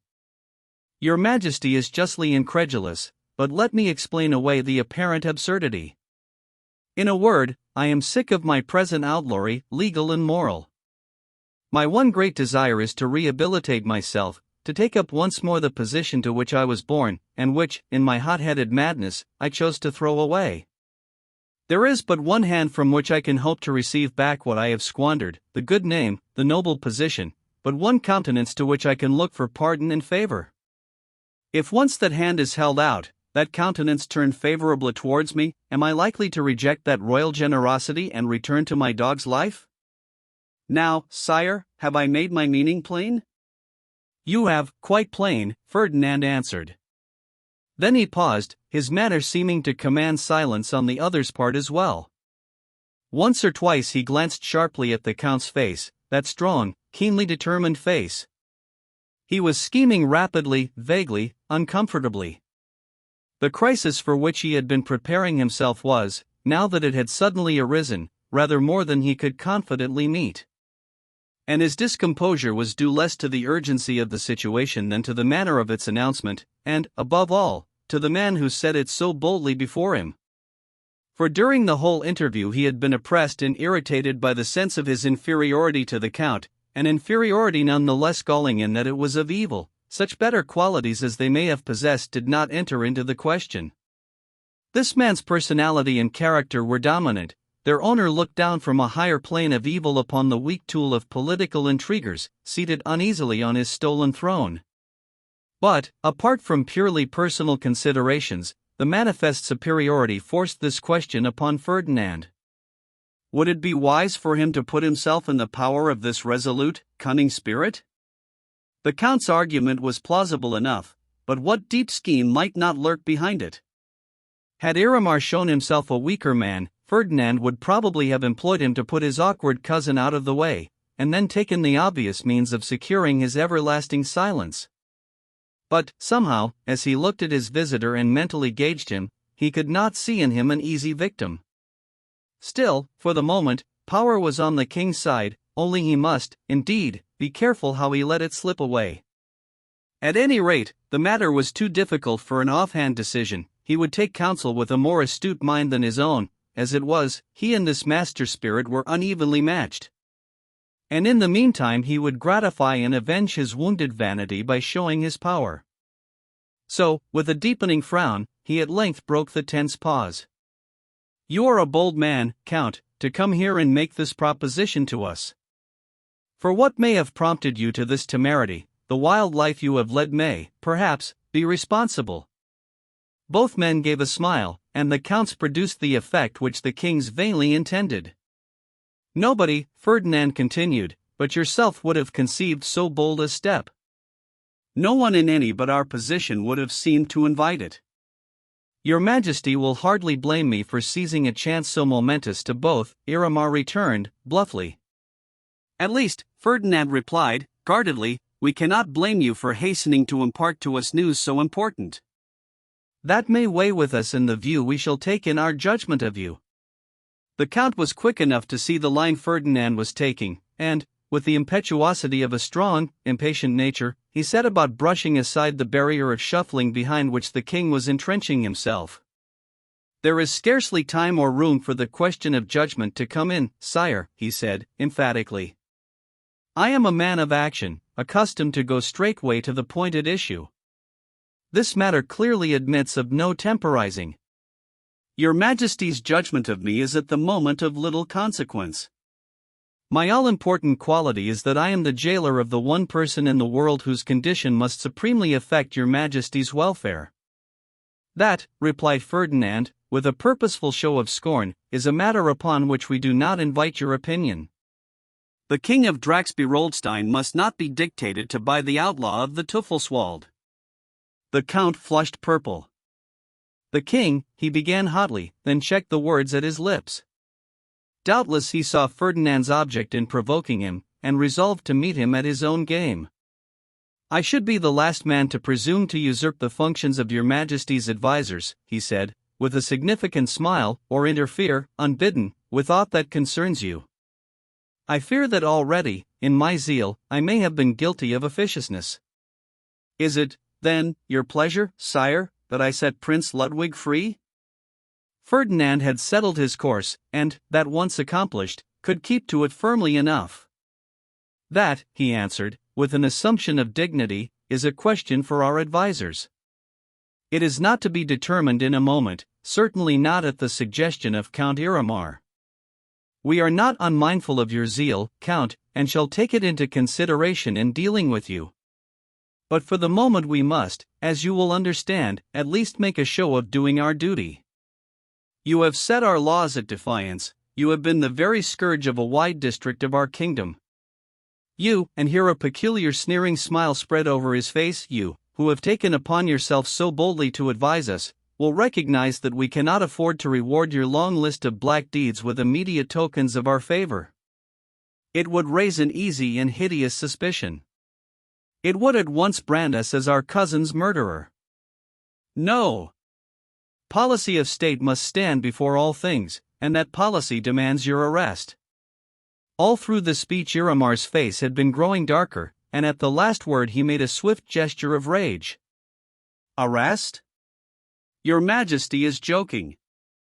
It was all he could say, but there was clearly no jest in Ferdinand's crafty face as he signed to the group that, in scarcely veiled curiosity, stood apart. He had given his orders, and the men were ready. At a word from an alert official, Count Iramar, inwardly raging, and frowning threats, found himself surrounded and a prisoner. "Your Majesty," he cried darkly, "will do well to consider this step you are taking." Ferdinand waved his hand with a gesture of dismissal. "We will see you again, Count, you understand," he said significantly, as he rose and walked away. Chapter 29: Ferdinand's second visitor. The man to whom Ferdinand turned in his perplexity was one Eugen Morvan. It was he who had practically set him on the throne, since he had been the instigator of the course of intrigue which had rendered possible the coup by which the crown had been seized. A fat, sensual-looking man of 45, one who, to the church's certain advantage, had stopped just short of becoming a priest, and, having thrown aside his deacon's cassock, had, by devious paths, found his way to the court, there, by luck, assurance, and easygoing philosophy and assiduous flattery, to attach himself to the person and fortunes of the prince who stood next but one to the throne. That his patron should be so nearly a power, and yet be none, was of itself enough to make it certain that the intriguing, insinuating spirit at his elbow would never rest from prompting him to amend the accident of birth. And when the idea had been accepted and the scheme launched, Morvan had proved that his lazy, self-indulgent exterior masked a spirit of daring conception and resource. He was ambitious, too, from, of course, the most material of worldly considerations. He had a bad man's lust for power, power for evil, for selfish ends, for the gratification of every whim, from revenge to appetite. To have attempted to attach himself to Ludwig would have been absolutely futile. Bad men are keenly sensitive to their affinities and their antipathies. Ludwig would never have looked at that unctuous, knavish face but to order it from his court. Morvan knew that well, and hated him accordingly. Besides, to the rightful heir to the throne he could have been of no possible use. There could be no call there for the intriguing arts by which he sought to make himself indispensable. But when once he had Ferdinand committed to the scheme of usurpation, which, by an unlooked-for piece of luck, Ludwig's mysterious absence so strangely favored, that prince was in his power, bound to him body and soul. Ferdinand dared not go back when the evil genius at his side urged him forward, and the result had indeed justified the confidence of the daring pilot who had seized the helm of his fortune. He is found. Morven had guessed it already. I was sure of it, sire. Nothing else could have brought that ruffian to court. Briefly, not without a sign of agitation, Ferdinand told what he had heard.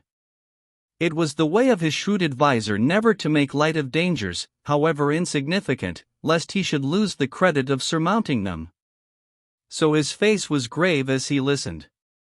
"So the crisis has come at last," he observed, with an air of confidence in his ability to meet it. "The time for final action has arrived. It is well. You have acted wisely, sire, in caging the wild beast. What is to be the next move?" Morven was far too shrewd to force his advice gratuitously upon his patron, knowing if he held back his counsel it would be surely demanded. And when he gave it, it was cleverly done with an air of merely amplifying his master's suggestions and putting them into practical shape. "It is on that," Ferdinand answered, "that I must have your advice.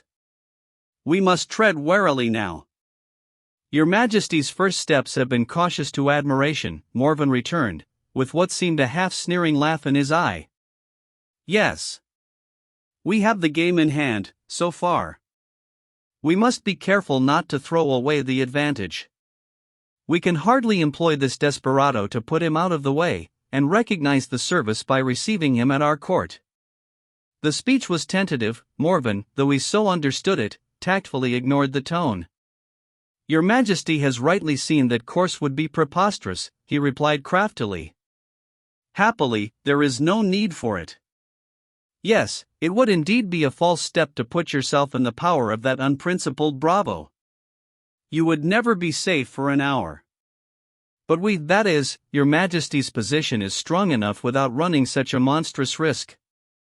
The ministers are yours, the court is yours, the army is yours, and I make bold to assert from positive knowledge, from trusty reports, that the people are yours. What, then, is left for Ludwig, supposing, as is scarcely probable, that he has not already fallen a victim to that wolf's fangs? But, if not, he is still to be feared." Morven's look was darkly significant. "It will be our fault if ever he is in a position to trouble us." Ferdinand's cunning eyes met the others responsively. "Then what better means could we employ than this discredited outlaw, the most natural and irresponsible instrument?" "And the most dangerous," Morven put in, pursing his lips and shaking his head. "Say we give him a free hand, and dangle royal favor before him.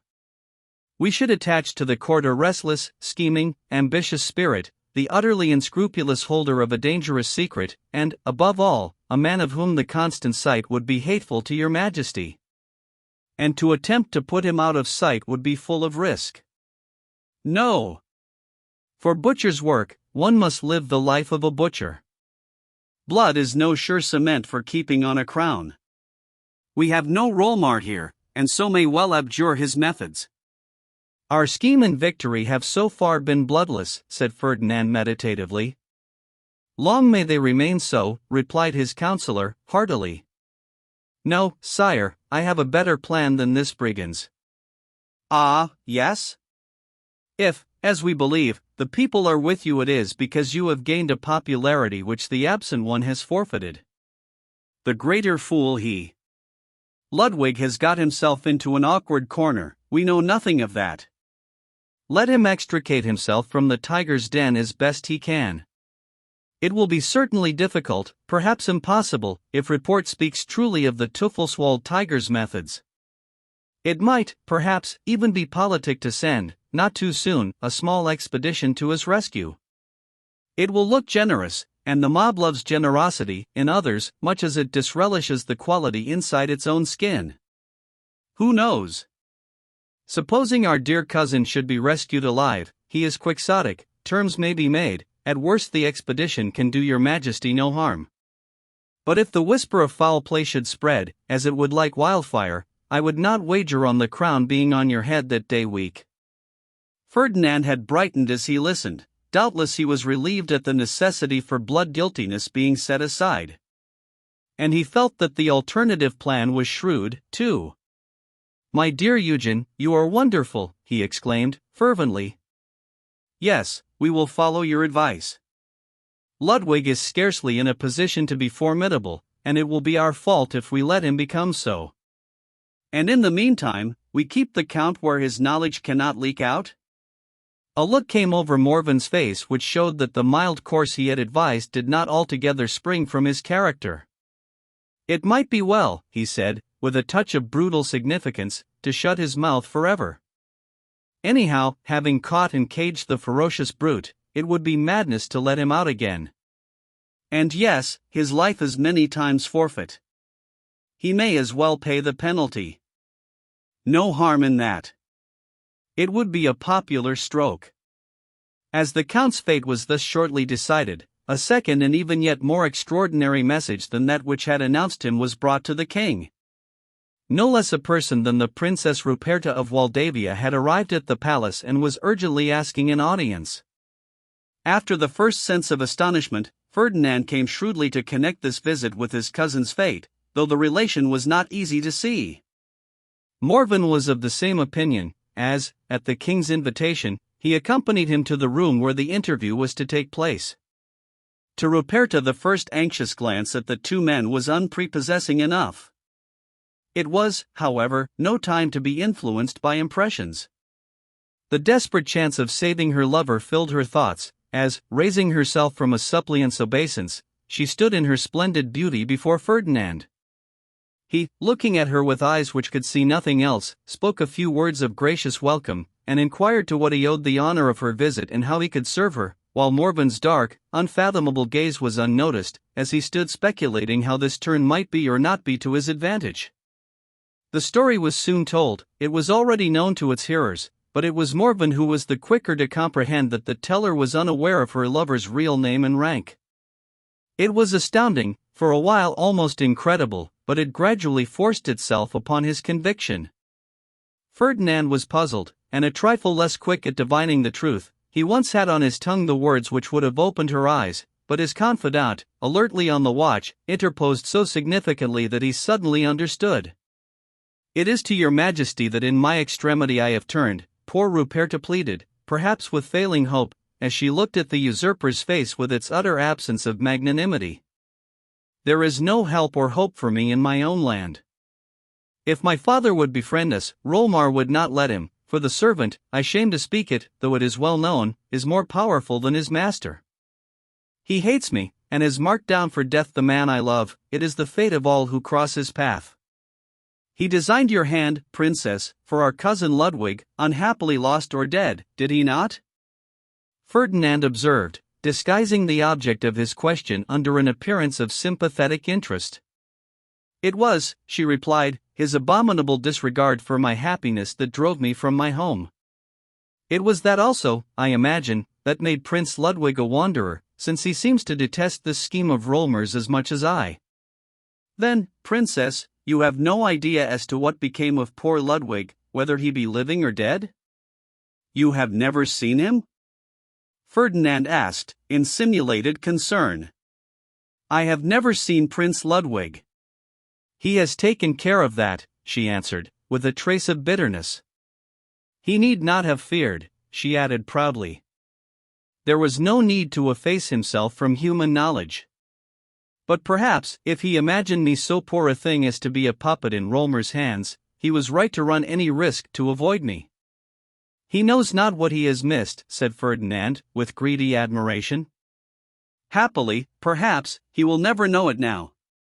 "He is dead?" she asked, with womanly regret. "There is little doubt of it." "And the man on whose account I have come to plead with you," she urged.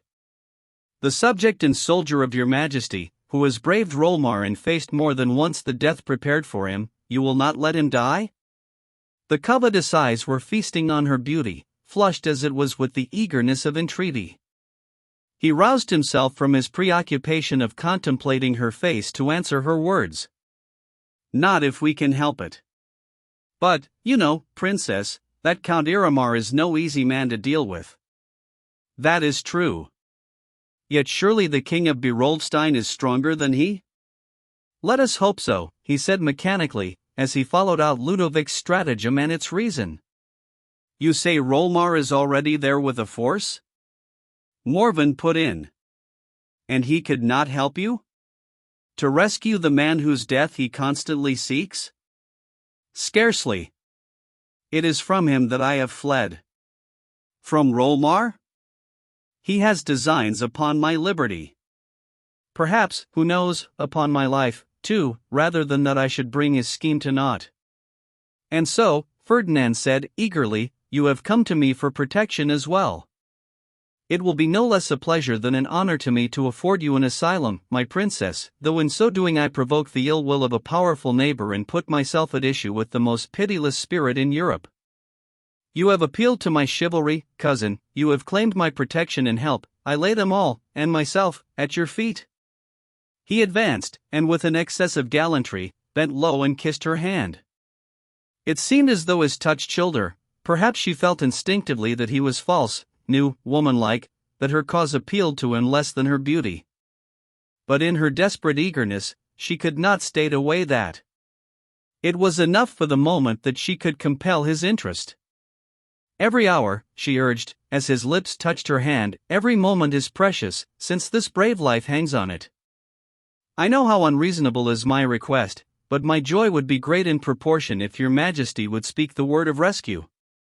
We will take measures at once, Ferdinand assured her, with a show of alacrity. But he seemed as though he could not take his eyes from her, a poor guarantee that he would exert himself in her lover's interest. Morven, watching him, read his mind, and laughed to himself.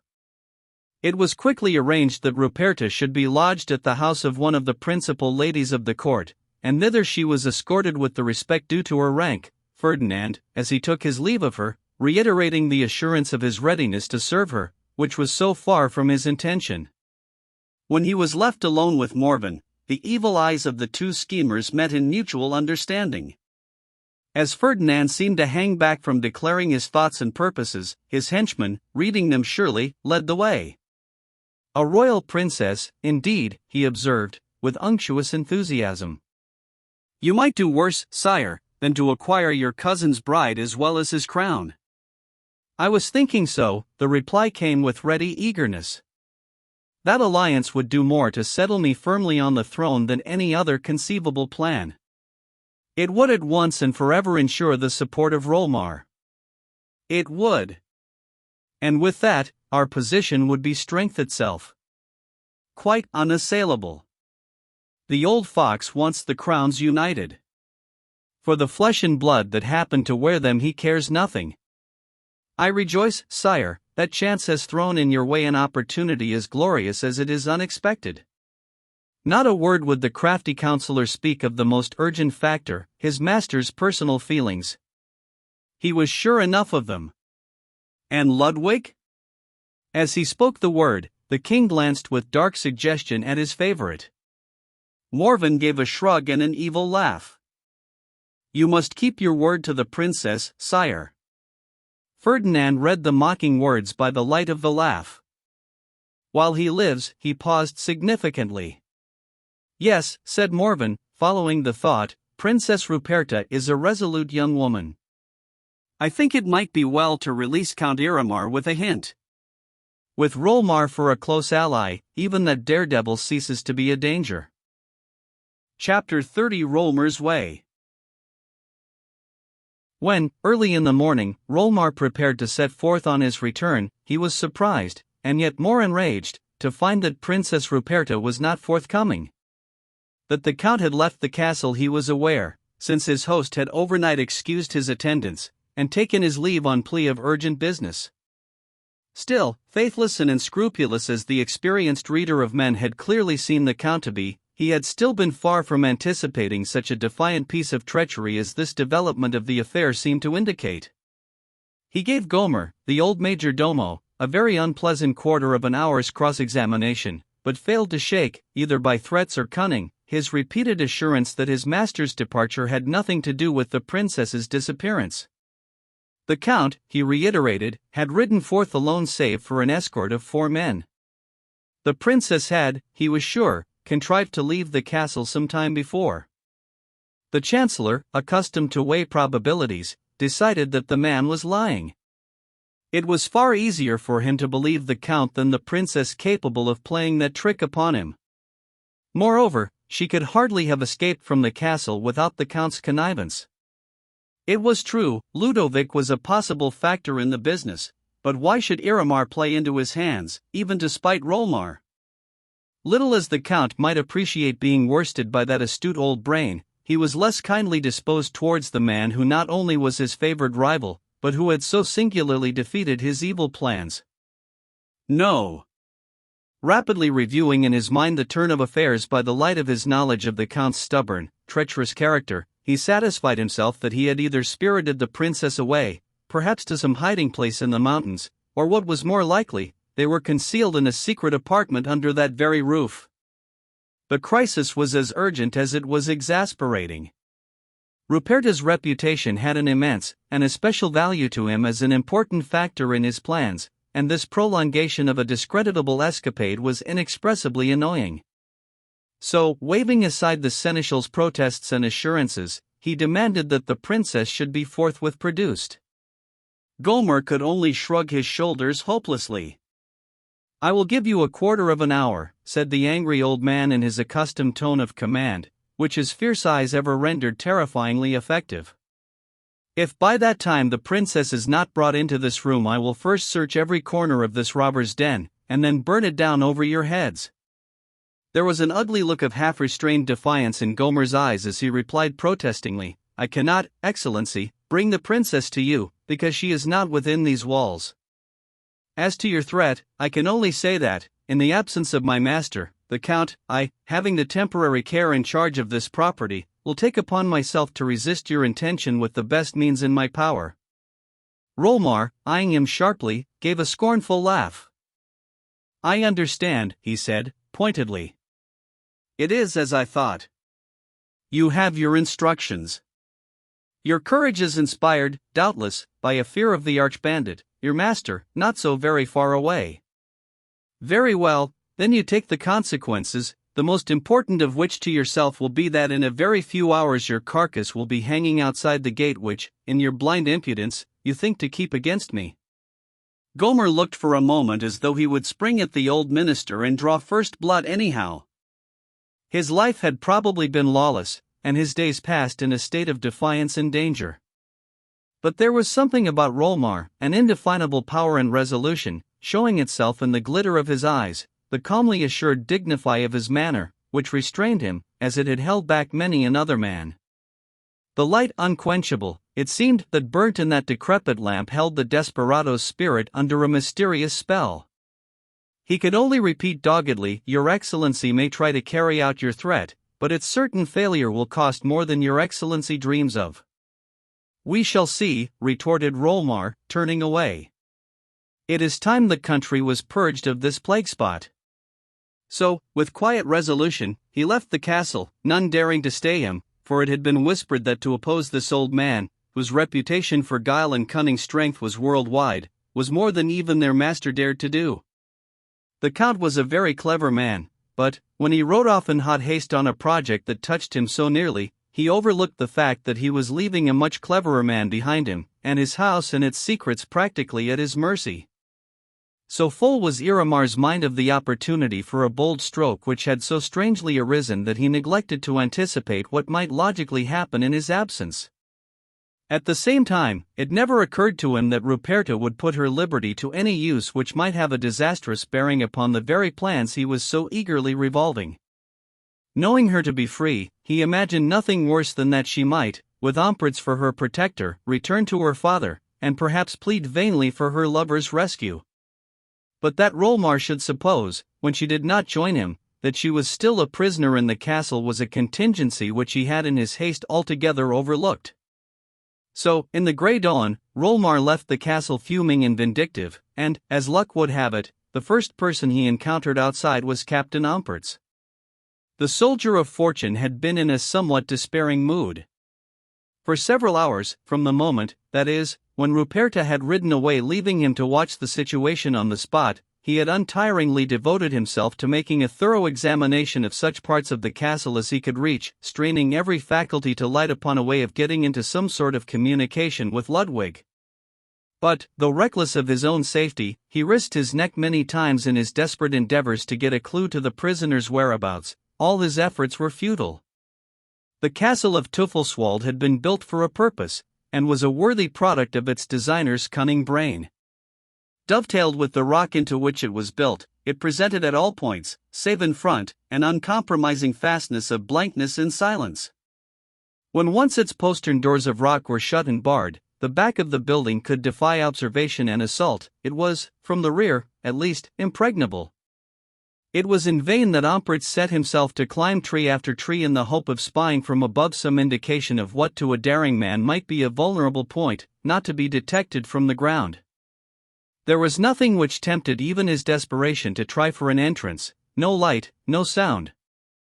But one thing he did see, and that was of moment, the setting forth of the Count and his attendants. Naturally he supposed it was in pursuit of the princess, but he could do nothing there in her behalf, only rejoice in the thought that she had a long start, and ejaculate a fervent prayer that she might keep it. And, indeed, had he been minded to try to delay the Count, it would have been impossible to have intercepted the little party, who passed quickly through the door and rode off without pause along the woodland path. Having convinced himself that there was no chance of getting at Ludovic's prison from that part of the castle, Umpertz, disheartened and weary from the want of rest, of which his enforced vigilance had deprived him, gave up his fruitless endeavor, and dragged himself towards the valley where Rolmar's men lay. The light of a chilly dawn was beginning to spread over the forest and to force its way in gray streaks up the wood-lined valleys and gorges, turning the black masses of pines into an indistinct greenish blue, as the soldier, the very shadow of himself in his utter exhaustion, lay down on an invitingly sheltered bank, and, careless of his safety, fell fast asleep. From this he was roused by a voice, uncomfortably familiar, calling, "Captain Umpertz." Half awakened, yet, for very weariness, unable to open his eyes, he told himself it was a dream. But the summons was insistently repeated. Captain Umpertz. In a moment the truth flashed his mind into complete wakefulness and he started half up. Over him stood a man, one of the most dreaded personalities in Europe. "Up, Captain. I have work for you," Rolmar said, with inscrutable face. Umpertz sprang to his feet, wondering, as he looked inquiringly at the saturnine old face, what the work could be. Was the pitiless chancellor minded to take vengeance on him for his share in the elopement? Then he told himself that they were man to man, and so fell to wondering that Rolmar should be there at that hour alone. "How can I serve you, Excellency?" He was now wide awake, and anticipation made him ignore his fatigue. "I have," said Rolmar, "a difficult affair on hand." "Yes, Excellency?" The other seemed to regard his eagerness with the half-contemptuous amusement a man will have for zeal to which he himself in a like position would be insensible. "You are acquainted with this robber's lair," he gave an indicating jerk of the head, "the castle yonder?" "I know every foot of it, from outside, Excellency." "Is it strong enough to defy assault?" "From behind it could hold out against almost any force without artillery." So the attack must be made in front?" "Assuredly, Excellency." "And even there it should be a tough nut to crack." "Nevertheless, Captain, it must be cracked, and without delay." Umpertz, looking at him in some wonder and a certain vague joy, was struck by the imperious determination in the old man's face. "Yes, Excellency. It would be no bad thing." Rolmar nodded. This ever-ready soldier of fortune afforded him some slight interest and amusement, and the acute judge of character could see the man's honesty, and a deep-lying nobility under the wandering mercenary's rough exterior. "The fellow, this Count Iramar, has played me a trick, and must pay for it," he continued. Somehow Umpertz's open nature seemed to invite confidence, an ordinary captain would have got nothing beyond bare orders. So this castle, he went on, must be pulled or burned down about his head. And at once. Delay is out of the question, since I have reason to believe the Princess Ruperta is still a prisoner there. Ompritz had it on the tip of his tongue to reassure the Chancellor on that point, but checked the word in time, with a thrill at the danger into which he had so nearly been led. For in his mind was a great joy at the thought that if Ludwig were still alive this action might mean his release, surely the only chance left. If he knew that the princess was no longer in the castle, Rolmar, a man above all not given to waste of energy or zeal, would doubtless abandon his project of sacking the place, finding it, moreover, no bad policy to leave the ousted prince to his fate and the count's mercy. Neither did Ompritz judge it advisable to tell Rolmar of the count's departure, since he might then doubt whether the princess were, after all, within the walls he proposed to raise. So, keeping his own counsel, he placed with alacrity his best service at the Chancellor's disposal, and they went on towards the camp to bring up their array. An hour later, the force advanced threateningly upon the castle, the front of which was now, in anticipation of an attack, barricaded against their approach. The windows were screened by iron shutters, and before the door a sort of portcullis was let down. Rolmar smiled grimly when he saw the ready preparations for defense. "He has expected this for many a day," he said, "it has come none too soon." Ompritz, to whom, as having the best knowledge of the place, the attack was entrusted, led the men tactically up the terraces. Having advanced, less, perhaps, to his surprise than Rolmar's, without opposition right up to the building, a bugle was blown, and the place summoned to surrender. An iron shutter opened and old Gomer appeared. "This castle," he said, "will never surrender so long as there is a man left to garrison it. One word, gentlemen, before you commit yourselves to this vain business. I declare to you that you are greatly in error in attacking us. The princess is not here, she is not within these walls, nor is there a soul here who knows where she is. Were these my last words, I could not say otherwise. I swear to you before heaven the lady is not in our keeping." Ompritz, who alone knew he spoke the truth, gave him the lie direct. "Out, you lying old hound," he cried. "If your word be true, let us in to prove it." "That I cannot do," the seneschal retorted fiercely. "We have had enough of such undesirable guests as yourself." "So you convict yourself of falsehood," Ompritz returned. "The princess is within, and we will have her out, so the sooner you open your door the better for you." For reply, the shutter was drawn across the window with a significant bang, and the parley was at an end. Had Ompritz not been aware that the Lord of Teufelswald was absent, he would have been far less hopeful than he was of taking the stronghold by assault. As it was, he had a pretty shrewd idea that the garrison was far from being a strong one either in numbers or spirit. Nearly a dozen fighting men had been killed or wounded in the two encounters with Ludwig and himself. For had ridden forth with the Count, surely not many could remain, and those were without their chief, who, besides setting a vivid example of reckless daring, knew how to supplement the courage of his followers by a lively fear of the consequences of defeat. But he, worth a score of his humble bravos, was happily away, and Ompritz had promptly taken care to send a detachment of his men round to the rock door to intercept his possible return. A short consultation among the leaders of the attacking party resulted in the conclusion that there was but one feasible way of gaining admittance, and that was to batter in the principal door. That looked a formidable task enough. The massive iron-bound oak was manifestly intended to provide against assault, and then there was the heavy network of beams forming the portcullis to beat down, even before the door itself was reached. But, given sufficient strength, anything is physically possible, and with several score of men at his back, Ompritz felt he could laugh at the Count's iron-bound beams, which could have defied a mere dozen assailants for many a day. The first idea of the attacking party was to set fire to the oaken barrier, but the wood was too little exposed to catch alight easily, and, moreover, the contingency had been provided against by the contrivance of a long cistern above the archway from which at any moment the portcullis could be drenched with water. But, though fire might be of no avail, the united weight and sinews of a considerable body of men made a force which not even Count Iramar's barricades could withstand. a tree trunk was utilized as a battering ram, and the attack began in earnest. It was not without its difficulties.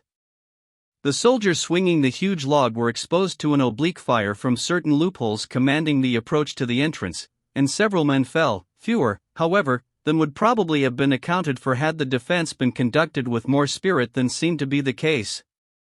Their exposure to this scalding fire had the effect of making the attacking party redouble their efforts. The portcullis began to crack and show signs of giving way beneath the tremendous battering of the swinging tree trunk. The blows, planted with insistence and precision, increased in effect, and made the yielding of the strong beams only a question of time. At length, with a crash, the portcullis was staved in, and, with a shout, the men broke through and rushed forward eagerly to take the same measures with the door. The shots from the loopholes, which had become more frequent and wildly aimed, upon this almost ceased.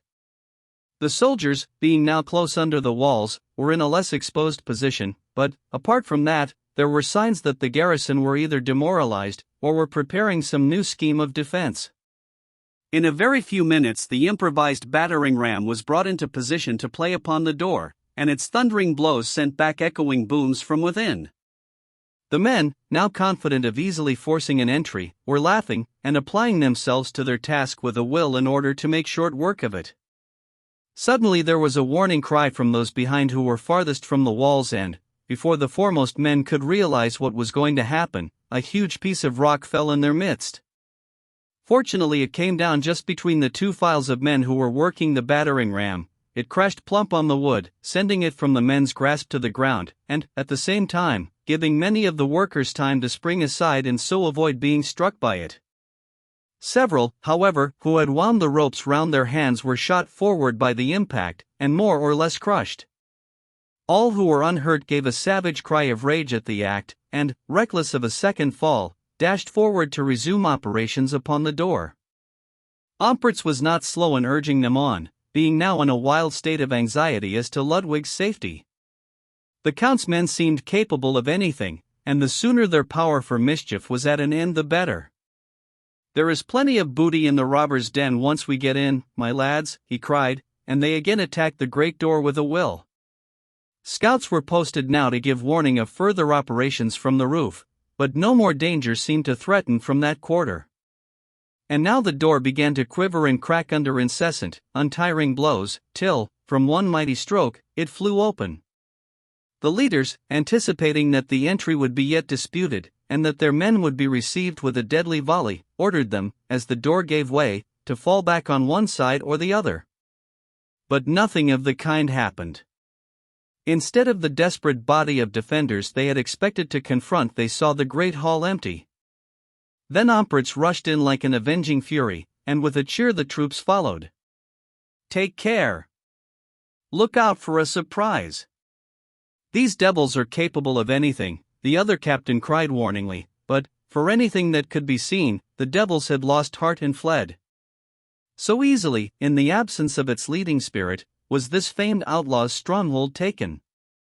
Through the now deserted rooms and passages Ampertz hurried, careless of the tempting spoil which presented itself on every hand, and by means of which he might easily have mended his fortunes, his mind occupied by but one object, the finding of Ludwig. "Prince," he shouted, till the silent corridors echoed again, "Prince Ludwig! Where are you?"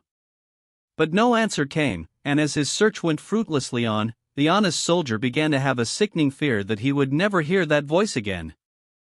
"Prince," he cried, in his desperation, "I am here, Ampertz, to set you free. Where are you?"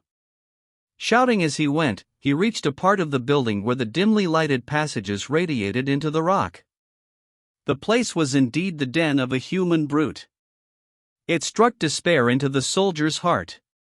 A fine limbo for that smooth-spoken villain to live over, he groaned in his desperation. "And I gave him his life that he might finish his butcher's work. Poor Prince Ludwig! With all his mettle, and after all his escapes, to find his death in this beast's den." But he was not going to give up the search until he found the prisoner, dead or alive. He tried one wedge-like passage after another, shouting the while like a madman. One of the soldiers, hot for plunder, ran against him. "What's the noise for, Captain?" he said, clapping him on the shoulder. "You ought to know the bearings of this infernal rookery. Now show me where the money chest is, and we will keep quiet and share alike." "To the devil with your money chest," Ompertz returned impatiently. "I neither know nor care where that murdering dog kept his plunder." "I am looking for a man." "A man?" "Aye, the finest fellow that ever buckled on sword." "Come, help me, though I fear to find his corpse after all." The other laughed. "Search for a dead man? Not I." "Nor for a live woman, either, though the Chancellor is offering 100 pieces to the man who finds our princess. There is the scent of wealth in this strongbox, and that's the game for me."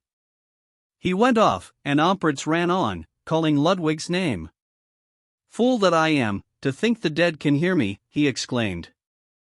He passed many doors, trying them all, throwing open those that were unfastened, and kicking at others that were locked, but getting no response. He came to a stone gallery, hewn out of the rock. "Ludwig, my prince," he called hoarsely, and the shout was echoed dismally out of the dark depths beyond.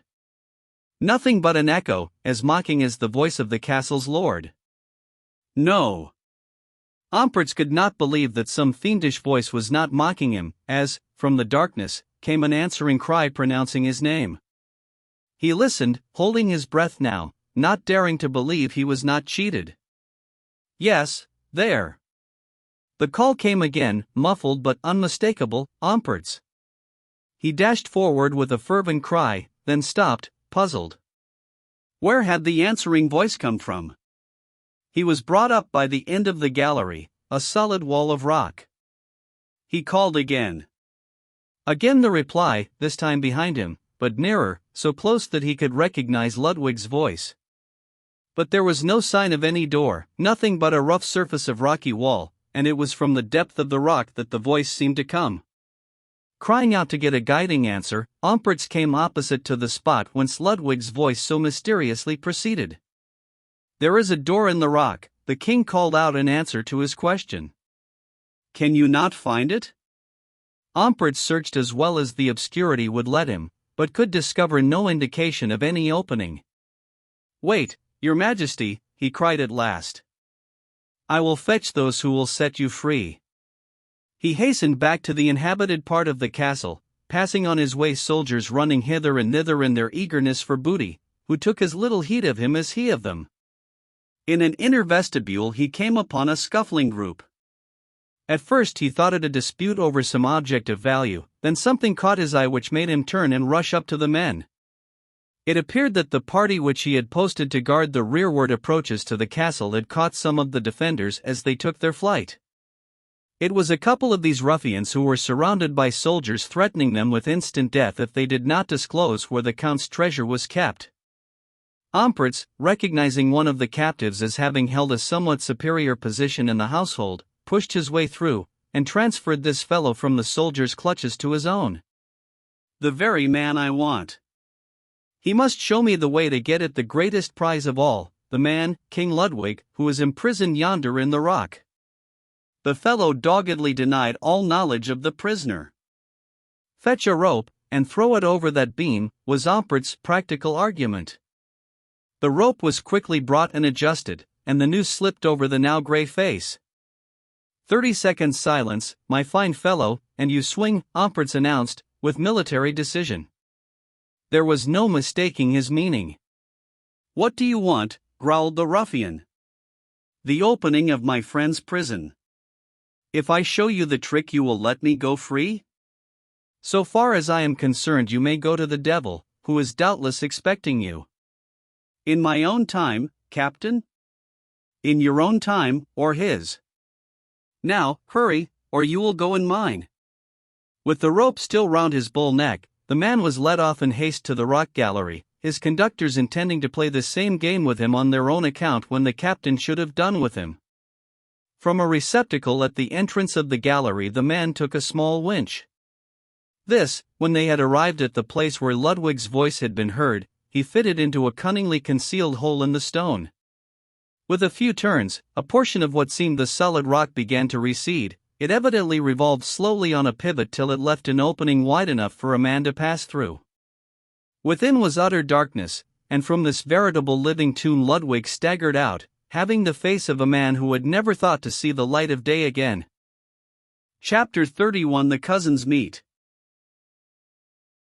His great object having been so luckily obtained, having found and reassured Countess Minna, Umprecht judged it well to tell Rolmar the truth about Princess Ruperta, although he did not venture to add that he had known of her flight all along. The Chancellor fell into a fury of annoyance at this new turn of events, which promised to render the hushing up of her escapade all the more difficult. Ludwig, whose first inquiries had naturally been for Ruperta, was, while overwhelmed at the thought of her devotion, rendered desperately anxious as to the result of the step she had taken. "It is my own fault," he exclaimed, miserably, "in keeping my secret. Ignorant as to who I am, how could she know the double dangers she was running in appealing to the last man she should have sought?"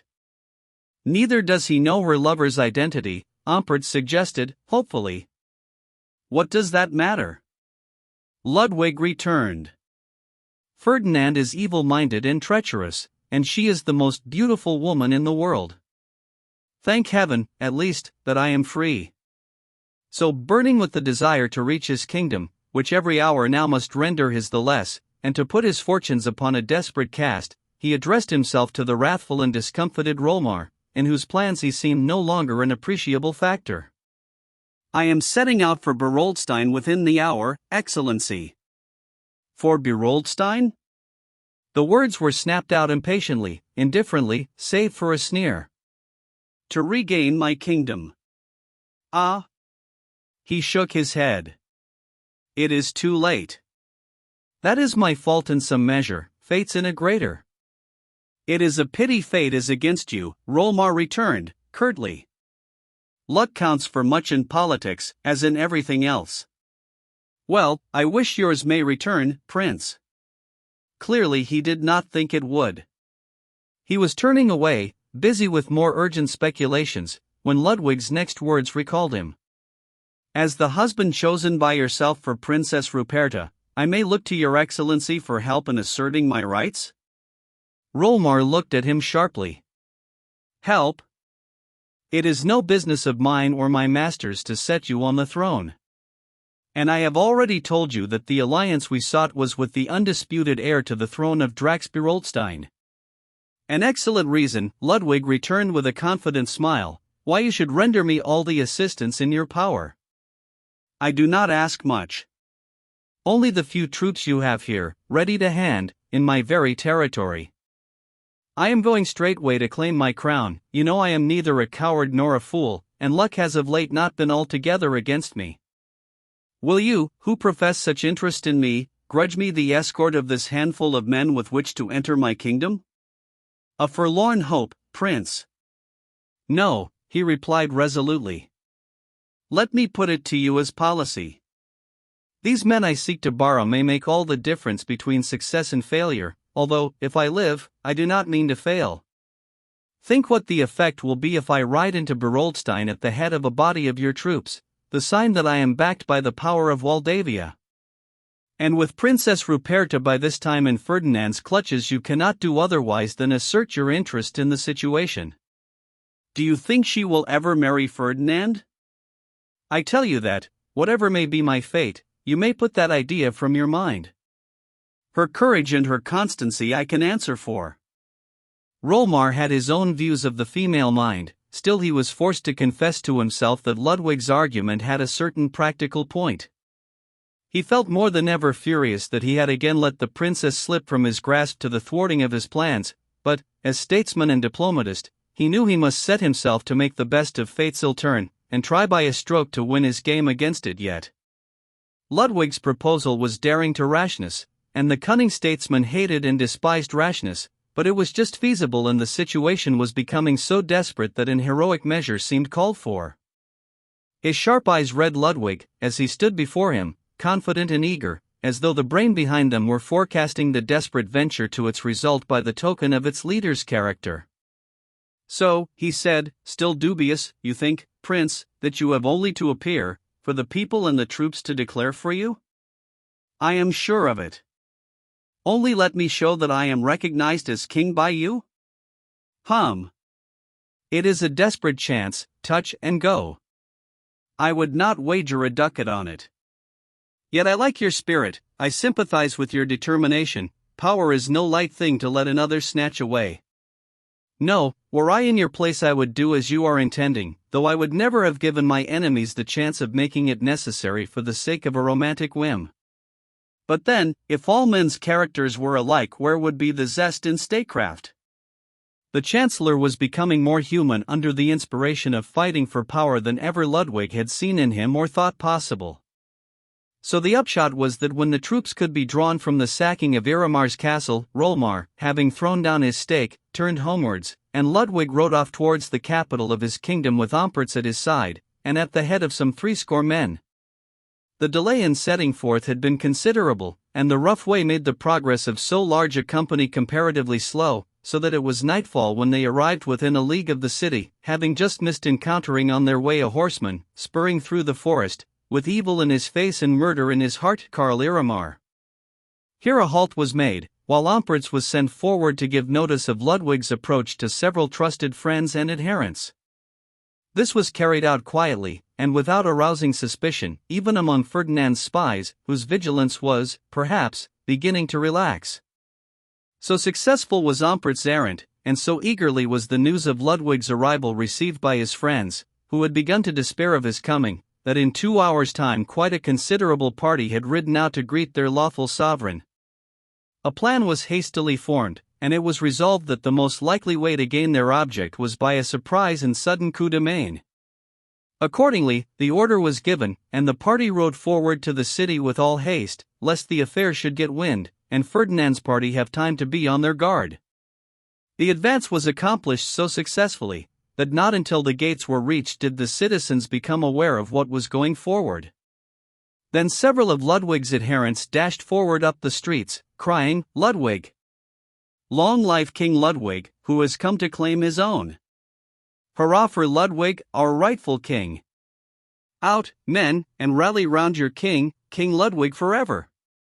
In a very few minutes the almost deserted streets became thronged with excited citizens, running hither and thither, and when Ludwig, at the head of what seemed a formidable body of troops, came clattering resolutely down the street, they recognized and began to shout for him, as they followed with excited curiosity in his wake.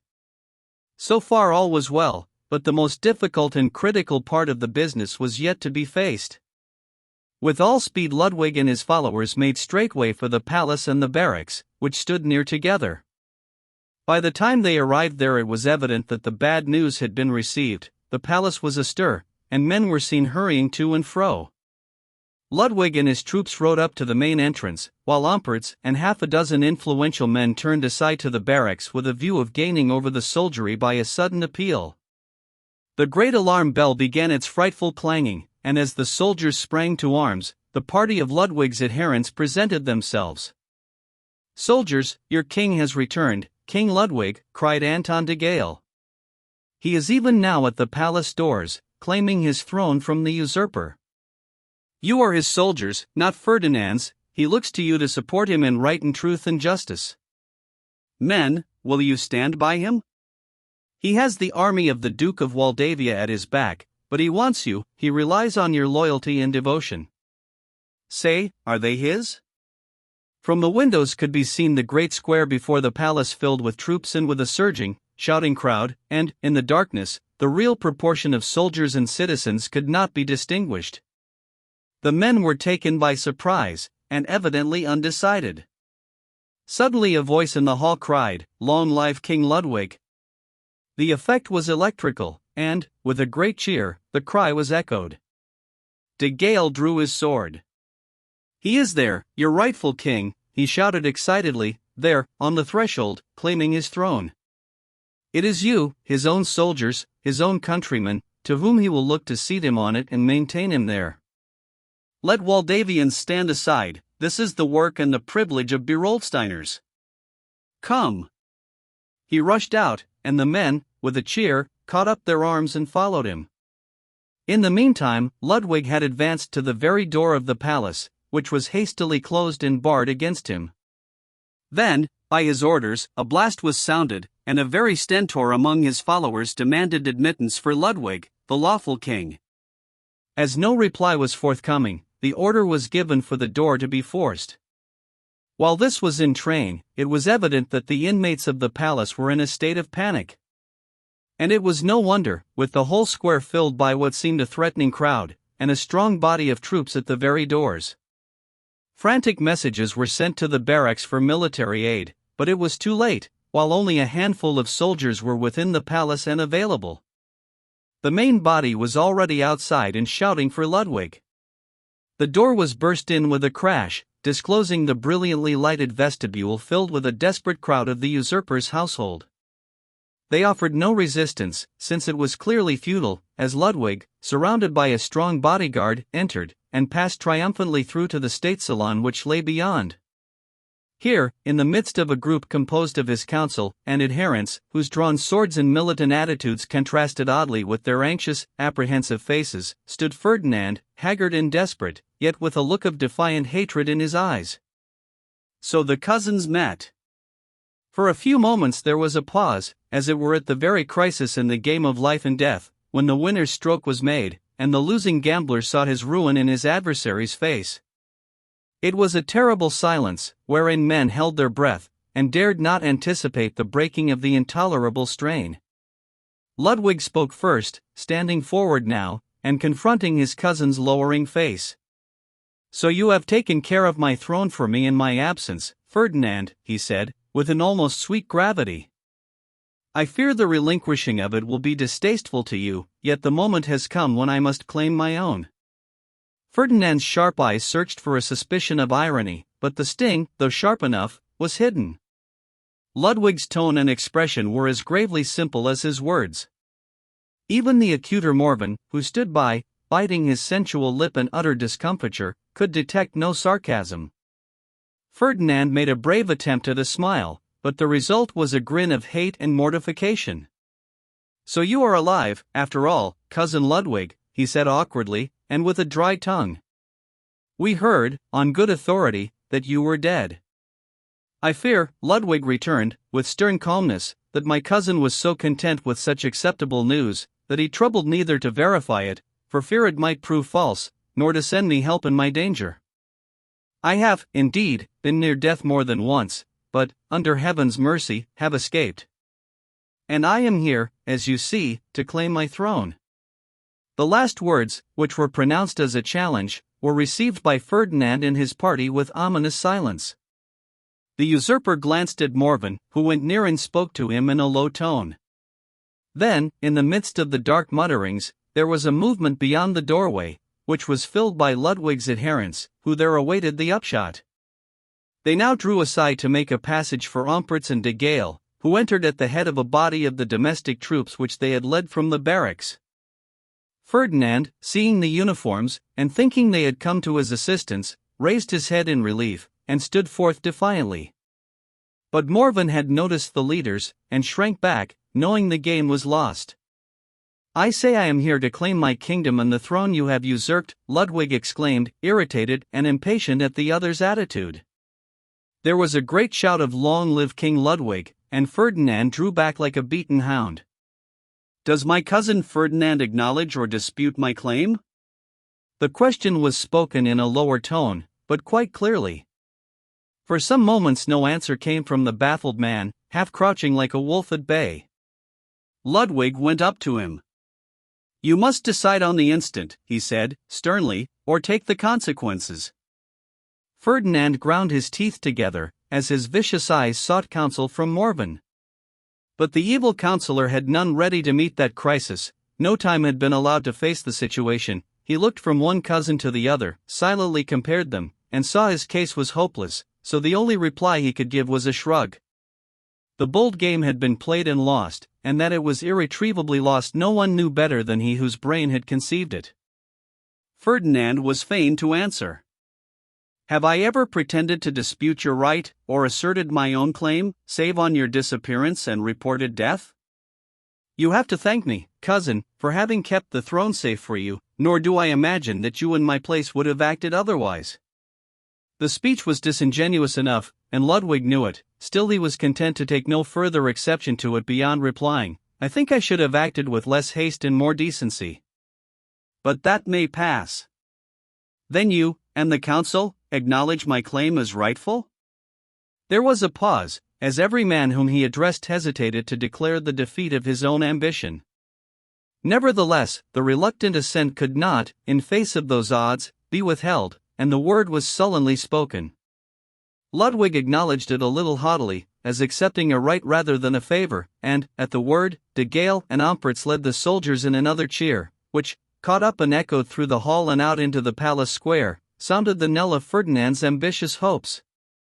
You will not be surprised, said Ludwig, addressing his cousin, that, until the public mind is clearer, I shall find it necessary to deprive you and your friends of your liberty. You will merely be confined to your own apartments, and I trust only a few days' detention may be necessary. With a bitter scowl, Ferdinand turned away, a prisoner where, an hour before, he had played king. Thus, straightway, and without bloodshed, did Ludwig gain his throne.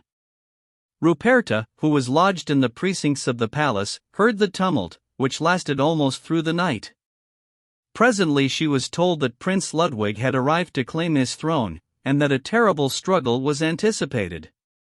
This news came as a stunning blow in her distress, for she realized that while the king had to fight for his throne he would have no mind or men for her service.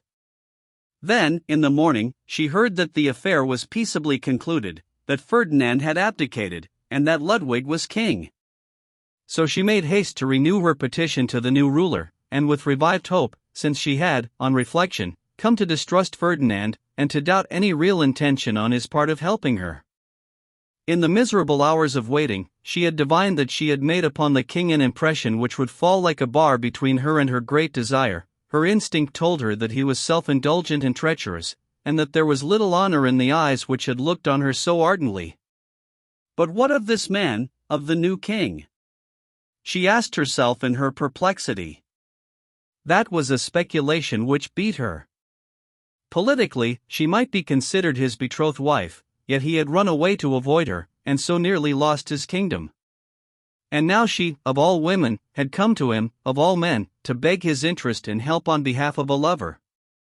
The position was intolerably false, for all it was honest and simple enough. She felt hot with shame that she had to make this petition, yet she was desperate, and, even at the best, the life of the man she so loved was hanging in the balance. Yes, she would let no false shame deter her. She would meet King Ludwig boldly and frankly. There was no love between them on either side, and but there might be. They had never seen each other. What if, at first sight, he should fall in love with her, as Ferdinand had done? Without vanity, poor girl, that was far from her just then. She knew it was more than possible. Her only hope was that King Ludwig might be, as she had pictured him, cold, stern, prejudiced. Above all, she prayed that he was chivalrous. Then the other qualities would matter little. At least he could not be worse than Ferdinand. So, with anxiety and impatience keeping back her repugnance and pride, she sent to the king, whose first care had been to learn that she was safe, a humble petition for an audience on a matter of life and death. It is certain that she had not to wait long for its granting. How describe the meeting? When Ruperta entered the presence chamber with fear of failure in her heart, and Ludwig rose to receive her, with greater fear in his life, his very soul, seemed to hang on the upshot of that moment of recognition, now so strangely come. At first, as she advanced, she saw only the kingly figure standing to receive her. Perhaps she dreaded to look into his face. But when, as she drew nearer, she did raise her eyes, she could not believe what they told her. She stopped dead, staring in fearful uncertainty at her lover. Then, in a flash, the whole thing became plain, as though she had known and forgotten and suddenly recollected it. Her pause was a terrible suspense to Ludwig, and, when at last her lips moved, and she cried his name, he ran forward with outstretched arms, and next moment she was clasped to his heart. "Thank God you are safe," she murmured, and he knew that in her kiss his trick was forgiven. Then he led her, lover-like, to the dais, and with full hearts they talked, not of the past, since they scarcely dared think of it, but of the future, and the delight it surely held for them. And as they talked, a rider, with fury and discomfiture in his face, was savagely spurring a jaded horse over the cobbles of the street that led to the palace, then across the great square, noticing nothing, inquiring nothing, in his hot haste to bring news. bad enough, and the warning which might save his undoing. The king, he cried, as he pulled up his poor reeking horse at the palace steps, flung himself out of the saddle, and rushed up to the door. I must see the king instantly. I bring news that touches his majesty's safety. Those of the attendants who did not guess the truth thought his errand might well be what he proclaimed it, while any who may have realized his mistake kept their own counsel to see what might befall. Roughly, and waving aside any attempt to stay him, the man pressed forward to the presence chamber, as the curious groups he passed closed in and followed him. The king! I must have instant word with the king. The door was opened at his approach, and he passed through, while some hurried forward to announce him to the king, who had that moment retired with Ruperta by an opposite door. On receiving the intimation, Ludwig spoke a word to his betrothed, and turned back alone. Then, in that hour's second surprise, the two men met again. Count Iramar's hot, flushed face turned pale when he saw who the king was, and realized he had come too late. But his iron nerve did not desert him. "Already, Ludwig," he exclaimed, with the insolent desperation of a ruined gambler. "I congratulate your majesty, as much on your promptness as your good luck." Then he folded his arms, and stood defiantly silent, waiting for his own fate to be pronounced. He had lost all, yet did not for an instant regret his bold game. And, as for escape, a half-glance round had shown him Ompert's armed and expectant, and a file of soldiers at his elbow. Ludwig hated his task, and, coming, as it did, so abruptly in the midst of his happiness, it was trebly repugnant. But the remembrance of that fiendishly murdered woman steeled him, more than would ever his own treatment, against an unwise mercy. It would be monstrous, he knew, and a gross abuse of his prerogative to let this ravening human wolf live to devour his subjects. "You know the penalty of your crimes," he said, with stern dignity, "and can hope for nothing less. It is death." Iramar bowed his head. "I do not complain. Fate has served you well, Ludwig. I accept the penalty which would have been yours but for the mischance of an hour. As I have lived my life, so will I die my death." Thus he went out to his prison and the scaffold. "I shall never forgive you for running all those unnecessary risks for me," Ruperta said to Ludwig. "I am sure if your subjects had known all your foolhardiness, sir, they would have pronounced you unfit to govern them soberly, and would never have allowed you to depose Ferdinand."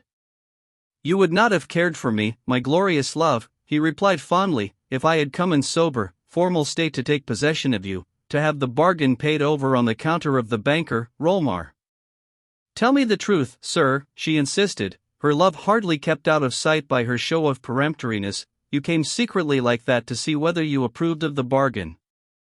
Had I not pleased you, it would have been so easy for Lieutenant von Bertheim to have slipped away again and left no one the wiser." "You are wrong, sweetheart. I knew there was no chance of that. For I had been given a description of you, as good a portrait as words could ever hope to paint of one that beggars description, Ludovic. And also a hint that you might rebel against being made a pawn in Rolmer's political game. That judgment was not far wrong.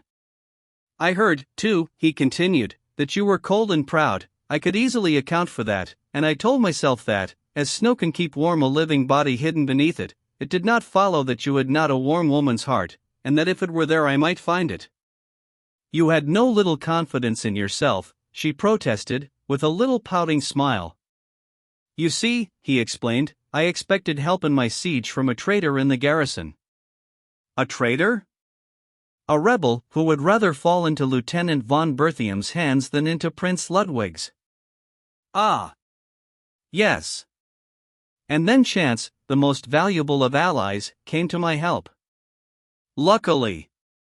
Chance has played us some fine tricks. The best is the last, which has given you to me.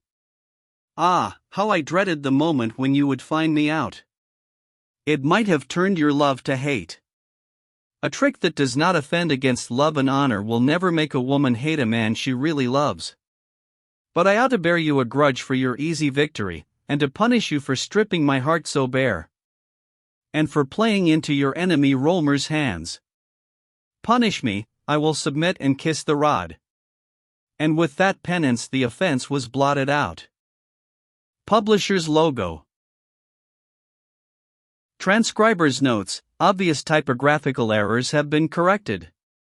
Inconsistencies in hyphenation have been standardized. Archaic or variant spelling has been retained.